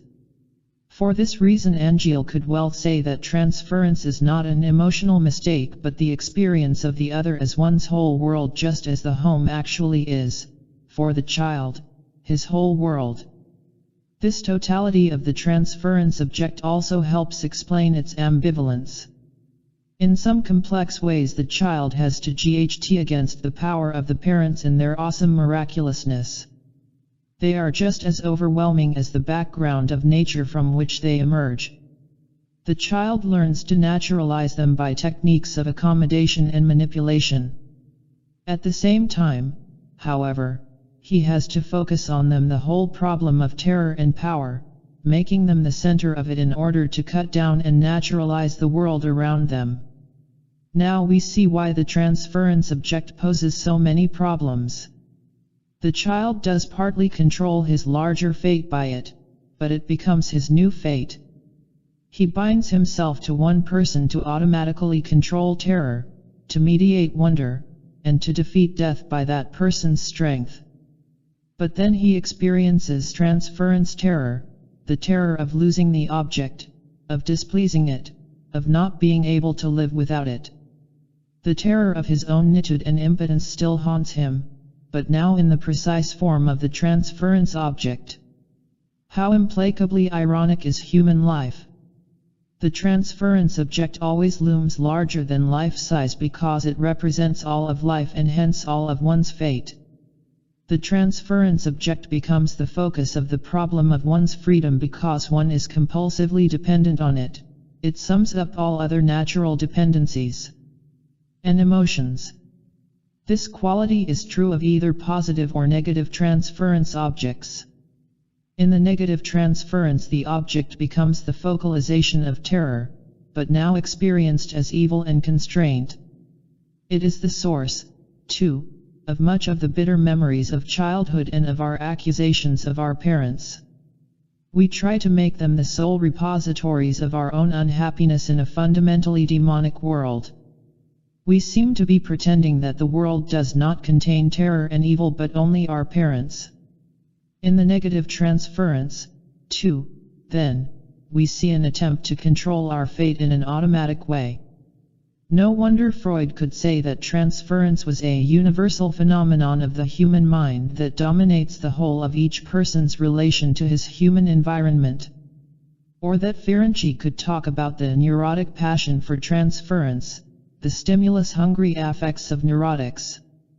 We don't have to talk only about neurotics but about the hunger and passion of everyone for a localized stimulus that takes the place of the whole world. We might better say that transference proves that everyone is neurotic, as it is a universal distortion of reality by the artificialization of it. It follows, of course, that the less ego power one has and the more fear, the stronger the transference. This explains the peculiar intensity of schizophrenic transference, the total and desperate focalization of horror and wonder in one person, and the abject surrender to him and complete worship of him in a kind of dazed, hypnotic way. Only to hear his voice or touch a piece of his clothing or be granted the privilege of kissing and licking his feet, that would be heaven itself. This is a logical fate for the utterly helpless person. The more you fear death and the emptier you are, the more you people your world with omnipotent fathergers, extra magical helpers. The schizophrenic transference helps us to understand how naturally we remain glued to the object even in normal transference. All the power to cure the diseases of life, the ills of the world, are present in the transference object. How can we not be under its spell? Remember, we said the transference did not prove eroticism, as Freud earlier thought, but actually a certain truthfulness about the terror of man's condition. The schizophrenic's extreme transference helps us to understand this statement too. After all, one of the reasons that his world is so terrifying is that he sees it in many ways unblurred by repression. And so he sees, too, the human transference object in all of its awe and splendor, something we talked about in an early chapter. The human face is really an awesome primary miracle. It naturally paralyzes you by its splendor if you give into it as the fantastic thing it is. But mostly we repress this miraculousness so that we can function with equanimity and can use faces and bodies for our own routine purposes. We may remember that as children there were those we did not dare talk to, or even look at, hardly something that we could carry over into our adult lives without seriously crippling ourselves. But now we can point out, too, that this fear of looking the transference object full in the face is not necessarily what Freud said it was, the fear of the terrifying primal father. It is, rather, the fear of the reality of the intense focalization of natural wonder and power, the fear of being overwhelmed by the truth of the universe as it exists, as that truth is focused in one human face. But Freud is right about tyrannical fathers. The more terrifying the object, the stronger the transference, the more that the powerful object embodies in itself the natural power of the world, the more terrifying it can be, in reality, without any imagination on our part. Transference as fear of death. If fear of life is one aspect of transference, its companion fear is right at hand. As the growing child becomes aware of death, he has a twofold reason for taking shelter in the powers of the transference object. The castration complex makes the body an object of horror, and it is now the transference object who carries the weight of the abandoned Kaosasui project. The child uses him to assure his immortality. What is more natural? I can't resist quoting from another writing Gorky's famous sentiment on Tolstoy, because it sums up so well this aspect of transference: I am not bereft on this earth, so long as this old man is living on it. This comes from the depth of Gorky's emotion. It is not a simple wish or a comforting thought, it is more like a driving belief that the mystery and solidity of the transference object will give one shelter as long as he lives. This use of the transference object explains the urge to deification of the other, the constant placing of certain select persons on pedestals, the reading into them of extra powers. The more they have, the more rubs off on us. We participate in their immortality, and so we create immortals. As Harrington put it graphically, I am making a deeper impression on the cosmos because I know this famous person. When the ark sails, I will be on it. Man is always hungry, as Rank so well put it, for material for his own immortalization. Groups needed too, which explains the constant hunger for heroes. Every group, however small or great, has, as such, an individual impulse for eternalization, which manifests itself in the creation of and care for national, religious, and artistic heroes. The individual paves the way for this collective eternity impulse. This aspect of group psychology explains something that otherwise staggers our imagination. Have we been astonished by fantastic displays of grief on the part of whole peoples when one of their leaders dies? The uncontrolled emotional outpouring, the dazed masses standing huddled in the city squares sometimes for days on end, grown people groveling hysterically and tearing at themselves, being trampled in the surge toward the coffin or funeral pyre. How to make sense out of such a massive, neurotic vaudeville of despair?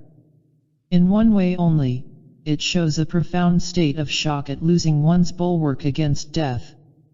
The people apprehend, at some dumb level of their personality, our locus of power to control life and death can himself die, therefore our own immortality is in doubt. All the tears and all the tearing is after all for oneself, not for the passing of a great soul but for one's own imminent passing. Immediately men begin to rename city streets, squares, airports with the name of the dead man.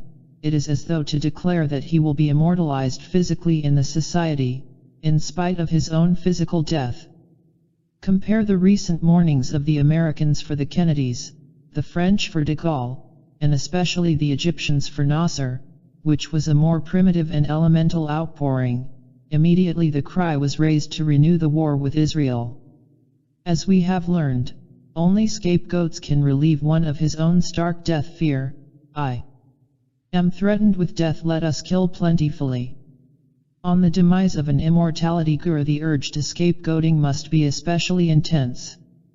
So, too, is the susceptibility to sheer panic, as Freud showed. When the leader dies, the device that one has used to deny the terror of the world instantly breaks down. What is more natural, then, than to experience the very panic that has always threatened in the background? The void of immortality substance that would be left by the absolute abandonment of the leader is evidently too painful to support, especially if the leader has possessed striking mana or has summed up in himself some great heroic project that carried the people on. One can't help musing about how one of the most advanced scientific societies of the century resorted to improvements on ancient Egyptian mummification techniques to embalm the leader of their revolution. It seems as though the Russians could not let go of Lenin even in death, and so have entombed him as a permanent immortality symbol. Here is a supposedly secular society that holds pilgrimages to a tomb and that buries heroic figures in the sacred wall of the Kremlin, a hallowed place. No matter how many churches are closed or how humanistic a leader or a movement may claim to be, there will never be anything wholly secular about human fear. Man's terror is always holy terror, which is a strikingly apt popular phrase. Terror always refers to the ultimates of life and death, the twin ontological motives. Much of what we have said so far about transference puts mankind in an unerring light. It is now time to shift the tone. True, transference is a reacts of cowardice in the face of both life and death, but it is also a reacts of the urge to heroism and self-unfolding. This puts our discussion of transference on still a different level, and on this new perspective I now want to linger. One thing that has always amazed man is his own inner yearning to be good, an inner sensitivity about the way things ought to be, and an excruciatingly warm and melting attraction toward the rightness of beauty, goodness, and perfection. We call this inner sensitivity conscience. For the great philosopher Immanuel Kant, it was one of the two sublime mysteries of creation, this moral law within man, and there was no way to explain it, it was just given.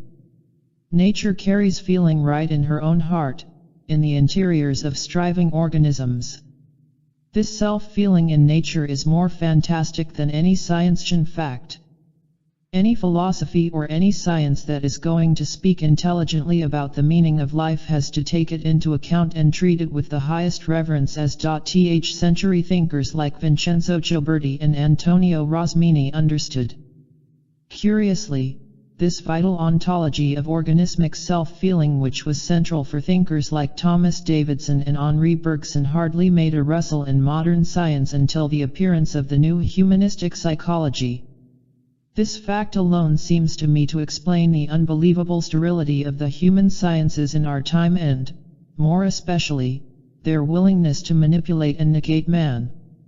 I think that the true greatness of Freud's contribution emerges when we see it as directly related to this tradition of ontological thought. Freud showed how the particular rules for goodness or conscience were built into the child in a given society, how he learns the rules for feeling good. By showing the artificiality of these social rules for feeling good, Freud mapped out the dream of freedom of the Enlightenment, to expose artificial moral constraints on the expansive self-feeling of the life force. But the recognition of such social constraints still leaves unexplained the inner urge of the human being to feel good and right, the very thing that ought can't seems to exist independent of any rules. As far as we can tell, as I put it elsewhere, all organisms like to feel good about themselves. They push themselves to maximize this feeling. As philosophers have long noted, it is as though the heart of nature is pulsating in its own joyful self-expansion. When we get to the level of man, of course, this process acquires its greatest interest. It is most intense in man, and in him relatively undetermined he can pulsate and expand both organismically and symbolically.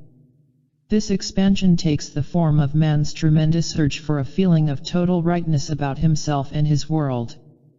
This perhaps clumsy way to talk seems to me to sum up what man is really trying to do and why conscience is his fate. Man is the only organism in nature fated to puzzle out what it actually means to feel right. But on top of this special burden, nature has arranged that it is impossible for man to feel right in any straightforward way. Here we have to introduce a paradox that seems to go right to the heart of organismic life, and that is especially sharpened in man. The paradox takes the form of two motives or urges that seem to be part of creature consciousness and that point in two opposite directions. On the one hand, the creature is impelled by a powerful desire to identify with the cosmic process, to merge himself with the rest of nature. On the other hand, he wants to be unique, to stand out as something different and apart.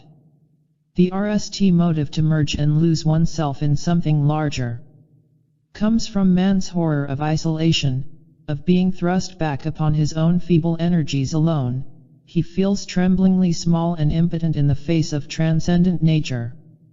If he gives in to his natural feeling of cosmic dependence, the desire to be part of something bigger, it puts him at peace and at oneness, gives him a sense of self-expansion in a larger beyond, and so heightens his being, giving him truly a feeling of transcendent value. This is the Christian motive of agape, the natural melding of created life in the creation in love which transcends it. As Rank put it, man yearns for a feeling of kinship with the all. He wants to be delivered from his isolation and become part of a greater and higher whole. The person reaches out naturally for a self beyond his own self in order to know who he is at all, in order to feel that he belongs in the universe. Long before Camus penned the words of the epigraph to this chapter, Rank said, "For only by living in close union with a God ideal that has been erected outside one's own ego is one able to live at all." The strength of Rank's work, which enabled him to draw such an unfailing psychological portrait of man in the round, was that he connected psychoanalytic clinical insight with the basic ontological motives of the human creature. In this way he got as deep into human motives as he could and produced a group psychology that was really a psychology of the human condition. For one thing, we could see that what the psychoanalysts call identification is a natural urge to join in. The overwhelming powers that transcend one. Childhood identification is then merely a special case of this urge, the child merges himself with the representatives of the cosmic process, what we have called the transference focalization of terror, majesty, and power. When one merges with the self-transcending parents or social group, he is, in some real sense, trying to live in some larger expansiveness of meaning. We miss the complexity of heroism if we fail to understand this point. We miss its complete grasp of the person, a grasp not only in the support of power that self-transcendence gives to him, but a grasp of his whole being in joy and love. The urge to immortality is not a simple reaction of the death anxiety, but a reaching out by one's whole being toward life. Perhaps this natural expansion of the creature alone can explain why transference is such a universal passion. From this point of view too, we understand the idea of God as a logical fulfillment of the agape side of man's nature. Freud seems to have scorned agape as he scorned the religion that preached it. He thought that man's hunger for a God in heaven represented everything that was immature and selfish in man: his helplessness, his fear, his greed for the fullest possible protection and satisfaction. But Rank understood that the idea of God has never been a simple reaction of superstitious and selfish fear, as cynics and realists have claimed.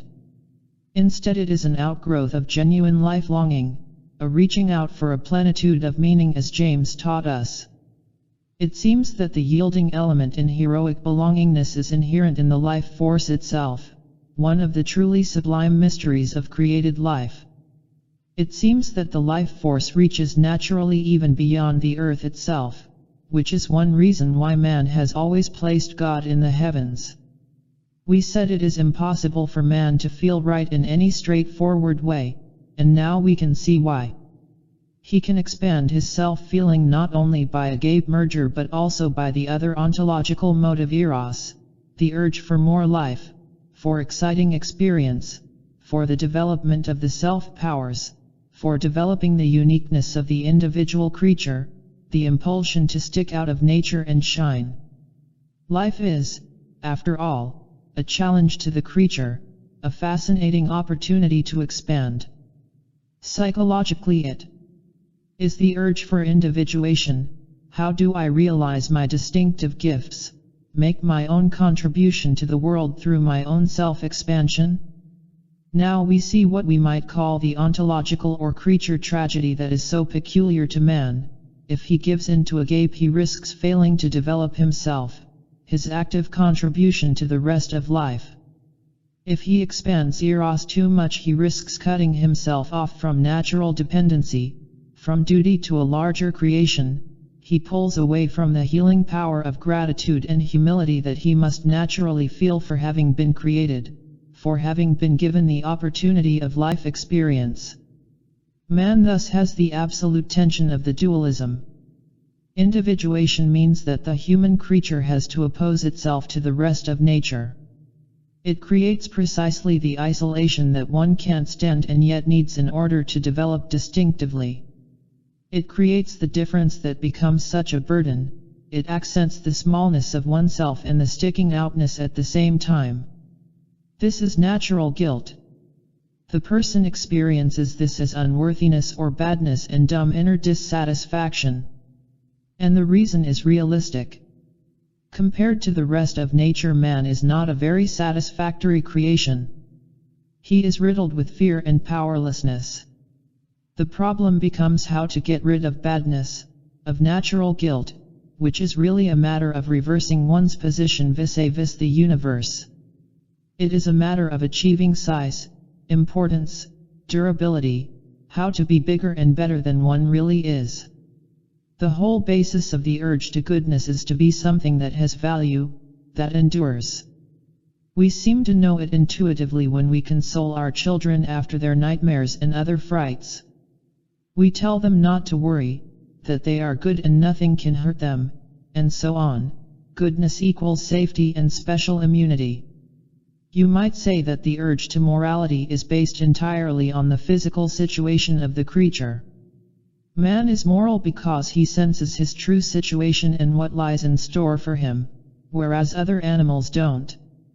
He uses morality to try to get a place of special belongingness and perpetuation in the universe, in two ways. First, he overcomes badness, smallness, unimportance, nithood, by conforming to the rules made by the representatives of natural power, the transference objects. In this way his safe belongingness is assured. This too is natural. We tell the child when he is good so that he doesn't have to be afraid. Second, he attempts to overcome badness by developing a really valuable heroic gift, becoming extra special. Do we wonder why one of man's chief characteristics is his tortured dissatisfaction with himself, his constant self-criticism? It is the only way he has to overcome the sense of hopeless limitation inherent in his real situation. Dictators, revivalists, and sadists know that people like to be lashed with accusations of their own basic unworthiness because it reeks how they truly feel about themselves. The sadist doesn't create a masochist, he NDS him ready-made. Thus people are offered one way of overcoming unworthiness, the chance to idealize the self, to lift it onto truly heroic levels. In this way man sets up the complementary dialogue with himself that is natural to his condition. He criticizes himself because he falls short of the heroic ideals he needs to meet in order to be a really imposing creation. You can see that man wants the impossible. He wants to lose his isolation and keep it at the same time. He can't stand the sense of separateness, and yet he can't allow the complete suffocating of his vitality. He wants to expand by merging with the powerful beyond that transcends him, yet he wants while merging with it to remain individual and aloof, working out his own private and smaller scale self-expansion. But this feat is impossible because it belies the real tension of the dualism.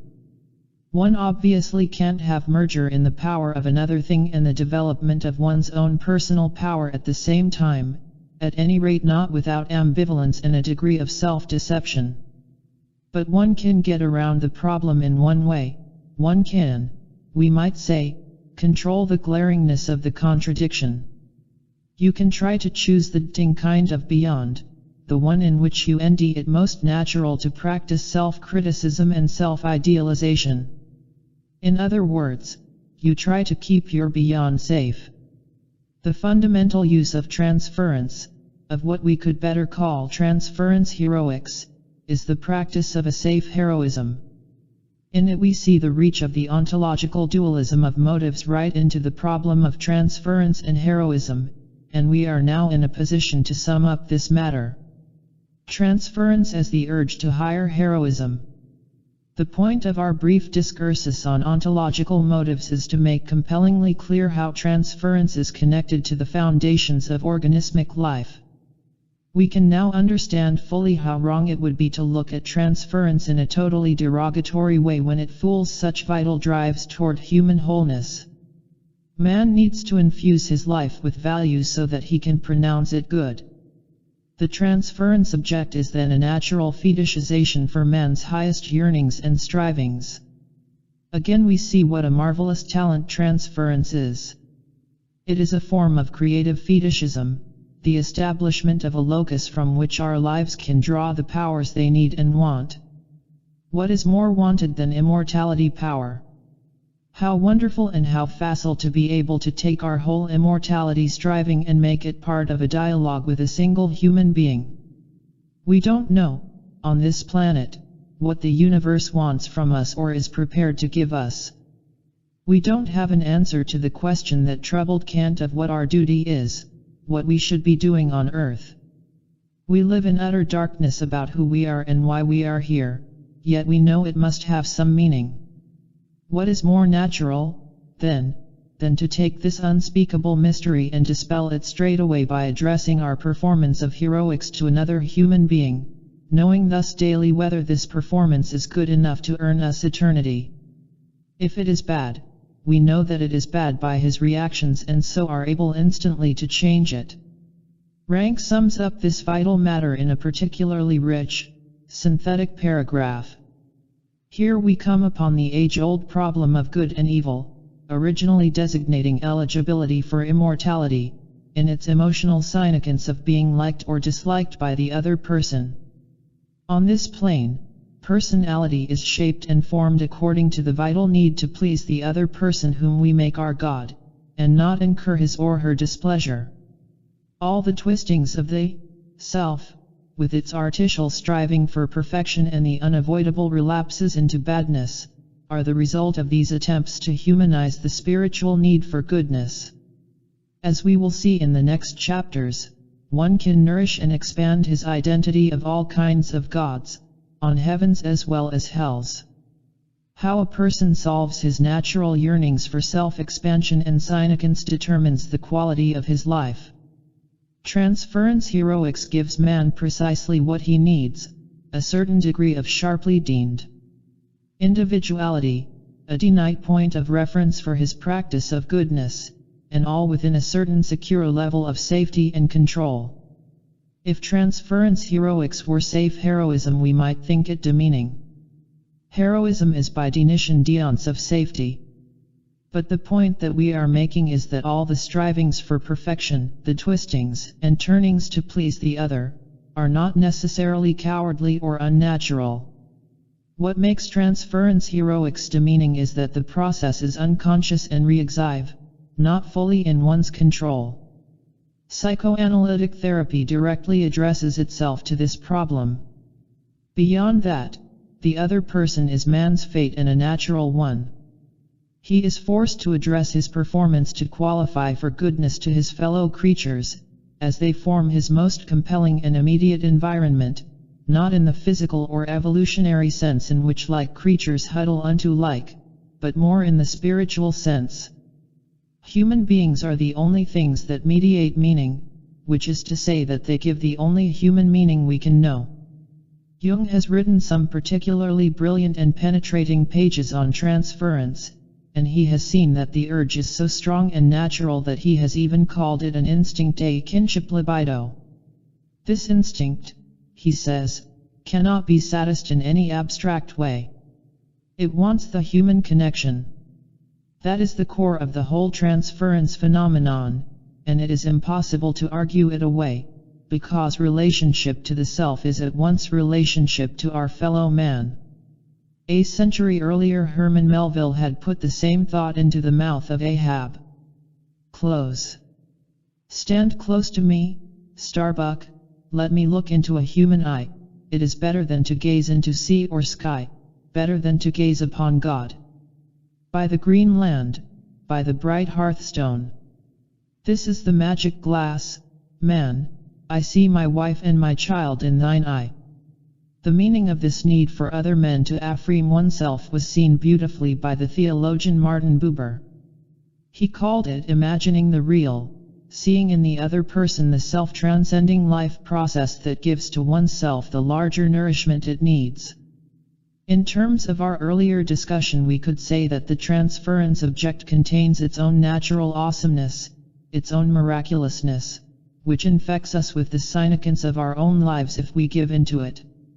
Paradoxically, then, transference surrendered to the truth of the other, even if only in his physical being, gives us a feeling of heroic self-validation.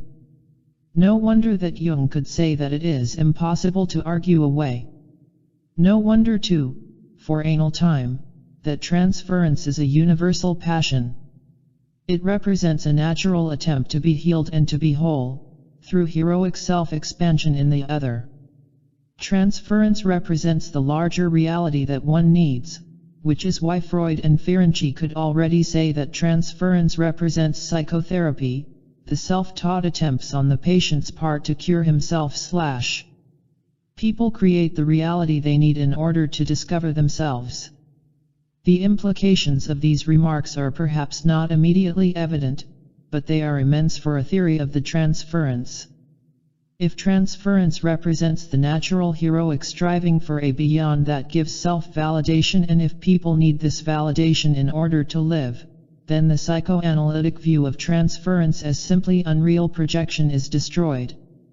Projection is necessary and desirable for self-fulfillment. Otherwise man is overwhelmed by his loneliness and separation and negated by the very burden of his own life.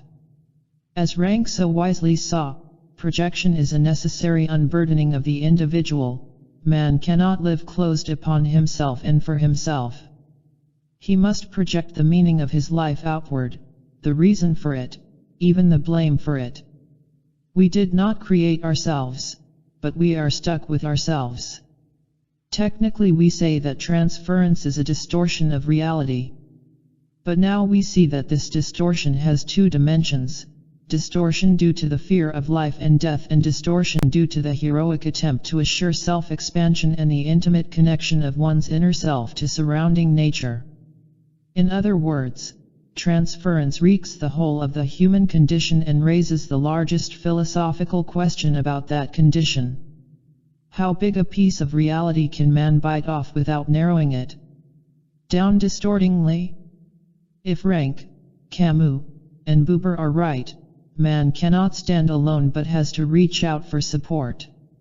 If transference is a natural function of heroism, a necessary projection in order to stand life, death, and oneself, the question becomes, what is creative projection?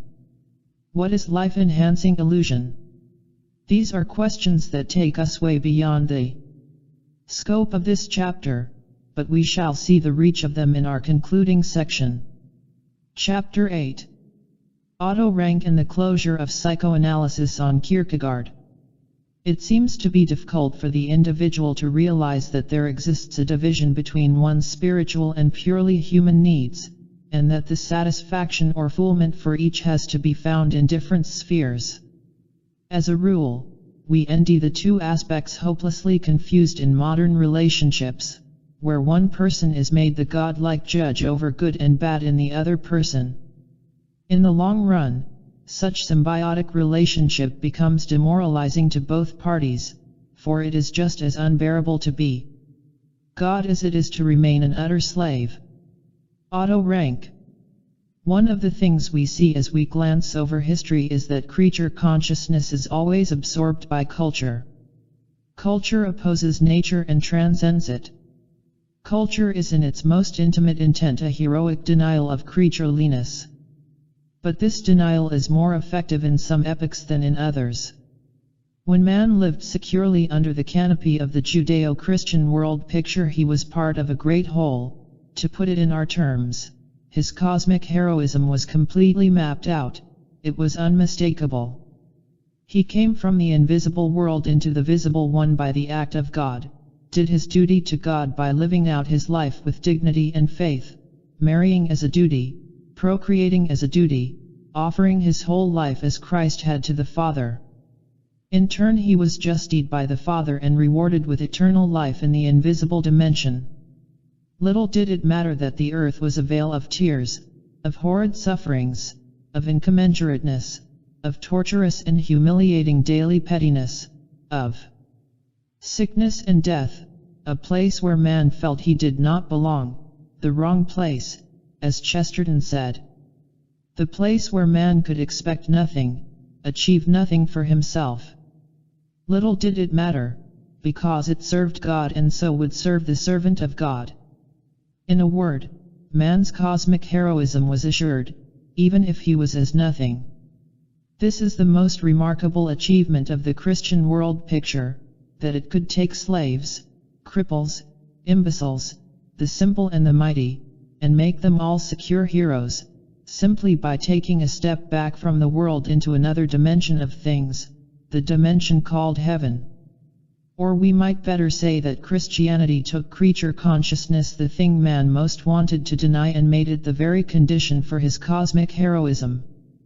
The romantic solution.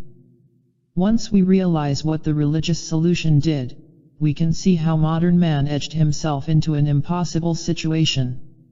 He still needed to feel heroic, to know that his life mattered in the scheme of things. He still had to be specially good for something truly special.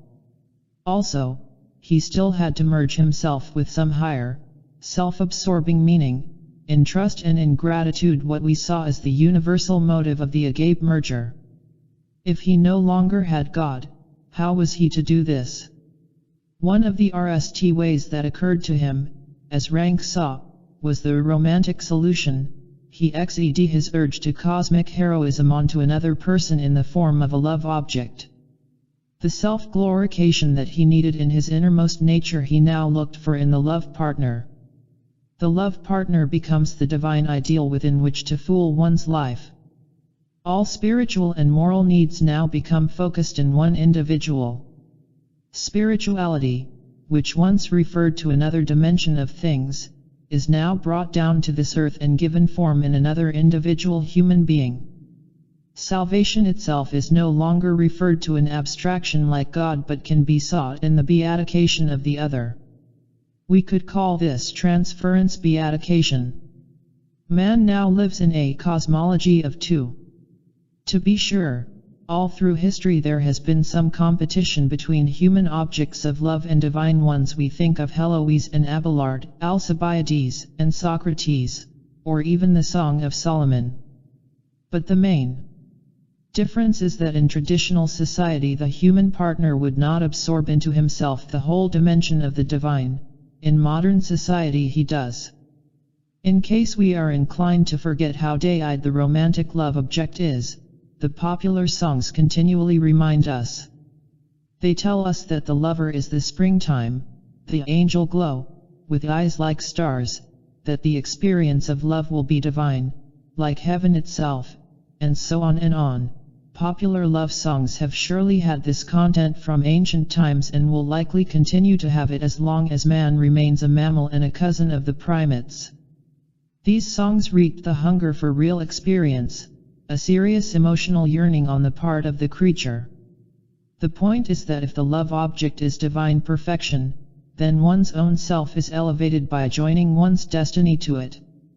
One has the highest measure for one's ideal striving, all of one's inner conics and contradictions, the many aspects of guilt, all these one can try to purge in a perfect consummation with perfection itself. This becomes a true moral vindication in the other. Modern man fools his urge to self-expansion in the love object just as it was once fooled in God. God is representation of our own will, does not resist us except when we ourselves want it, and just as little does the lover resist us who, in yielding, subjects himself to our will. In one word, the love object is God. As a Hindu song puts it, my lover is like God, if he accepts me my existence is utilized. No wonder Rank could conclude that the love relationship of modern man is a religious problem. Understanding this, Rank could take a great step beyond Freud. Freud thought that modern man's moral dependence on another was a result of the Oedipus complex. But Rank could see that it was the result of a continuation of the Kausasui project of denying creatureliness. As now there was no religious cosmology into which to tease such a denial, one grabbed onto a partner. Man reached for a thou when the worldview of the great religious community overseen by God died.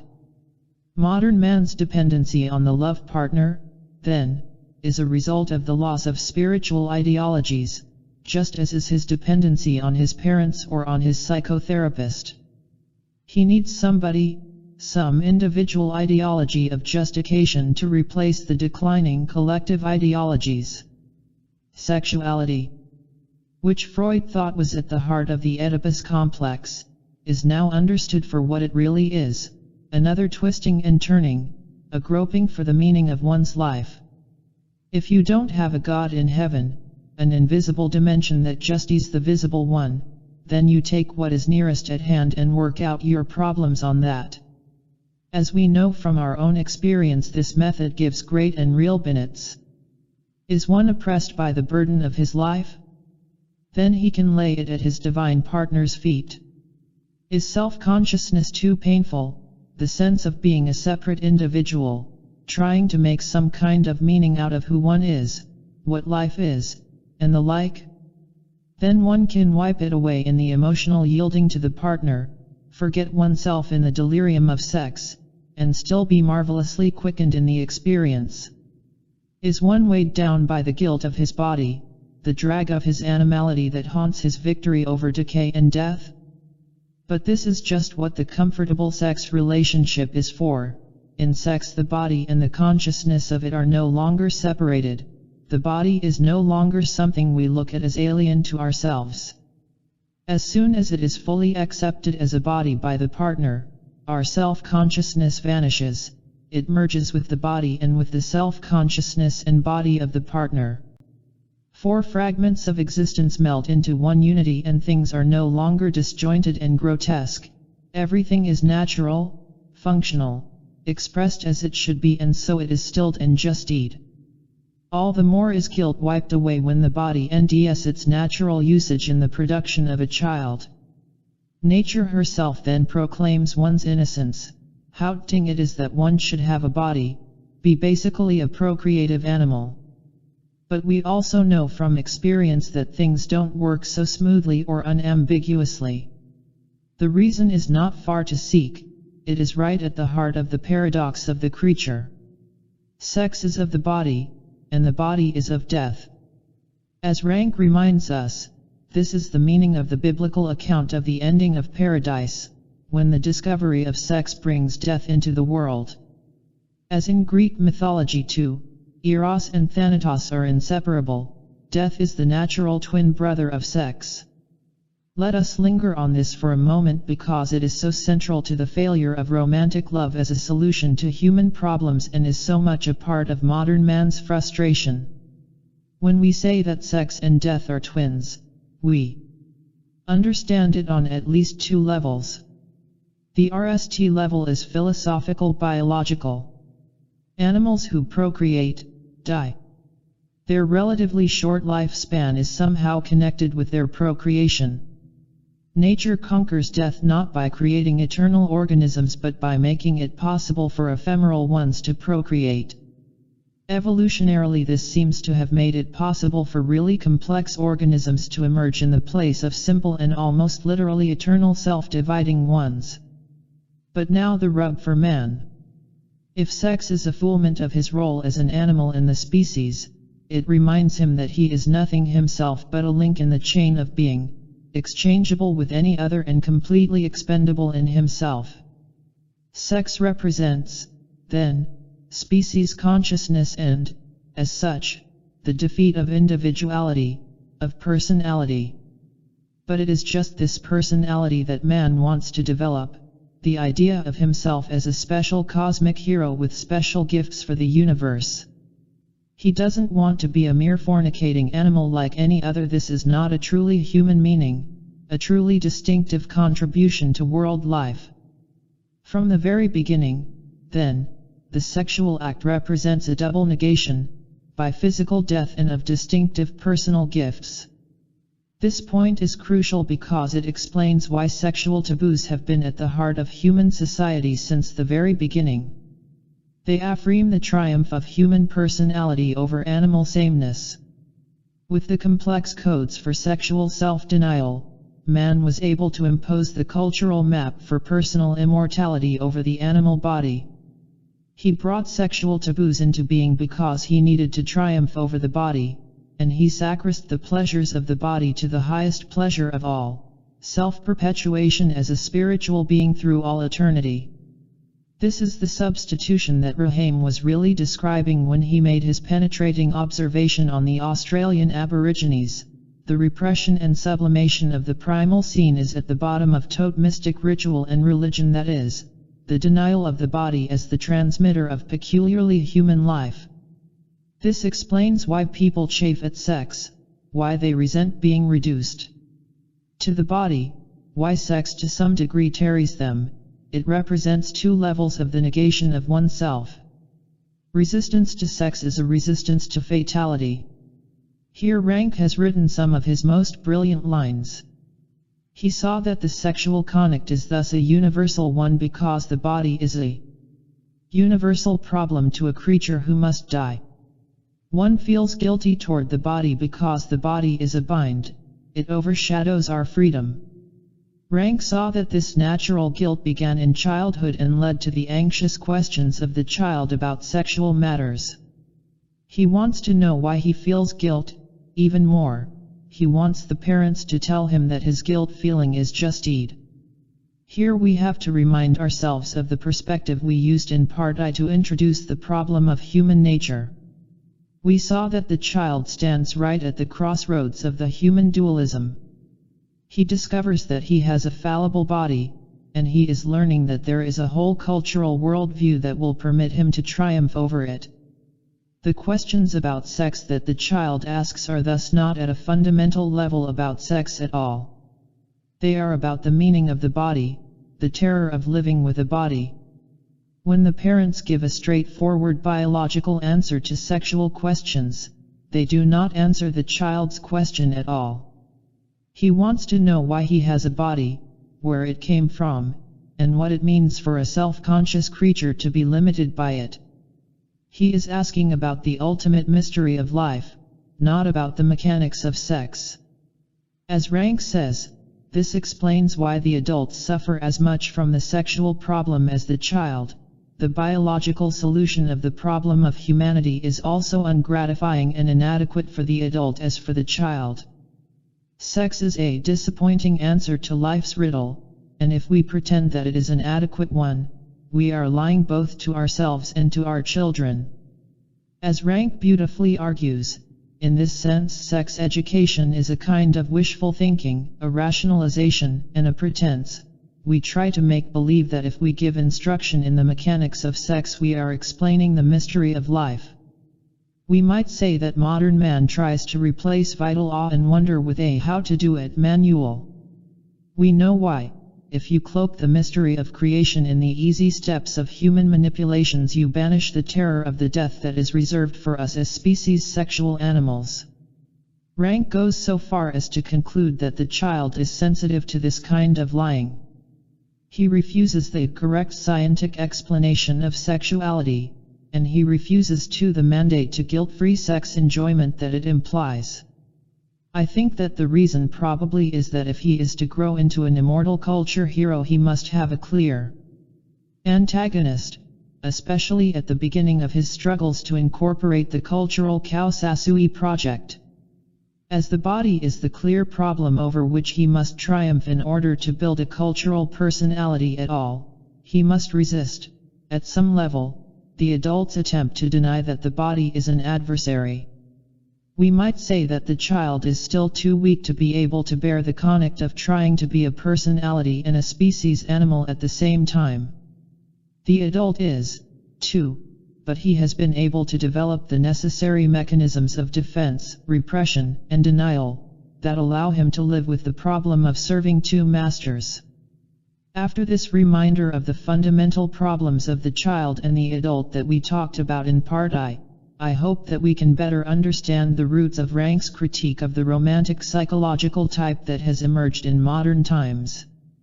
It then becomes perfectly clear what he means when he says that personality is ultimately destroyed by and through sex. In other words, the sexual partner does not and cannot represent a complete and lasting solution to the human dilemma. The partner represents a kind of fulfillment and freedom from self-consciousness and guilt, but at the same time he represents the negation of one's distinctive personality. We might say the more guilt-free sex the better, but only up to a certain point. In Hitlerism, we saw the misery that resulted when man confused two worlds, when he tried to get a clear-cut triumph over evil, a perfection in this world that could only be possible in some more perfect one. Personal relationships carry the same danger of confusing the real facts of the physical world and the ideal images of spiritual realms. The romantic love cosmology of two may be an ingenious and creative attempt, but because it is still a continuation of the Kaosasui project in this world, it is a lie that must fail. If the partner becomes God, he can just as easily become the devil. The reason is not far to seek.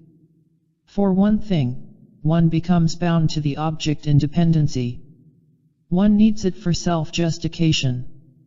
One can be utterly dependent whether one needs the object as a source of strength, in a masochistic way, or whether one needs it to feel one's own self-expansive strength, by manipulating it sadistically.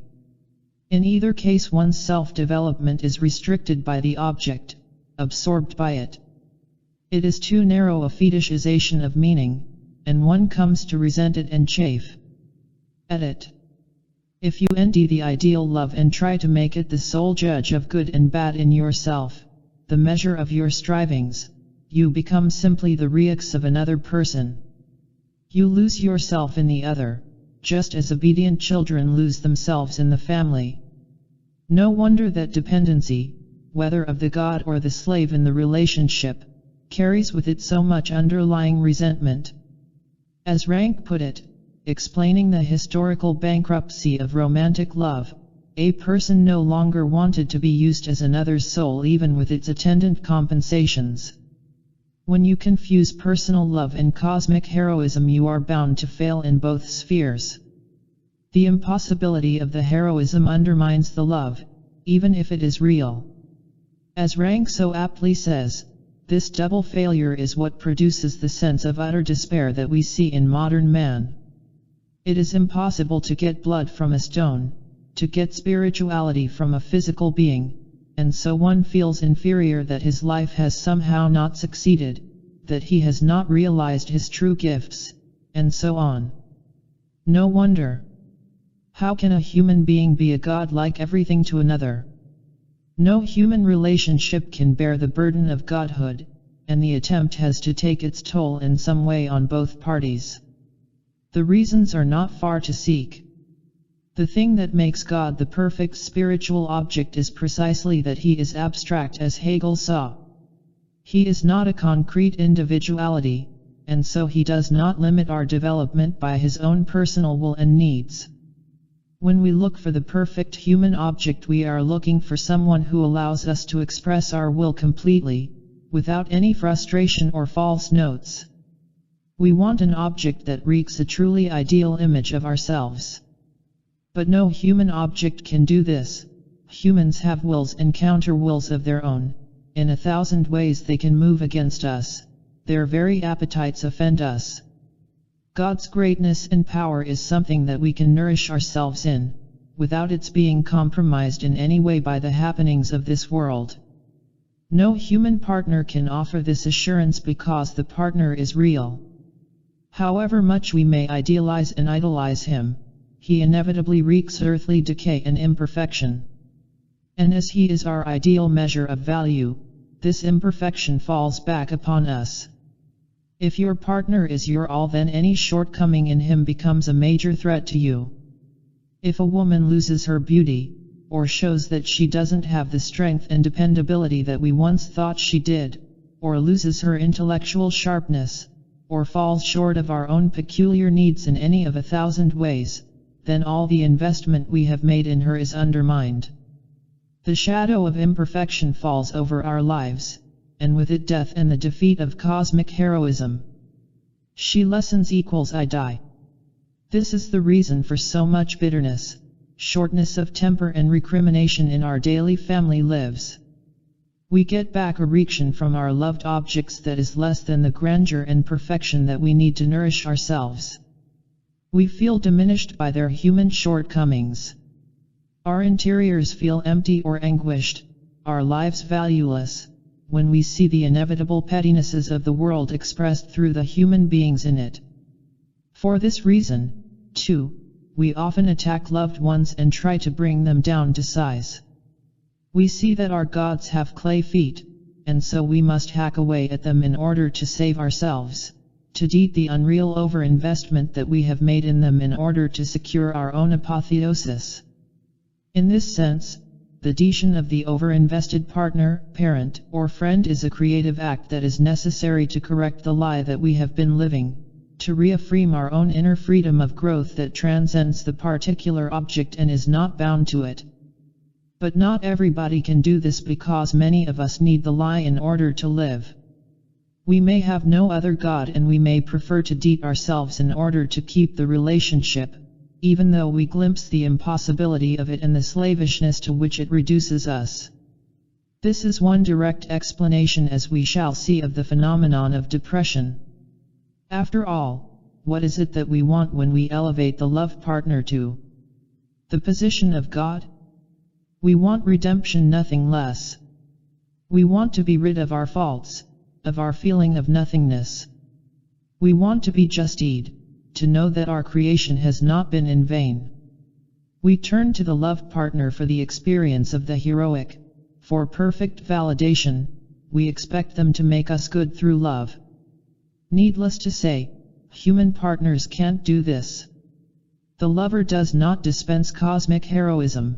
He cannot give absolution in his own name. The reason is that as a night being he too is doomed, and we read that doom in his own fallibilities, in his very deterioration. Redemption can only come from outside the individual, from beyond, from our conceptualization of the ultimate source of things, the perfection of creation. It can only come, as Rank saw, when we lay down our individuality, give it up, admit our creatureliness and helplessness. What partner would ever permit us to do this, would bear us if we did? The partner needs us to be as God. On the other hand, what partner could ever want to give redemption unless he was mad?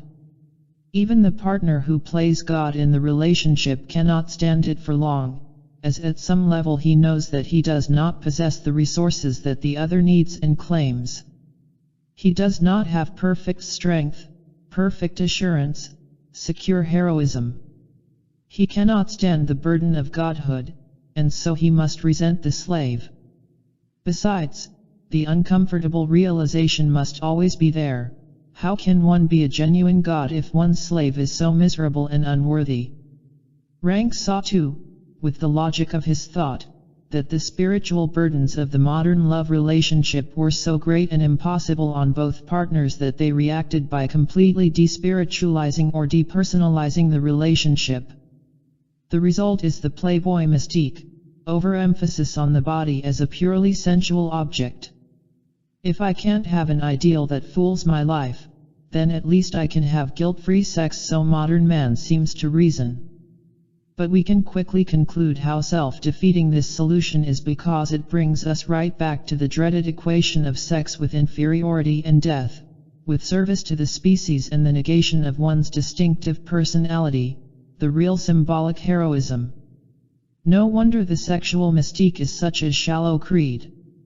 It has to be practiced by those who have despaired of cosmic heroism, who have narrowed their meanings down to the body and to this world alone. No wonder too that the people who practice it become just as confused and despairing as the romantic lovers. To want too little from the love object is as self-defeating as to want too much. When you narrow your meanings down to this world, you are still looking for the absolute, for the supreme self-transcending power, mystery, and majesty. Only now you must ND it in the things of this world. The romantic lover seeks it in the deep interiority of the woman, in her natural mystery.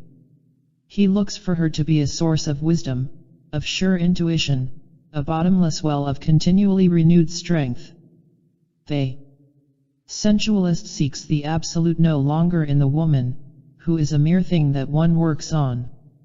He must then ND the absolute in himself, in the vitality that the woman arouses and unleashes. This is why virility becomes such a predominant problem for him. It is his absolute self-justification in this world. Mike Nichols recently contrasted the romantic and the sensualist in his brilliant LM Carnal Knowledge. The romantic ends up with an year-old hippie who is wise beyond her years and who comes out with unexpected things from the deep of her natural femininity. The sensualist ends a year span of sexual conquest stuck with the problem of his own virility. In the marvelous scene at the end, we see the well-schooled prostitute giving him an erection by convincing him of his own inner powers and natural strength. Both of these types meet, in the LM, on the middle ground of utter confusion about what one should get out of a world of breasts and buttocks and of rebellion against what the species demands of them. The sensualist tries to avoid marriage with all his might, to defeat the species role by making sexuality a purely personal affair of conquests and virility. The romantic rises above marriage and sex by trying to spiritualize his relationship to women. Neither type can understand the other except on the level of elemental physical desire, and the LM leaves us with the reaction that both are pitifully immersed in the blind groping of the human condition, the reaching out for an absolute that can be seen and experienced. It is as though Rank himself had helped write the script, but it was that modern artistic Rankian of the love relationship, Jules Pfeiffer, who did. Sometimes, it is true, Rank seems so intent on calling our attention to problems that transcend the body that one gets the impression that he failed to appreciate the vital place that it has in our relationships to others and to the world. But that is not at all true. The great lesson of Rank's depreciation of sexuality was not that he played down physical love and sensuality, but that he saw, like Augustine and Kierkegaard, that man cannot fashion an absolute from within his condition, that cosmic heroism must transcend human relationships. What is at stake in all this is, of course, the question of freedom, the quality of one's life and one's individuality. As we saw in the previous chapter, people need a beyond, but they reach RST for the nearest one. This gives them the fulfillment they need, but at the same time limits and enslaves them. You can look at the whole problem of a human life in this way. You can ask the question, what kind of beyond does this person try to expand in, and how much individuation does he achieve in it? Most people play it safe. They choose the beyond of standard transference objects like parents, the boss, or the leader. They accept the cultural definition of heroism and try to be a good provider or a solid citizen. In this way they earn their species' immortality as an agent of procreation, or a collective or cultural immortality as part of a social group of some kind. Most people live this way, and I am hardly implying that there is anything false or unheroic about the standard cultural solution to the problems of men. It represents both the truth and the tragedy of man's condition, the problem of the consecration of one's life, the meaning of it, the natural surrender to something larger, these driving needs that inevitably are resolved by what is nearest at hand. Women are peculiarly caught up in this dilemma, that the now surging feminine liberation movement has not yet conceptualized. Rank understood it, both in its necessary aspect and in its constrictive one. The woman, as a source of new life, a part of nature, can indeed it easy to willingly submit herself to the procreative role in marriage, as a natural fulfillment of the agape motive. At the same time, however, it becomes self-negating or masochistic when she sacrifices her individual personality and gifts by making the man and his achievements into her immortality symbol. The agape surrender is natural and represents a liberating self-fulfillment, but the reactive internalization of the male's life role is a surrender to one's own weakness, a blurring of the necessary eros motive of one's own identity. The reason that women are having such trouble disentangling the problems of their social and female roles from that of their distinctive individualities is that these things are intricately confused. The line between natural self-surrender, in wanting to be a part of something larger, and masochistic, or self-negating surrender is thin indeed, as Rank saw. The problem is further complicated by something that women like everyone else are loath to admit, their own natural inability to stand alone in freedom.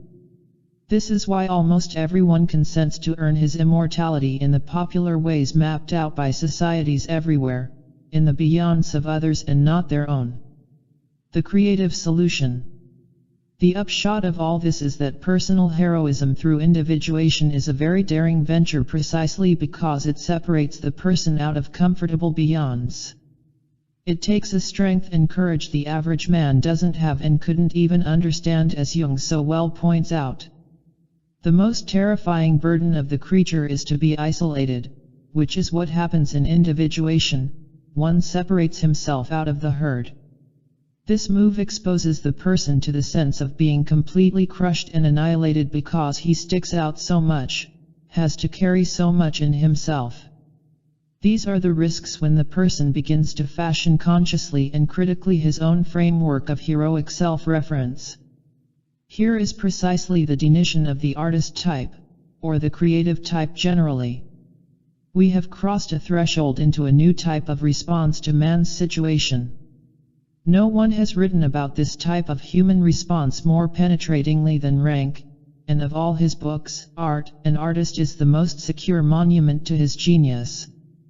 I don't want, here, to get into the kind of agonizingly subtle insights on the artist that Rank has produced or to try to present his comprehensive picture, but it will reward us if we take this opportunity to go a bit deeper than we have into the problem of personality dynamics.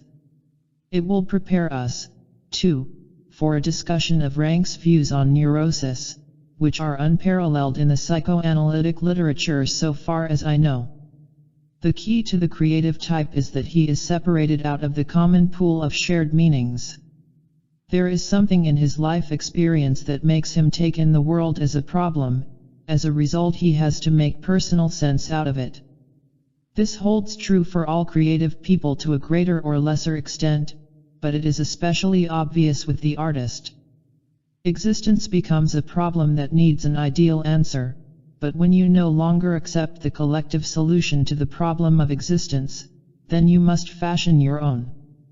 The work of art is, then, the ideal answer of the creative type to the problem of existence as he takes it in not only the existence of the external world, but especially his own, who he is as a painfully separate person with nothing shared to lean on. He has to answer to the burden of his extreme individuation, his so painful isolation. He wants to know how to earn immortality as a result of his own unique gifts. His creative work is at the same time the expression of his heroism and the justification of it. It is his private religion, as Rank put it. Its uniqueness gives him personal immortality. It is his own beyond and not that of others. No sooner have we said this than we can see the immense problem that it poses. How can one justify his own heroism? He would have to be as God. Now we see even further how guilt is inevitable for man. Even as a creator, he is a creature overwhelmed by the creative process itself. If you stick out of nature so much that you yourself have to create your own heroic justification, it is too much. This is how we understand something that seems illogical, that the more you develop as a distinctive, free and critical human being, the more guilt you have. Your very work accuses you, it makes you feel inferior. What right do you have to play God?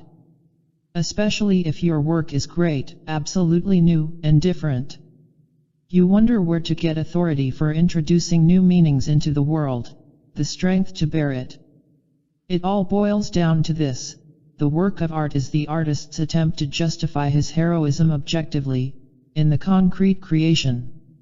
It is the testimonial to his absolute uniqueness and heroic transcendence.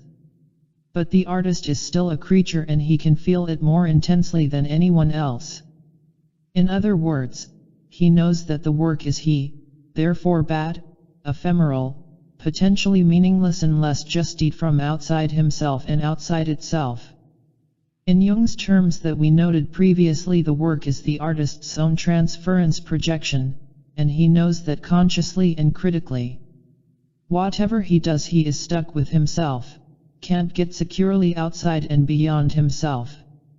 He is also stuck with the work of art itself. Like any material achievement, it is visible, earthly, impermanent. No matter how great it is, it still pales in some ways next to the transcending majesty of nature, and so it is ambiguous, hardly a solid immortality symbol. In his greatest genius, man is still mocked. No wonder that historically art and psychosis have had such an intimate relationship, that the road to creativity passes so close to the madhouse and often deters or ends there. The artist and the madman are trapped by their own fabrications. They wallow in their own anomaly, in their protest that they really are something special in creation. The whole thing boils down to this paradox: if you are going to be a hero, then you must give a gift. If you are the average man, you give your heroic gift to the society in which you live, and you give the gift that society species in advance. If you are an artist, you fashion a peculiarly personal gift, the justification of your own heroic identity, which means that it is always aimed at least partly over the heads of your fellow men. After all, they can't grant the immortality of your personal soul. As Rank argued in the breathtaking closing chapters of Art and Artist, there is no way for the artist to be at peace with his work or with the society that accepts it. The artist's gift is always to creation itself, to the ultimate meaning of life, to God. We should not be surprised that Rank was brought to exactly the same conclusion as Kierkegaard, that the only way out of human conflict is full renunciation, to give one's life as a gift to the highest powers. Absolution has to come from the absolute beyond. As Kierkegaard, Rank showed that this rule applied to the strongest, most heroic types, not to trembling and empty weaklings. To renounce the world and oneself, to lay the meaning of it to the powers of creation, is the hardest thing for man to achieve, and so it is fitting that this task should fall to the strongest personality type, the one with the largest ego. The great scientific world shaker Newton was the same man who always carried the Bible under his arm. Even in such cases, the combination of fullest self-expression and renunciation is rare, as we saw in Chapter 6 when we speculated about Freud's lifelong problem. From all that we have now covered the self in history and in personal creativity, we can perhaps draw even closer to the problem of Freud. We know that he was a genius, and we can now see the real problem that genius has: how to develop a creative work with the full force of one's passion, a work that saves one's soul, and at the same time to renounce that very work because it cannot by itself give salvation. In the creative genius we see the need to combine the most intensive eros of self-expression with the most complete agape of self-surrender.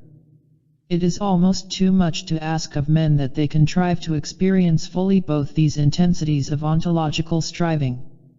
Perhaps men with lesser gifts have it easier: a small dosage of eros and a comfortable agape.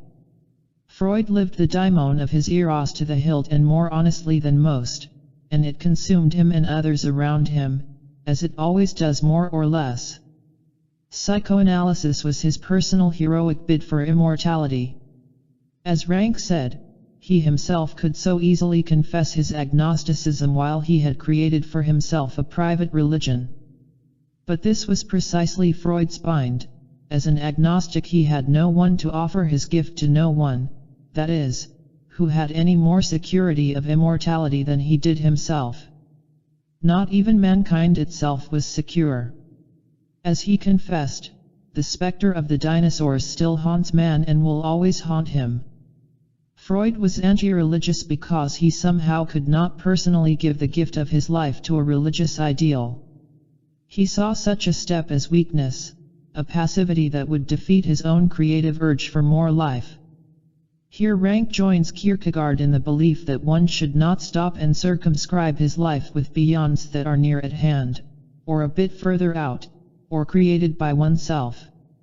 One should reach for the highest beyond of religion. Man should cultivate the passivity of renunciation to the highest powers, no matter how difficult it is. Anything less is less than full development, even if it seems like weakness and compromise to the best thinkers. Nietzsche railed at the Judeo-Christian renunciatory morality, but as Rank said, he overlooked the deep need in the human being for just that kind of morality, Rank goes so far as to say that the need for a truly religious ideology is inherent in human nature, and its fulfillment is basic to any kind of social life. Do Freud and others imagine that surrender to God is masochistic, that to empty oneself is demeaning? Well, answers Rank, it represents on the contrary the furthest reach of the self, the highest idealization man can achieve.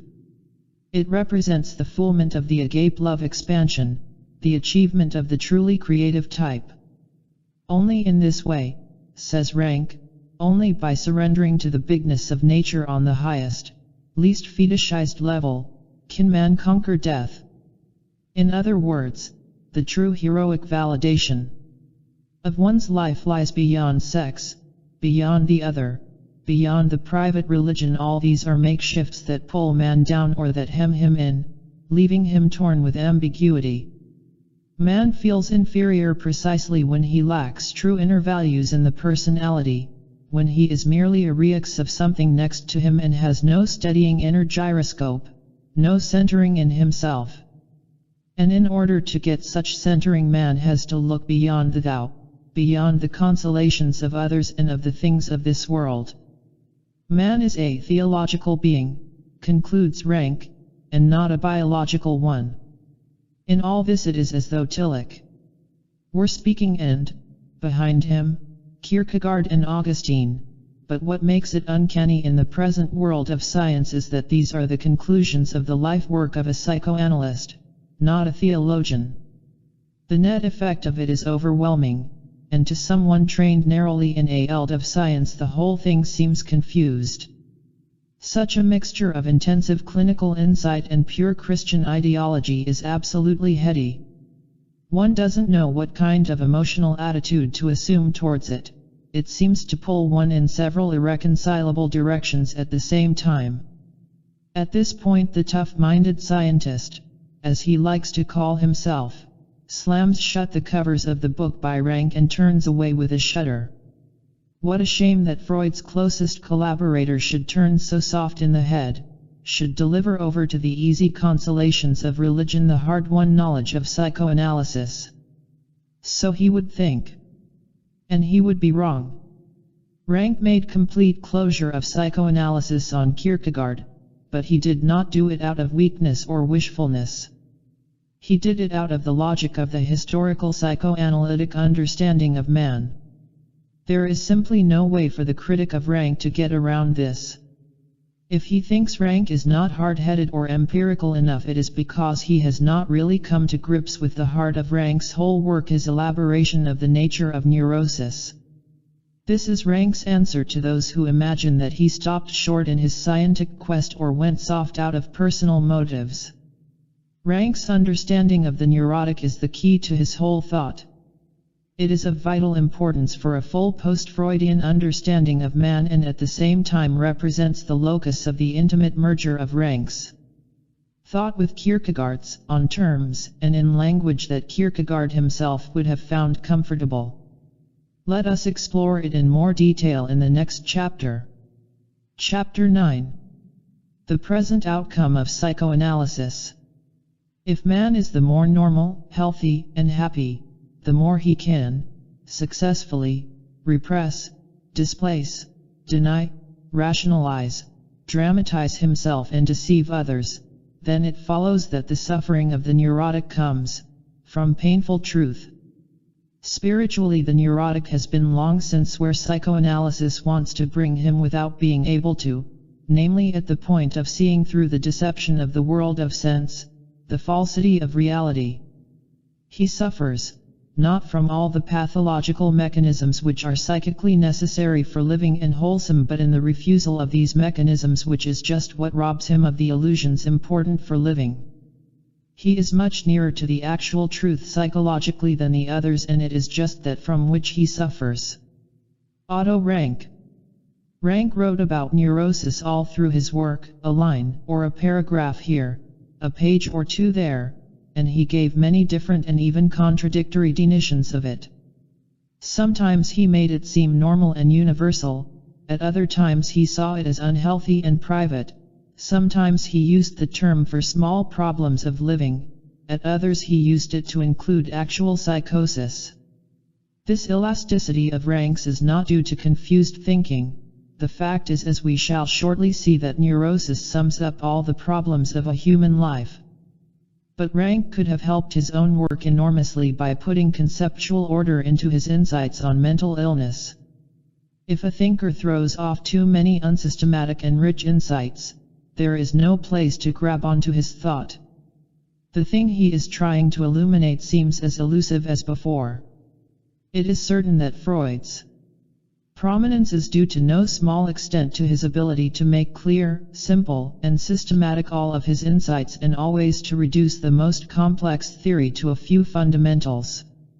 You can do this with Rank too, but the rub is that you must do it yourself by putting your own order into the broadside of Rank's work.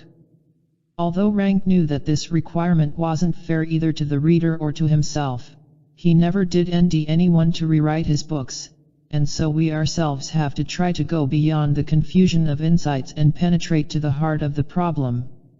As a point of departure, let us sum up everything that neurosis covers and then take up one thing at a time to show how they all tie together. Neurosis has three interdependent aspects. In the place, it refers to people who are having trouble living with the truth of existence. It is universal in this sense because everybody has some trouble living with the truth of life and pays some vital ransom to that truth. In the second place, neurosis is private because each person fashions his own peculiar stylistic reaction to life.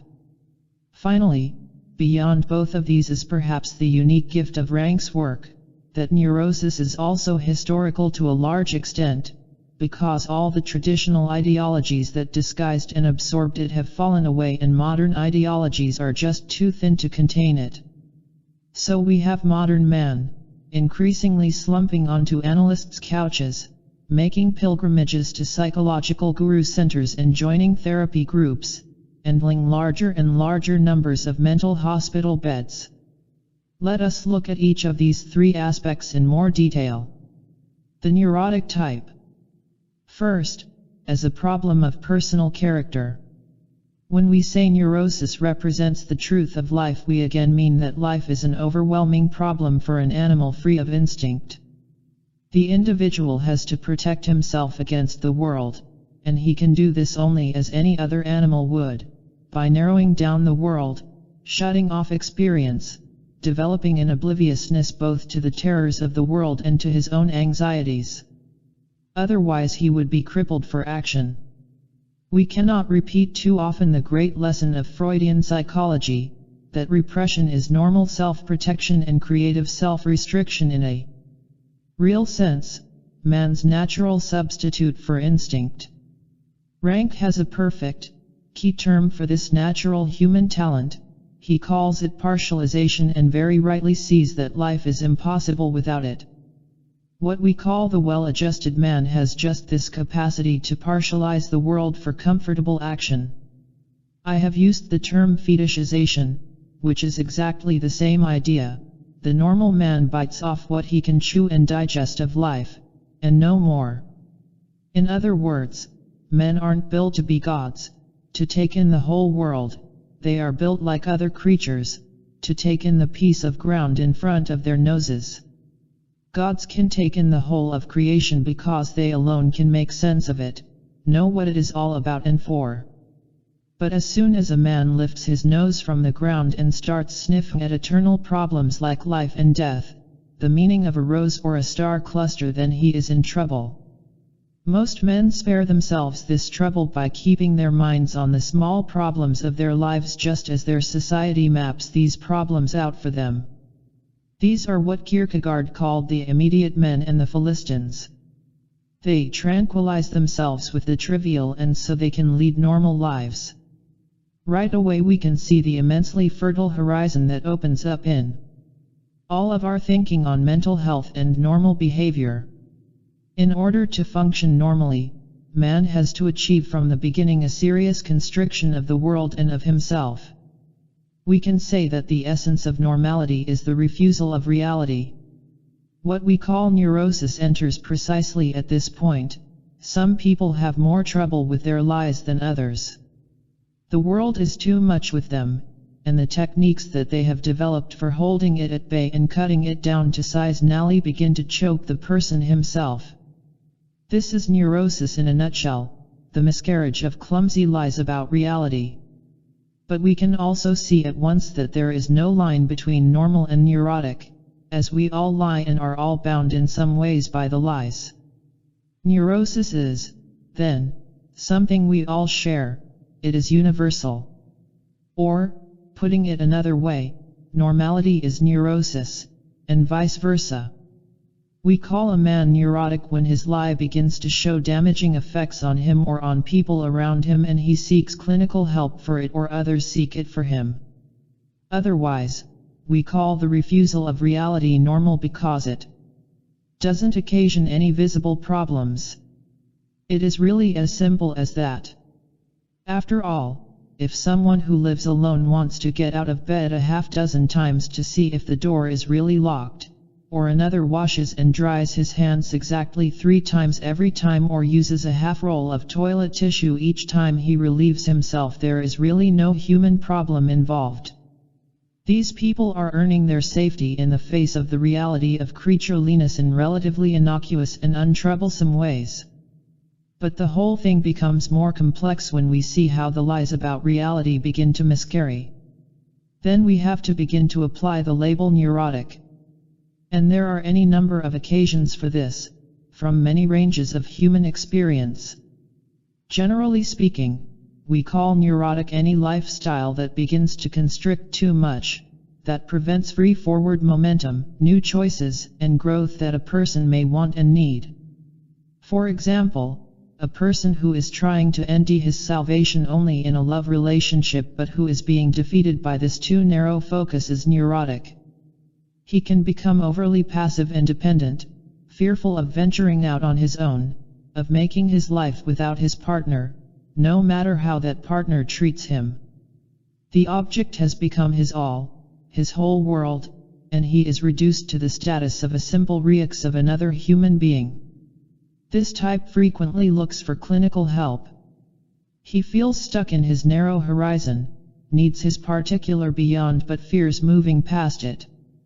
In terms we used earlier, we could say that his safe heroics is not working out, it is choking him, poisoning him with the dumb realization that it is so safe that it is not heroic at all.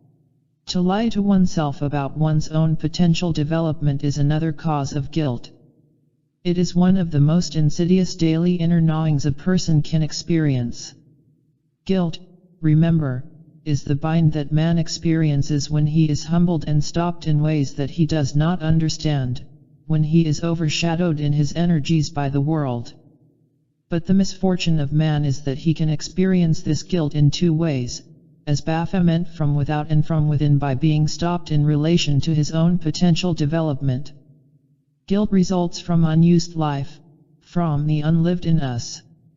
More sensational are those other familiar miscarriages of lies about reality, what we call obsessions and compulsions, phobias of all kinds.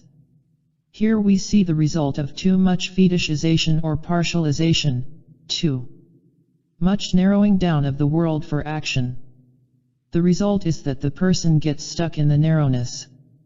It is one thing to ritually wash one's hands 3 times, it is another to wash them until the hands bleed and one is in the bathroom most of the day.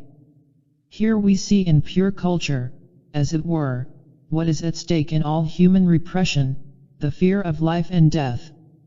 Safety in the face of the real terror of creature existence is becoming a real problem for the person. He feels vulnerable, which is the truth. But he reacts too totally, too inexorably. He fears going out in the street, or up in elevators, or into transportation of any kind.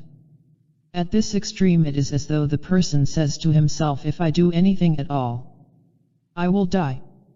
We can see that the symptom is an attempt to live, an attempt to unblock action and keep the world safe. The fear of life and death is encapsulated in the symptom. If you feel vulnerable, it is because you feel bad and inferior, not big or strong enough to face up to the terrors of the universe.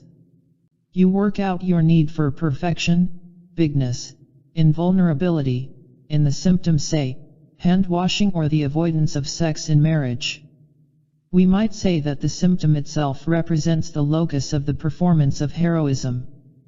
No wonder that one cannot give it up. That would release all by itself the whole load of terror that one is trying to deny and overcome. When you put all your eggs in one basket, you must clutch that basket for dear life. It is as though one were to take the whole world and fuse it into a single object or a single fear. We immediately recognize this as the same creative dynamic that the person uses in transference, when he fuses all the terror and majesty of creation in the transference object. This is what Rank meant when he said that neurosis represents creative power gone astray and confused. The person doesn't really know what the problem is, but he hits on an ingenious way to keep moving past it. Let us note, too, that Freud himself used the expression transference neurosis as a collective term for hysterical fears and compulsion neuroses. We can say that Rank and modern psychiatry merely simplify and carry through this basic insight, but now putting the burden of explanation on life and death fears, not merely on Oedipal dynamics. One young psychiatrist has recently summed up the whole matter beautifully, in the following words. It must be clear that the despair and anguish of which the patient complains is not the result of such symptoms but rather are the reasons for their existence. It is in fact these very symptoms that shield him from the torment of the profound contradictions that lie at the heart of human existence. The particular phobia or obsession is the very means by which man eases the burden of his life's tasks, is able to assuage his sense of insignificance. Thus, neurotic symptoms serve to reduce and narrow to magically transform the world so that he may be distracted from his concerns of death, guilt, and meaninglessness. The neurotic preoccupied with his symptom is led to believe that his central task is one of confrontation with his particular obsession or phobia. In a sense, his neurosis allows him to take control of his destiny, to transform the whole of life's meaning into the simplified meaning emanating from his self-created world. The ironic thing about the narrowing down of neurosis is that the person seeks to avoid death, but he does it by killing off so much of himself and so large a spectrum of his action world that he is actually isolating and diminishing himself and becomes as though dead. There is just no way for the living creature to avoid life and death, and it is probably poetic justice that if he tries too hard to do so he destroys himself. But we still haven't exhausted the range of behaviors that we can call neurotic. Another way of approaching neurosis is from the opposite end of the problem. There is a type of person who has difficulty fetishizing and narrowing down. He has a vivid imagination, takes in too much experience, too large a chunk of the world, and this too must be called neurotic. We introduced this type in the last chapter where we talked about the creative person. We saw that these people feel their isolation, their individuality. They stick out, are less built into normal society, less securely programmed for automatic cultural action. To have difficulty partializing experience is to have difficulty living. Not to be able to fetishize makes one susceptible to the world as a total problem with all the living hell that this exposure raises. We said that partializing the world is biting off what an animal can chew. Not to have this talent means constantly biting off more than one can chew. Rank puts it this way. The neurotic type makes the reality surrounding him a part of his ego, which explains his painful relation to it. For all outside processes, however unmeaningful they may be in themselves, nally concern him, he is bound up in a kind of magic unity with the wholeness of life around him much more than the adjusted type who can be satisfied with the role of a part within the whole. The neurotic type has taken into himself potentially the whole of reality. Now we can see how the problem of neurosis can be laid out along the lines of the twin ontological motives. On the one hand, one merges with the world around him and becomes too much a part of it and so loses his own claim to life. On the other hand, one cuts oneself off from the world in order to make one's own complete claim and so loses the ability to live and act in the world on its terms. As Rank put it, some individuals are unable to separate and others are unable to unite. The ideal, of course, is to end some balance between the two motives, such as characterize the better adjusted person. He is at ease with both. The neurotic represents precisely an extreme at one end or the other. He feels that one or the other is a burden. The question for a characterology is why some people cannot balance their ontological urges, why they hug at the extremes. The answer must obviously go back to the personal life history. There are those who shrink back from experience out of greater life and death anxieties. They grow up not giving themselves freely to the cultural roles available to them. They can't lose themselves thoughtlessly in the games that others play. One reason is that they have trouble relating to others. They haven't been able to develop the necessary interpersonal skills. Playing the game of society with automatic ease means playing with others without anxiety. If you are not involved in what others take for granted as the nourishment of their lives, then your own life becomes a total problem. At its extreme, this describes the schizoid type par excellence. Classically, this state was called the narcissistic neurosis or psychosis. The psychotic is the one who cannot shut out the world, whose repressions are all on the surface, whose defenses no longer work, and so he withdraws from the world and into himself and his fantasies. He fences himself off and becomes his own world, narcissism. It may seem courageous to take in the whole world, instead of just biting off pieces and acting on them, but as Rank points out, this is also precisely a defense against engagement in it. This apparent egocentricity originally is just a defense mechanism against the danger of reality. The neurotic seeks to complete his ego constantly, without paying for it. To live is to engage in experience at least partly on the terms of the experience itself. One has to stick his neck out in the action without any guarantees about satisfaction or safety. One never knows how it will come out or how silly he will look, but the neurotic type wants these guarantees. He doesn't want to risk his self-image. Rank calls this very aptly the self-willed overvaluation of self, whereby the neurotic tries to cheat nature. He won't pay the price that nature wants of him, to age, fall ill or be injured, and die. Instead of living experience, he ideates it. Instead of arranging it in action, he works it all out in his head. We can see that neurosis is par excellence the danger of a symbolic animal whose body is a problem to him. Instead of living biologically, then, he lives symbolically. Instead of living in the part way that nature provided for, he lives in the total way made possible by symbols. One substitutes the magical, all-inclusive world of the self for the real, fragmentary world of experience. Again, in this sense, everyone is neurotic, as everyone holds back from life in some ways and lets his symbolic worldview arrange things.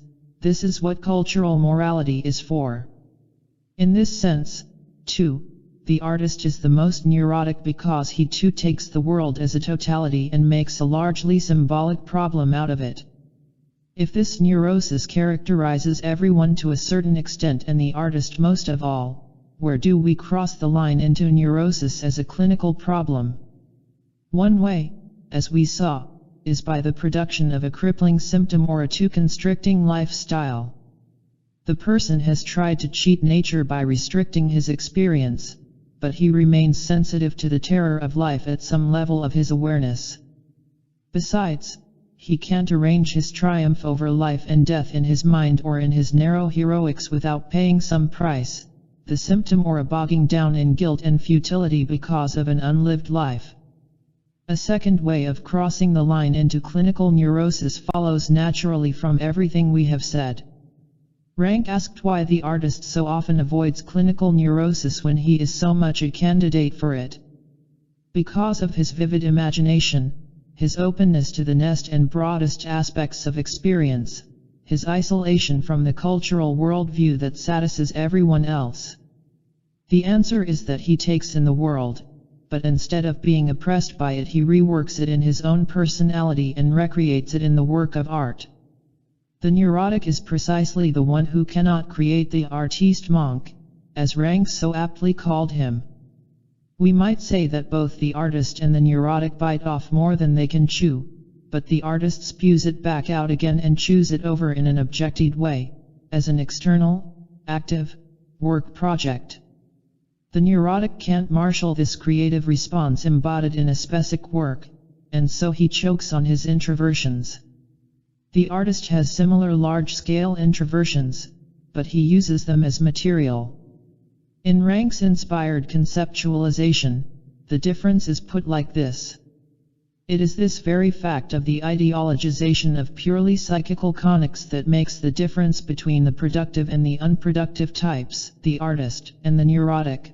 For the neurotic's creative power, like the most primitive artists, is always tied to his own self and exhausts itself in it, whereas the productive type succeeds in changing this purely subjective creative process into an objective one, which means that through ideologizing it he transfers it from his own self to his work. The neurotic exhausts himself not only in self-preoccupations like hypochondriacal fears and all sorts of fantasies, but also in others. Those around him on whom he is dependent become his therapeutic work project. He takes out his subjective problems on them. But people are not clay to be molded. They have needs and counter-wills of their own. The neurotic's frustration as a failed artist can't be remedied by anything but an objective creative work of his own.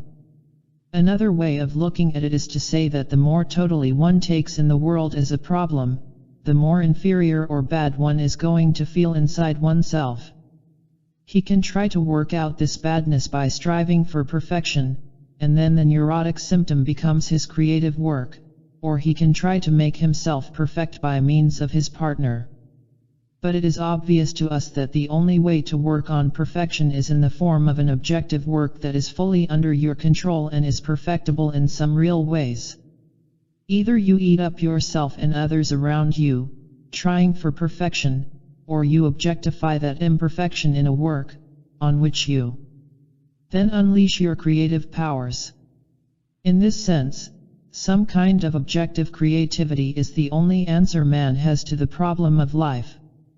In this way he satisfies nature, which asks that he live and act objectively as a vital animal plunging into the world, but he also satisfies his own distinctive human nature because he plunges in on his own symbolic terms and not as a reacts of the world as given to mere physical sense experience. He takes in the world, makes a total problem out of it, and then gives out a fashioned, human answer to that problem. This, as Goethe saw in Faust, is the highest that man can achieve. From this point of view, the difference between the artist and the neurotic seems to boil down largely to a question of talent. It is like the difference between an illiterate schizophrenic and a Strindberg. One ends up on the backwards and the other becomes a culture hero, but both experience the world in similar ways and only the quality and the power of the reaction differ. If the neurotic feels vulnerable in the face of the world he takes in, he reacts by criticizing himself to excess. He can't endure himself or the isolation that his individuality plunges him into. On the other hand, he still needs to be a hero, still needs to earn immortality on the basis of his unique qualities, which means that he still must glorify himself in some ways. But he can glorify himself only in fantasy, as he cannot fashion a creative work that speaks on his behalf by virtue of its objective perfection. He is caught in a vicious circle because he experiences the unreality of fantasied self-glorification. There is really no conviction possible for man unless it comes from others or from outside himself in some way, at least not for long. One simply cannot justify his own heroism in his own inner symbolic fantasy, which is what leads the neurotic to feel more unworthy and inferior. This is pretty much the situation of the adolescent who has not discovered his inner gifts. The artist, on the other hand, overcomes his inferiority and glories himself because he has the talent to do so. From all this we can see how interchangeably we can talk about neurosis, adolescence, normality, the artist with only varying degrees of difference or with a peculiar additive like talent making all the difference. Talent itself is usually largely circumstantial, the result of luck and work, which makes Ranke's view of neurosis true to life. Artists are neurotic as well as creative. The greatest of them can have crippling neurotic symptoms and can cripple those around them as well by their neurotic demands and needs. Look what Carlyle did to his wife. There is no doubt that creative work is itself done under a compulsion often indistinguishable from a purely clinical obsession. In this sense, what we call a creative gift is merely the social license to be obsessed. And what we call cultural routine is a similar license. The proletariat demands the obsession of work in order to keep from going crazy. I used to wonder how people could stand the really demonic activity of working behind those hellish ranges in hotel kitchens, the frantic whirl of waiting on a dozen tables at one time, the madness of the travel agent's offs at the height of the tourist season, or the torture of working with a jackhammer all day on a hot summer street. The answer is so simple that it eludes us. The craziness of these activities is exactly that of the human condition. They are right for us because the alternative is natural desperation. The daily madness of these jobs is a repeated vaccination against the madness of the asylum. Look at the joy and eagerness with which workers return from vacation to their compulsive routines. They plunge into their work with equanimity and lightheartedness because it drowns out something more ominous. Men have to be protected from reality. All of which poses another gigantic problem to a sophisticated Marxism, namely, what is the nature of the obsessive denials of reality that a utopian society will provide to keep men from going mad? The problem of illusion. We have looked at neurosis as a problem of character and have seen that it can be approached in two ways, as a problem of too much narrowness toward the world or of too much openness. There are those who are too narrowly built into their world, and there are those who are owing too freely apart from it.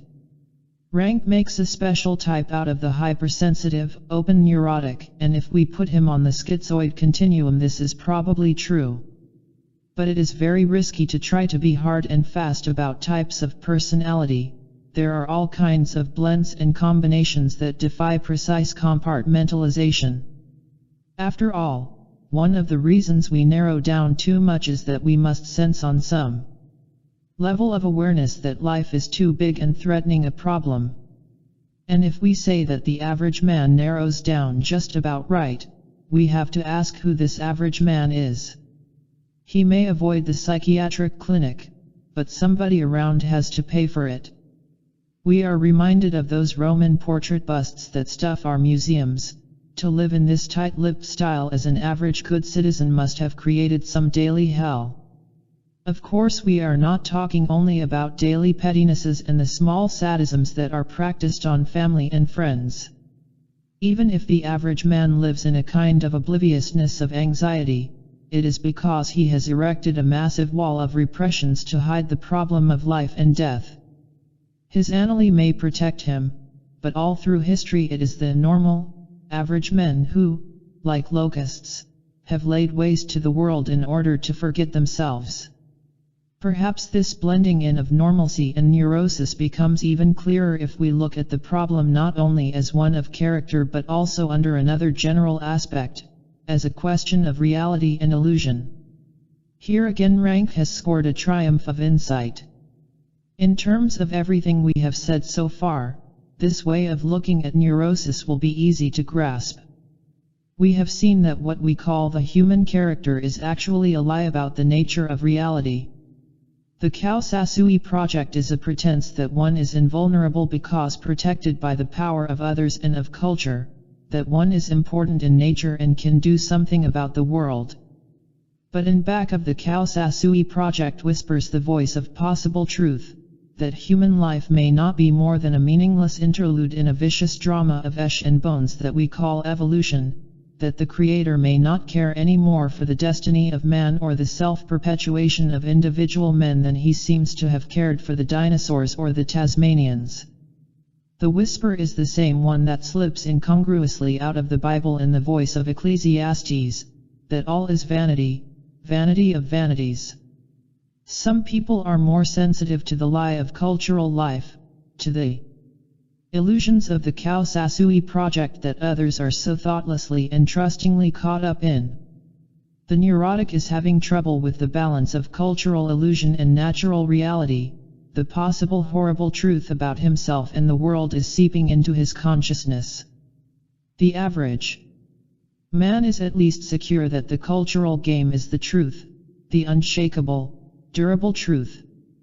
He can earn his immortality in and under the dominant immortality ideology, period. It is all so simple and clear-cut. But now the neurotic.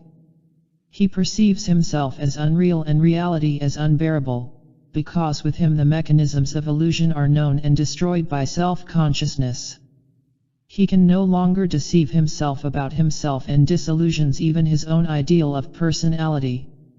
He perceives himself as bad, guilt-laden, inferior, as a small, weak, helpless creature, which is the truth about mankind, as Oedipus also discovered in the crash of his heroic fate. All other is illusion, deception, but necessary deception in order to be able to bear oneself and thereby life. In other words, the neurotic isolates himself from others, cannot engage freely in their partialization of the world, and so cannot live by their deceptions about the human condition. He lifts himself out of the natural therapy of everyday life, the active, self-forgetful engagement in it, and so the illusions that others share seem unreal to him. This is forced. Neither can he, like the artist, create new illusions. As Anna Eastman put it graphically, the caricature aspect of life appears whenever the drunkenness of illusion wears off. And don't some people drink to head off the despair of reality as they sense it truly is? Man must always imagine and believe in a second reality or a better world than the one that is given him by nature.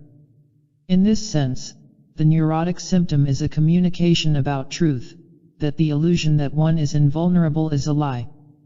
Let me quote another piece of Ranke's powerful summing up of this problem of illusion and reality. With the truth, one cannot live. To be able to live, one needs illusions, not only outer illusions such as art, religion, philosophy, science, and love afford, but inner illusions which are to condition the outer, i.e., a secure sense of one's active powers, and of being able to count on the powers of others. The more a man can take reality as truth, appearance as essence, the sounder, the better adjusted, the happier will he be. This constantly effective process of self-deceiving, pretending and blundering, is no psychopathological mechanism. Ranke calls this a paradoxical but deep insight into the essence of neurosis, and he sums it up in the words we have used as an epigraph to this chapter. In fact, it is this and more. It absolutely shakes the foundations of our conceptualization of normality and health. It makes them entirely a relative value problem. The neurotic opts out of life because he is having trouble maintaining his illusions about it, which proves nothing less than that life is possible only with illusions. And so, the question for the science of mental health must become an absolutely new and revolutionary one, yet one that reeks the essence of the human condition. On what level of illusion does one live? We will see the import of this at the close of this chapter, but right now we must remind ourselves that when we talk about the need for illusion, we are not being cynical. True, there is a great deal of falseness and self-deception in the cultural Kaosasui project, but there is also the necessity of this project. Man needs a second world, a world of humanly created meaning, a new reality that he can live, dramatize, nourish himself in. Illusion means creative play at its highest level.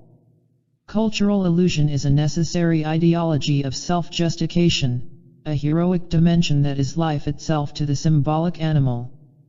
To lose the security of heroic cultural illusion is to die. That is what deculturation of primitives means and what it does. It kills them or reduces them to the animal level of chronic eating and fornication. Life becomes possible only in a continual alcoholic stupor. Many of the older American Indians were relieved when the big chiefs in Ottawa and Washington took control and prevented them from warring and feuding. It was a relief from the constant anxiety of death for their loved ones, if not for themselves. But they also knew, with a heavy heart, that this eclipse of their traditional hero systems at the same time left them as good as dead. Neurosis as historical. Arthur's general approach to the problem of neurosis is that of the historical dimension. It is the most important of all, really, because it absorbs the others. We saw that neurosis could be looked at a basic level as a problem of character and, at another level, as a problem of illusion, of creative cultural play. The historical level is a third level into which these two merge. The quality of cultural play, of creative illusion, varies with each society and historical period. In other words, the individual can more easily cross the line into clinical neurosis precisely where he is thrown back on himself and his own resources in order to justify his life. Rank could validly raise the issue of neurosis as a historical problem and not a clinical one. If history is a succession of immortality ideologies, then the problems of men can be read directly against those ideologies, how embracing they are, how convincing, how easy they make it for men to be content and secure in their personal heroism.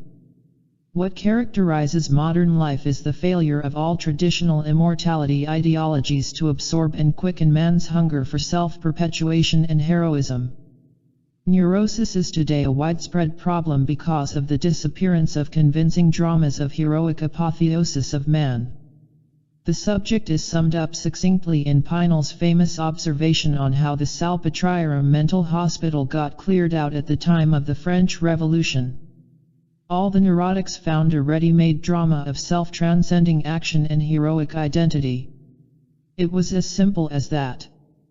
It begins to look as though modern man cannot empty his heroism in everyday life anymore, as men did in traditional societies just by doing their daily duty of raising children, working, and worshipping. He needs revolutions and wars and continuing revolutions to last when the revolutions and wars end. That is the price modern man pays for the eclipse of the sacred dimension. When he dethroned the ideas of soul and God, he was thrown back hopelessly on his own resources, on himself and those few around him. Even lovers and families trap and disillusion us because they are not substitutes for absolute transcendence. We might say that they are poor illusions in the sense that we have been discussing. Rank saw that this hyper-self-consciousness had left modern man to his own resources, and he called him aptly psychological man. It is a fitting epithet in more than one sense. Modern man became psychological because he became isolated from protective collective ideologies. He had to justify himself from within himself. But he also became psychological because modern thought itself evolved that way when it developed out of religion. The inner life of man had always been portrayed traditionally as the area of the soul. But in century scientists wanted to reclaim this last domain of superstition from the church. They wanted to make the inner life of man an area free of mystery and subject to the laws of causality. They gradually abandoned the word soul and began to talk about the self and to study how it develops in the child's early relationship with his mother. The great miracles of language, thought, and morality could now be studied as social products and not divine interventions. It was a great breakthrough in science that culminated only with the work of Freud, but it was Rank who saw that this scientific victory raised more problems than it solved. Science thought that it had gotten rid forever of the problems of the soul by making the inner world the subject of scientific analysis. But few wanted to admit that this work still left the soul perfectly intact as a word to explain the inner energy of organisms, the mystery of the creation and sustenance of living matter. It really doesn't matter if we discover that man's inner precepts about himself and his world, his very self-consciousness in language, art, laughter, and tears, are all socially built into him. We still haven't explained the inner forces of evolution that have led to the development of an animal capable of self-consciousness, which is what we still must mean by soul, the mystery of the meaning of organismic awareness, of the inner dynamism and pulsations of nature. From this point of view, the hysterical reaction of century believers against Darwin only shows the thinness and unimaginativeness of their faith. They were not open to plain and ordinary awe and wonder. They took life too much for granted, and when Darwin stripped them of their sense of special wondrousness, they felt as good as dead. But the triumph of scientific psychology had more equivocal effects than merely leaving intact the soul that it set out to banish. When you narrow down the soul to the self, and the self to the early conditioning of the child, what do you have left? You have the individual man, and you are stuck with him. I mean that the promise of psychology, like all of modern science, was that it would usher in the era of the happiness of man, by showing him how things worked, how one thing caused another. Then, when man knew the causes of things, all he had to do was to take possession of the domain of nature, including his own nature, and his happiness would be assured. But now we come up against the fallacy of psychological self-scrutiny that Rank, almost alone among the disciples of Freud, understood. The doctrine of the soul showed man why he was inferior, bad, and guilty, and it gave him the means to get rid of that badness and be happy. Psychology also wanted to show man why he felt this way. The hope was that if you found men's motives and showed to man why he felt guilty and bad, he could then accept himself and be happy. But actually psychology could only end part of the reason for feelings of inferiority, badness, and guilt. The part caused by the objects trying to be good for them, fearing leaving them, and the like. We don't want to deny that this much is a lot. It represents a great liberation from what we could call false badness, the conics artificially caused by one's own early environment and the accidents of birth and place. As this research reveals one part of the Kaosasui lie, it does unleash a level of honesty and maturity that puts one more in control of oneself and does make for a certain level of freedom and the happiness that goes with it. But now the point that we are driving at, early conditioning and conics with objects, guilt towards specific persons, and the like are only part of the problem of the person. The Kaosasui lie is aimed at the whole of nature, not only at the early objects. As the existentialists have put it, psychology found out about neurotic guilt or circumstantial, exaggerated, unscrutinized personal guilts, but it did not have anything to say about real or natural creature guilt. It tried to lay a total claim on the problem of unhappiness, when it had only a part claim on the problem. This is what Rank meant when he said that psychology, which is gradually trying to supplant religious and moral ideology, is only partially qualified to do this, because it is a preponderantly negative and disintegrating ideology. Psychology narrows the cause for personal unhappiness down to the person himself, and then he is stuck with himself. But we know that the universal and general cause for personal badness, guilt, and inferiority is the natural world and the person's relationship to it as a symbolic animal who must end a secure place in it. All the analysis in the world doesn't allow the person to end out who he is and why he is here on earth, why he has to die, and how he can make his life a triumph. It is when psychology pretends to do this, when it offers itself as a full explanation of human unhappiness, that it becomes a fraud that makes the situation of modern man an impasse from which he cannot escape. Or, put another way, psychology has limited its understanding of human unhappiness to the personal life history of the individual and has not understood how much individual unhappiness is itself a historical problem in the larger sense, a problem of the eclipse of secure communal ideologies of redemption. Rank put it this way. In the neurotic in whom one sees the collapse of the whole human ideology of God, it has also become obvious what this signifies psychologically. This was not explained by Freud's psychoanalysis, which only comprehended the destructive process in the patient from his personal history without considering the cultural development which bred this type. If you fail to understand this, you risk making the neurotic even worse off by closing him off from the larger world view that he needs. As Rank put it, It was Nally, the understanding psychoanalyst, who sent the self-conscious neurotic back to the very self-knowledge from which he wanted to escape. On the whole, psychoanalysis failed therapeutically because it aggravated man's psychologizing rather than healed him of his introspection. Or better, we would say, psychoanalysis failed therapeutically where it fetishized the causes of human unhappiness as sexuality, and when it pretended to be a total worldview in itself. We can conclude with rank that religion is just as good a psychology as the psychology that pretended to replace it. In some ways it is of course even better because it gets at the actual causes of universal guilt. In some ways it is much worse, because it usually reinforces the parental and social authorities and makes the bind of circumstantial guilt even stronger and more crippling. There is no way to answer Rank's devastating relativization of modern psychology. We have only to look around at the growing number of psychological gurus in the marketplace in order to get the lived historical avor of the thing. Modern man started looking inward in the century because he hoped to end immortality in a new and secure way. He wanted heroic apotheosis as did all other historical men. But now there is no one to give it to him except his psychological guru. He created his own impasse. In this sense, as Rank said, with what has to be a touch of ironic humor, psychotherapists are, so to say, the neurotic's product due to his illness.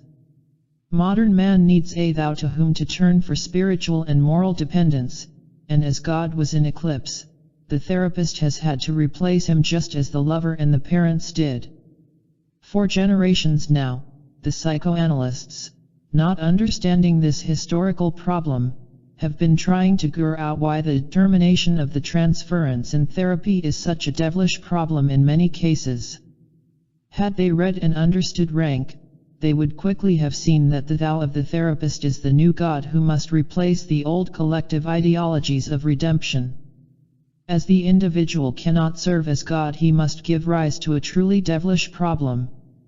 Modern man is condemned to seek the meaning of his life in psychological introspection, and so his new confessor has to be the supreme authority on introspection, the psychoanalyst. As this is so, the patient's beyond is limited to the analytic couch and the worldview imparted there. In this sense, as Rank saw with such deep understanding, psychoanalysis actually stulties the emotional life of the patient. Man wants to focus his love on an absolute measure of power and value, and the analyst tells him that all is reducible to his early conditioning and is therefore relative. Man wants to endy and experience the marvelous, and the analyst tells him how matter-of-fact everything is, how clinically explainable are our deepest ontological motives and guilts. Man is thereby deprived of the absolute mystery he needs, and the only omnipotent thing that then remains is the man who explained it away. And so the patient clings to the analyst with all his might and dreads terminating the analysis. Rank and Kierkegaard, the merger of sin and neurosis. The further one pushes his study of Rank, the more his writings blur into those of Kierkegaard, all the more remarkably, as we now fully appreciate, because of the far greater sophistication of clinical psychoanalysis. By now it should be clear that this blurring of Rank and Kierkegaard is not a weak surrender to ideology but an actual scientific working through of the problem of human character. Both men reached the same conclusion after the most exhaustive psychological quest, that at the very furthest reaches of scientific description, psychology has to give way to theology, that is, to a worldview that absorbs the individual's conics and guilt and offers him the possibility for some kind of heroic apotheosis. Man cannot endure his own littleness unless he can translate it into meaningfulness on the largest possible level. Here Rank and Kierkegaard meet in one of those astonishing historical mergers of thought, that sin and neurosis are two ways of talking about the same thing: the complete isolation of the individual, his disharmony with the rest of nature, his hyper-individualism, his attempt to create his own world from within himself. Both sin and neurosis represent the individual blowing himself up to larger than his true size, his refusal to recognize his cosmic dependence. Neurosis, like sin, is an attempt to force nature, to pretend that the Kaosasui project really suffices. In sin and neurosis, man fetishizes himself on something narrow at hand and pretends that the whole meaning and miraculousness of creation is limited to that he can get his beatification from that. Rank's summing up of the neurotic worldview is at the same time that of the classic sinner. The neurotic loses every kind of collective spirituality, and makes the heroic gesture of placing himself entirely within the immortality of his own ego, as the observations and cosmic fantasies of psychotics so clearly show. But we know that this attempt is doomed to failure because man simply cannot justify his own heroism, he cannot tee himself into his own cosmic plan and make it believable. He must live with agonizing doubts if he remains in touch at all with the larger reality. Only when he loses this touch do the doubts vanish, and that is the definition of psychosis, a wholly unreal belief in the self-justification of cosmic heroism. I am Christ. In this sense, as Rank said, neurosis represents the striving for an individual religion, a self-achieved immortality. Sin and neurosis have another side, not only their unreal self-ination in the refusal to admit creatureliness but also a penalty for intensed self-consciousness, the failure to be consoled by shared illusions. The result is that the sinner, neurotic, is hyperconscious of the very thing he tries to deny, his creatureliness, his miserableness, and unworthiness. The neurotic is thrown back on his true perceptions of the human condition, which caused his isolation and individuation in the RST place. He tried to build a gloried private inner world because of his deeper anxieties, but life takes its revenge. The more he separates and innates himself, the more anxious he becomes. The more he artificially idealizes himself, the more exaggeratedly he criticizes himself. He alternates between the extremes of I am everything and I am nothing. But it is clear that if one is going to be something, he has to be a secure part of something else. There is no way to avoid paying the debt of dependency and yielding to the larger meaning of the rest of nature, to the toll of suffering and the death that it demands, and there is no way to justify this payment from within oneself, no matter how mightily one tries. But now we see the historical difference between the classical sinner and the modern neurotic. Both of them experience the naturalness of human insufficiency. Only today the neurotic is stripped of the symbolic worldview, the God ideology that would make sense out of his unworthiness and would translate it into heroism. Traditional religion turned the consciousness of sin into a condition for salvation, but the tortured sense of nothingness of the neurotic qualifies him now only for miserable extinction, for merciful release and lonely death. It is all right to be nothing vis-a-vis God, who alone can make it right in his unknown ways. It is another thing to be nothing to oneself, who is nothing. Rank summed it up this way. The neurotic type suffers from a consciousness of sin just as much as did his religious ancestor, without believing in the conception of sin. This is precisely what makes him neurotic. He feels a sinner without the religious belief in sin, for which he therefore needs a new rational explanation. Thus the plight of modern man, a sinner with no word for it, or, worse, who looks for the word for it in a dictionary of psychology and thus only aggravates the problem of his separateness and hyper-consciousness. Again, this impasse is what Rank meant when he called psychology a preponderantly negative and disintegrating ideology. Health as an ideal. We have now covered the three aspects of the problem of neurosis, as a result of character formation, as a problem of reality versus illusion, and as a result of historical circumstances. All three of course merge into one. Man lives his contradictions for better or worse in some kind of cultural project in a given historical period. Neurosis is another word for the total problem of the human condition. it becomes a clinical word when the individual bogs down in the face of the problem, when his heroism is in doubt or becomes self-defeating. Men are naturally neurotic and always have been, but at some times they have it easier than at others to mask their true condition. Men avoid clinical neurosis when they can trustingly live their heroism in some kind of self-transcending drama. Modern man lives his contradictions for the worse, because the modern condition is one in which convincing dramas of heroic apotheosis, of creative play, or of cultural illusion are in eclipse. There is no embracing worldview for the neurotic to depend on or merge with to mask his problems, and so the cure for neurosis is difficult in our time.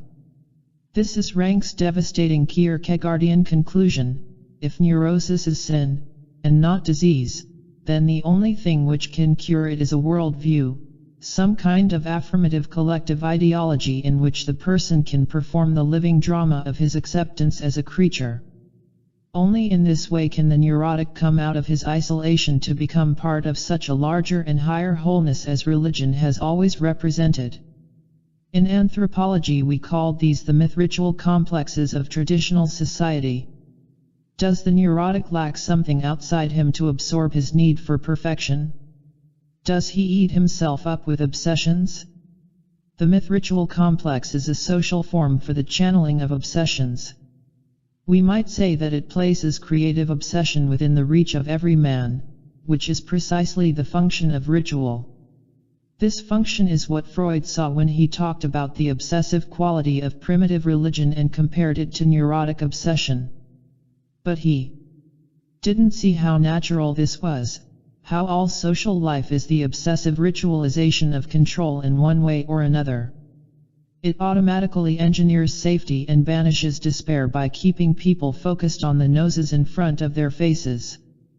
The defeat of despair is not mainly an intellectual problem for an active organism, but a problem of self-stimulation via movement. Beyond a given point, man is not helped by more knowing, but only by living and doing in a partly self-forgetful way. As Goethe put it, we must plunge into experience and then react on the meaning of it. All reaction and no plunging drives us mad, all plunging and no reaction, and we are brutes. Goethe wrote maxims like these precisely at the time when the individual lost the protective cover of traditional society and daily life became a problem for him. He no longer knew what were the proper doses of experience. This safe dosage of life is exactly what is prescribed by traditional custom, wherein all the important decisions of life and even its daily events are ritually marked out. Neurosis is the contriving of private obsessional ritual to replace the socially agreed one now lost by the demise of traditional society. The customs and myths of traditional society provided a whole interpretation of the meaning of life, ready-made for the individual. All he had to do was to accept living it as true. The modern neurotic must do just this if he is to be cured. He must welcome a living illusion. It is one thing to imagine this cure, but it is quite another thing to prescribe it to modern man. How hollow it must ring in his ears. For one thing, he can't get living myth-ritual complexes, the deep-going inherited social traditions that have so far sustained men, on a prescription form from the corner pharmacy. He can't even get them in mental hospitals or therapeutic communities. The modern neurotic cannot magically embody the kind of world he needs, which is one reason he tries to create his own. In this very crucial sense, neurosis is the modern tragedy of man. Historically, he is an orphan. A second reason for the hollowness of our prescription for neurosis follows. If there are no ready-made traditional worldviews into which to tie oneself with dependency and trust, religion becomes a very personal matter, so personal that faith itself seems neurotic, like a private fantasy and a decision taken out of weakness. The one thing modern man cannot do is what Kierkegaard prescribed, the lonely leap into faith, the naive personal trust in some kind of transcendental support for one's life. This support is now independent of living external rituals and customs. The church and the community do not exist. or do not carry much conviction. This situation is what helps make faith fantastic. In order for something to seem true to man, it has to be visibly supported in some way, lived, external, compelling. Men need pageants, crowds, panoplies, special days marked off on calendars, and objective focus for obsession, something to give form and body to internal fantasy, something external to yield oneself to. Otherwise the neurotic is brought back to the point of his departure. How is he to believe in his lonely, inner sense of specialness? A third problem is that modern man is the victim of his own disillusionment. He has been disinherited by his own analytic strength. The characteristic of the modern mind is the banishment of mystery, of naive belief, of simple-minded hope. We put the accent on the visible, the clear, the cause and effect relation, the logical, always the logical. We know the difference between dreams and reality, between facts and fictions, between symbols and bodies. But right away we can see that these characteristics of the modern mind are exactly those of neurosis. What types the neurotic is that he knows his situation vis-a-vis reality. He has no doubts. There is nothing you can say to sway him, to give him hope or trust. He is a miserable animal whose body decays, who will die, who will pass into dust and oblivion, disappear forever not only in this world but in all the possible dimensions of the universe, whose life serves no conceivable purpose, who may as well not have been born, and so on and so forth. He knows truth and reality, the motives of the entire universe. It was G.K. Chesterton who kept alive the spirit of Kierkegaard and naive Christianity in modern thought, as when he showed with such style that the characteristics the modern mind prides itself on are precisely those of madness. There is no one more logical than the lunatic, more concerned with the minutiae of cause and effect. Madmen are the greatest reasoners we know, and that trait is one of the accompaniments of their undoing. All their vital processes are shrunken into the mind. What is the one thing they lack that sane men possess? The ability to be careless, to disregard appearances, to relax and laugh at the world. They can't unbend, can't gamble their whole existence, as did Pascal, on a fanciful wager. They can't do what religion has always asked, to believe in a justification of their lives that seems absurd. The neurotic knows better. He is the absurd, but nothing else is absurd, it is only too true. But faith asks that man expand himself trustingly into the non-logical, into the truly fantastic. This spiritual expansion is the one thing that modern man finds most difficult, precisely because he is constricted into himself and has nothing to lean on, no collective drama that makes fantasy seem real because it is lived and shared. Let me hasten to assure the reader that I am not developing an apologia for traditional religion but only describing the impoverishment of the modern neurotic and some of the reasons for it. I want to give some background for understanding how centrally Rank himself stands in the tradition of Pascal, Kierkegaard, and Chesterton on the problem of faith and illusion or creative play. As we have learned from Huizinga and more recent writers like Joseph Piper and Harvey Cox, the only secure truth men have is that which they themselves create and dramatize. To live is to play at the meaning of life. The upshot of this whole tradition of thought is that it teaches us once and for all that childlike foolishness is the calling of mature men. Just this way Rank prescribed the cure for neurosis, as the need for legitimate foolishness. The problem of the union of religion, psychiatry, and social science is contained in this one formula.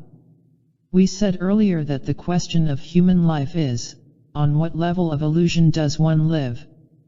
This question poses an absolutely new question for the science of mental health, namely, what is the best illusion under which to live? Or, what is the most legitimate foolishness? If you are going to talk about life-enhancing illusion, then you can truly try to answer the question of which is best. You will have to deem best in terms that are directly meaningful to man, related to his basic condition and his needs.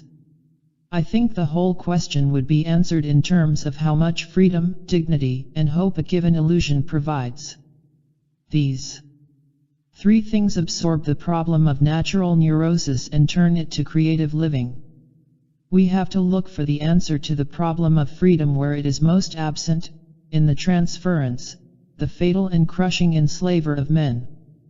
The transference fetishizes mystery, terror, and power. It holds the self bound in its grip. Religion answers directly to the problem of transference by expanding awe and terror to the cosmos where they belong. It also takes the problem of self-justification and removes it from the objects near at hand. We no longer have to please those around us, but the very source of creation, the powers that created us, not those into whose lives we accidentally fell. Our life ceases to be a reexived dialogue with the standards of our wives, husbands, friends, and leaders and becomes instead measured by standards of the highest heroism, ideals truly to lead us on and beyond ourselves. In this way we ourselves with independent values, can make free decisions, and, most importantly, can lean on powers that really support us and do not oppose us. The personality can truly begin to emerge in religion because God, as an abstraction, does not oppose the individual as others do, but instead provides the individual with all the powers necessary for independent self-justification. What greater security than to lean contentedly on God, on the fount of creation, the most terrifying power of all. If God is hidden and intangible, all the better. That allows man to expand and develop by himself. The problem of transference is thus, like all things human, partly a value problem, a question of ideals. Freud tried to keep it wholly scientific by showing how exaggerated and false transference perceptions of reality were, which to a great extent is of course true. But what is the norm of true perception? Here Freud himself had to hedge. What is more unreal than the perceptions of a normal person in love, who is carried into rapture and expansion of being by his very exaggerations? Van der Leeuw, that great psychologist of religion, saw the problem of transference introjections more broadly than Freud. He cites an ancient Egyptian text in which a certain Pahiri discusses his inner conscience as the voice of God dwelling within man, and then Van der Leeuw says, "Now it is possible, certainly, with Nietzsche and Freud, to ascribe the strangeness of the voice, which warns us to avoid, to infantilism, not the voice of God in the heart of man, but the voice of some men in man," says Nietzsche. But Van der Leeuw concludes on a surprising note: we may however prefer the Egyptian description. On this point phenomenology has no decision to make. In other words, we may prefer it for the larger expansiveness of being that it represents, as more imaginatively it links the person with higher mysterious powers. God consciousness is not only regressive transference but also creative possibility. But unlike Van der Leeuw, we are arguing that on this matter psychology does have a decision to make. It can talk about less constricting forms of transference. Best of all, of course, religion solves the problem of death, which no living individuals can solve, no matter how they would support us. Religion, then, gives the possibility of heroic victory in freedom and solves the problem of human dignity at its highest level. The two ontological motives of the human condition are both met: the need to surrender oneself in full to the rest of nature, to become a part of it by laying down one's whole existence to some higher meaning, and the need to expand oneself as an individual heroic personality. Finally, religion alone gives hope, because it holds open the dimension of the unknown and the unknowable, the fantastic mystery of creation that the human mind cannot even begin to approach, the possibility of a multidimensionality of spheres of existence, of heavens, and possible embodiments that make a mockery of earthly logic, and in doing so, it relieves the absurdity of earthly life, all the impossible limitations and frustrations of living matter. In religious terms, to see God is to die. because the creature is too small and night to be able to bear the higher meanings of creation. Religion takes one's very creatureliness, one's insignificance, and makes it a condition of hope. Full transcendence of the human condition means limitless possibility unimaginable to us. What is the ideal for mental health, then? A lived, compelling illusion that does not lie about life, death, and reality, one honest enough to follow its own commandments, I mean, not to kill, not to take the lives of others to justify itself. Rank saw Christianity as a truly great ideal. Foolishness in the sense that we have been discussing it, a childlike trust and hope for the human condition that left open the realm of mystery. Obviously, all religions fall far short of their own ideals, and Rank was talking about Christianity not as practiced but as an ideal. Christianity, like all religions, has in practice reinforced the regressive transference into an even more choking bind. The fathers are given the sanction of divine authority. But as an ideal, Christianity, on all the things we have listed, stands high, perhaps even highest in some vital ways, as people like Kierkegaard, Chesterton, the Niebuhrs, and so many others have compellingly argued. The curious thing as we can now fully appreciate is that Rank, after a lifetime of work, drew the circle of psychoanalysis itself on this tradition of thought. In this he stands side by side with Jung, as Progoff so well showed. Finally, if mental health is a problem of ideal illusion, we are left with one large question on the matter of human character. If we are talking about the best ideal, then we should also talk about the costs of lesser ideals. What is the toll taken on the human personality by a failure to fully meet the twin ontological needs of man? Again we are back to the problem of Freud's life. What is the cost of the denial of absolute transcendence, of the attempt to fabricate one's own religion? When a man fails to draw the powers of his existence from the highest source, what is the cost to himself and those around him? We haven't even begun to discuss questions like this in characterology, but it seems to me that they are basic and necessary, the key questions, without which we cannot even talk about mental health intelligently. Rank posed the basic question. He asked whether the individual is able at all to affirm and accept himself from himself. But he quickly sidestepped it by saying that it cannot be said. Only the creative type can do this to some extent, he reasoned, by using his work as a justification for his existence. I myself have posed this question as a central one for the science of man, in ignorance of the work of Rank. I think it can be answered as Rank himself elsewhere answered it. As we saw in the last chapter, even the creative type should ideally surrender to higher powers than himself. It was Jung, with his analytical penetration, who saw also the reason, which is that the unusual person takes his transference, projections back into himself. As we said in the last chapter, one reason for his creativity is that he sees the world on his own terms and relies on himself. But this leads to a dangerous kind of megalomania because the individual becomes too full with his own meanings. Furthermore, if you don't fetishize the world by transference perceptions, totalities of experience put a tremendous burden on the ego and risk annihilating it. The creative person is too full both of himself and of the world.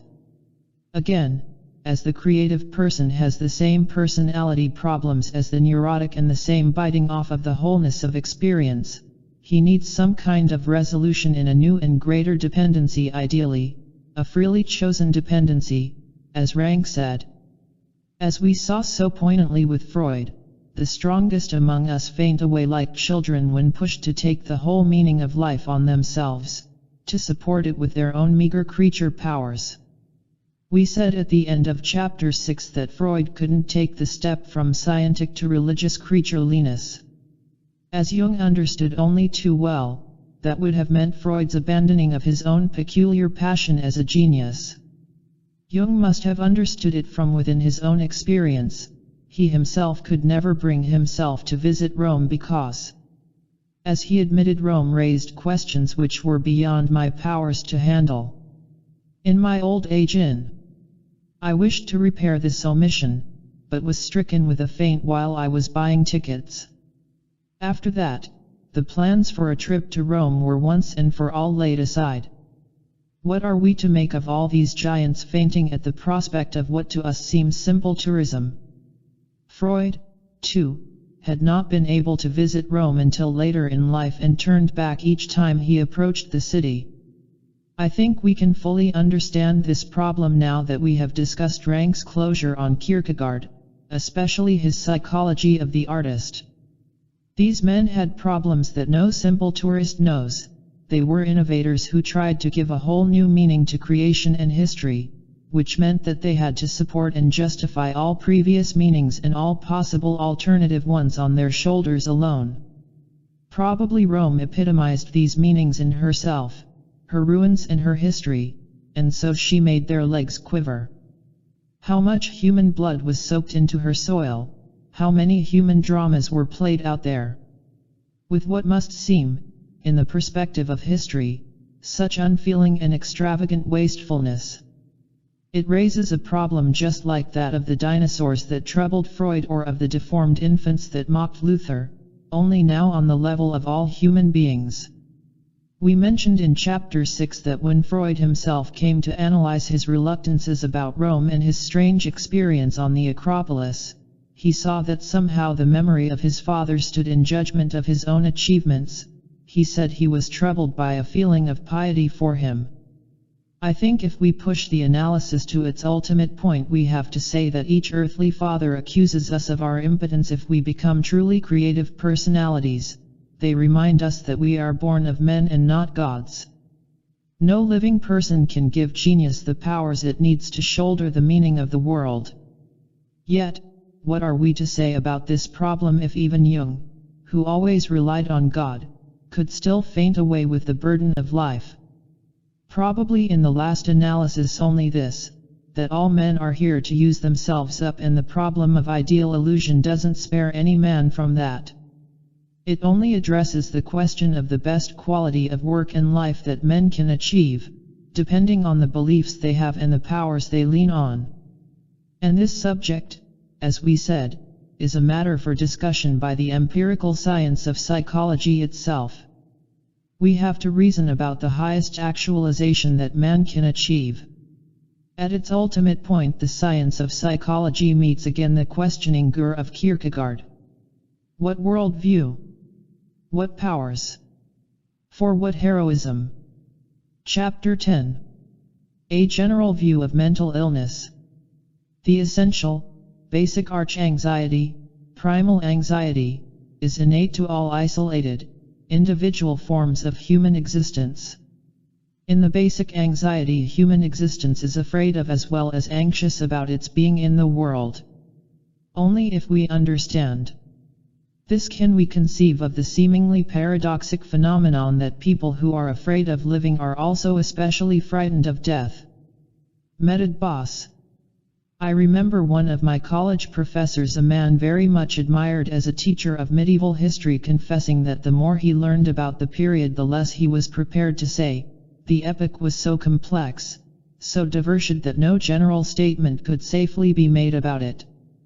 The same thing can surely be said about the theory of mental illness. How dare someone try to write a chapter entitled A General View of such a complex and varied phenomenon, especially someone who is not himself a psychiatrist? In fact, I have had an unusually difficult time forcing myself to sit down and write this chapter, even though I feel it belongs in the book. The literature is there for all to see, the record of lifetimes of work by some of the greatest psychologists who ever lived, men possessing the richest personal sensitivities, work reacting unusual theoretical gifts and based on the most extensive and varied clinical materials. Why should someone try to rake this area over again, in what can only be a superficial and simple-minded way? Probably for that very reason, today we need simple-mindedness in order to be able to say anything at all. This is the other side of the coin of The confession of the medievalist.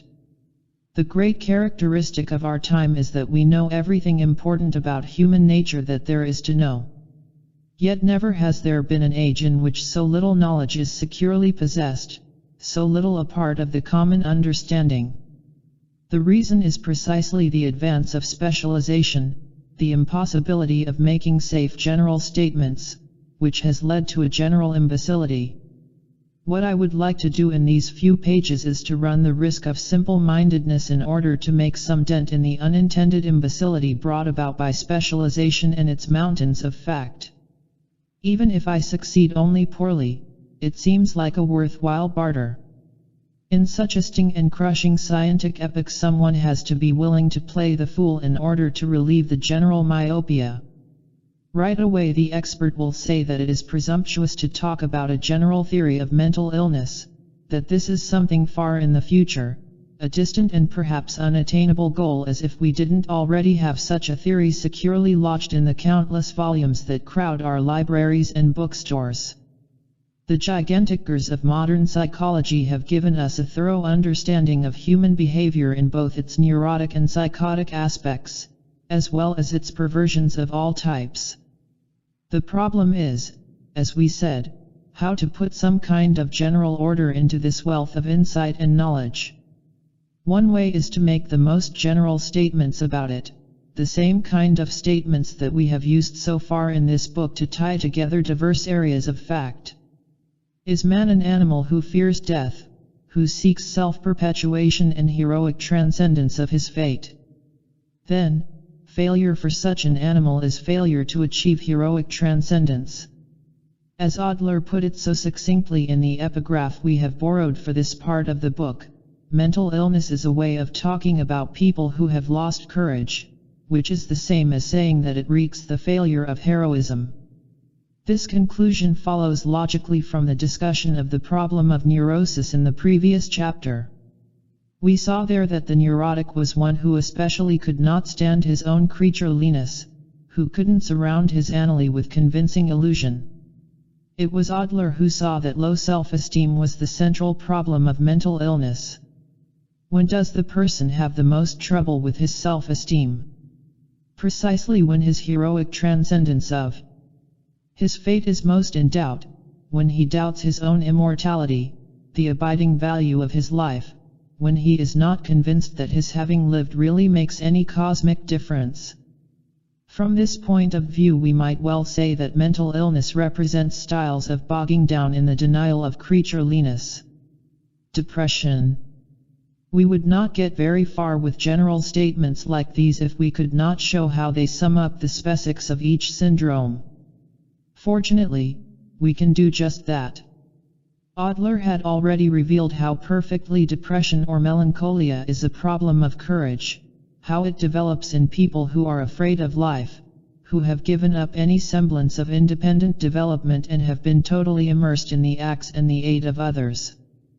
They have lived lives of systematic self-restriction, and the result is that the less you do, the less you can do, the more helpless and dependent you become. The more you shrink back from the difficulties and the darings of life, the more you naturally come to feel inept, the lower is your self-evaluation. It is ineluctable.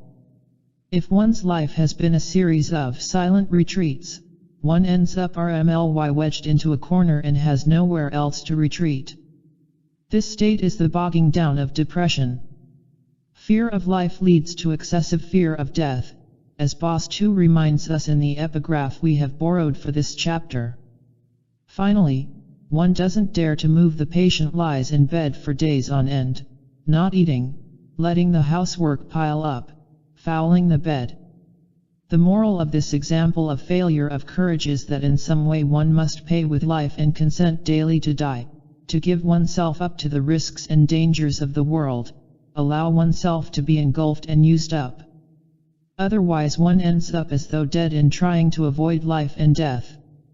This is how modern existentialist psychiatrists understand depression, exactly as Adler did at the beginning of this century. Medad Boss sums it up in a few lines. It is always the whole existence of the melancholic patient which has failed to take over openly and responsibly all those possibilities of relating to the world which actually would constitute his own genuine self. Consequently, such an existence has no independent standing of its own but continually falls prey to the demands, wishes, and expectations of others. Such patients try to live up to these foreign expectations as best they can, in order not to lose the protection and love of their surroundings. But they go more deeply into debt. Hence the terrible guilt feelings of the melancholic, derive from his existential guilt.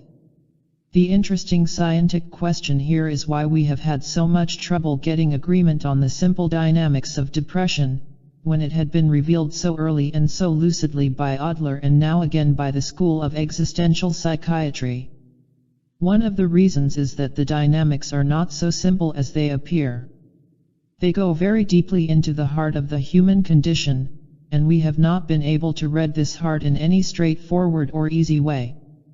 For one thing, we ourselves had so effectively banished the idea of the fear of death in life, we were not sufficiently impressed by the terror of the living creature, and so we could not understand the torturings and turnings of anguished people who were jerked about by these terrors. For example, despite Adler's excellent and early general theory, he put us off somewhat by talking about the selfishness and the pamperedness of the depressed person, the spoiled child who refuses to grow up and accept the responsibility for his life, and so on. Of course these things are true to some extent, and Adler fully realized that nature herself had made man a weakling in the animal kingdom. But the accent is important. Adler should have stressed more the sheer terror of individuation, of difference, of being alone, of losing support and delegated power. He revealed to us the life lie that people use in order to live, but we tended to overlook how necessary this lie is in some form or other for most men, how men simply do not have their own powers to rely on. When we remind ourselves again how giants like Freud and Jung shrink and faint while buying simple travel tickets, perhaps we can get some correct feeling for the magnitude of the task of poor Mr. Average Man, just daily trying to negotiate a semblance of tranquil heroism by embedding himself in the powers of others. When these tactics fail and he is threatened with the exposure of his life lie, how logical it is that he give way to his own version of fainting by bogging down in a depressive withdrawal. Another complexity of the dynamics of depression that we overlooked was the one that Rank taught us, the urge to immortalization and self-perpetuation by pleasing the other, by conforming to the code of behavior that he represents. People hunger for immortality and get it where they can, in the small family circle or in the single love object. The transference object is the locus of our conscience, of our whole cosmology of good and evil. It is not something we can simply break away from, as it embodies our whole hero system. We saw how complete and complex the transference can be. We obey our authorities all our lives, as Freud showed, because of the anxiety of separation.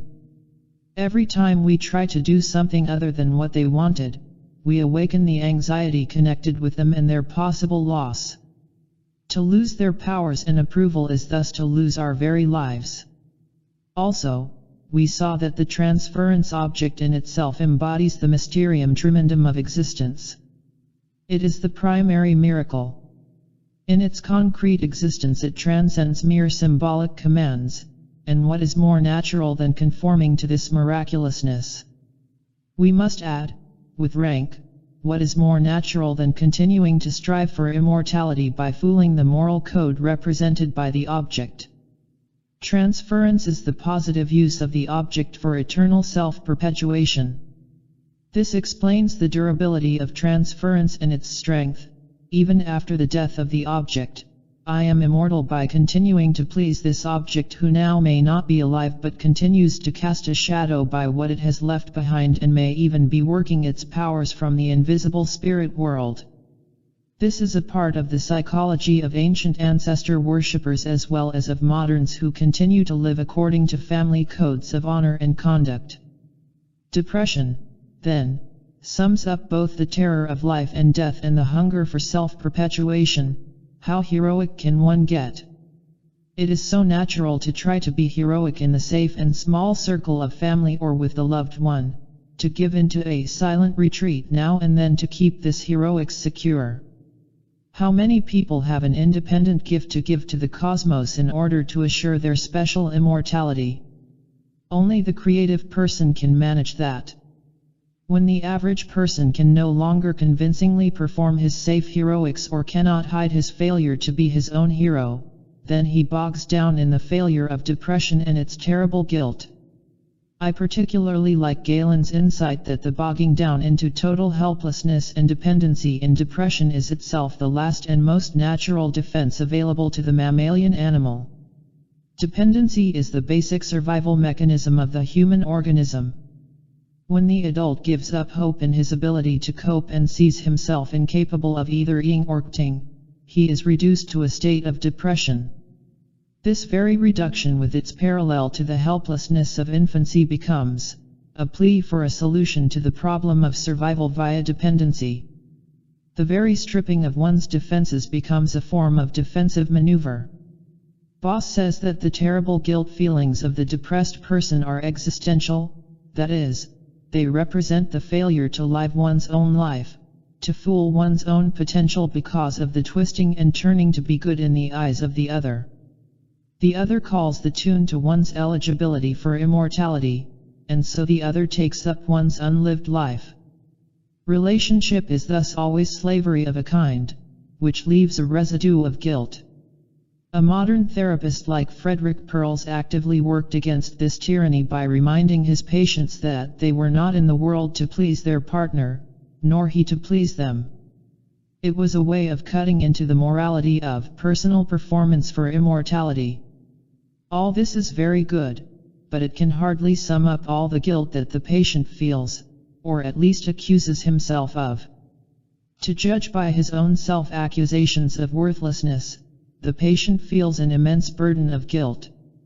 We have to understand this self-accusation not only as a reaction of guilt over unlived life but also as a language for making sense out of one's situation. In short, even if one is a very guilty hero, he is at least a hero in the same hero system. The depressed person uses guilt to hold onto his objects and to keep his situation unchanged. Otherwise he would have to analyze it or be able to move out of it and transcend it. Better guilt than the terrible burden of freedom and responsibility, especially when the choice comes too late in life for one to be able to start over again.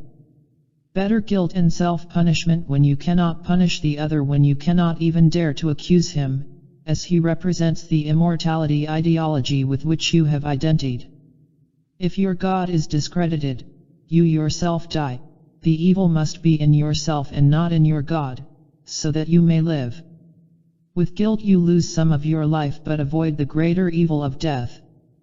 The depressed person exaggerates his guilt because it unblocks his dilemma in the safest and easiest way. He also, as Adler pointed out, gets the people around him to respond to him, to pity him, and to value him and take care of him.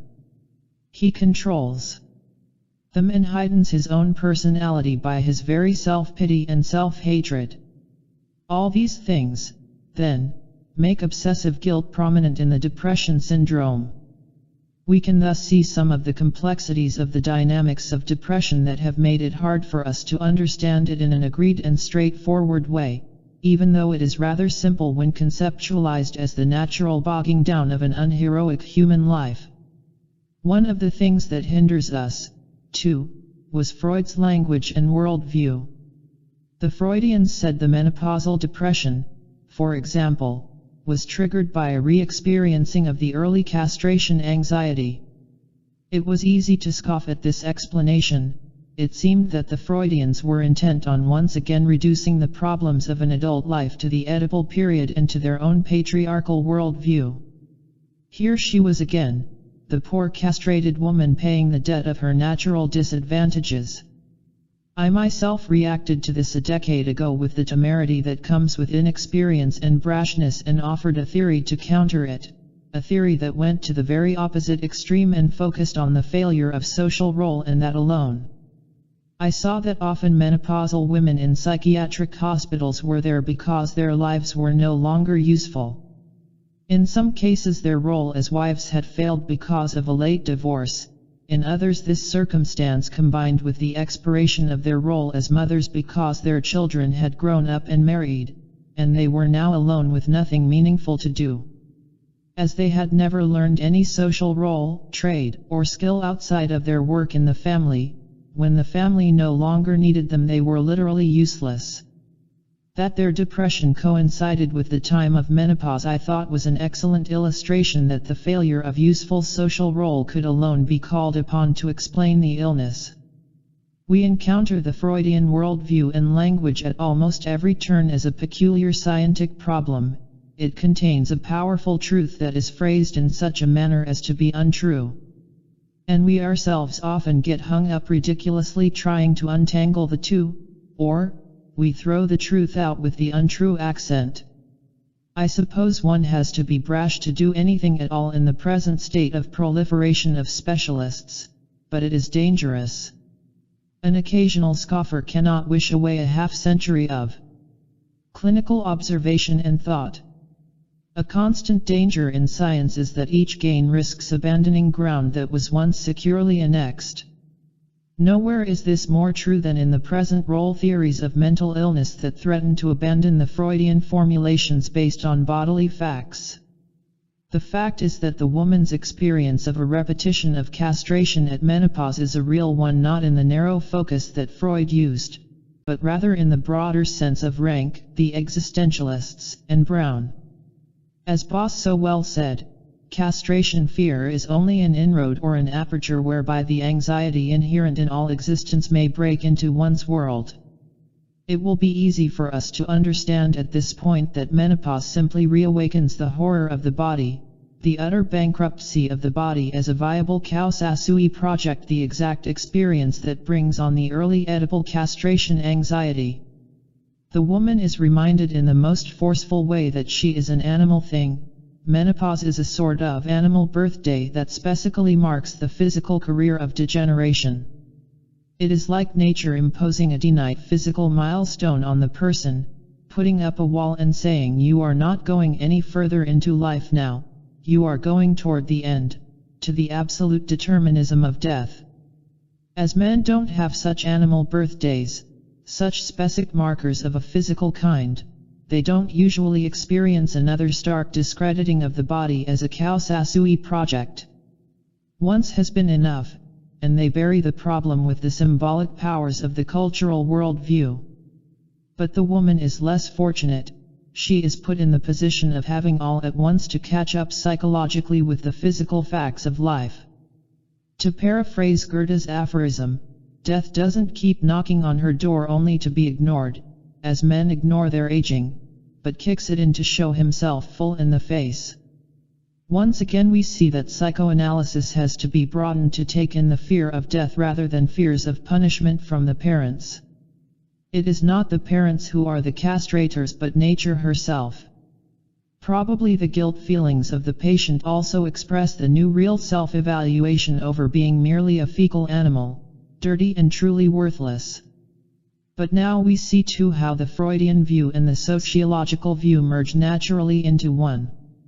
Normally the cultural Kausasui project masks the experience of castration anxiety, but it is precisely the failure of the social role, the cultural project, that then reinforces the natural animal helplessness.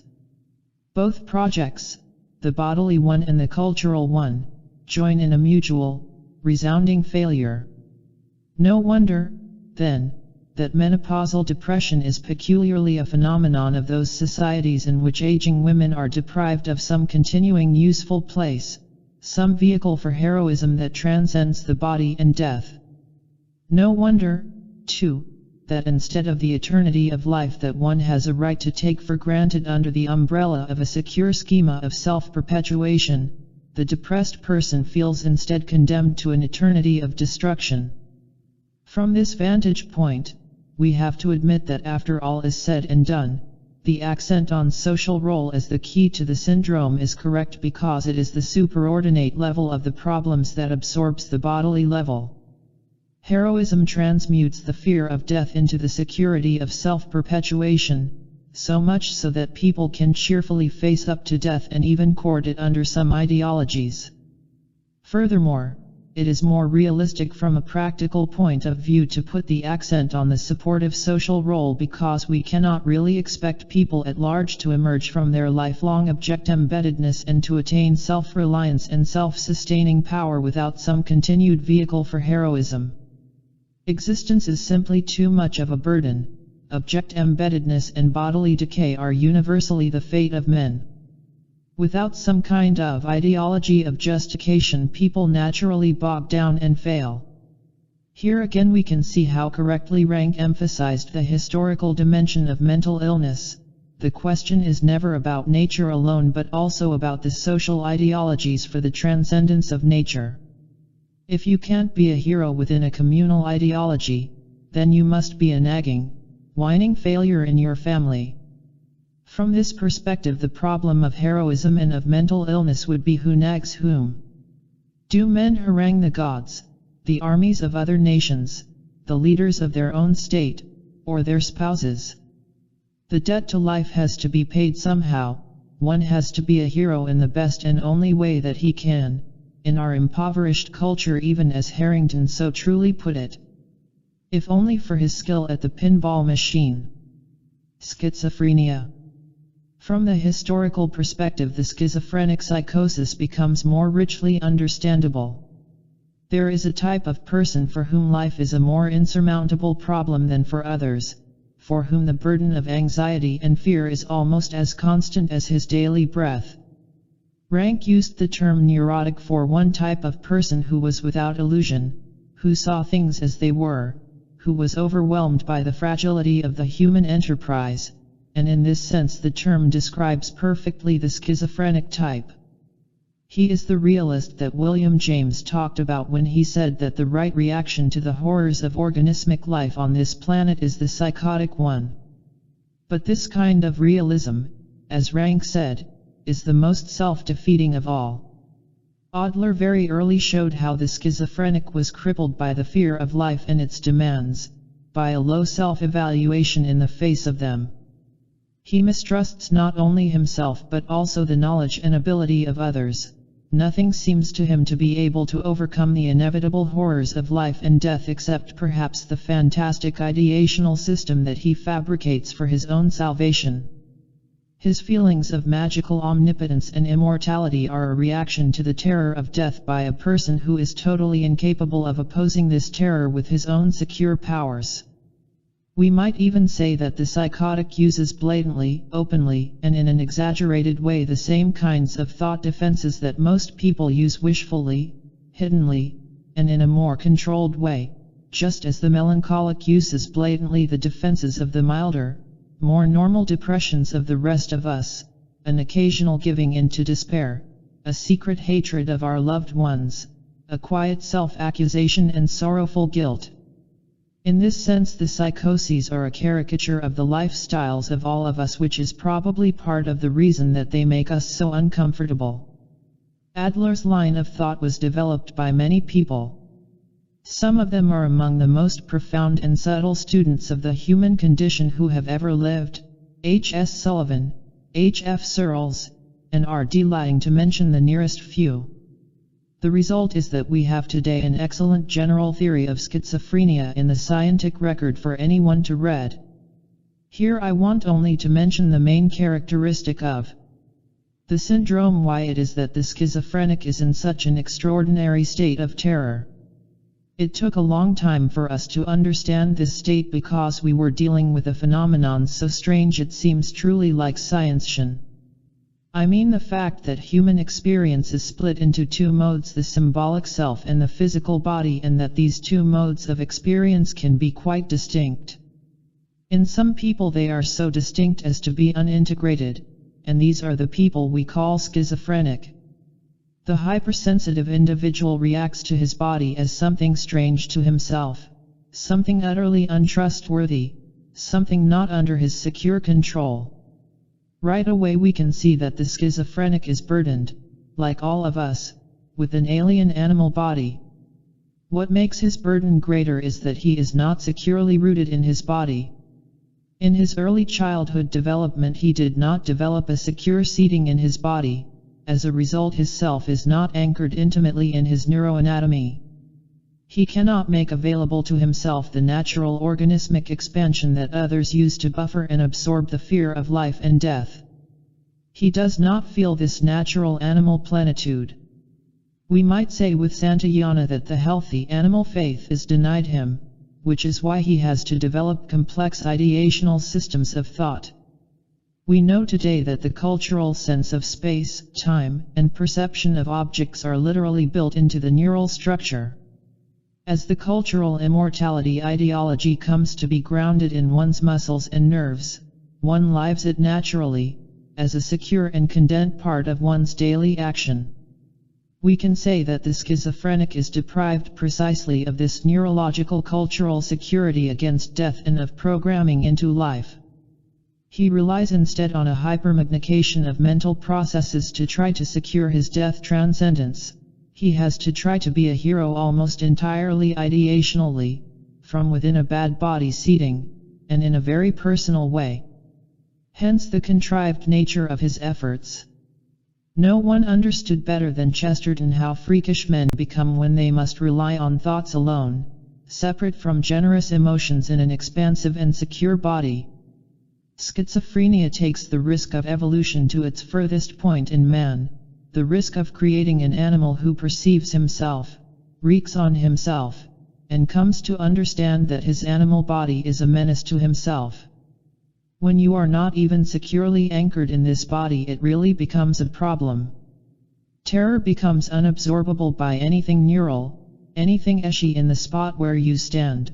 Your symbolic awareness oats at maximum intensity all by itself. This is really a cursed animal in evolution, an animal gone astray beyond natural limits. We cannot imagine an animal completely open to experience and to his own anxieties, an animal utterly without programmed neurophysical reactivity to segments of the world. Man alone achieves this terrifying condition which we see in all its purity at the extremes of schizophrenic psychosis. In this state, each object in the environment presents a massive problem because one has no response within his body that he can marshal to dependably respond to that object.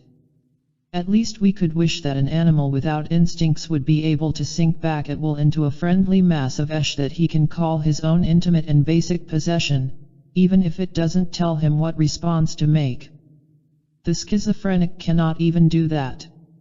His body has completely happened to him. It is a mass of stench and decay.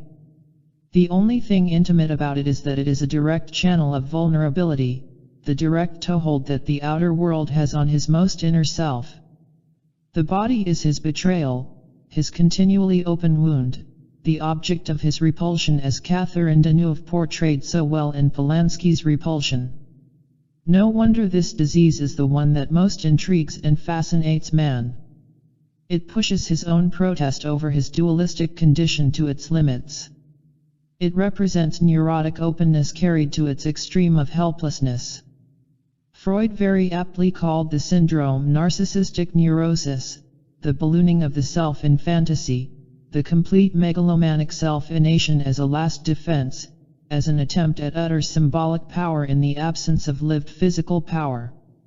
Again, this is what cultural man everywhere strove to achieve, but the normal person is neurally programmed so that he feels at least that his body is his to use with condence. By pushing the problem of man to its limits, schizophrenia also reveals the nature of creativity. If you are physically unprogrammed in the cultural Kausasui project, then you have to invent your own. You don't vibrate to anyone else's tune. You see that the fabrications of those around you are a lie, a denial of truth, a truth that usually takes the form of showing the terror of the human condition more fully than most men experience it. The creative person becomes, then, in art, literature, and religion, the mediator of natural terror and the indicator of a new way to triumph over it. He reveals the darkness and the dread of the human condition and fabricates a new symbolic transcendence over it. This has been the function of the creative deviant from the shamans through Shakespeare.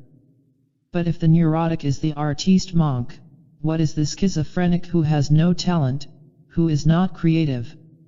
He must be a completely inverted and pathetic failure, as the wards in our mental hospitals attest. An impoverished and powerless person, even when he is a perceiver of truth, has no gift to offer to his fellows or to himself. The uncreative psychotic is simply totally crippled by life and death fears. This is not the place to toss off in a few words such a complex matter, so little understood, especially as I have not studied the problem in depth or detail. The plain fact, however, is that the matter revolves around one simple question: whether one has an ego with which to control his subjective experiences, no matter how unusual they are. If he does, then he gives form to his unique perceptions. He takes the energetic life process as it functions on the frontier of evolution in the dualistic mode of human life, and he channels and contains it as a response to that mode. It becomes the work of genius. We seem to be able to pointedly sum up the problem like this: the schizophrenic is not programmed neurally into automatic response to social meanings, but he cannot marshal an ego response, a directive control of his experiences. His own erupting meanings cannot be given any creative form. We might say that because of his exaggerated helplessness, he uses his symbolic inner experiences alone as an experiential anchor, as something to lean on. He exists reactively toward them, comes to be controlled by them instead of reshaping and using them. The genius too is not programmed in automatic cultural meanings, but he has the resources of a strong ego, or at least a sufficient one, to give his own personal meanings a creative form. No one to my knowledge has understood this difference between the genius and the schizophrenic better than Reich. At least in these gross terms. In schizophrenia, like depression, we see the problem of heroics in its stark nudity. How does one become a hero from a position in which he has hardly any resources at all? A position from which he sees more clearly than anyone else the menacing dangers of life and death, and yet has no solid feeling of inner glory to oppose to them? He has to fabricate such a feeling in the best way he can, which will be a clumsy, crippled, and inverted way. No wonder that psychotic transferences are so total, so intense, so all-absorbing, so frightening, when they are not pathetic. The only way for a lonely cripple to attempt a heroic transcendence of death is through the complete servitude of personal idolatry, the total constriction of the self in the person of the other. One has so little personal ballast, to use Adler's excellent expressio, that he has to suck in an entire other human being to keep from disappearing or ying away. Perversion. It would be foolhardy to write about the perversions today if one wanted to say something new. The literature is so immense, big, thick volumes like Reich's on masochism, sets of volumes like Stekel's on all the perversions, whole shelves on homosexuality, and in the professional journals, one article after another piling up insights and clinical facts. The problem is covered from all aspects and in a wealth of detail, a century's accumulation of scientific research. To my mind, the best single book, summing up the key arguments of various schools and adding its own brilliant contribution, is Meted Bosses. After Erwin Strauss's lifelong contributions, culminating in his recent essay on the miser, we have the clearest and richest general theory that a science could hope for. But again, the danger is that one can't see the forest for the trees, that it has become impossible to say anything about the perversions without saying everything. Some kind of simple-minded, general statement is in order, one that is not itself polemical but tries to combine all the major viewpoints into one clear perspective.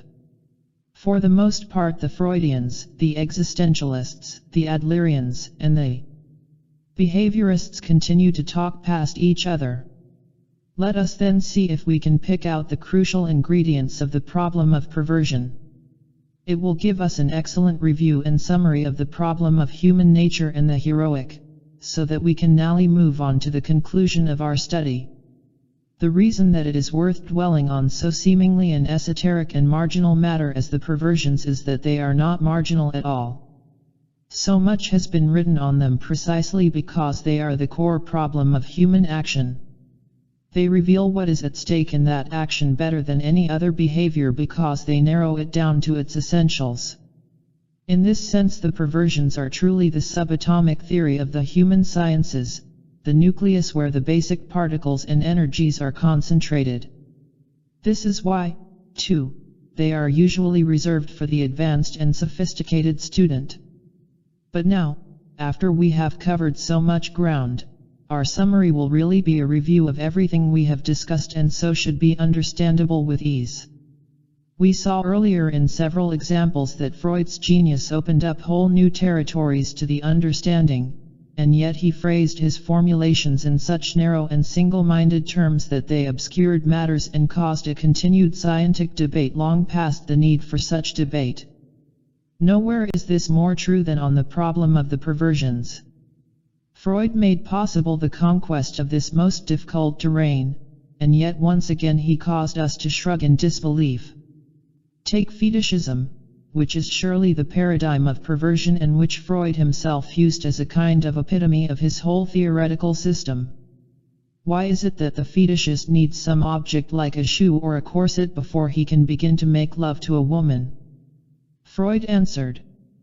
To put it plainly, the fetish is a substitute for the woman's, mother's, phallus which the little boy once believed in and does not wish to forego. We know why. Note the utter assurance of that last phrase. The reason is that the female genitals prove the reality of castration and awaken the horror of it for oneself. The only way to triumph over this threat is to give the woman a phallus, however artificially and symbolically, and the fetish is precisely the token of triumph over the threat of castration and a safeguard against it. With it, the fetishist can proceed to have intercourse. The fetish saves the fetishist from being a homosexual by endowing women with the attribute which makes them acceptable as sexual objects. In a word, the fetish gives him the courage to be a man. Freud was so content of his formulation that he said categorically, probably no male human being is spared the terrifying shock of threatened castration at the sight of the female genitals. And he concluded triumphantly, investigations into fetishism are to be recommended to all who still doubt the existence of the castration complex. When a man of Freud's stature makes such triumphant closure on his whole work in a writing coming so late in his career, we have to accept that it contains an indubitable truth. But again he has engulfed us in the peculiar paradox of psychoanalysis, the phrasing of the most acute truth in a language of such concrete narrowness as to make that truth unrecognizable. Let us, then, try to pull it apart. The way out of the paradox was shown to us by thinkers like Adler, Jung, Rank, Boss, Strauss, and Brown. The horror of castration is not the horror of punishment for incestuous sexuality, the threat of the Oedipus complex, it is rather the existential anxiety of life and death ending its focus on the animal body. This much is secure. But Freud stuck to the idea of the mother's body, specifically, the idea of the phallic mother that the child wants to believe in. All through the later psychoanalytic literature this idea occurs again and again in the fantasies of patients, and Robert Bach reaffirmed Freud's basic idea in a most recent writing, in the same categorical terms. In all perversions the dramatized or ritualized denial of castration is acted out through the regressive revival of the fantasy of the maternal or female phallus. And here is a perfect description of the typical fantasy from Meyrom's rich paper. At times the patient would fantasy during masturbation that he was able to take his penis in his mouth and in so doing he would be a complete circle. At this period he dreamed that he was looking at his body and discovered that he had breasts like a woman and male genitals. The Greek priest, in his cassock with his hair owing over his shoulders, represented to him a neuter person, celibate and bisexual. The hermaphroditic image. The hermaphroditic image is an idea that goes right to the heart of the human condition and reveals to us the dynamic of the perversions and what is at stake in the desperate efforts of crippled people to end some kind of animal satisfaction in this world. The hermaphroditic symbol is no mystery after the writings of Rank, Jung, and many others. The problem has been, again, to strip it of its narrow sexual connotations. It is not a sexual problem but a human problem. The self ends itself in a strange body casing and cannot understand this dualism. Man is aghast at the arbitrary nature of genitality, the accidentality of his separate sexual emergence. He can't accept the impermanence of the body casing or its incompleteness, now male, now female. The body makes no sense to us in its physical thingness, which ties us to a particular kind of fate, a one-sided sexual role. The hermaphroditic image represents a striving for wholeness, a striving that is not sexual but ontological. It is the desire of being for a recapture of the agape, unity with the rest of nature, as well as for a completeness in oneself. It is a desire for a healing of the ruptures of existence, the dualism of self and body, self and other, self and world. Add the desire of the self for self-perpetuation outside of and beyond the body, and we can understand how the partialness of the sexual identity is a further limitation and danger.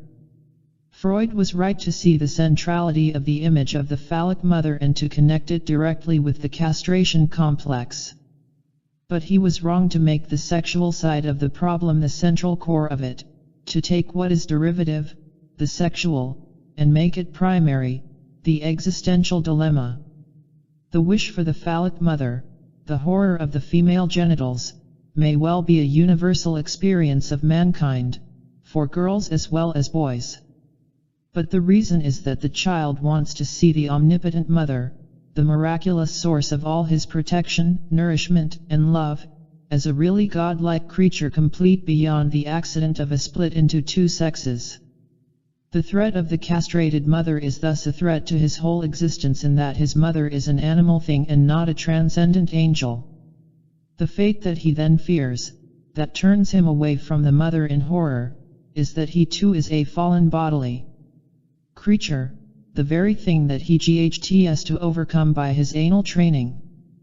The horror of the female genitals, then, is the shock of the tiny child who is all at once before the age of 6 suddenly turned into a philosopher, a tragedian who must be a man long before his time and who must draw on reserves of wisdom and strength that he doesn't have.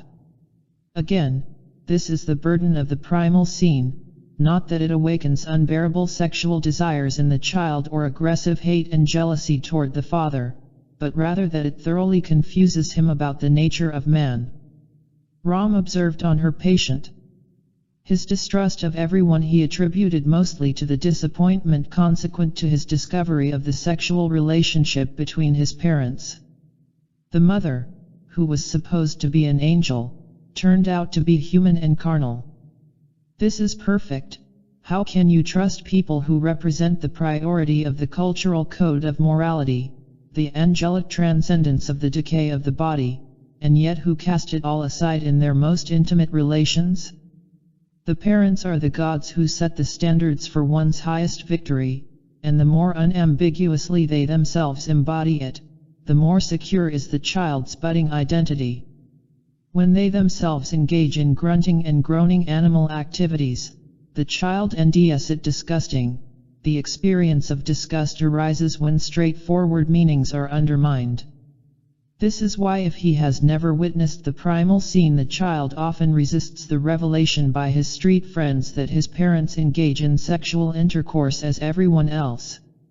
How apt was Tolstoy's observation that so much separates him from the newborn babe, and so little from the child of VE. In those VE years the child must shoulder the whole existential burden of the human condition. There is really little more for him to learn about his basic fate during the remainder of his life. Jung saw the wishful meaning and centrality of the hermaphroditic image with great clarity and historical sweep. As did Rank all through his work, Boss and Brown.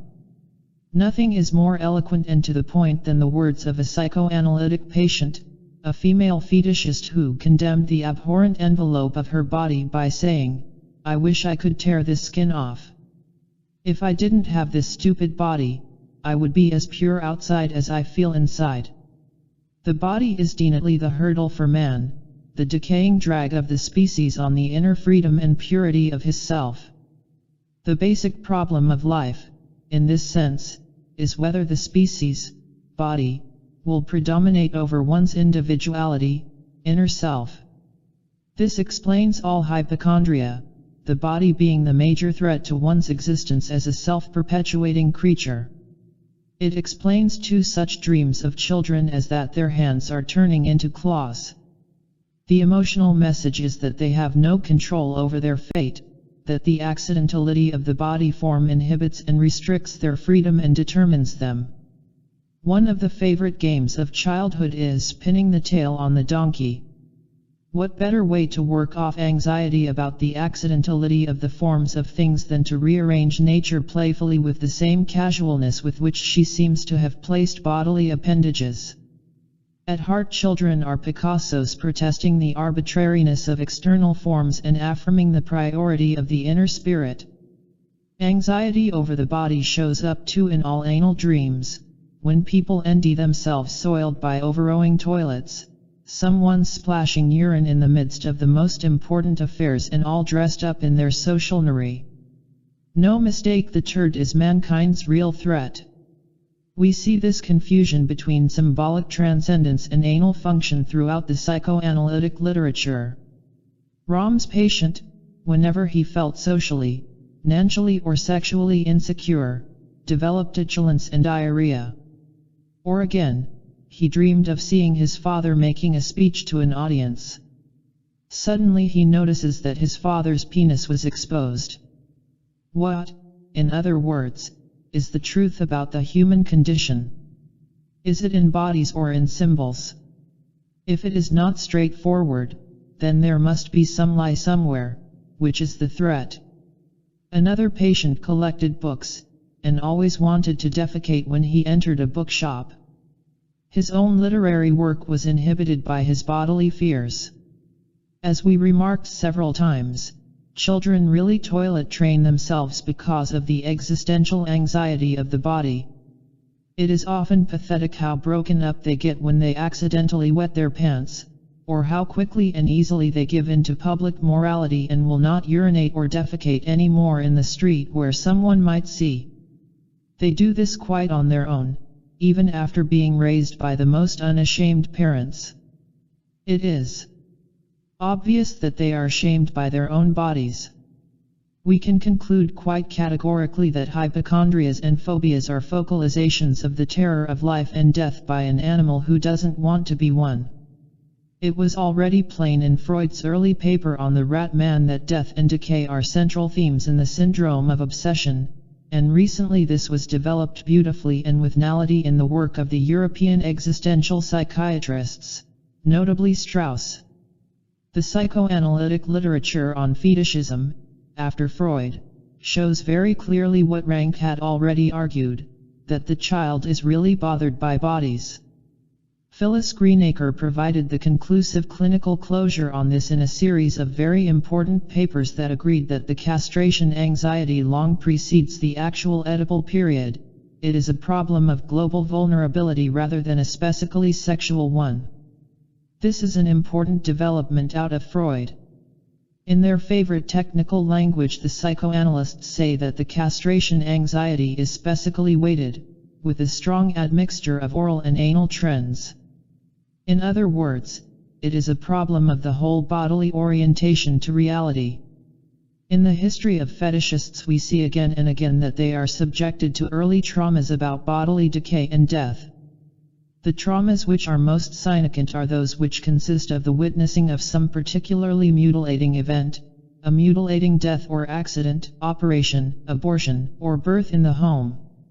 If we take Freud's paper in which he outlines the development of a case of fetishism, and emphasizes the sight of the female genitals coincidental with masturbation and threats of castration just at the beginning of the phallic phase, and substitute for threat of castration sight of mutilated and bleeding body, I think we may envision what happens in a certain number of children. This would hold true naturally, and especially if the child himself had had a traumatic illness or painful operation. One of Fenichel's patients had a prolapsed rectum that his mother had to press back into place each time he moved his bowels. It is no surprise, then, that he was haunted by the fear that his intestine might fall into the lavatory pan. Imagine being so vulnerable as to have to be pressed back into place. No wonder he was obsessed with a fear of death, that his castration anxiety was overwhelming, that he thought that his dead mother or his sister's penis could have gone down the drain just as turds and bath water do, or just as his intestine might. The world is not particular about what it ushers away of bodies. Things just mysteriously disappear. One of Lauren's patients, a boy of 4, could not understand why a girl he had seen at camp had no injuries on her hand, or why one of his relatives was missing a leg.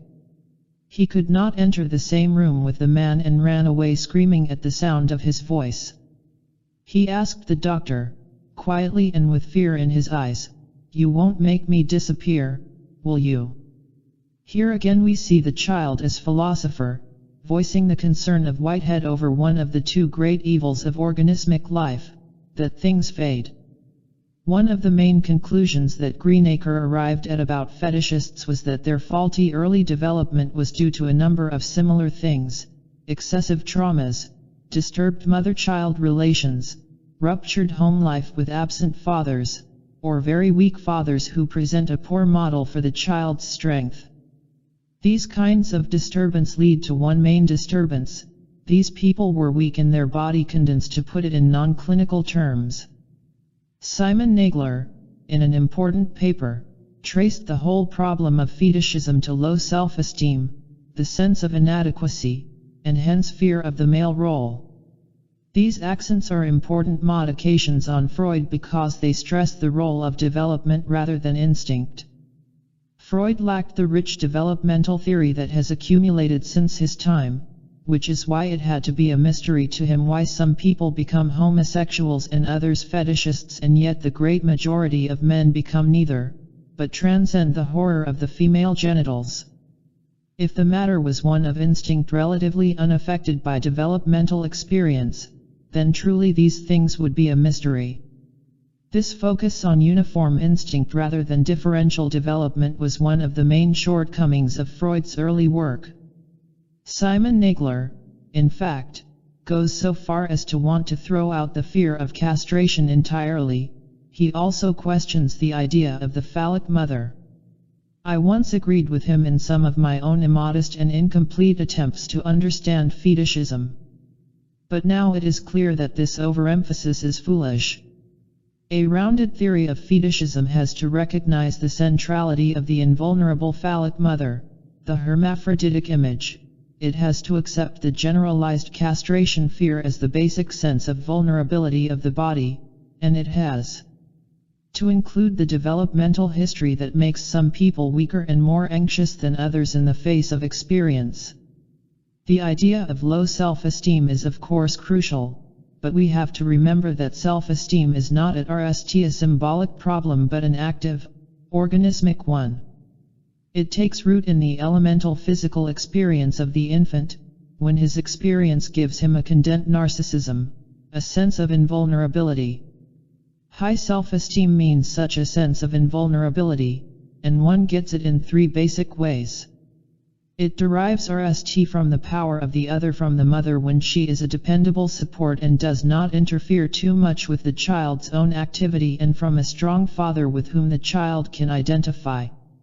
The second source of power to overcome vulnerability is one we have mentioned: the secure possession of one's own body as a safe locus under one's control. We see that this security can be weakened by traumas, as well as by the quality of the early family environment.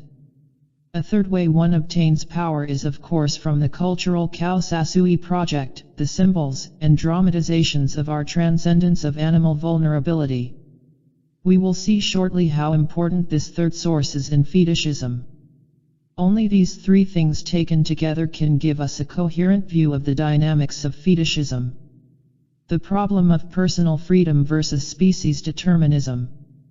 Most people, then, avoid extreme fetishism because somehow they get the power to use their bodies as nature intended.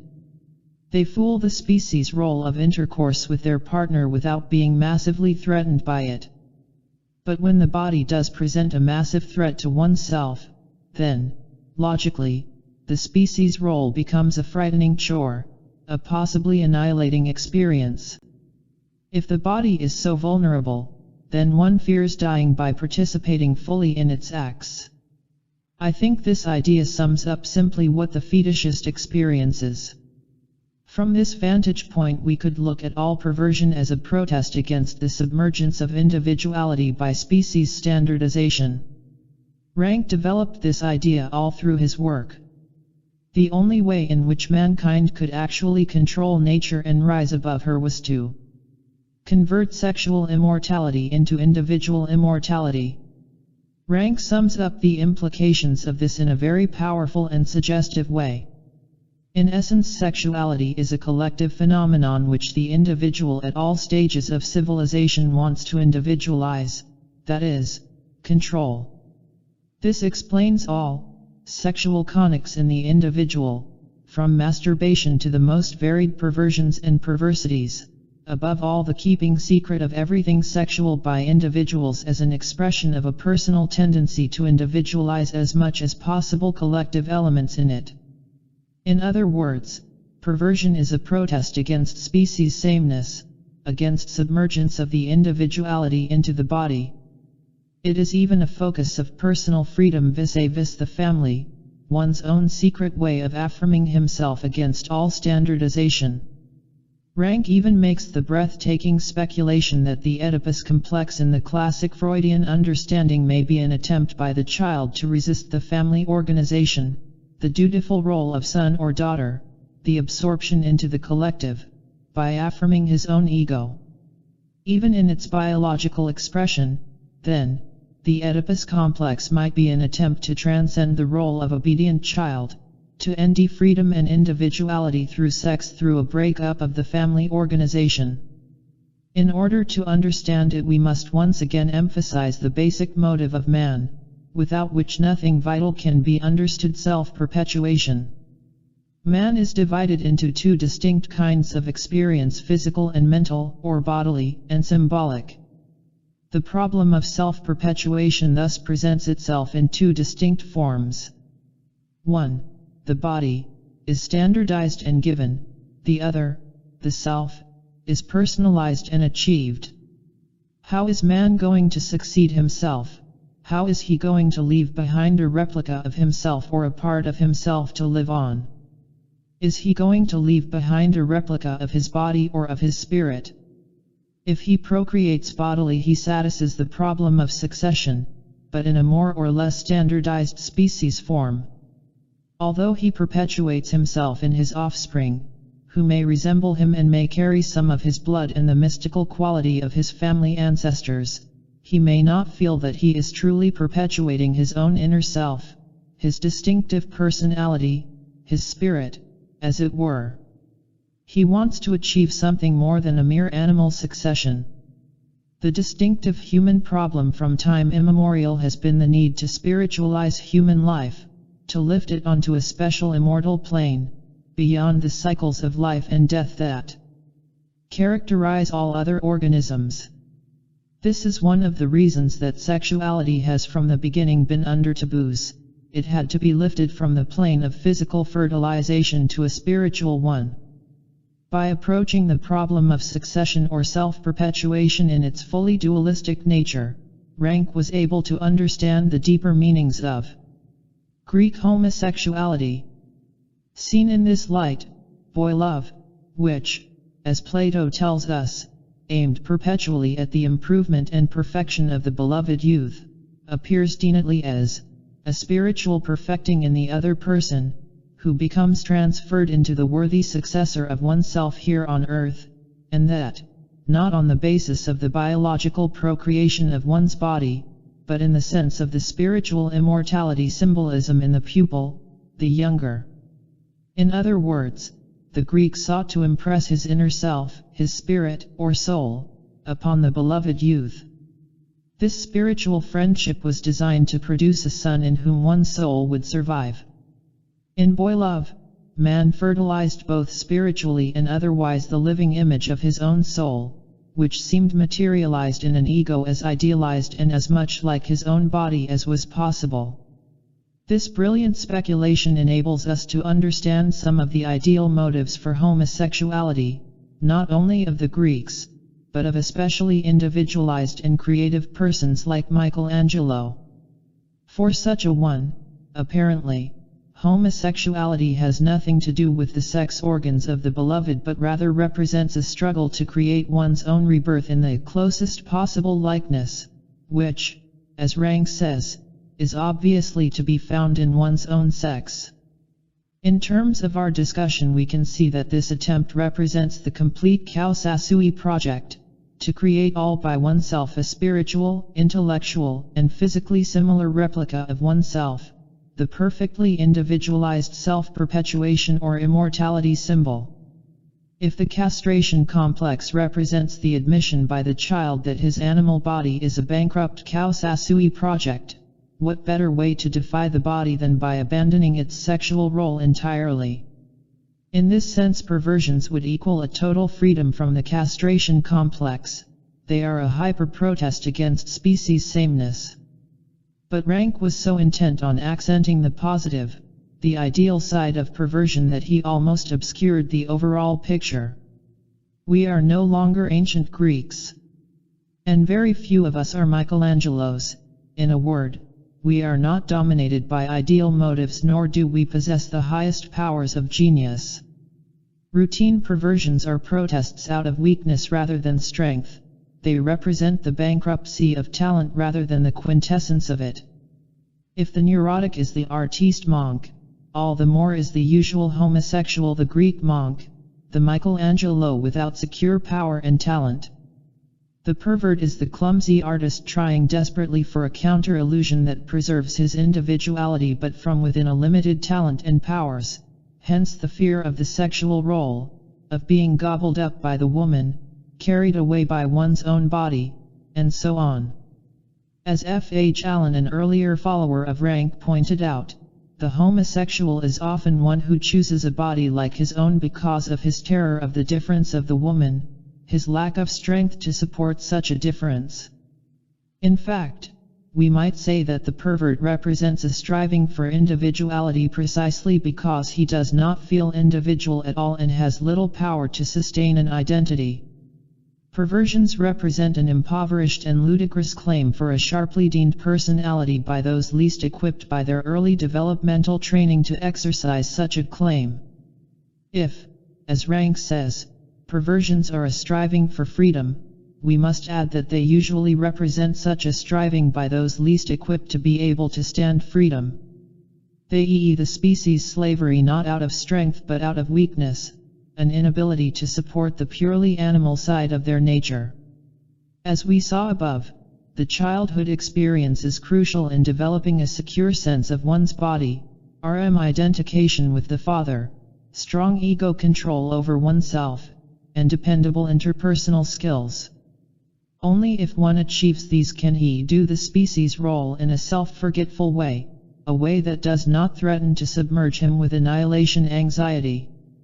When we sum up this whole problem, we can see that there are several ways to overcome the sense of sex as a species standardization threat to oneself, most of which lie on a spectrum of desperation and ingenuity, rather than self-confidence and control. The most ideal way, the highest way, is of course in the experience of love. Here, one identifies with the partner totally and banishes the threat of separateness, helplessness, anxious self-consciousness vis-a-vis the body.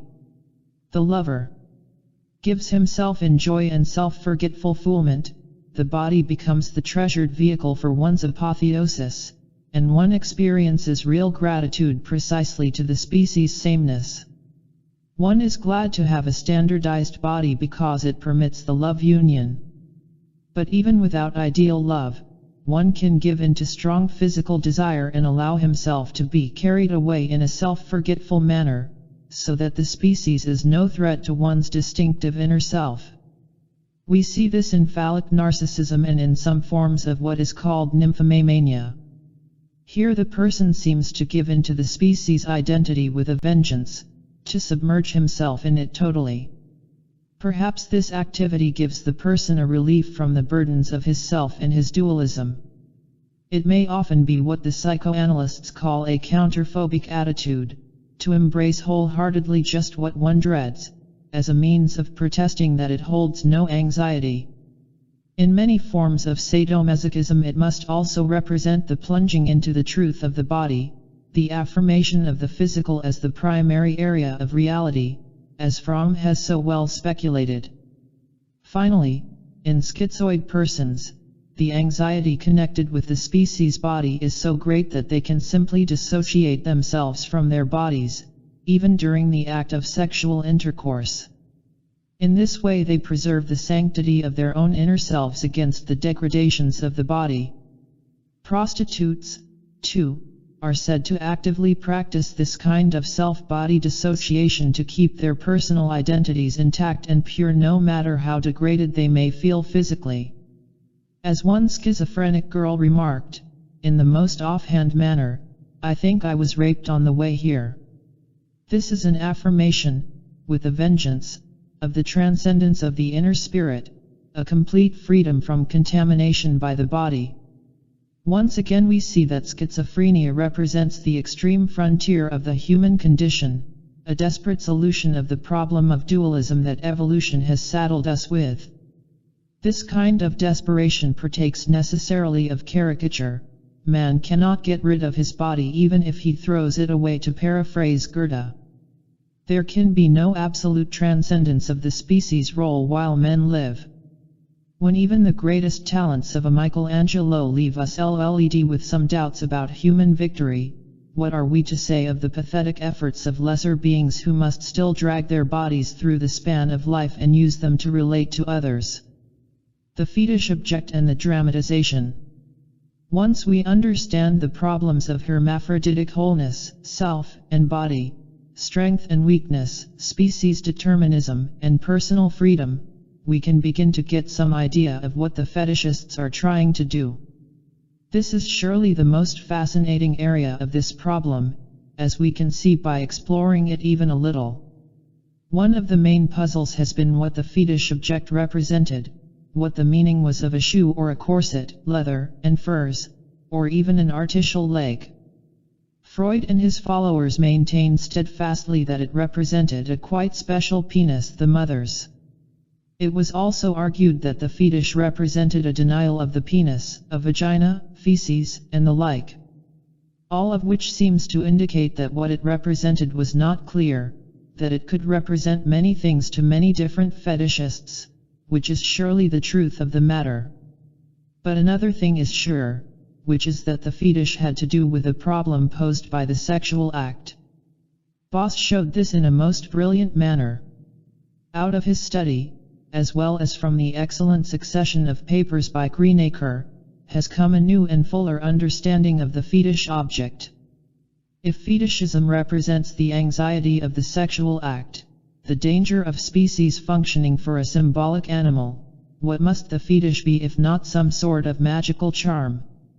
The fetish object represents the magical means for transforming animality into something transcendent and thereby assuring a liberation of the personality from the standardized, bland, and earthbound esh. Such a liberation gives one the courage to perform the sexual act, as he is not bound to it in an animal way but already transcends it symbolically. Freud was right when he said that the fetish saved the person from homosexuality, but not because it was a penis, except perhaps, as Boss says, for the weakest men. Rather, the fetish is a way of transforming reality. Boss says of one of his patients. Whenever he saw or touched ladies' boots, the world changed miraculously, he said. What had just appeared as grey and senseless within the dreary, lonely, and unsuccessful everyday, then suddenly drifts away from me, and light and glamour radiate from the leather to me. These leather objects seem to have a strange halo shedding its light upon all other things. It is ridiculous, but it feels like being a fairy prince. An incredible power, mana, emanates from these gloves, furs, and boots, and completely enchants me. Naked women or a woman's hand without a glove, or especially a woman's foot without a shoe, seem to be like lifeless pieces of meat in a butcher's shop. In fact, a woman's naked foot was really repulsive to him. However, when the woman wore a glove, a piece of fur, or a riding boot, she was at once raised above her arrogant, too humanly personal level. She then grew above the pettiness and vicious concreteness of the common female with her abhorrent genitals, and she was raised into the super-individual sphere, the sphere where superhuman and subhuman blend into universal godliness. Not much more needs to be said after such an astonishingly probing revelation. The fetish takes species meat and weaves a magic spell around it. The impersonal, concrete, animal demand is arrogant, insulting. You are confronted by a body and obliged to relate to that body wholly on its terms entirely given by its esh and sex. Boss's patient says, somehow I always think that sexual intercourse is a great disgrace for humans. The fetish changes all this by transforming the whole quality of the relationship. Everything is spiritualized, etherealized. The body is no longer esh, no longer an impersonal demand by the species. It has a halo, emanates light and freedom, becomes a really personal, individual thing. As Greenacres so well argued, pills and pellets are forms of fetishes too, ways of overcoming anxiety, the terror of the body, in a reassuring magical way. Fetishism exists on a gamut running from pills all the way to furs, leather, silks, and shoes. We then have full-blown articles for the exercise of a kind of symbolic magic. The person hypnotizes himself with the fetish and creates his own aura of fascination that completely transforms the threatening reality. In other words, men use the fabrications of culture, in whatever form, as charms with which to transcend natural reality. This is really the extension of the whole problem of childhood, the abandonment of the body as Kaosasui project, in favor of the new magic of cultural transcendence. No wonder fetishism is universal, as Freud himself remarked. All cultural contrivances are self-hypnotic devices, from motor cars to moon rockets, ways that a sorely limited animal can drum up to fascinate himself with the powers of transcendence over natural reality. As no one can be exactly comfortable in the species' submergence of his distinctive inner self, all of us use a bit of magical charming in our relations to the world. If the fetish object is a magical charm, then it naturally partakes of the qualities of magic, that is, it must have some of the properties of the thing that it seeks to control. To control the body, then, it must show some intimate relationship to the body, have an impress of its form, possess some of its smell, testify to its concreteness and animality. This is why, I think, the shoe is the most common fetish. It is the closest thing to the body and yet is not the body, and it is associated with what almost always strikes fetishists as the most ugly thing, the despised foot with its calloused toes and yellowed toenails. The foot is the absolute and unmitigated testimonial to our degraded animality, to the incongruity between our proud, rich, lively, innately transcendent, free inner spirit and our earthbound body. Someone I know summed it up perfectly: the foot is such a dumb-looking thing. Freud thought that the shoe was fetishized because, as it was the last thing the child saw before looking up at the dreaded genitals, he could safely stop there for his denial. But the foot is its own horror, What is more, it is accompanied by its own striking and transcending denial and contrast. The shoe. The genitals and breasts, it is true, are contrasted by underclothing and stiff corsets, which are popular as fetishes, but nothing equals the foot for ugliness or the shoe for contrast and cultural contrivance. The shoe has straps, buckles, the softest leather, the most elegant curved arch, the hardest, smoothest, shiniest heel. There is nothing like the spiked high heel in all of nature, I venture. In a word, here is the quintessence of cultural contrivance and contrast, so different from the body that it takes one a safe world away from it even while remaining intimately associated to it. Also, if the fetish is a charm, it has to be a very personal and secret charm, as Greenacre argues. We have long known, from sociology and the writings of Simmel, how important the secret is for man. The secret ritual, the secret club, the secret formula, these create a new reality for man, a way of transcending and transforming the everyday world of nature, giving it dimensions it would not otherwise possess and controlling it in arcane ways. The secret implies, above all, power to control the given by the hidden and thus power to transcend the given nature, fate, animal destiny. Or, as Greenacre put it, the secret relates at its most primitive level to body organs and processes. It contains more fundamentally the struggle with the fear of death. The secret, in other words, is man's illusion par excellence, the denial of the bodily reality of his destiny. No wonder man has always been in search of fountains of youth, holy grails, buried treasures, some kind of omnipotent power that would instantly reverse his fate and change the natural order of things. Greenacre recalls, too, with brilliant appositeness, that Hermann Goering hid capsules of poison in his anus, using them to take his own life, an anal gesture of dent power. This is the reversal of things with a vengeance, using the locus of animal fallibility as the source of transcendence, the container for the secret amulet that will cheat destiny. And yet this, after all, is the quintessential meaning of analy. It is the protest of all of man's cultural contrivances as anal magic to prove that of all animals he alone leads a charmed life because of the splendor of what he can imagine and fashion, what he can symbolically spin out of his anus. The null characteristic of mysterious rituals is that they be dramatized, and the activities of fetishists and allied perverts such as transvestites have always fascinated observers precisely because of that. They stage a complicated drama in which their gratification depends on a minutely correct staging of the scene. Any small detail or failure to conform to the precise formula spoils the whole thing. The right words have to be pronounced at the right time, the shoes arranged in a certain way, the corset put on and laced correctly, and so on. The fetishist prepares for intercourse in just the right way to make it safe. The castration anxiety can be overcome only if the proper forms of things prevail.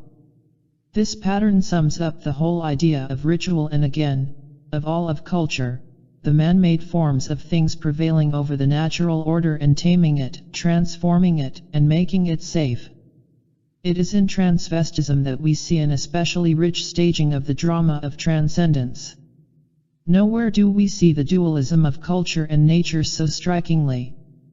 Transvestites believe that they can transform animal reality by dressing it in cultural clothing exactly as men everywhere do who dress pompously to deny, as Montaigne put it, that they sit on their arse just like any animal, no matter how grandiose. The throne. The clinical transvestite, however, is even more dedicated than the average man, more simple-minded it seems, completely obsessed by the power of clothing to create an identity. Often there is a past history of dressing dolls or of playing games with one's sister in which clothing was exchanged and with it the identity of each one. It is obvious that for these people the play is the thing, and they are as dedicated as stage personalities to actually being what their clothes make them. What do they want to be? It seems that they want to refute the castration complex, overcome the species identity, the separation into sexes, the accidentality of the single sex and its conning fate, the incompleteness within each of us, the fact that we are a fragment not only of nature but even of a complete body. The transvestite seems to want to prove the reality of hermaphroditism by possessing a penis and yet appearing as a woman. "I want to be my sister and yet to retain my penis," said one patient. When indulging in his perverse practices, it was his custom, as soon as ejaculation had taken place, to tear the borrowed clothes off as quickly as possible. In connection with this he had the association that he had been warned that, if one made faces and the clock struck, one's face would stay so. Thus he was afraid that he might actually remain stuck in his feminine role, and this would involve his forfeiting his penis. Obviously, this is one way of affirming that the game is for keeps, the play is the reality, and if one gets caught when the clock strikes 12 he is apt to lose everything. Bach reports similarly on his patient. Dressing up and undressing in front of a mirror dominated his practice for a long time. The penis was bandaged and very forcefully tied backward, and the testes pushed back into the inguinal canal. Such episodes were followed by intense castration anxiety. He feared that the shaft was broken, that the penis had become crooked, that the spermal duct was torn and he would be sterile. The dramatic play control of sex does not absorb the anxiety completely, probably again because the danger of it heightens the sense of the reality of the games and because of the inevitable sense of guilt from the fact that the self is now completely overshadowed by the body in both its sexual forms, which can only mean that individuation is completely stunted. There is no doubt about the simple-minded dedication to the magical efficacy of clothing. Fenichel's patient, on one occasion when he caught sight of a crippled boy, felt an impulse to change clothes with him. The implication was a denial that the boy really was a cripple. But often these fantasies can be turned to reality. One of Greenacre's patients had many fantasies of changing boys into girls and vice versa and went on to become an endocrinologist. From which we can conclude that the transvestite and the fetishist do not live entirely in illusion. They have glimpsed the truth that all men live, that culture can indeed transform natural reality.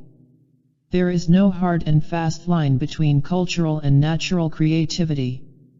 Culture is a symbol system that actually does give power to overcome the castration complex. Man can partly create himself. In fact, from this point of view, we can understand transvestism as the perfect form of kausasui, the direct sexual relationship to oneself, without having to go via the circuitous route of a female partner. As Buckner pointed out in a stimulating essay, the transvestite seems to develop a female personality within himself. This gives him an internal two-person relationship, actually an internal marriage. He is not dependent on anyone for sexual gratification since he can enact his own counter-role. This is the logical consequence of the hermaphroditic completeness, the becoming of a whole world unto oneself. Nowhere is there a better example of the blurring of the line between fetishist creativity and cultural creativity than in the ancient Chinese practice of binding the feet of females. This practice mutilated the feet, which were then an object of veneration by the men even though deformed. Freud himself remarked on this practice in relation to fetishism and observed that the Chinese man seems to want to thank the woman for having submitted to castration. Again, a profound insight conceptualized and phrased slightly beside the point. We should rather say that this practice represents the perfect triumph of cultural contrivance over the animal foot, exactly what the fetishist achieves with the shoe. The veneration, then, is the same. Gratitude for the transformation of natural reality. The mutilated foot is a testimonial and token sacris to the efficacy of culture. The Chinese are then revering themselves, their culture, in the foot, which has now become Sacred precisely because it has left the given and bland reality of the everyday animal world. But somewhere we have to draw the line between creativity and failure, and nowhere is this line more clear than in fetishism. The anal protest of culture can be self-defeating, especially if we like our women to walk or if we want to relate to them as full human beings. That is precisely what the fetishist cannot do. Secret magic and private dramatization may be a hold on reality, the creation of a personal world, but they also separate the practitioner from reality, just as cultural contrivances do on a more standardized level. Greenacre has understood this very acutely, remarking that the secret is Janus-faced, a subterfuge that weakens the person's relationships to others. The transvestite in his secret internal marriage actually does without the marriage relationship entirely. In all of this we must not forget the general impoverishment of the fetishist and transvestite, the insecure identification with the father, the weak body ego. Perversion has been called a private religion, and that it really is, but it testes to fear and trembling and not to faith. It is an idiosyncratic, symbolic protest of control and safety by those who can rely on nothing, neither their own powers nor the shared cultural map for interpersonal action. This is what makes their ingenuity pathetic. As the fetishist, unlike the matter-of-fact cultural performer, is not secure in his repressions and body ego, he is still overwhelmed by the sexual act, the demand that he do something responsible to someone else with his entire body. Ram says of her patient, while he had a very sensitive need for his wife's sexual compliance, all desire left him whenever his wife indicated any sexual drive. We can look at this as the refusal of the impersonal, instrumental species role, but it is a refusal based in insecurity, when one is called upon to perform. Remember we said, with rank, that a major characteristic of neurosis was seeing the world as it is, in all its superordinacy, power, overwhelmingness. The fetishist must feel the truth of his helplessness vis-a-vis the ponderous object and the task he has to perform. He is not securely enough programmed neurally by solid repressions and body ego, to be able to falsify his real situation and hence act his animal role with indifference. The object must be overwhelming in its massiveness of hair, pendulous breasts, buttocks, and stomach. What attitude to take toward all this thingness when one feels so empty in himself? One of the reasons that the fetish object is itself so splendid and fascinating to the fetishist must be that he transfers to it the awesomeness of the other human presence. The fetish is then the manageable miracle, while the partner is not. The result is that the fetish becomes supercharged with a halo-like effect. Ram's patient saw things in their pristineness and never got over the effect. The patient's earliest recollection was of his mother washing her hair. When drying her hair in the sun, she would throw it over her face. He was both fascinated and horried at not being able to see her face, and relieved when it was again visible. Her hair combings held a great fascination for him. On one level we might understand this as expressing the anxiety of the child that the most personal and human part of the object, the face, can be eclipsed by the animal hair. But the whole feeling of the scene is one of awesomeness at the miracle of the created object. Most of us manage to get over the hypnotic quality of natural objects, and we do it, I think, in two related ways. One is by achieving a sense of our own power and so establishing a kind of balance between ourselves and the world. We can then ply our desires on the object without being thrown off balance by them. But a second thing must also be done: desire itself has to be fetishized.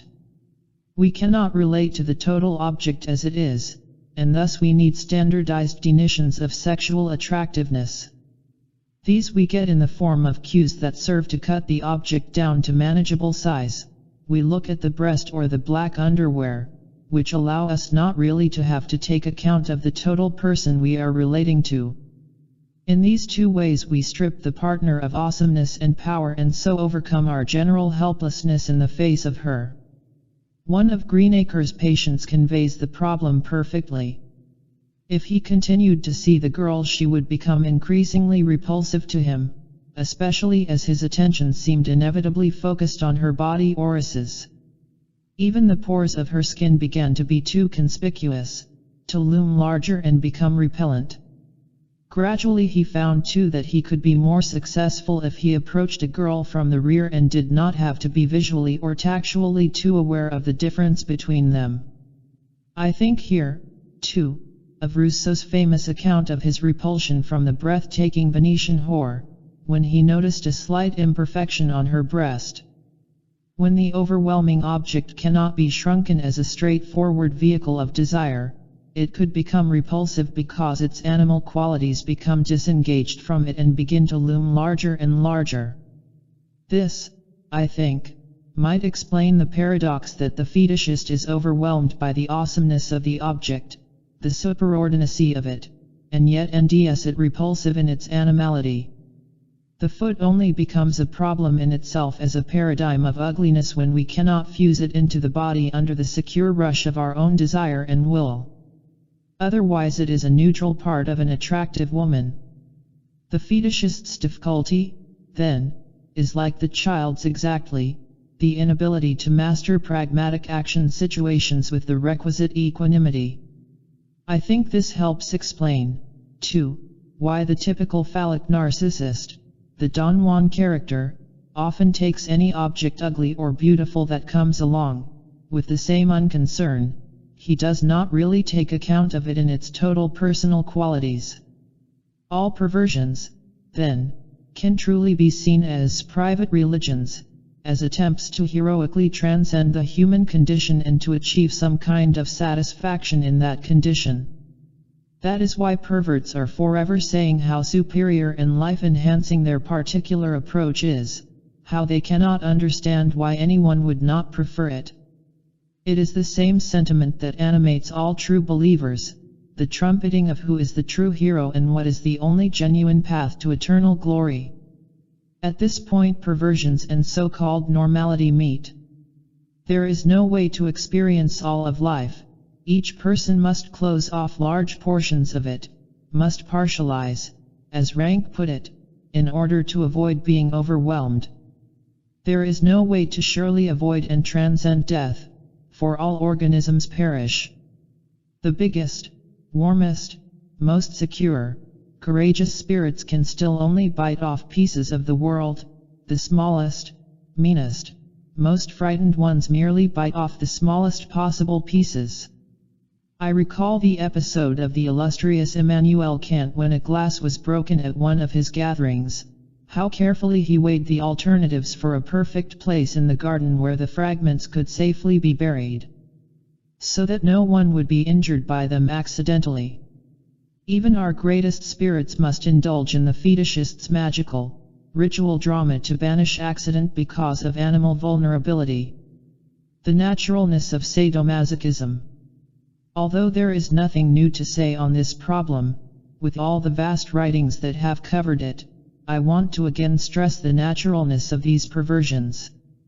Sadism and masochism seem like frighteningly technical ideas, secrets about the inner recesses of man only fully revealed to practicing psychoanalysts.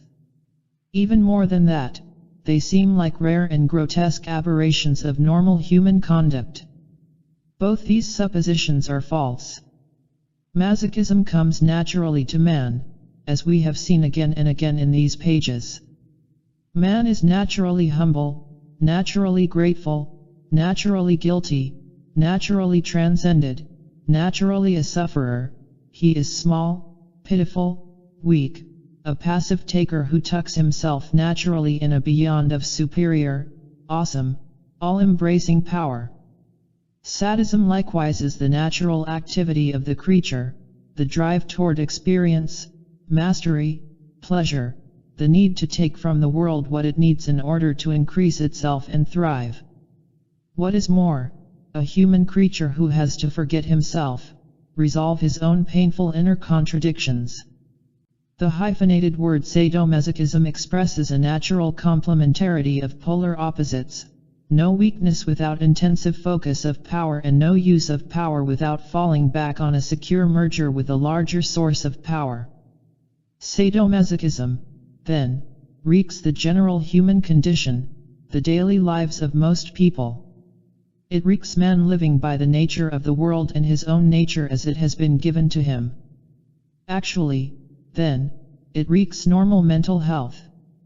Do we wonder, for example, that rape is on the increase in today's confused world? People feel more and more powerless. How can they express their energies, get things more in balance between overwhelming input and feeble output? Rape gives a feeling of personal power in the ability to cause pain, to totally manipulate and dominate another creature. The autocratic ruler, as Canetti so well observes, gets the ultimate in the experience of domination and control by turning all persons into animals and treating them as chattels. The rapist gets the same kind of satisfaction in what seems a perfectly natural way.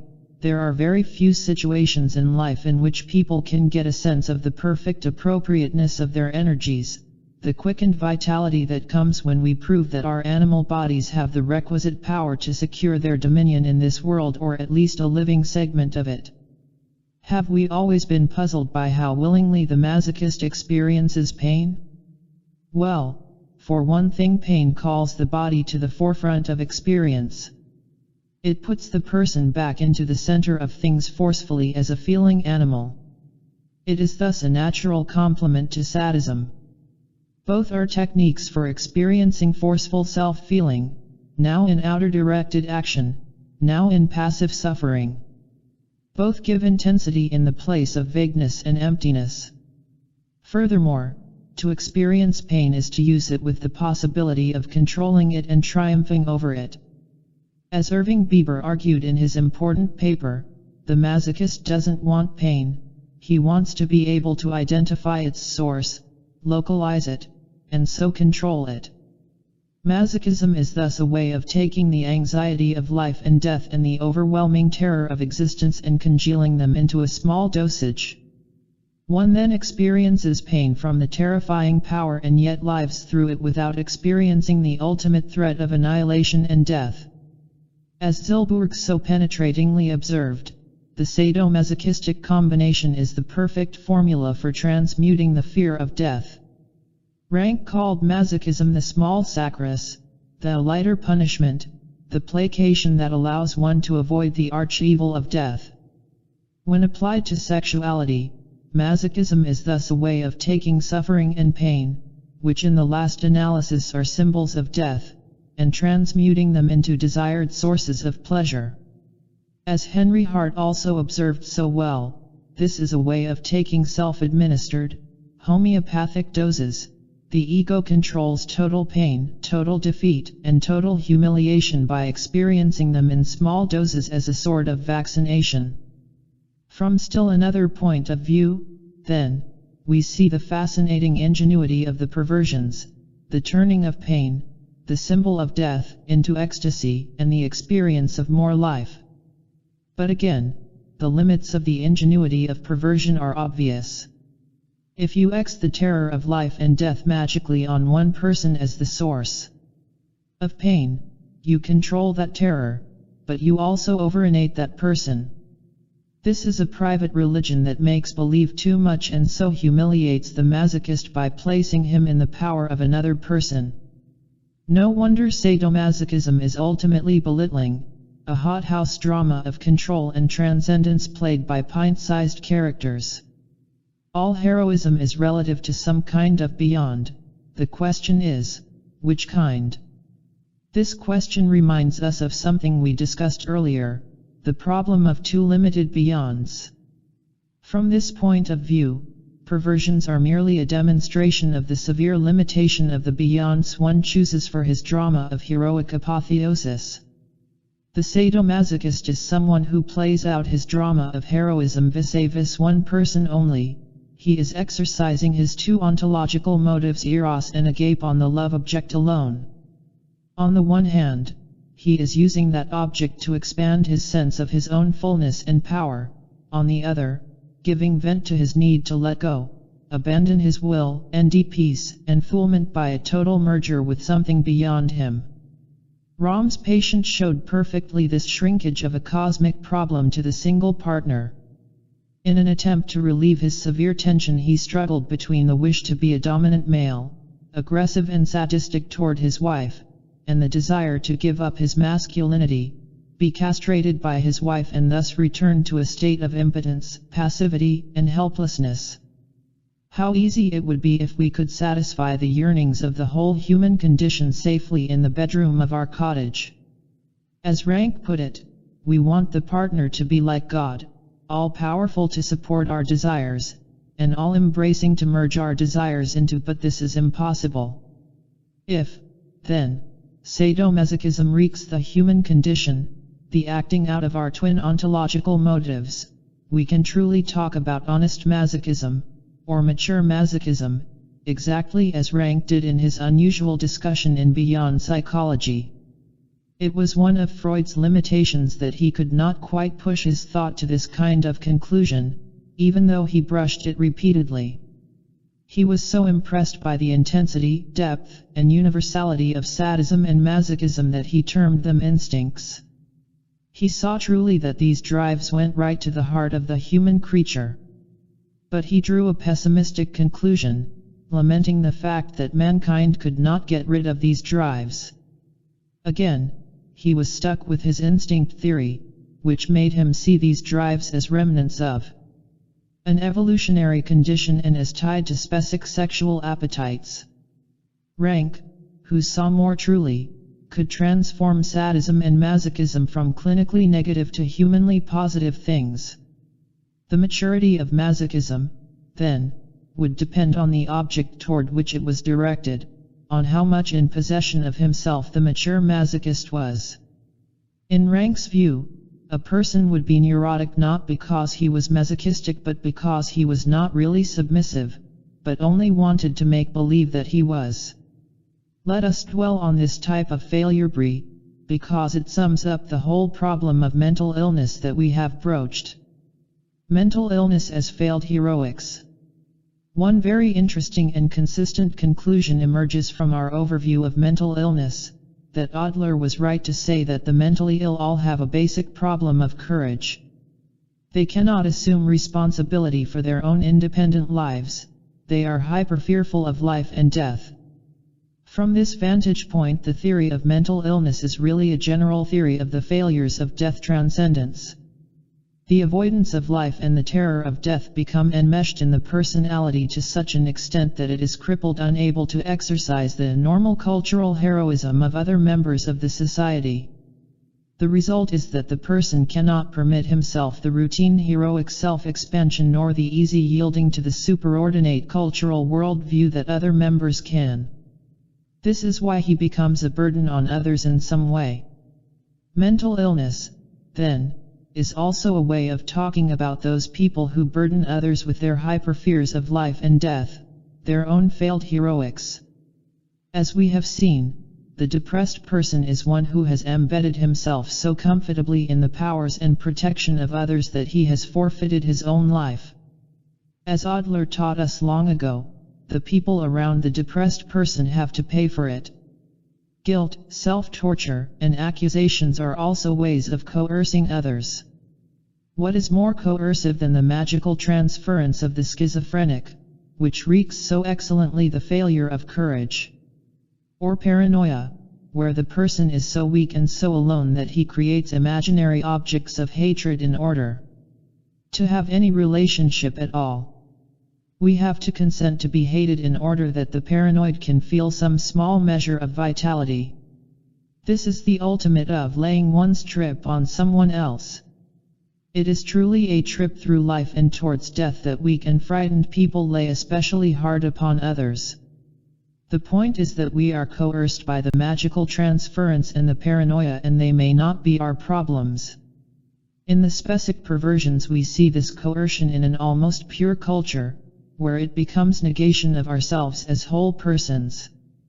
The reason women object to perverse relationships and are offended at the artificial aid that the fetishist uses is precisely that it denies their existence as whole persons, or as persons at all. What links all the perversions is the inability to be a responsible human animal. Erich Fromm had already well described masochism as an attempt to get rid of the burden of freedom. Clinically, we envy that some people are so weak in the face of responsibility that they even fear the freedom of being in a good state of health and vigor, as Bieber reminded us. In the most extreme perversion, necrophilia, we see the most extreme fear of life and of persons, as Fromm has described. One of Brill's patients was so afraid of corpses that when he overcame this fear he became a necrophile because he was fascinated by his new won freedom. We might say that he used necrophilia as his heroics and that undertakers' parlors were the stage for his drama of apotheosis. Corpses are perfect in their helplessness, they can't possibly hurt you or disgrace you, you don't have to worry about their safety or their responses.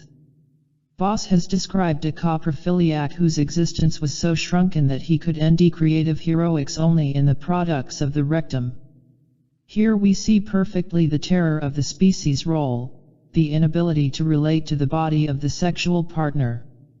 In this patient they are so great that they risk cutting him off entirely from expressing his desires in an interpersonal relationship.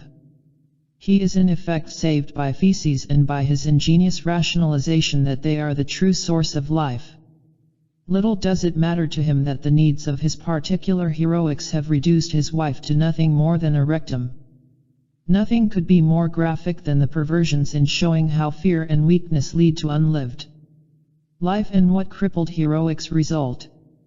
Strauss goes so far as to connect necrophilia with miserliness and involutional depression, as part of the same problem of the general retreat from life. We have no argument with this formulation. At this time, with our sure theoretical understanding, we can skip lightly and almost anecdotally over the whole spectrum of mental illness and perversion without much risk. They all refer to the terror of the human condition in people who can't bear up under it. Precisely at this point our discussion of the perversions as failed heroics once again and nally makes a circle on the whole problem of human nature in its ideal dimensions. Heroism is, after all, an ideal matter. The problem of mental illness, since Kierkegaard and through Schiller, Hawking, Jung, Fromm, and many others, has been inseparable from the problem of idolatry. In what cosmology is one going to perform his heroics? If, as we have argued, even the strongest person has to exercise his agape motive, has to lay the burden of his life somewhere beyond him, then we are brought once again to the great questions: what is the highest reality, the true ideal, the really great adventure? What kind of heroism is called for, in what kind of drama, submission to what kind of God? The religious geniuses of history have argued that to be really submissive means to be submissive to the highest power, the true entity and absolute, and not to any human substitutes, lovers, leaders, nation-states. From this point of view, the problem of mental illness is one of not knowing what kind of heroics one is practicing, or not being able, once one does know, to broaden one's heroics from their crippling narrowness. Paradoxical as it may sound, mental illness is thus a matter of weakness and stupidity. It wreaks ignorance about how one is going about satisfying his twin ontological motives. The desire to affirm oneself and to yield oneself are, after all, very neutral. We can choose any path for them, any object, any level of heroics. The suffering and the evil that stems from these motives are not a consequence of the nature of the motives themselves, but of our stupidity about satisfying them. This is the deeper meaning of one of Ranke's insights, which otherwise would seem evident. In a letter of, he wrote, "Suddenly, while I was resting in bed, it occurred to me what really was, or is, beyond psychology. You know what? Stupidity. All that complicated and elaborate explanation of human behavior is nothing but an attempt to give a meaning to one of the most powerful motives of behavior, namely stupidity. I began to think that it is even more powerful than badness, meanness, because many actions or reactions that appear mean are simply stupid, and even calling them bad is a justification. Finally, then, we can see how truly inseparable are the domains of psychiatry and religion, as they both deal with human nature and the ultimate meaning of life. To leave behind stupidity is to become aware of life as a problem of heroics, which inevitably becomes a reaction about what life ought to be in its ideal dimensions. From this point of view, we can see that the perversions of private religions are not false in comparison to true religions. They are simply less expansive, less humanly noble and responsible. All living organisms are condemned to perversity, to the narrowness of being mere fragments of a larger totality that overwhelms them, which they cannot understand or truly cope with, yet must still live and struggle in. We still must ask, then, in the spirit of the wise old Epictetus, what kind of perversity is ting for man number? Part 3. Retrospect and Conclusion, The Dilemmas of Heroism. Chapter 11. Psychology and Religion, What is the Heroic Individual? If there is any science man really needs, it is the one I teach, of how to occupy properly that place in creation that is assigned to man, and how to learn from it what one must be in order to be a man. Immanuel Kant. When we are young, we are often puzzled by the fact that each person we admire seems to have a different version of what life ought to be, what a good man is, how to live, and so on. If we are especially sensitive, it seems more than puzzling, it is disheartening. What most people usually do is to follow one person's ideas and then another's, depending on who looms largest on one's horizon at the time. The one with the deepest voice, the strongest appearance, the most authority and success, is usually the one who gets our momentary allegiance, and we try to pattern our ideals after him. But as life goes on, we get a perspective on this, and all these different versions of truth become a little pathetic. Each person thinks that he has the formula for triumphing over life's limitations and knows with authority what it means to be a man, and he usually tries to win a following for his particular patent. Today we know that people try so hard to win converts for their point of view because it is more than merely an outlook on life, it is an immortality formula. Not everyone, of course, has the authority of Kant speaking the words we have used in our epigraph to this chapter, but in matters of immortality everyone has the same self-righteous conviction. The thing seems perverse because each diametrically opposed view is put forth with the same maddening certainty, and authorities who are equally unimpeachable hold opposite views. Take, for example, Freud's seasoned thoughts on human nature, and his idea of where he stood on the pyramid of struggling mankind. I have found little that is good about human beings on the whole. In my experience, most of them are trash, no matter whether they publicly subscribe to this or that ethical doctrine or none at all. If we are to talk of ethics, I subscribe to a high ideal from which most of the human beings I have come across depart most lamentably. When perhaps the greatest psychologist who ever lived lets drop the stock phrase "in my experience," it has the authority of a papal bull during medieval times. Of course, he also implies that if most people are trash, some aren't, and we can surmise who is one of the few exceptions.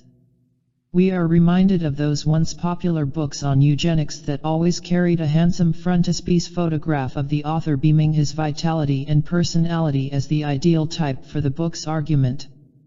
As we would expect, Freud's self-evaluation would hardly be agreed upon by everyone. Almost each of his major dissenting disciples could envy something to look down upon him for, with a certain condescending pity. Wilhelm Reich once remarked that Freud was caught in the psychoanalytic movement, trapped by his disciples and his own creation, that his very cancer was the result of being shut in upon himself. unable to speak as a free agent. There's our problem again, you see. Reich's judgment would have carried more authority if it had come from a god instead of from a man who was even more caught up in his own movement and who was more decisively and ignominiously undone by it. Jung, too, thought Freud had great limitations, but he saw these limitations as a necessary part of Freud's diamond, of his genius and peculiar message. But maybe this understanding was actually a reaction of Jung's own demonic drivenness into alchemy, of the almost shamanistic quality of his inner life. No less a student of man than Erich Fromm has written the bitterest lines on Jung, denouncing him as an enemy of science. Pity the layman scurrying under the feet of all these giants dropping their weighty pronunciamentos on one another. I haven't even mentioned Ranke's powerful views on Freud's limitations. In Ranke's system of thought, the most generous judgment that might probably be made about Freud's limitations was that he shared the human weakness of the neurotic. He lacked the capacity for illusion, for a creative myth about the possibilities of creation. He saw things too realistically, without their aura of miracle and innate possibility. The only illusion he allowed himself was that of his own science, and such a source is bound to be a shaky support because it comes from one's own energies and not from a powerful beyond. This is the problem of the artist generally, that he creates his own new meanings and must, in turn, be sustained by them. The dialogue is too inverted to be secure. And hence Freud's lifelong ambivalence about the value of posterity and fame, the security of the whole panorama of evolution. We touched on all these questions in our comparison of Freud and Kierkegaard, and now we are back to it. One can only talk about an ideal human character from a perspective of absolute transcendence. Kierkegaard would say that Freud still had pride, that he lacked the creature consciousness of the truly analyzed man, that he had not fully served his apprenticeship in the school of anxiety. In Kierkegaard's understanding of man, the Kausasui project is the Oedipus complex, and in order to be a man one has to abandon it completely. From this point of view, Freud still had not analyzed away his Oedipus complex, no matter how much he and the early psychoanalysts prided themselves that they had. He could not yield emotionally to superordinate power or conceptually to the transcendental dimension. He lived still wholly in the dimension of the visible world and was limited by what was possible in that dimension only, therefore, all his meanings had to come from that dimension. Kierkegaard had his own formula for what it means to be a man. He put it forth in those superb pages wherein he describes what he calls the night of faith. This Gur is the man who lives in faith, who has given over the meaning of life to his Creator, and who lives centered on the energies of his Maker. He accepts whatever happens in this visible dimension without complaint, lives his life as a duty, faces his death without a qualm. No pettiness is so petty that it threatens his meanings. No task is too frightening to be beyond his courage. He is fully in the world on its terms and wholly beyond the world in his trust in the invisible dimension. It is very much the old pietistic ideal that was lived by Kant's parents. The great strength of such an ideal is that it allows one to be open, generous, courageous, to touch others' lives and enrich them and open them in turn. As the knight of faith has no fear of life and death trip to lay onto others, he does not cause them to shrink back upon themselves, he does not coerce or manipulate them. The knight of faith, then, represents what we might call an ideal of mental health, the continuing openness of life out of the death throes of dread. Put in these abstract terms, the ideal of the knight of faith is surely one of the most beautiful and challenging ideals ever put forth by man. It is contained in most religions in one form or another, although no one, I think, has described it at length with such talent as Kierkegaard. Like all ideals, it is a creative illusion, meant to lead men on, and leading men on is not the easiest thing. As Kierkegaard said, faith is the hardest thing. He placed himself between belief and faith, unable to make the jump. The jump doesn't depend on man, after all there's the rub. Faith is a matter of grace. As Tillich later put it, religion is an open hand to receive gifts, grace, and then a closed hand to give them. One cannot give the gifts of the Knight of Faith without being dubbed a knight by some higher majesty. The point I am driving at is that if we take Kierkegaard's life as a believing Christian and place it against Freud's as an agnostic, there is no balance sheet to draw.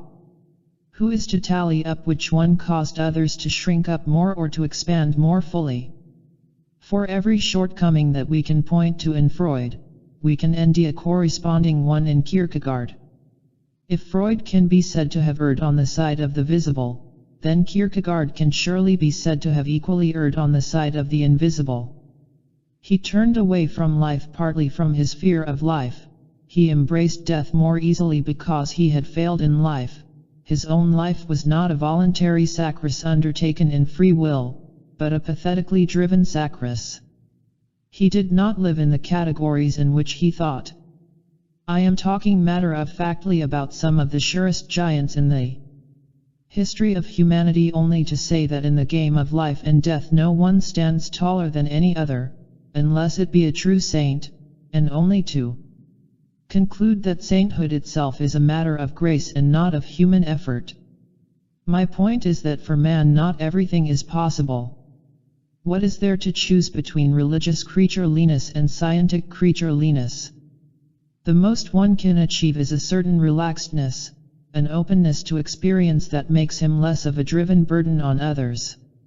And a lot of this depends on how much talent he has, how much of a daimon is driving him. It is easier to lay down light burdens than heavy ones.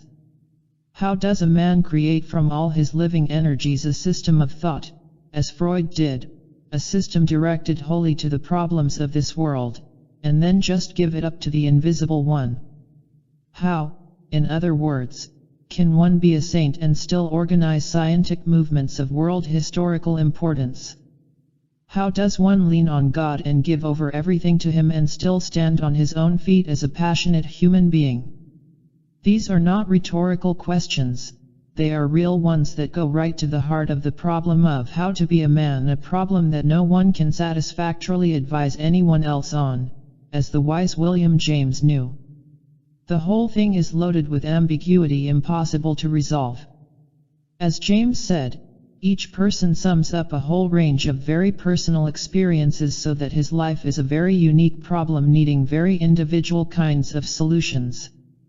Kierkegaard had said that same thing when he answered those who objected to his lifestyle. He said it was singular because it was the one singularly designed to be what he needed in order to live. It is as simple and as null as that. James, again, knew how difficult it was to live astride both worlds, the visible and the invisible. One tended to pull you away from the other. One of his favorite precepts, which he often repeated, was, "Son of man, stand upon your own feet so that I may speak with you." If men lean too much on God, they don't accomplish what they have to in this world on their own powers. In order to do anything, one must be a man, apart from everything else. This throws the whole splendid ideal of sainthood into doubt because there are many ways of being a good man. Was Norman Bethune any less a saint than Vincent de Paul? That, I suppose, is another way of saying that in this world each organism lives to be consumed by its own energies, and those that are consumed with the most relentlessness, and burn with the brightest aim, seem to serve the purposes of nature best, so far as accomplishing anything on this planet is concerned.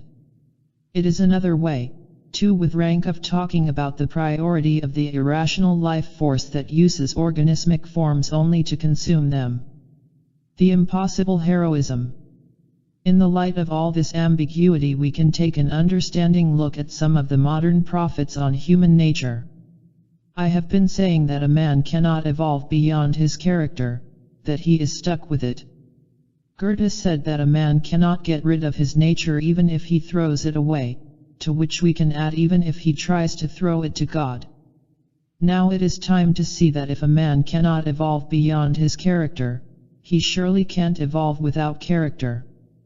This brings up one of the great debates in contemporary thought.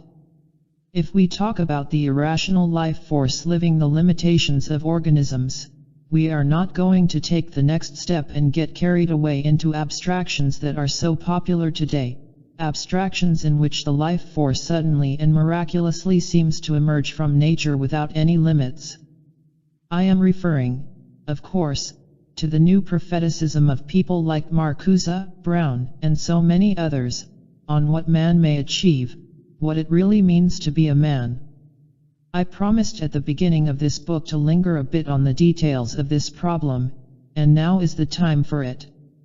Take Norman Brown's Life Against Death. Rarely does a work of this brilliance appear. Rarely does a book so full of closely reasoned argument, a very threatening argument, achieve such popularity, but like most other foundation-shaking messages, this one is popular for all the wrong reasons. It is prized not for its shattering revelations on death and analy, but for its wholly non sequitur conclusions, for its plea for the unrepressed life, the resurrection of the body as the seat of primary pleasure, the abolition of shame and guilt. Brown concludes that mankind can only transcend the terrible toll that the fear of death takes if it lives the body fully and does not allow any unlived life to poison existence, to sap pleasure, and to leave a residue of regret. If mankind would do this, says Brown, then the fear of death will not longer drive it to folly, waste, and destruction. Men will have their apotheosis in eternity by living fully in the now of experience. The enemy of mankind is basic repression, the denial of throbbing physical life and the specter of death. The prophetic message is for the wholly unrepressed life, which would bring into birth a new man. A few lines of Brown's own words give us his key message.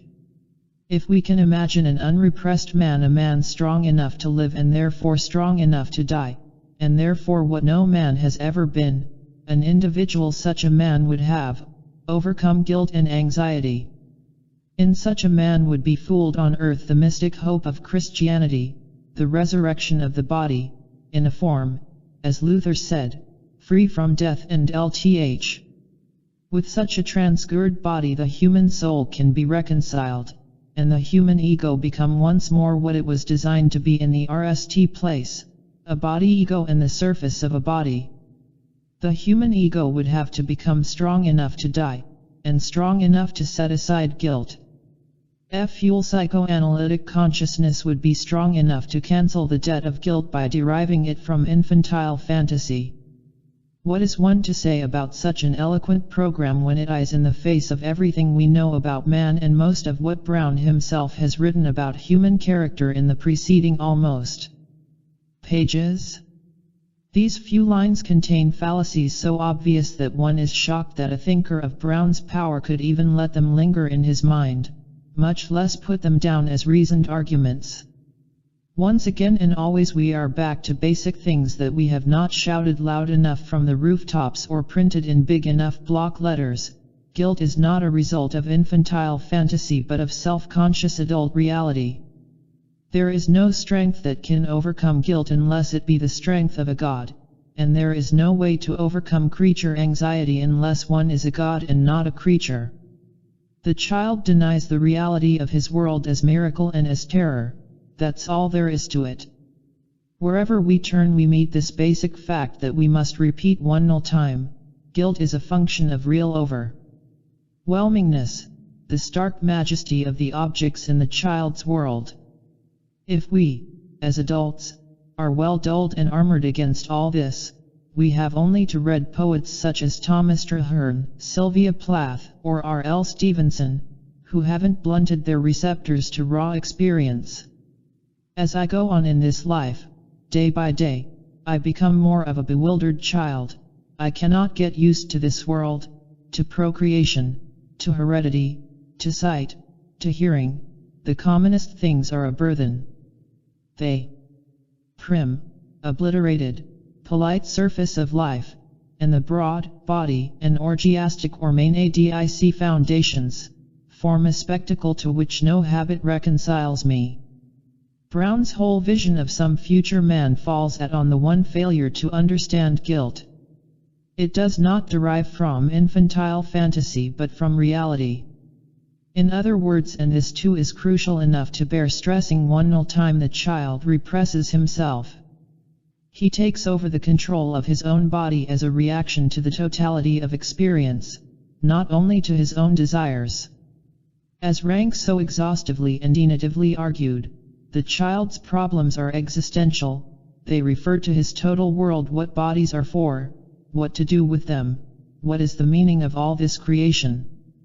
Repression fools the vital function of allowing the child to act without anxiety, to take experience in hand and develop dependable responses to it. How could we ever get a new man without guilt and anxiety if each child, in order to become human, necessarily put limits on his own ego?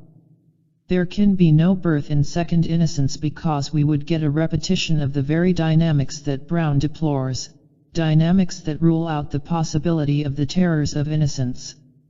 These are the necessary dynamics of humanization, of ego development. Brown plunges with both feet into Aristotelian RST causes and claims to know what the human ego was designed to be in the RST place, a body ego. Now, Brown is not the RST to claim to see that evolution of the human animal is some kind of mishap. He has prominent predecessors like Tricont Burrow and L.L. White, and now he has to be included with them for the nonsense as well as the good things that they have written.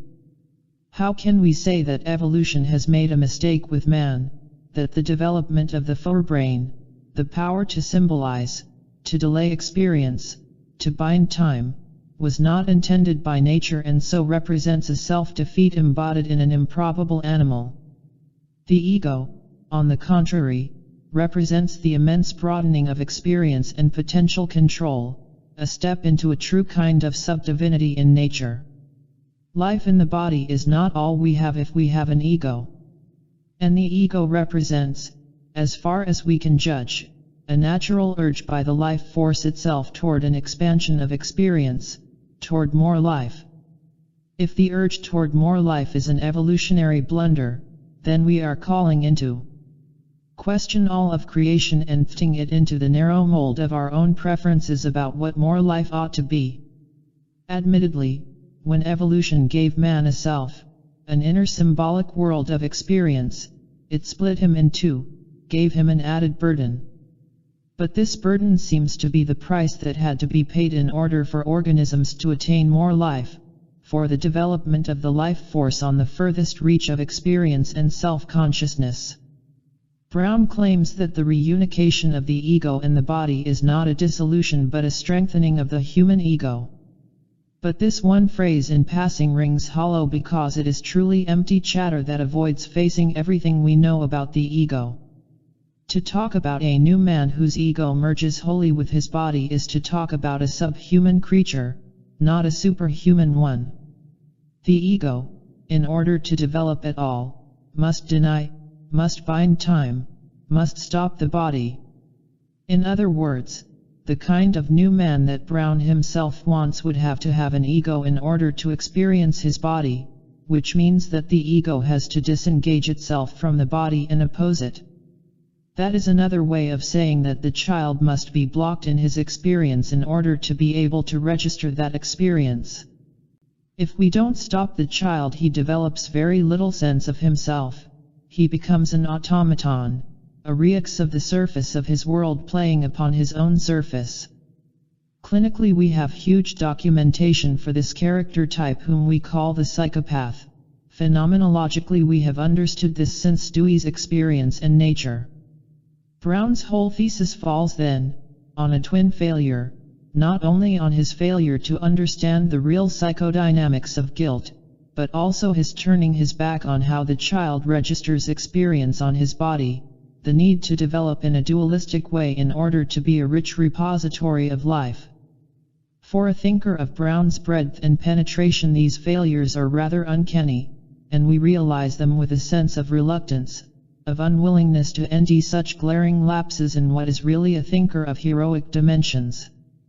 I am less upset when I end similar lapses in Marcuse, who is a much less daring reinterpreter of Freud but who puts forth a similar call for a new kind of unrepressed man. On the one hand, Marcuse calls for a revolution of unrepression because he knows that it is not enough to change the structure of society in order to bring a new world into being. The psychology of man also has to be changed. But on the other hand, he admits that unrepression is impossible, because there is death.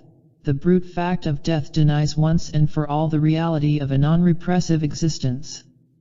The closing pages of his book are a realistic and regretful admission that the ego has to spread itself beyond the pleasures of the body in order for men to be men. But the dedicated social revolutionary who wants a new world and a new man more than anything else can't accept the reality that he himself sees.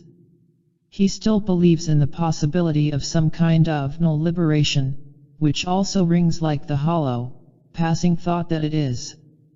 Marcuse even turns his back wholly on living experience and gets carried away by his abstractions. Men can die without anxiety if they know that what they love is protected from misery and oblivion by the new utopian society, as if men could ever know that. As if you and I can be sure at any instant that our children will not be obliterated by a senseless accident or that the whole planet will not be smashed by a gigantic meteor. Why do brilliant thinkers become so axed, dissipate so carelessly their own careful arguments? Probably because they see their task as a serious and gigantic one, the critique of an entire way of life, and they see themselves in an equally gigantic prophetic role, to point to a way out once and for all, in the most uncompromising terms. This is why their popularity is so great. They are prophets and simpliers. Like Brown, Marcuse wants a sure indicator of alienation, a focal point in nature, and ends it in the ideology and fear of death. Being a true revolutionary, he wants to change this in his lifetime, wants to see a new world born. He is so committed to this foolment that he cannot allow himself to stop in midstream and follow out the implications of his own reservations on unrepression, his own admissions about the inevitable grip of death. Fear of death is obviously deeper than ideology. To admit this would make his whole thesis ambiguous, and what revolutionary wants that? He would have to put forth a program that is not totally revolutionary, that allows for repression, that questions what men may become, that sees how inevitably men work against their own better interests, how they must shut out life and pleasure, follow irrational hero systems, that there is a demonism in human affairs that even the greatest and most sweeping revolution cannot undo.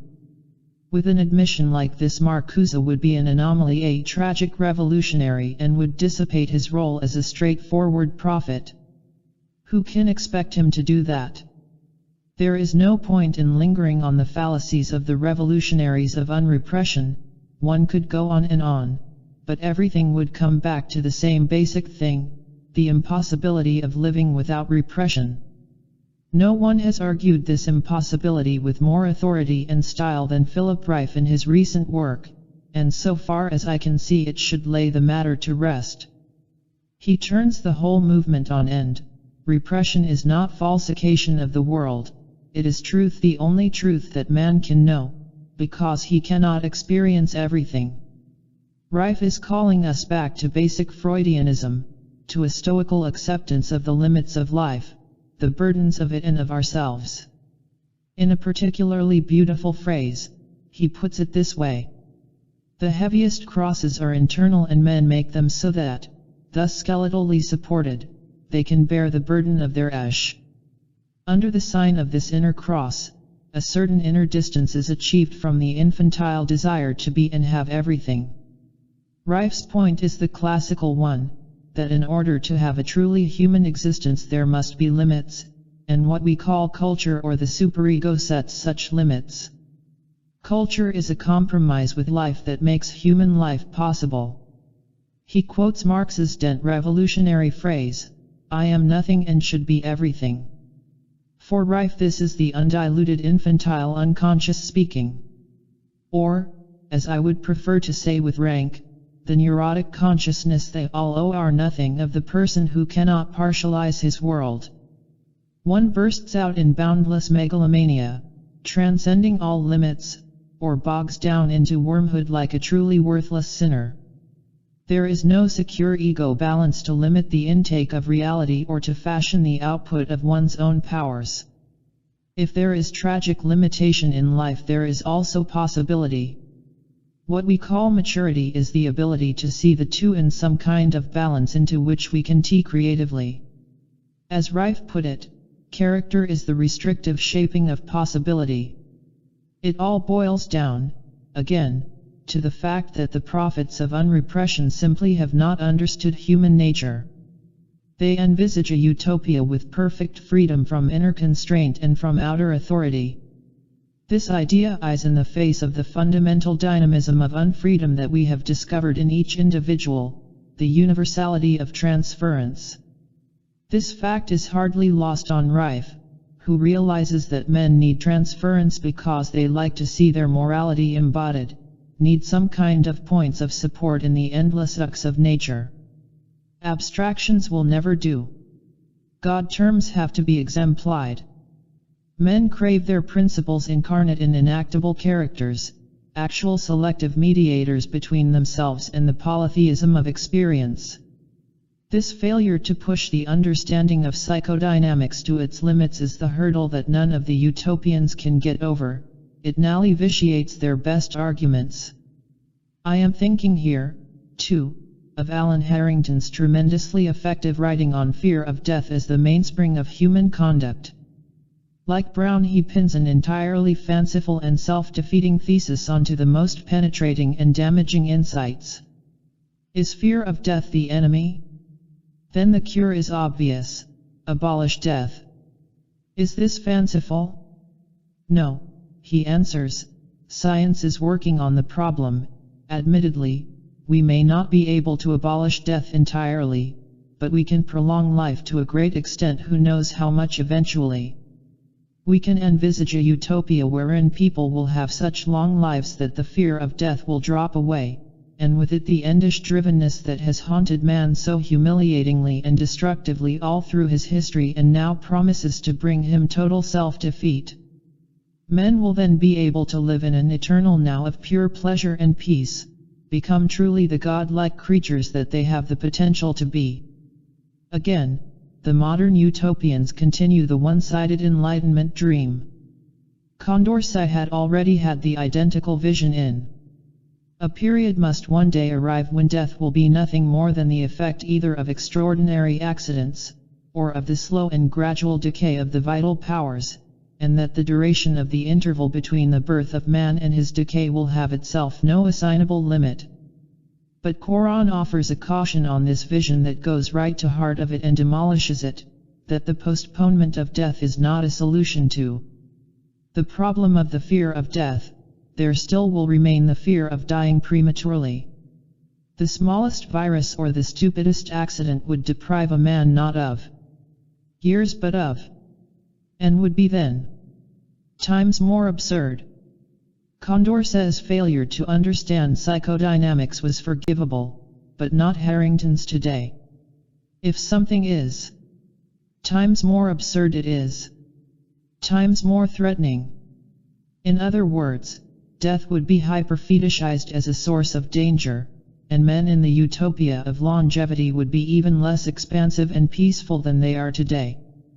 I see this utopia in one way resembling the beliefs of many primitive societies. They denied that death was the total end of experience and believed instead that it was the null ritual promotion to a higher form of life. This meant too that invisible spirits of the dead had power over the living, and if someone died prematurely it was thought to be the result of malevolent spirits or the breach of taboos. Premature death did not come as an impersonal accident. This reasoning meant that primitive man put the highest priority on ways to avoid bad will and bad action, which is why he seems to have circumscribed his activities in often compulsive and phobic ways. Tradition has laid a heavy hand over men everywhere. Utopian man might live in the same eternal now of the primitives, but undoubtedly too with the same real compulsivity and phobia. Unless one is talking about real immortality, one is talking merely about an intensification of the character defenses and superstitions of man. Curiously, Harrington himself seems to sense this, when he speculates on what kind of gods the utopians would worship. The children of eternity may worship variations of luck, or that which cannot be controlled. Luck will be the only thing that can kill them, and for this reason they may go down on their knees before it. They may conduct ceremonies before the future equivalent of a giant slot machine or roulette wheel. Some godlike creatures. The fallacy in all this sterile utopianism is that fear of death is not the only motive of life. Heroic transcendence, victory over evil for mankind as a whole, for unborn generations, consecration of one's existence to higher meanings, these motives are just as vital, and they are what give the human animal his nobility even in the face of his animal fears. Hedonism is not heroism for most men. The pagans in the ancient world did not realize that, and so lost out to the despicable creed of Judeo-Christianity. Modern men equally do not realize it, and so they sell their souls to consumer capitalism or consumer communism, or replace their souls, as Rank said, with psychology.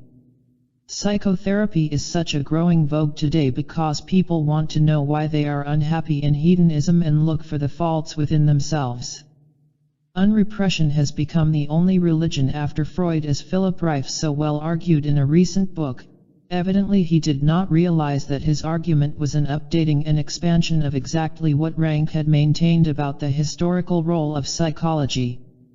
The limits of psychotherapy. As we have already covered this problem in Chapter 4, where we broached the dilemma of life, let us refresh our memories here. We saw that there really was no way to overcome the real dilemma of existence, the one of the mortal animal who at the same time is conscious of his mortality.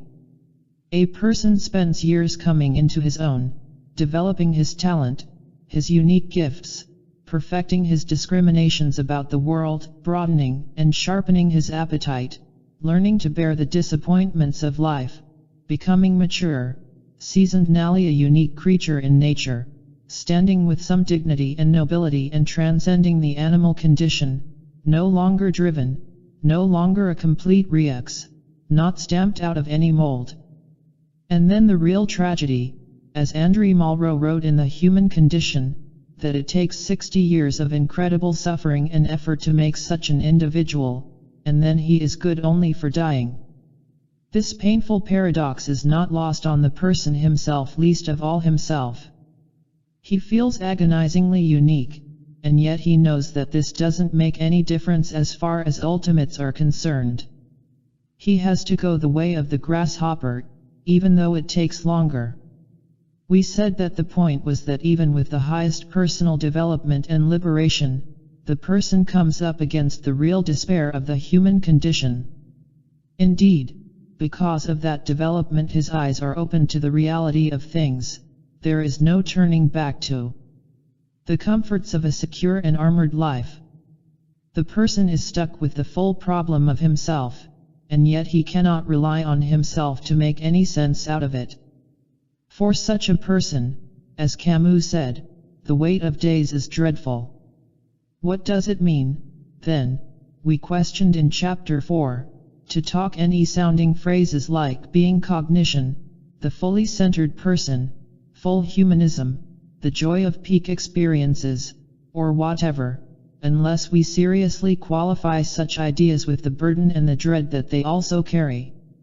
Finally, with these questions we saw that we could call into doubt the pretensions of the whole therapeutic enterprise. What joy and comfort can it give to fully awakened people? Once you accept the truly desperate situation that man is in, you come to see not only that neurosis is normal, but that even psychotic failure represents only a little additional push in the routine stumbling along life's way. If repression makes an untenable life livable, self-knowledge can entirely destroy it for some people. Rank was very sensitive to this problem and talked about it intimately. I would like to quote him at length here in an unusually mature and sober psychoanalytic reaction that sums up the best of Freud's own stoical world picture. A woman comes for consultation. What's the matter with her? She suffers from some kind of intestinal symptoms, painful attacks of some kind of intestinal trouble. She had been sick for 8 years, and has tried every kind of physical treatment. She came to the conclusion it must be some emotional trouble. She is unmarried. She is 30. She appears to me, and admits it herself, as being fairly well adjusted. She lives with a sister who is married. They get along well. She enjoys life, goes to the country in the summer. She has a little stomach trouble. Why not keep it? I tell her, because if we are able to take away those attacks that come once in a fortnight or so, we do not know what problem we shall discover beneath it. Probably this defense mechanism is her adjustment, probably that is the price she has to pay. She never married, she never loved, and so never fooled her role. One cannot ever have everything, probably she has to pay. After all, what difference does it make if she occasionally gets these attacks of indigestion? I get it occasionally, you do too, probably, and not for physical reasons, as you may know. One gets headaches. In other words, it is not so much a question as to whether we are able to cure a patient, whether we can or not, but whether we should or not. No organismic life can be straightforwardly self-expansive in all directions. Each one must draw back into himself in some areas, pay some penalty of a severe kind for his natural fears and limitations. It is all right to say, with Adler, that mental illness is due to problems in living, but we must remember that life itself is the insurmountable problem. This is not to say that psychotherapy cannot give great gifts to tortured and overwhelmed people and even added dignity to anyone who values and can use self-knowledge. Psychotherapy can allow people to affirm themselves, to smash idols that constrict the self-esteem, to lift the load of neurotic guilt, the extra guilt piled on top of natural existential guilt. It can clear away neurotic despair, the despair that comes from a too constricted focus for one's safety and satisfactions. When a person becomes less fragmented, less blocked and bottled up, he does experience real joy, the joy of ending more of himself, of the release from armor and binding reexes, of throwing off the chains of uncritical and self-defeating dependency, of controlling his own energies, of discovering aspects of the world. Intense experience in the present moment that is now freer of prexed perceptions, new possibilities of choice and action, and so on. Yes, psychotherapy can do all these things, but there are many things it cannot do, and they have not been aired widely enough. Often psychotherapy seems to promise the moon, a more constant joy, delight, celebration of life, perfect love, and perfect freedom. It seems to promise that these things are easy to come by, once self-knowledge is achieved, that they are things that should and could characterize one's whole waking awareness. As one patient said, who had just undergone a course in primal scream therapy, I feel so fantastic and wonderful, but this is only a beginning. Wait till you see me in VE years, it'll be tremendous. We can only hope that she won't be too unhappy. Not everyone is as honest as Freud was when he said that he cured the miseries of the neurotic only to open him up to the normal misery of life. Only angels know unrelieved joy or are able to stand it.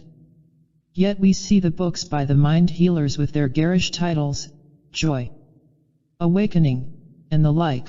We see them in person in lecture halls or in groups, beaming their peculiar brand of inward, content well-being, so that it communicates its unmistakable message. We can do this for you, too, if you will only let us. I have never seen or heard them communicate the dangers of the total liberation that they claim to offer, say, to put up a small sign next to the one advertising joy, carrying some inscription like danger, real probability of the awakening of terror and dread, from which there is no turning back. It would be honest and would also relieve them of some of the guilt of the occasional suicide that takes place in therapy. But it would also be most difficult to take the straightforward prescription for paradise on earth and make it ambiguous. One cannot be a functioning prophet with a message that he half takes back, especially if he needs paying customers and devoted admirers. The psychotherapists are caught up in contemporary culture and are forced to be a part of it. Commercial industrialism promised Western man a paradise on earth, described in great detail by the Hollywood myth, that replaced the paradise in heaven of the Christian myth. And now psychology must replace them both with the myth of paradise through self-knowledge. This is the promise of psychology, and for the most part the psychotherapists are obliged to live it and embody it. But it was Rank who saw how false this claim is. Psychology as self-knowledge is self-deception, he said, because it does not give what men want, which is immortality. Nothing could be plainer. When the patient emerges from his protective cocoon, he gives up the rearranges immortality ideology that he has lived under, both in its personal parental form, living in the protective powers of the parents or their surrogates, and in its cultural kausasui form, living by the opinions of others and in the symbolic role dramatization of the society. What new immortality ideology can the self-knowledge of psychotherapy provide to replace this? Obviously, none from psychology unless, said Rank, psychology itself becomes the new belief system. Now there are only 3 ways, I think, that psychology itself can become an adequate belief system. One of them is to be a creative genius as a psychologist and to use psychology as the immortality vehicle for oneself, as Freud and subsequent psychoanalysts have done. Another is to use the language and concepts of psychotherapy in much of one's waking life, so that it becomes a lived belief system. We see this often, as ex-patients analyze their motives in all situations when they feel anxious. This must be penis envy. This must be incestuous attraction, castration fear, Oedipal rivalry, polymorphous perversity, and so on. I met one young person who was nearly driven crazy and perverse trying to live the motivational vocabulary of the new Freudian religion. But in a way this attitude is forced because religion is an experience and not merely a set of intellectual concepts to meditate on. It has to be lived. As the psychologist Paul Bacon penetratingly remarked, this is one of the reasons that psychotherapy has moved away from the Freudian intellectual model to the new experiential model.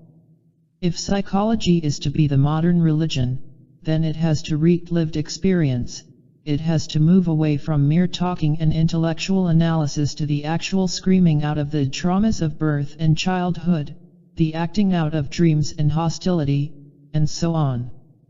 What this does is to make the hour of psychotherapy itself a ritual experience, an initiation, a holy excursion into a tabooed and sacred realm. The patient imbibes another dimension of life, one previously unknown to him and unsuspected by him, truly a mystery religion separate from the everyday secular world. He engages in behaviors that are very esoteric and permit the expression of aspects of his personality that he never thought of expressing or even imagined that he had. As in any religion, the adept swears by it because he has lived it.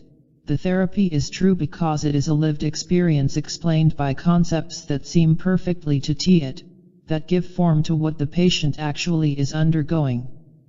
The third and null way is merely an extension and sophistication of this.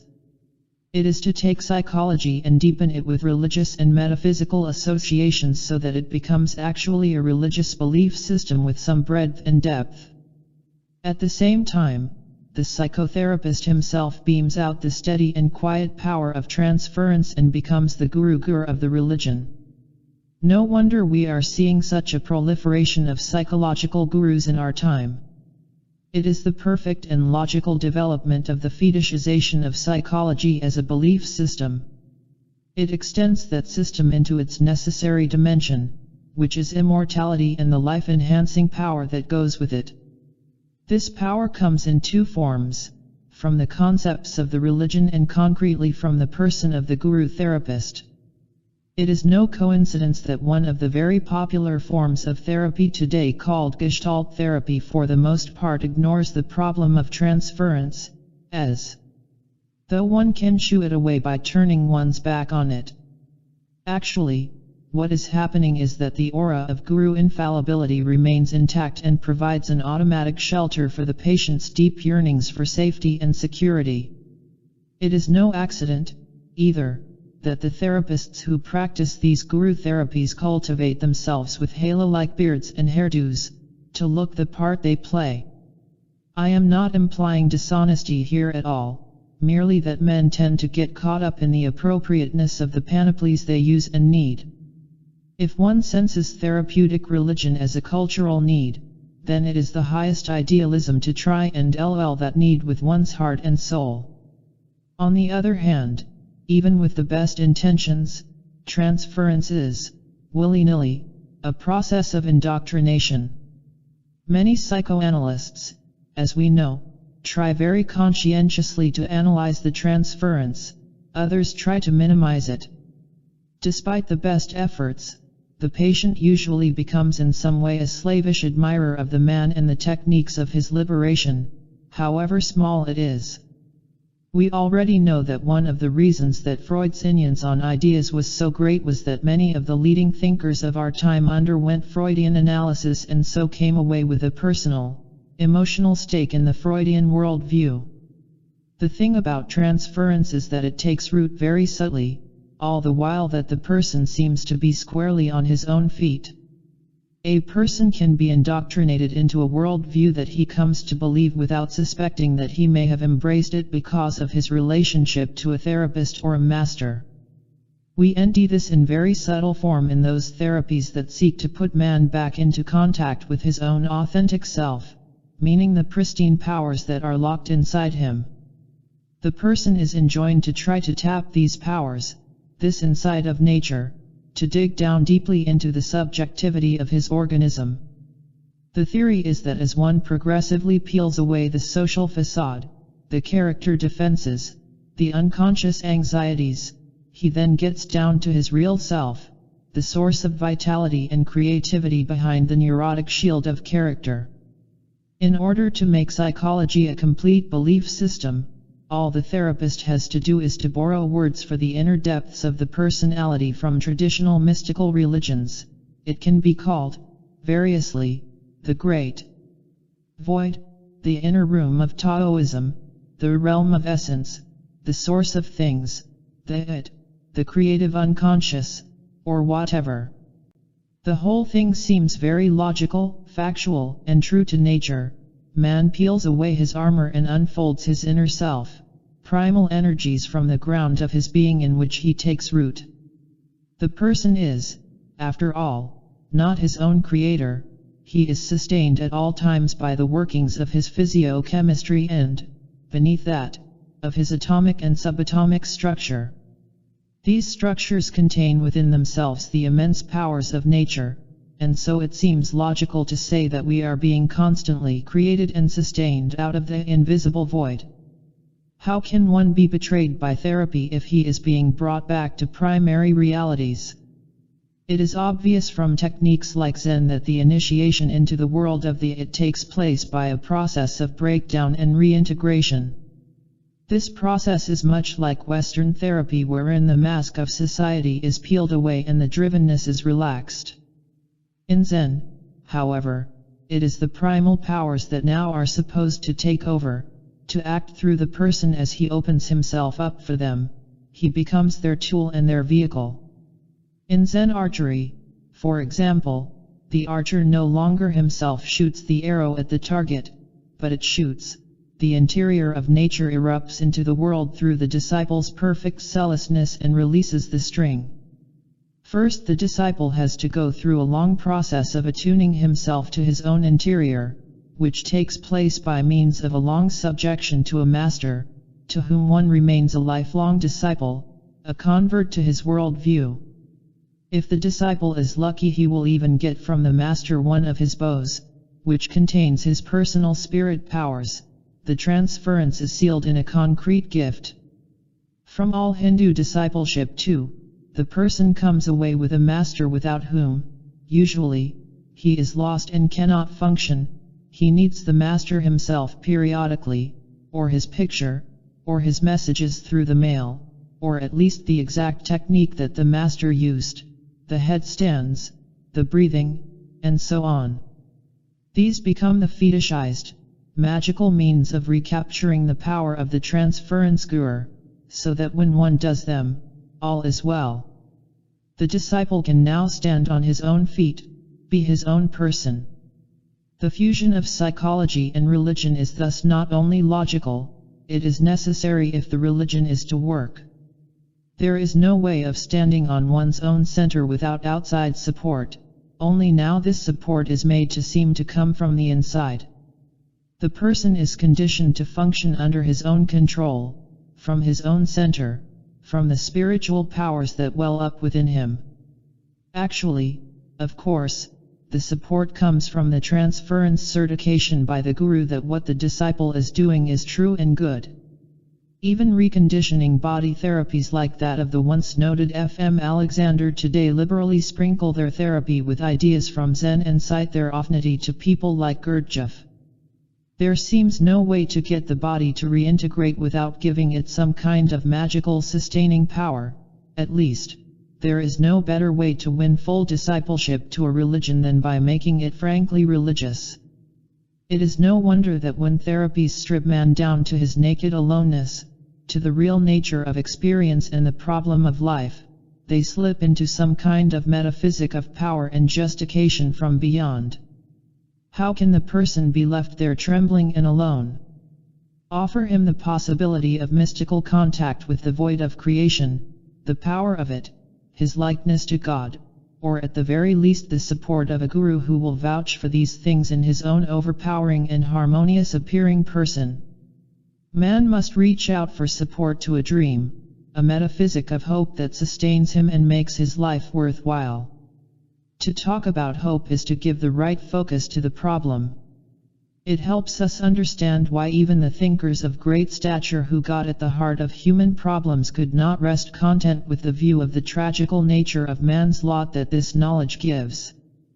It is today well known how Wilhelm Reich continued the Enlightenment in the direction of a fusion of Freud with Marxist social criticism, only to reach Nally for argon, the primal cosmic energy. Or how Jung wrote an intellectual apologia for the text of ancient Chinese magic, the I Ching. In this, as Reich has so bitingly argued, these men are of lesser stature than their master the great Stoic Freud. The limits of human nature. In our earlier discussion of what is possible for man, we said that a person is stuck with his character, that he can't evolve beyond it or without it. If there is a limit to what man can be, we now also must conclude that there is a limit even to what religious therapy can do for him. But the psychotherapeutic religionists are claiming just the opposite, that the life force can miraculously emerge from nature, can transcend the body it uses as a vehicle, and can break the bounds of human character. They claim that man as he now is can be merely a vehicle for the emergence of something totally new, a vehicle that can be transcended by a new form of human life. Many of the leadingers in modern thought slip into some such mystique, some eschatology of immanence in which the insides of nature will erupt into a new being. Jung wrote such an argument in his answer to Job. The answer to the laments of Job was that man's condition would not always be the same because a new man would break out of the womb of creation. Erich Fromm once lamented that it is a wonder that more people are not insane, since life is such a terrible burden, and then he went on to write a book with the title, You Shall Be as Gods. Gods verging on insanity, one must assume. Fortunately, there is no need for us to take up the metaphysical aspects of this problem. It is now the center of a passionate and at the same time coolly intellectual review by some of our best critical minds, not only by Reich, but also by Lionel Trilling and now John Passmore in an important historical critical work. It can all be summed up in the simplest and sharpest terms. How can an ego-controlled animal change his structure? How can a self-conscious creature change the dilemma of his existence? There is simply no way to transcend the limits of the human condition or to change the psychological structural conditions that make humanity possible. What can it mean for something new to emerge from such an animal and to triumph over his nature? Even though men have repeated such a notion since the most ancient times and in the most subtle and weightiest ways, even though whole movements of social action as well as thought have been inspired by such ideas, still they are mere fancy, as Passmore has so well reminded us. I myself have been fond of using ideas like the developing spirit of man and the promise of new birth, but I don't think I ever meant them to conjure up a new creature. Rather, I was thinking more of new birth bringing new adaptations, new creative solutions to our problems, a new openness in dealing with stale perceptions about reality, new forms of art, music, literature, architecture that would be a continual transformation of reality, but behind it all would be the same type of evolutionary creature, making his own peculiar responses to a world that continued to transcend him. If psychotherapists and scientists lapse into metaphysics so easily, we should not blame theologians for doing the same. But ironically, theologians today are often the most sober about immanence and its possibilities. Consider Paul Tillich. He too had his metaphysic of new being, the belief in the emergence of a new type of person who would be more in harmony with nature, less driven, more perceptive, more in touch with his own creative energies, and who might go on to form genuine communities to replace the collectivities of our time. Communities of truer persons in place of the objective creatures created by our materialistic culture. But Tillich had fewer illusions about this new being than most of the psychotherapeutic religionists. He saw that the idea was actually a myth, an ideal that might be worked toward and so partly realized. It was not a XED truth about the insides of nature. This point is crucial. As he so honestly put it, the only argument for the truth of this gospel of new being is that the message makes itself true. Or, as we would say in the science of man, it is an ideal typical enjoinder. I think the whole question of what is possible for the inner life of man was nicely summed up by Susanne Langer in the phrase "the myth of the inner life." She used this term in reference to the experience of music, but it seems to apply to the whole metaphysic of the unconscious, of the emergence of new energies from the heart of nature. But let us quickly add that this use of the term myth is not meant to be disparaging or to wreak simple illusion. As Langer explained, some myths are vegetative, they generate real conceptual power, real apprehension of a dim truth, some kind of global adumbration of what we miss by sharp, analytic reason. Most of all, as William James and Tillich have argued, beliefs about reality affect people's real actions, they help introduce the new into the world. Especially is this true for beliefs about man, about human nature, and about what man may yet become. If something influences our efforts to change the world, then to some extent it must change that world. This helps explain one of the things that perplex us about psychoanalytic prophets like Erich Fromm. We wonder how they can so easily forget about the dilemmas of the human condition that tragically limit man's efforts. The answer is, on one level, that they have to leave tragedy behind as part of a program to awaken some kind of hopeful creative effort by men. Fromm has nicely argued the Deweyan thesis that, as reality is partly the result of human effort, the person who prides himself on being a hard-headed realist and refrains from hopeful action is really abdicating the human task. This accent on human effort, vision, and hope in order to help shape reality seems to me largely to exonerate Fromm from the charges that he really is a rabbi at heart who is impelled to redeem man and cannot let the world be. If the alternative is fatalistic acceptance of the present human condition, then each of us is a rabbi or had better be. But once we say this, once we make a pragmatic argument for creative myth, it does not let us off the hook so easily about the nature of the real world. It only makes us more uncomfortable with the therapeutic religionists. If you are going to have a myth of new being, then, like Tillich, you have to use this myth as a call to the highest and most difficult effort and not to simple joy. A creative myth is not simply a relapse into comfortable illusion, it has to be as bold as possible in order to be truly generative.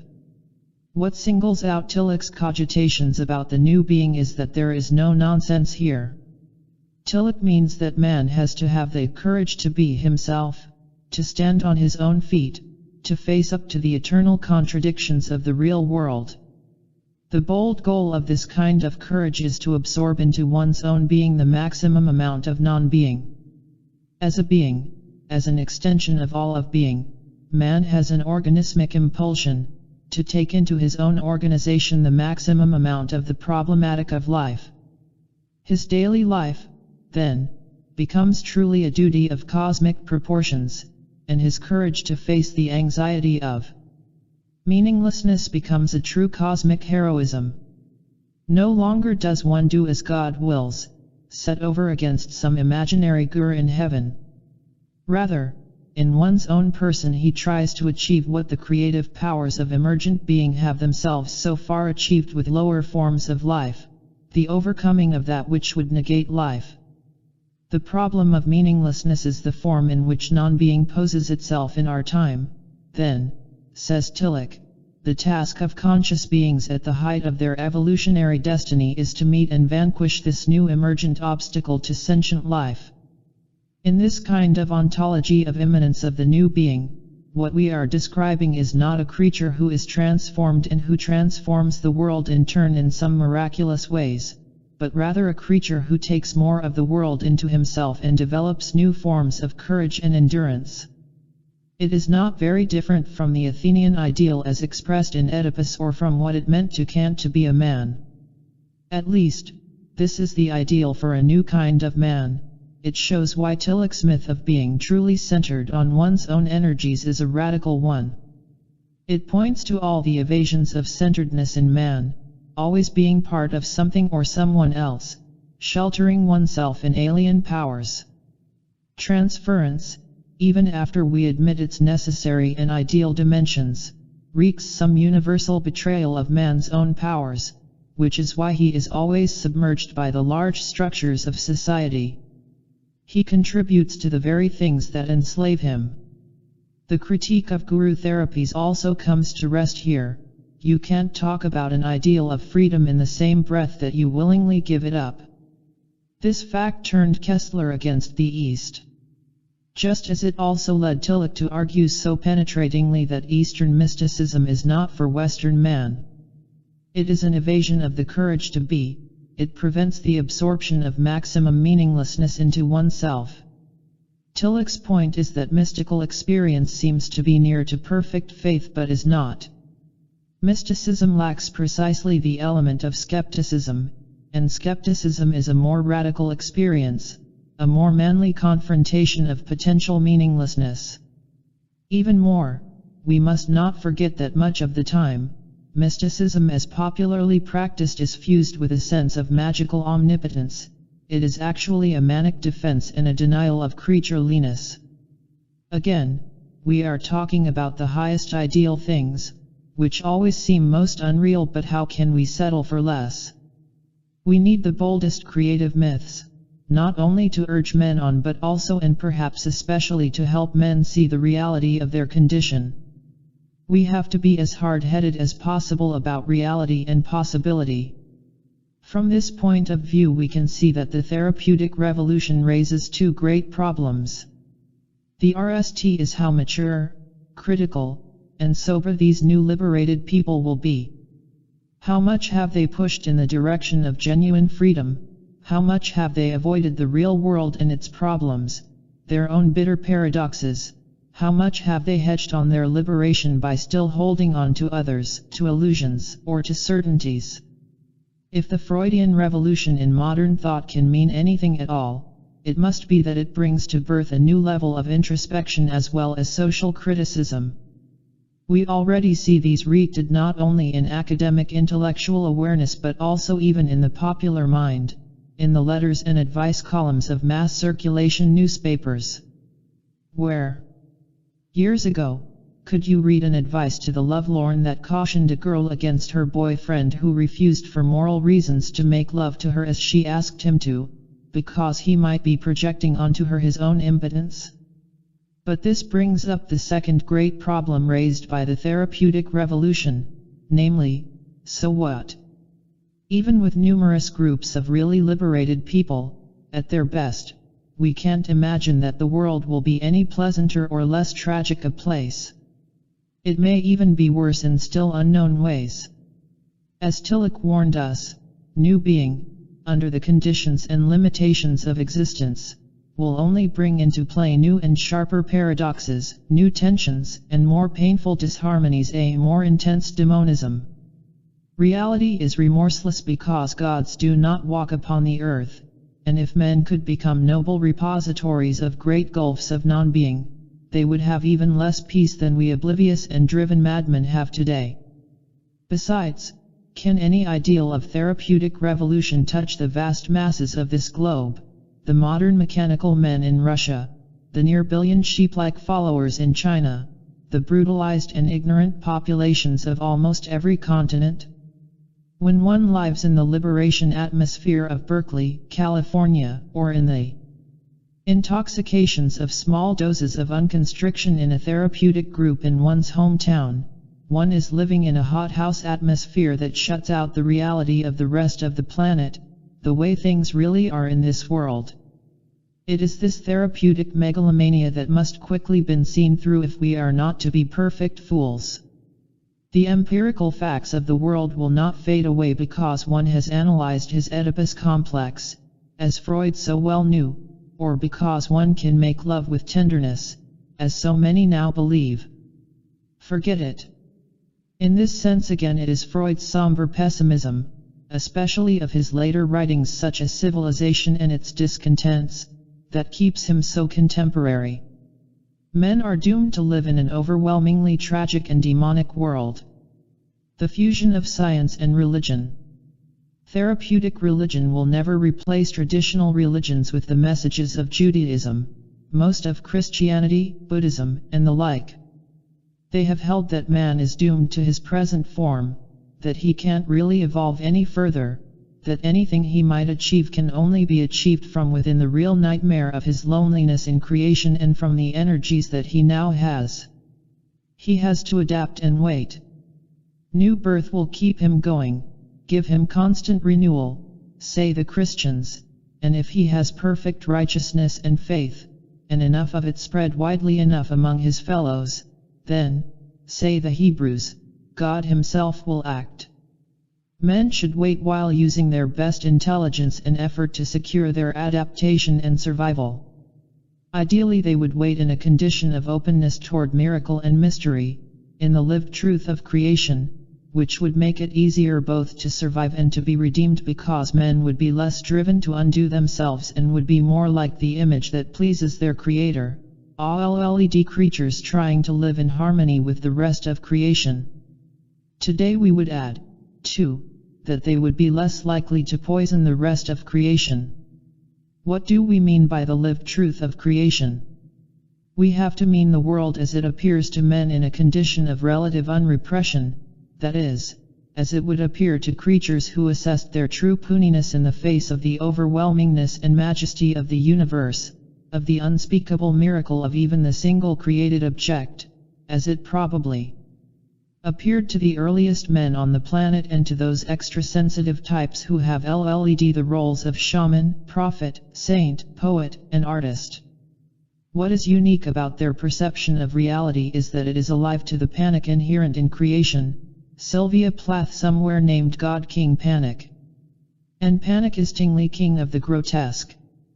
What are we to make of a creation in which the routine activity is for organisms to be tearing others apart with teeth of all types, biting, grinding plant stalks, bones between molars, pushing the pulp greedily down the gullet with delight, incorporating its essence into one's own organization, and then excreting with foul stench and gases the residue. Everyone reaching out to incorporate others who are edible to him. The mosquitoes bloating themselves on blood, the maggots, the killer bees attacking with a fury and a demonism, sharks continuing to tear and swallow while their own innards are being torn out, not to mention the daily dismemberment and slaughter in natural accidents of all types. An earthquake buries alive 1,000 bodies in Peru. Automobiles make a pyramid heap of over 1,000 a year in the US alone. A tidal wave washes over 250,000 in the Indian Ocean. Creation is a nightmare spectacular taking place on a planet that has been soaked for hundreds of millions of years in the blood of all its creatures. The soberest conclusion that we could make about what has actually been taking place on the planet for about 3 billion years is that it is being turned into a vast pit of fertilizer. But the sun distracts our attention, always baking the blood dry, making things grow over it, and with its warmth giving the hope that comes with the organism's comfort and expansiveness. Questo sol arde, e questo in amor, as Michelangelo put it. Science and religion merge in a critique of the deadening of perception of this kind of truth, and science betrays us when it is willing to absorb lived truth all into itself. Here the criticism of all behaviorist psychology, all manipulations of men, and all coercive utopianism comes to rest. These techniques try to make the world other than it is, legislate the grotesque out of it, inaugurate a proper human condition. The psychologist Kenneth Clark, in his recent presidential address to the American Psychological Association, called for a new kind of chemical to deaden man's aggressiveness and so make the world a less dangerous place. The Watsons, the Skinners, the Pavlovians all have their formulas for smoothing things out. Even Freud, Enlightenment man that he was, after all, wanted to see a saner world and seemed willing to absorb lived truth into science if only it were possible. He once mused that in order to really change things by therapy one would have to get at the masses of men, and that the only way to do this would be to mix the copper of suggestion into the pure gold of psychoanalysis. In other words, to coerce, by transference, a less evil world. But Freud knew better, as he gradually came to see that the evil in the world is not only in the insides of people but on the outside, in nature, which is why he became more realistic and pessimistic in his later work. The problem with all the scientific manipulators is that somehow they don't take life seriously enough. In this sense, all science is bourgeois, an affair of bureaucrats. I think that taking life seriously means something such as this, that whatever man does on this planet has to be done in the lived truth of the terror of creation, of the grotesque, of the rumble of panic underneath everything. Otherwise it is false. Whatever is achieved must be achieved from within the subjective energies of creatures, without deadening, with the full exercise of passion, of vision, of pain, of fear, and of sorrow. How do we know with Rilke that our part of the meaning of the universe might not be a rhythm in sorrow? Manipulative, utopian science, by deadening human sensitivity, would also deprive men of the heroic in their urge to victory. And we know that in some very important way this falsies our struggle by emptying us, by preventing us from incorporating the maximum of experience. It means the end of the distinctively human, or even, we must say, the distinctively organismic. In the mysterious way in which life is given to us in evolution on this planet, it pushes in the direction of its own expansion. We don't understand it simply because we don't know the purpose of creation. We only feel life straining in ourselves and see it thrashing others about as they devour each other. Life seeks to expand in an unknown direction for unknown reasons. Not even psychology should meddle with this. Sacrosanct vitality, concluded Rank. This is the meaning of his option for the irrational as the basis for life. It is an option based on empirical experience. There is a driving force behind a mystery that we cannot understand, and it includes more than reason alone. The urge to cosmic heroism, then, is sacred and mysterious and not to be neatly ordered and rationalized by science and secularism. Science, after all, is a credo that has attempted to absorb into itself and to deny the fear of life and death, and it is only one more competitor in the spectrum of roles for cosmic heroics. Modern man is drinking and drugging himself out of awareness, or he spends his time shopping, which is the same thing. As awareness calls for types of heroic dedication that his culture no longer provides for him, society contrives to help him forget. Or, alternatively, he buries himself in psychology in the belief that awareness all by itself will be some kind of magical cure for his problems. But psychology was born with the breakdown of shared social heroisms. It can only be gone beyond with the creation of new heroisms that are basically matters of belief and will, dedication to a vision. Lifton has recently concluded the same thing, from a conceptual point of view almost identical to Ranks. When a thinker of Norman Brown's stature wrote his later book Love's Body, he was led to take his thought to this same point. He realized that the only way to get beyond the natural contradictions of existence was in the time-worn religious way, to project one's problems onto a God-giver, to be healed by an all-embracing and all-justifying beyond. To talk in these terms is not at all the same thing as to talk the language of the psychotherapeutic religionists. Rank was not so naive nor so messianic. He saw that the orientation of men has to be always beyond their bodies, has to be grounded in healthy repressions, and toward explicit immortality ideologies, myths of heroic transcendence. We can conclude that a project as grand as the scientific mythical construction of victory over human limitation is not something that can be programmed by science. Even more, it comes from the vital energies of masses of men sweating within the nightmare of creation, and it is not even in man's hands to program. Who knows what form the forward momentum of life will take in the time ahead, or what use it will make of our anguished searching. The most that any one of us can seem to do is to fashion something, an object or ourselves, and drop it into the confusion, make an offering of it, so to speak, to the life force.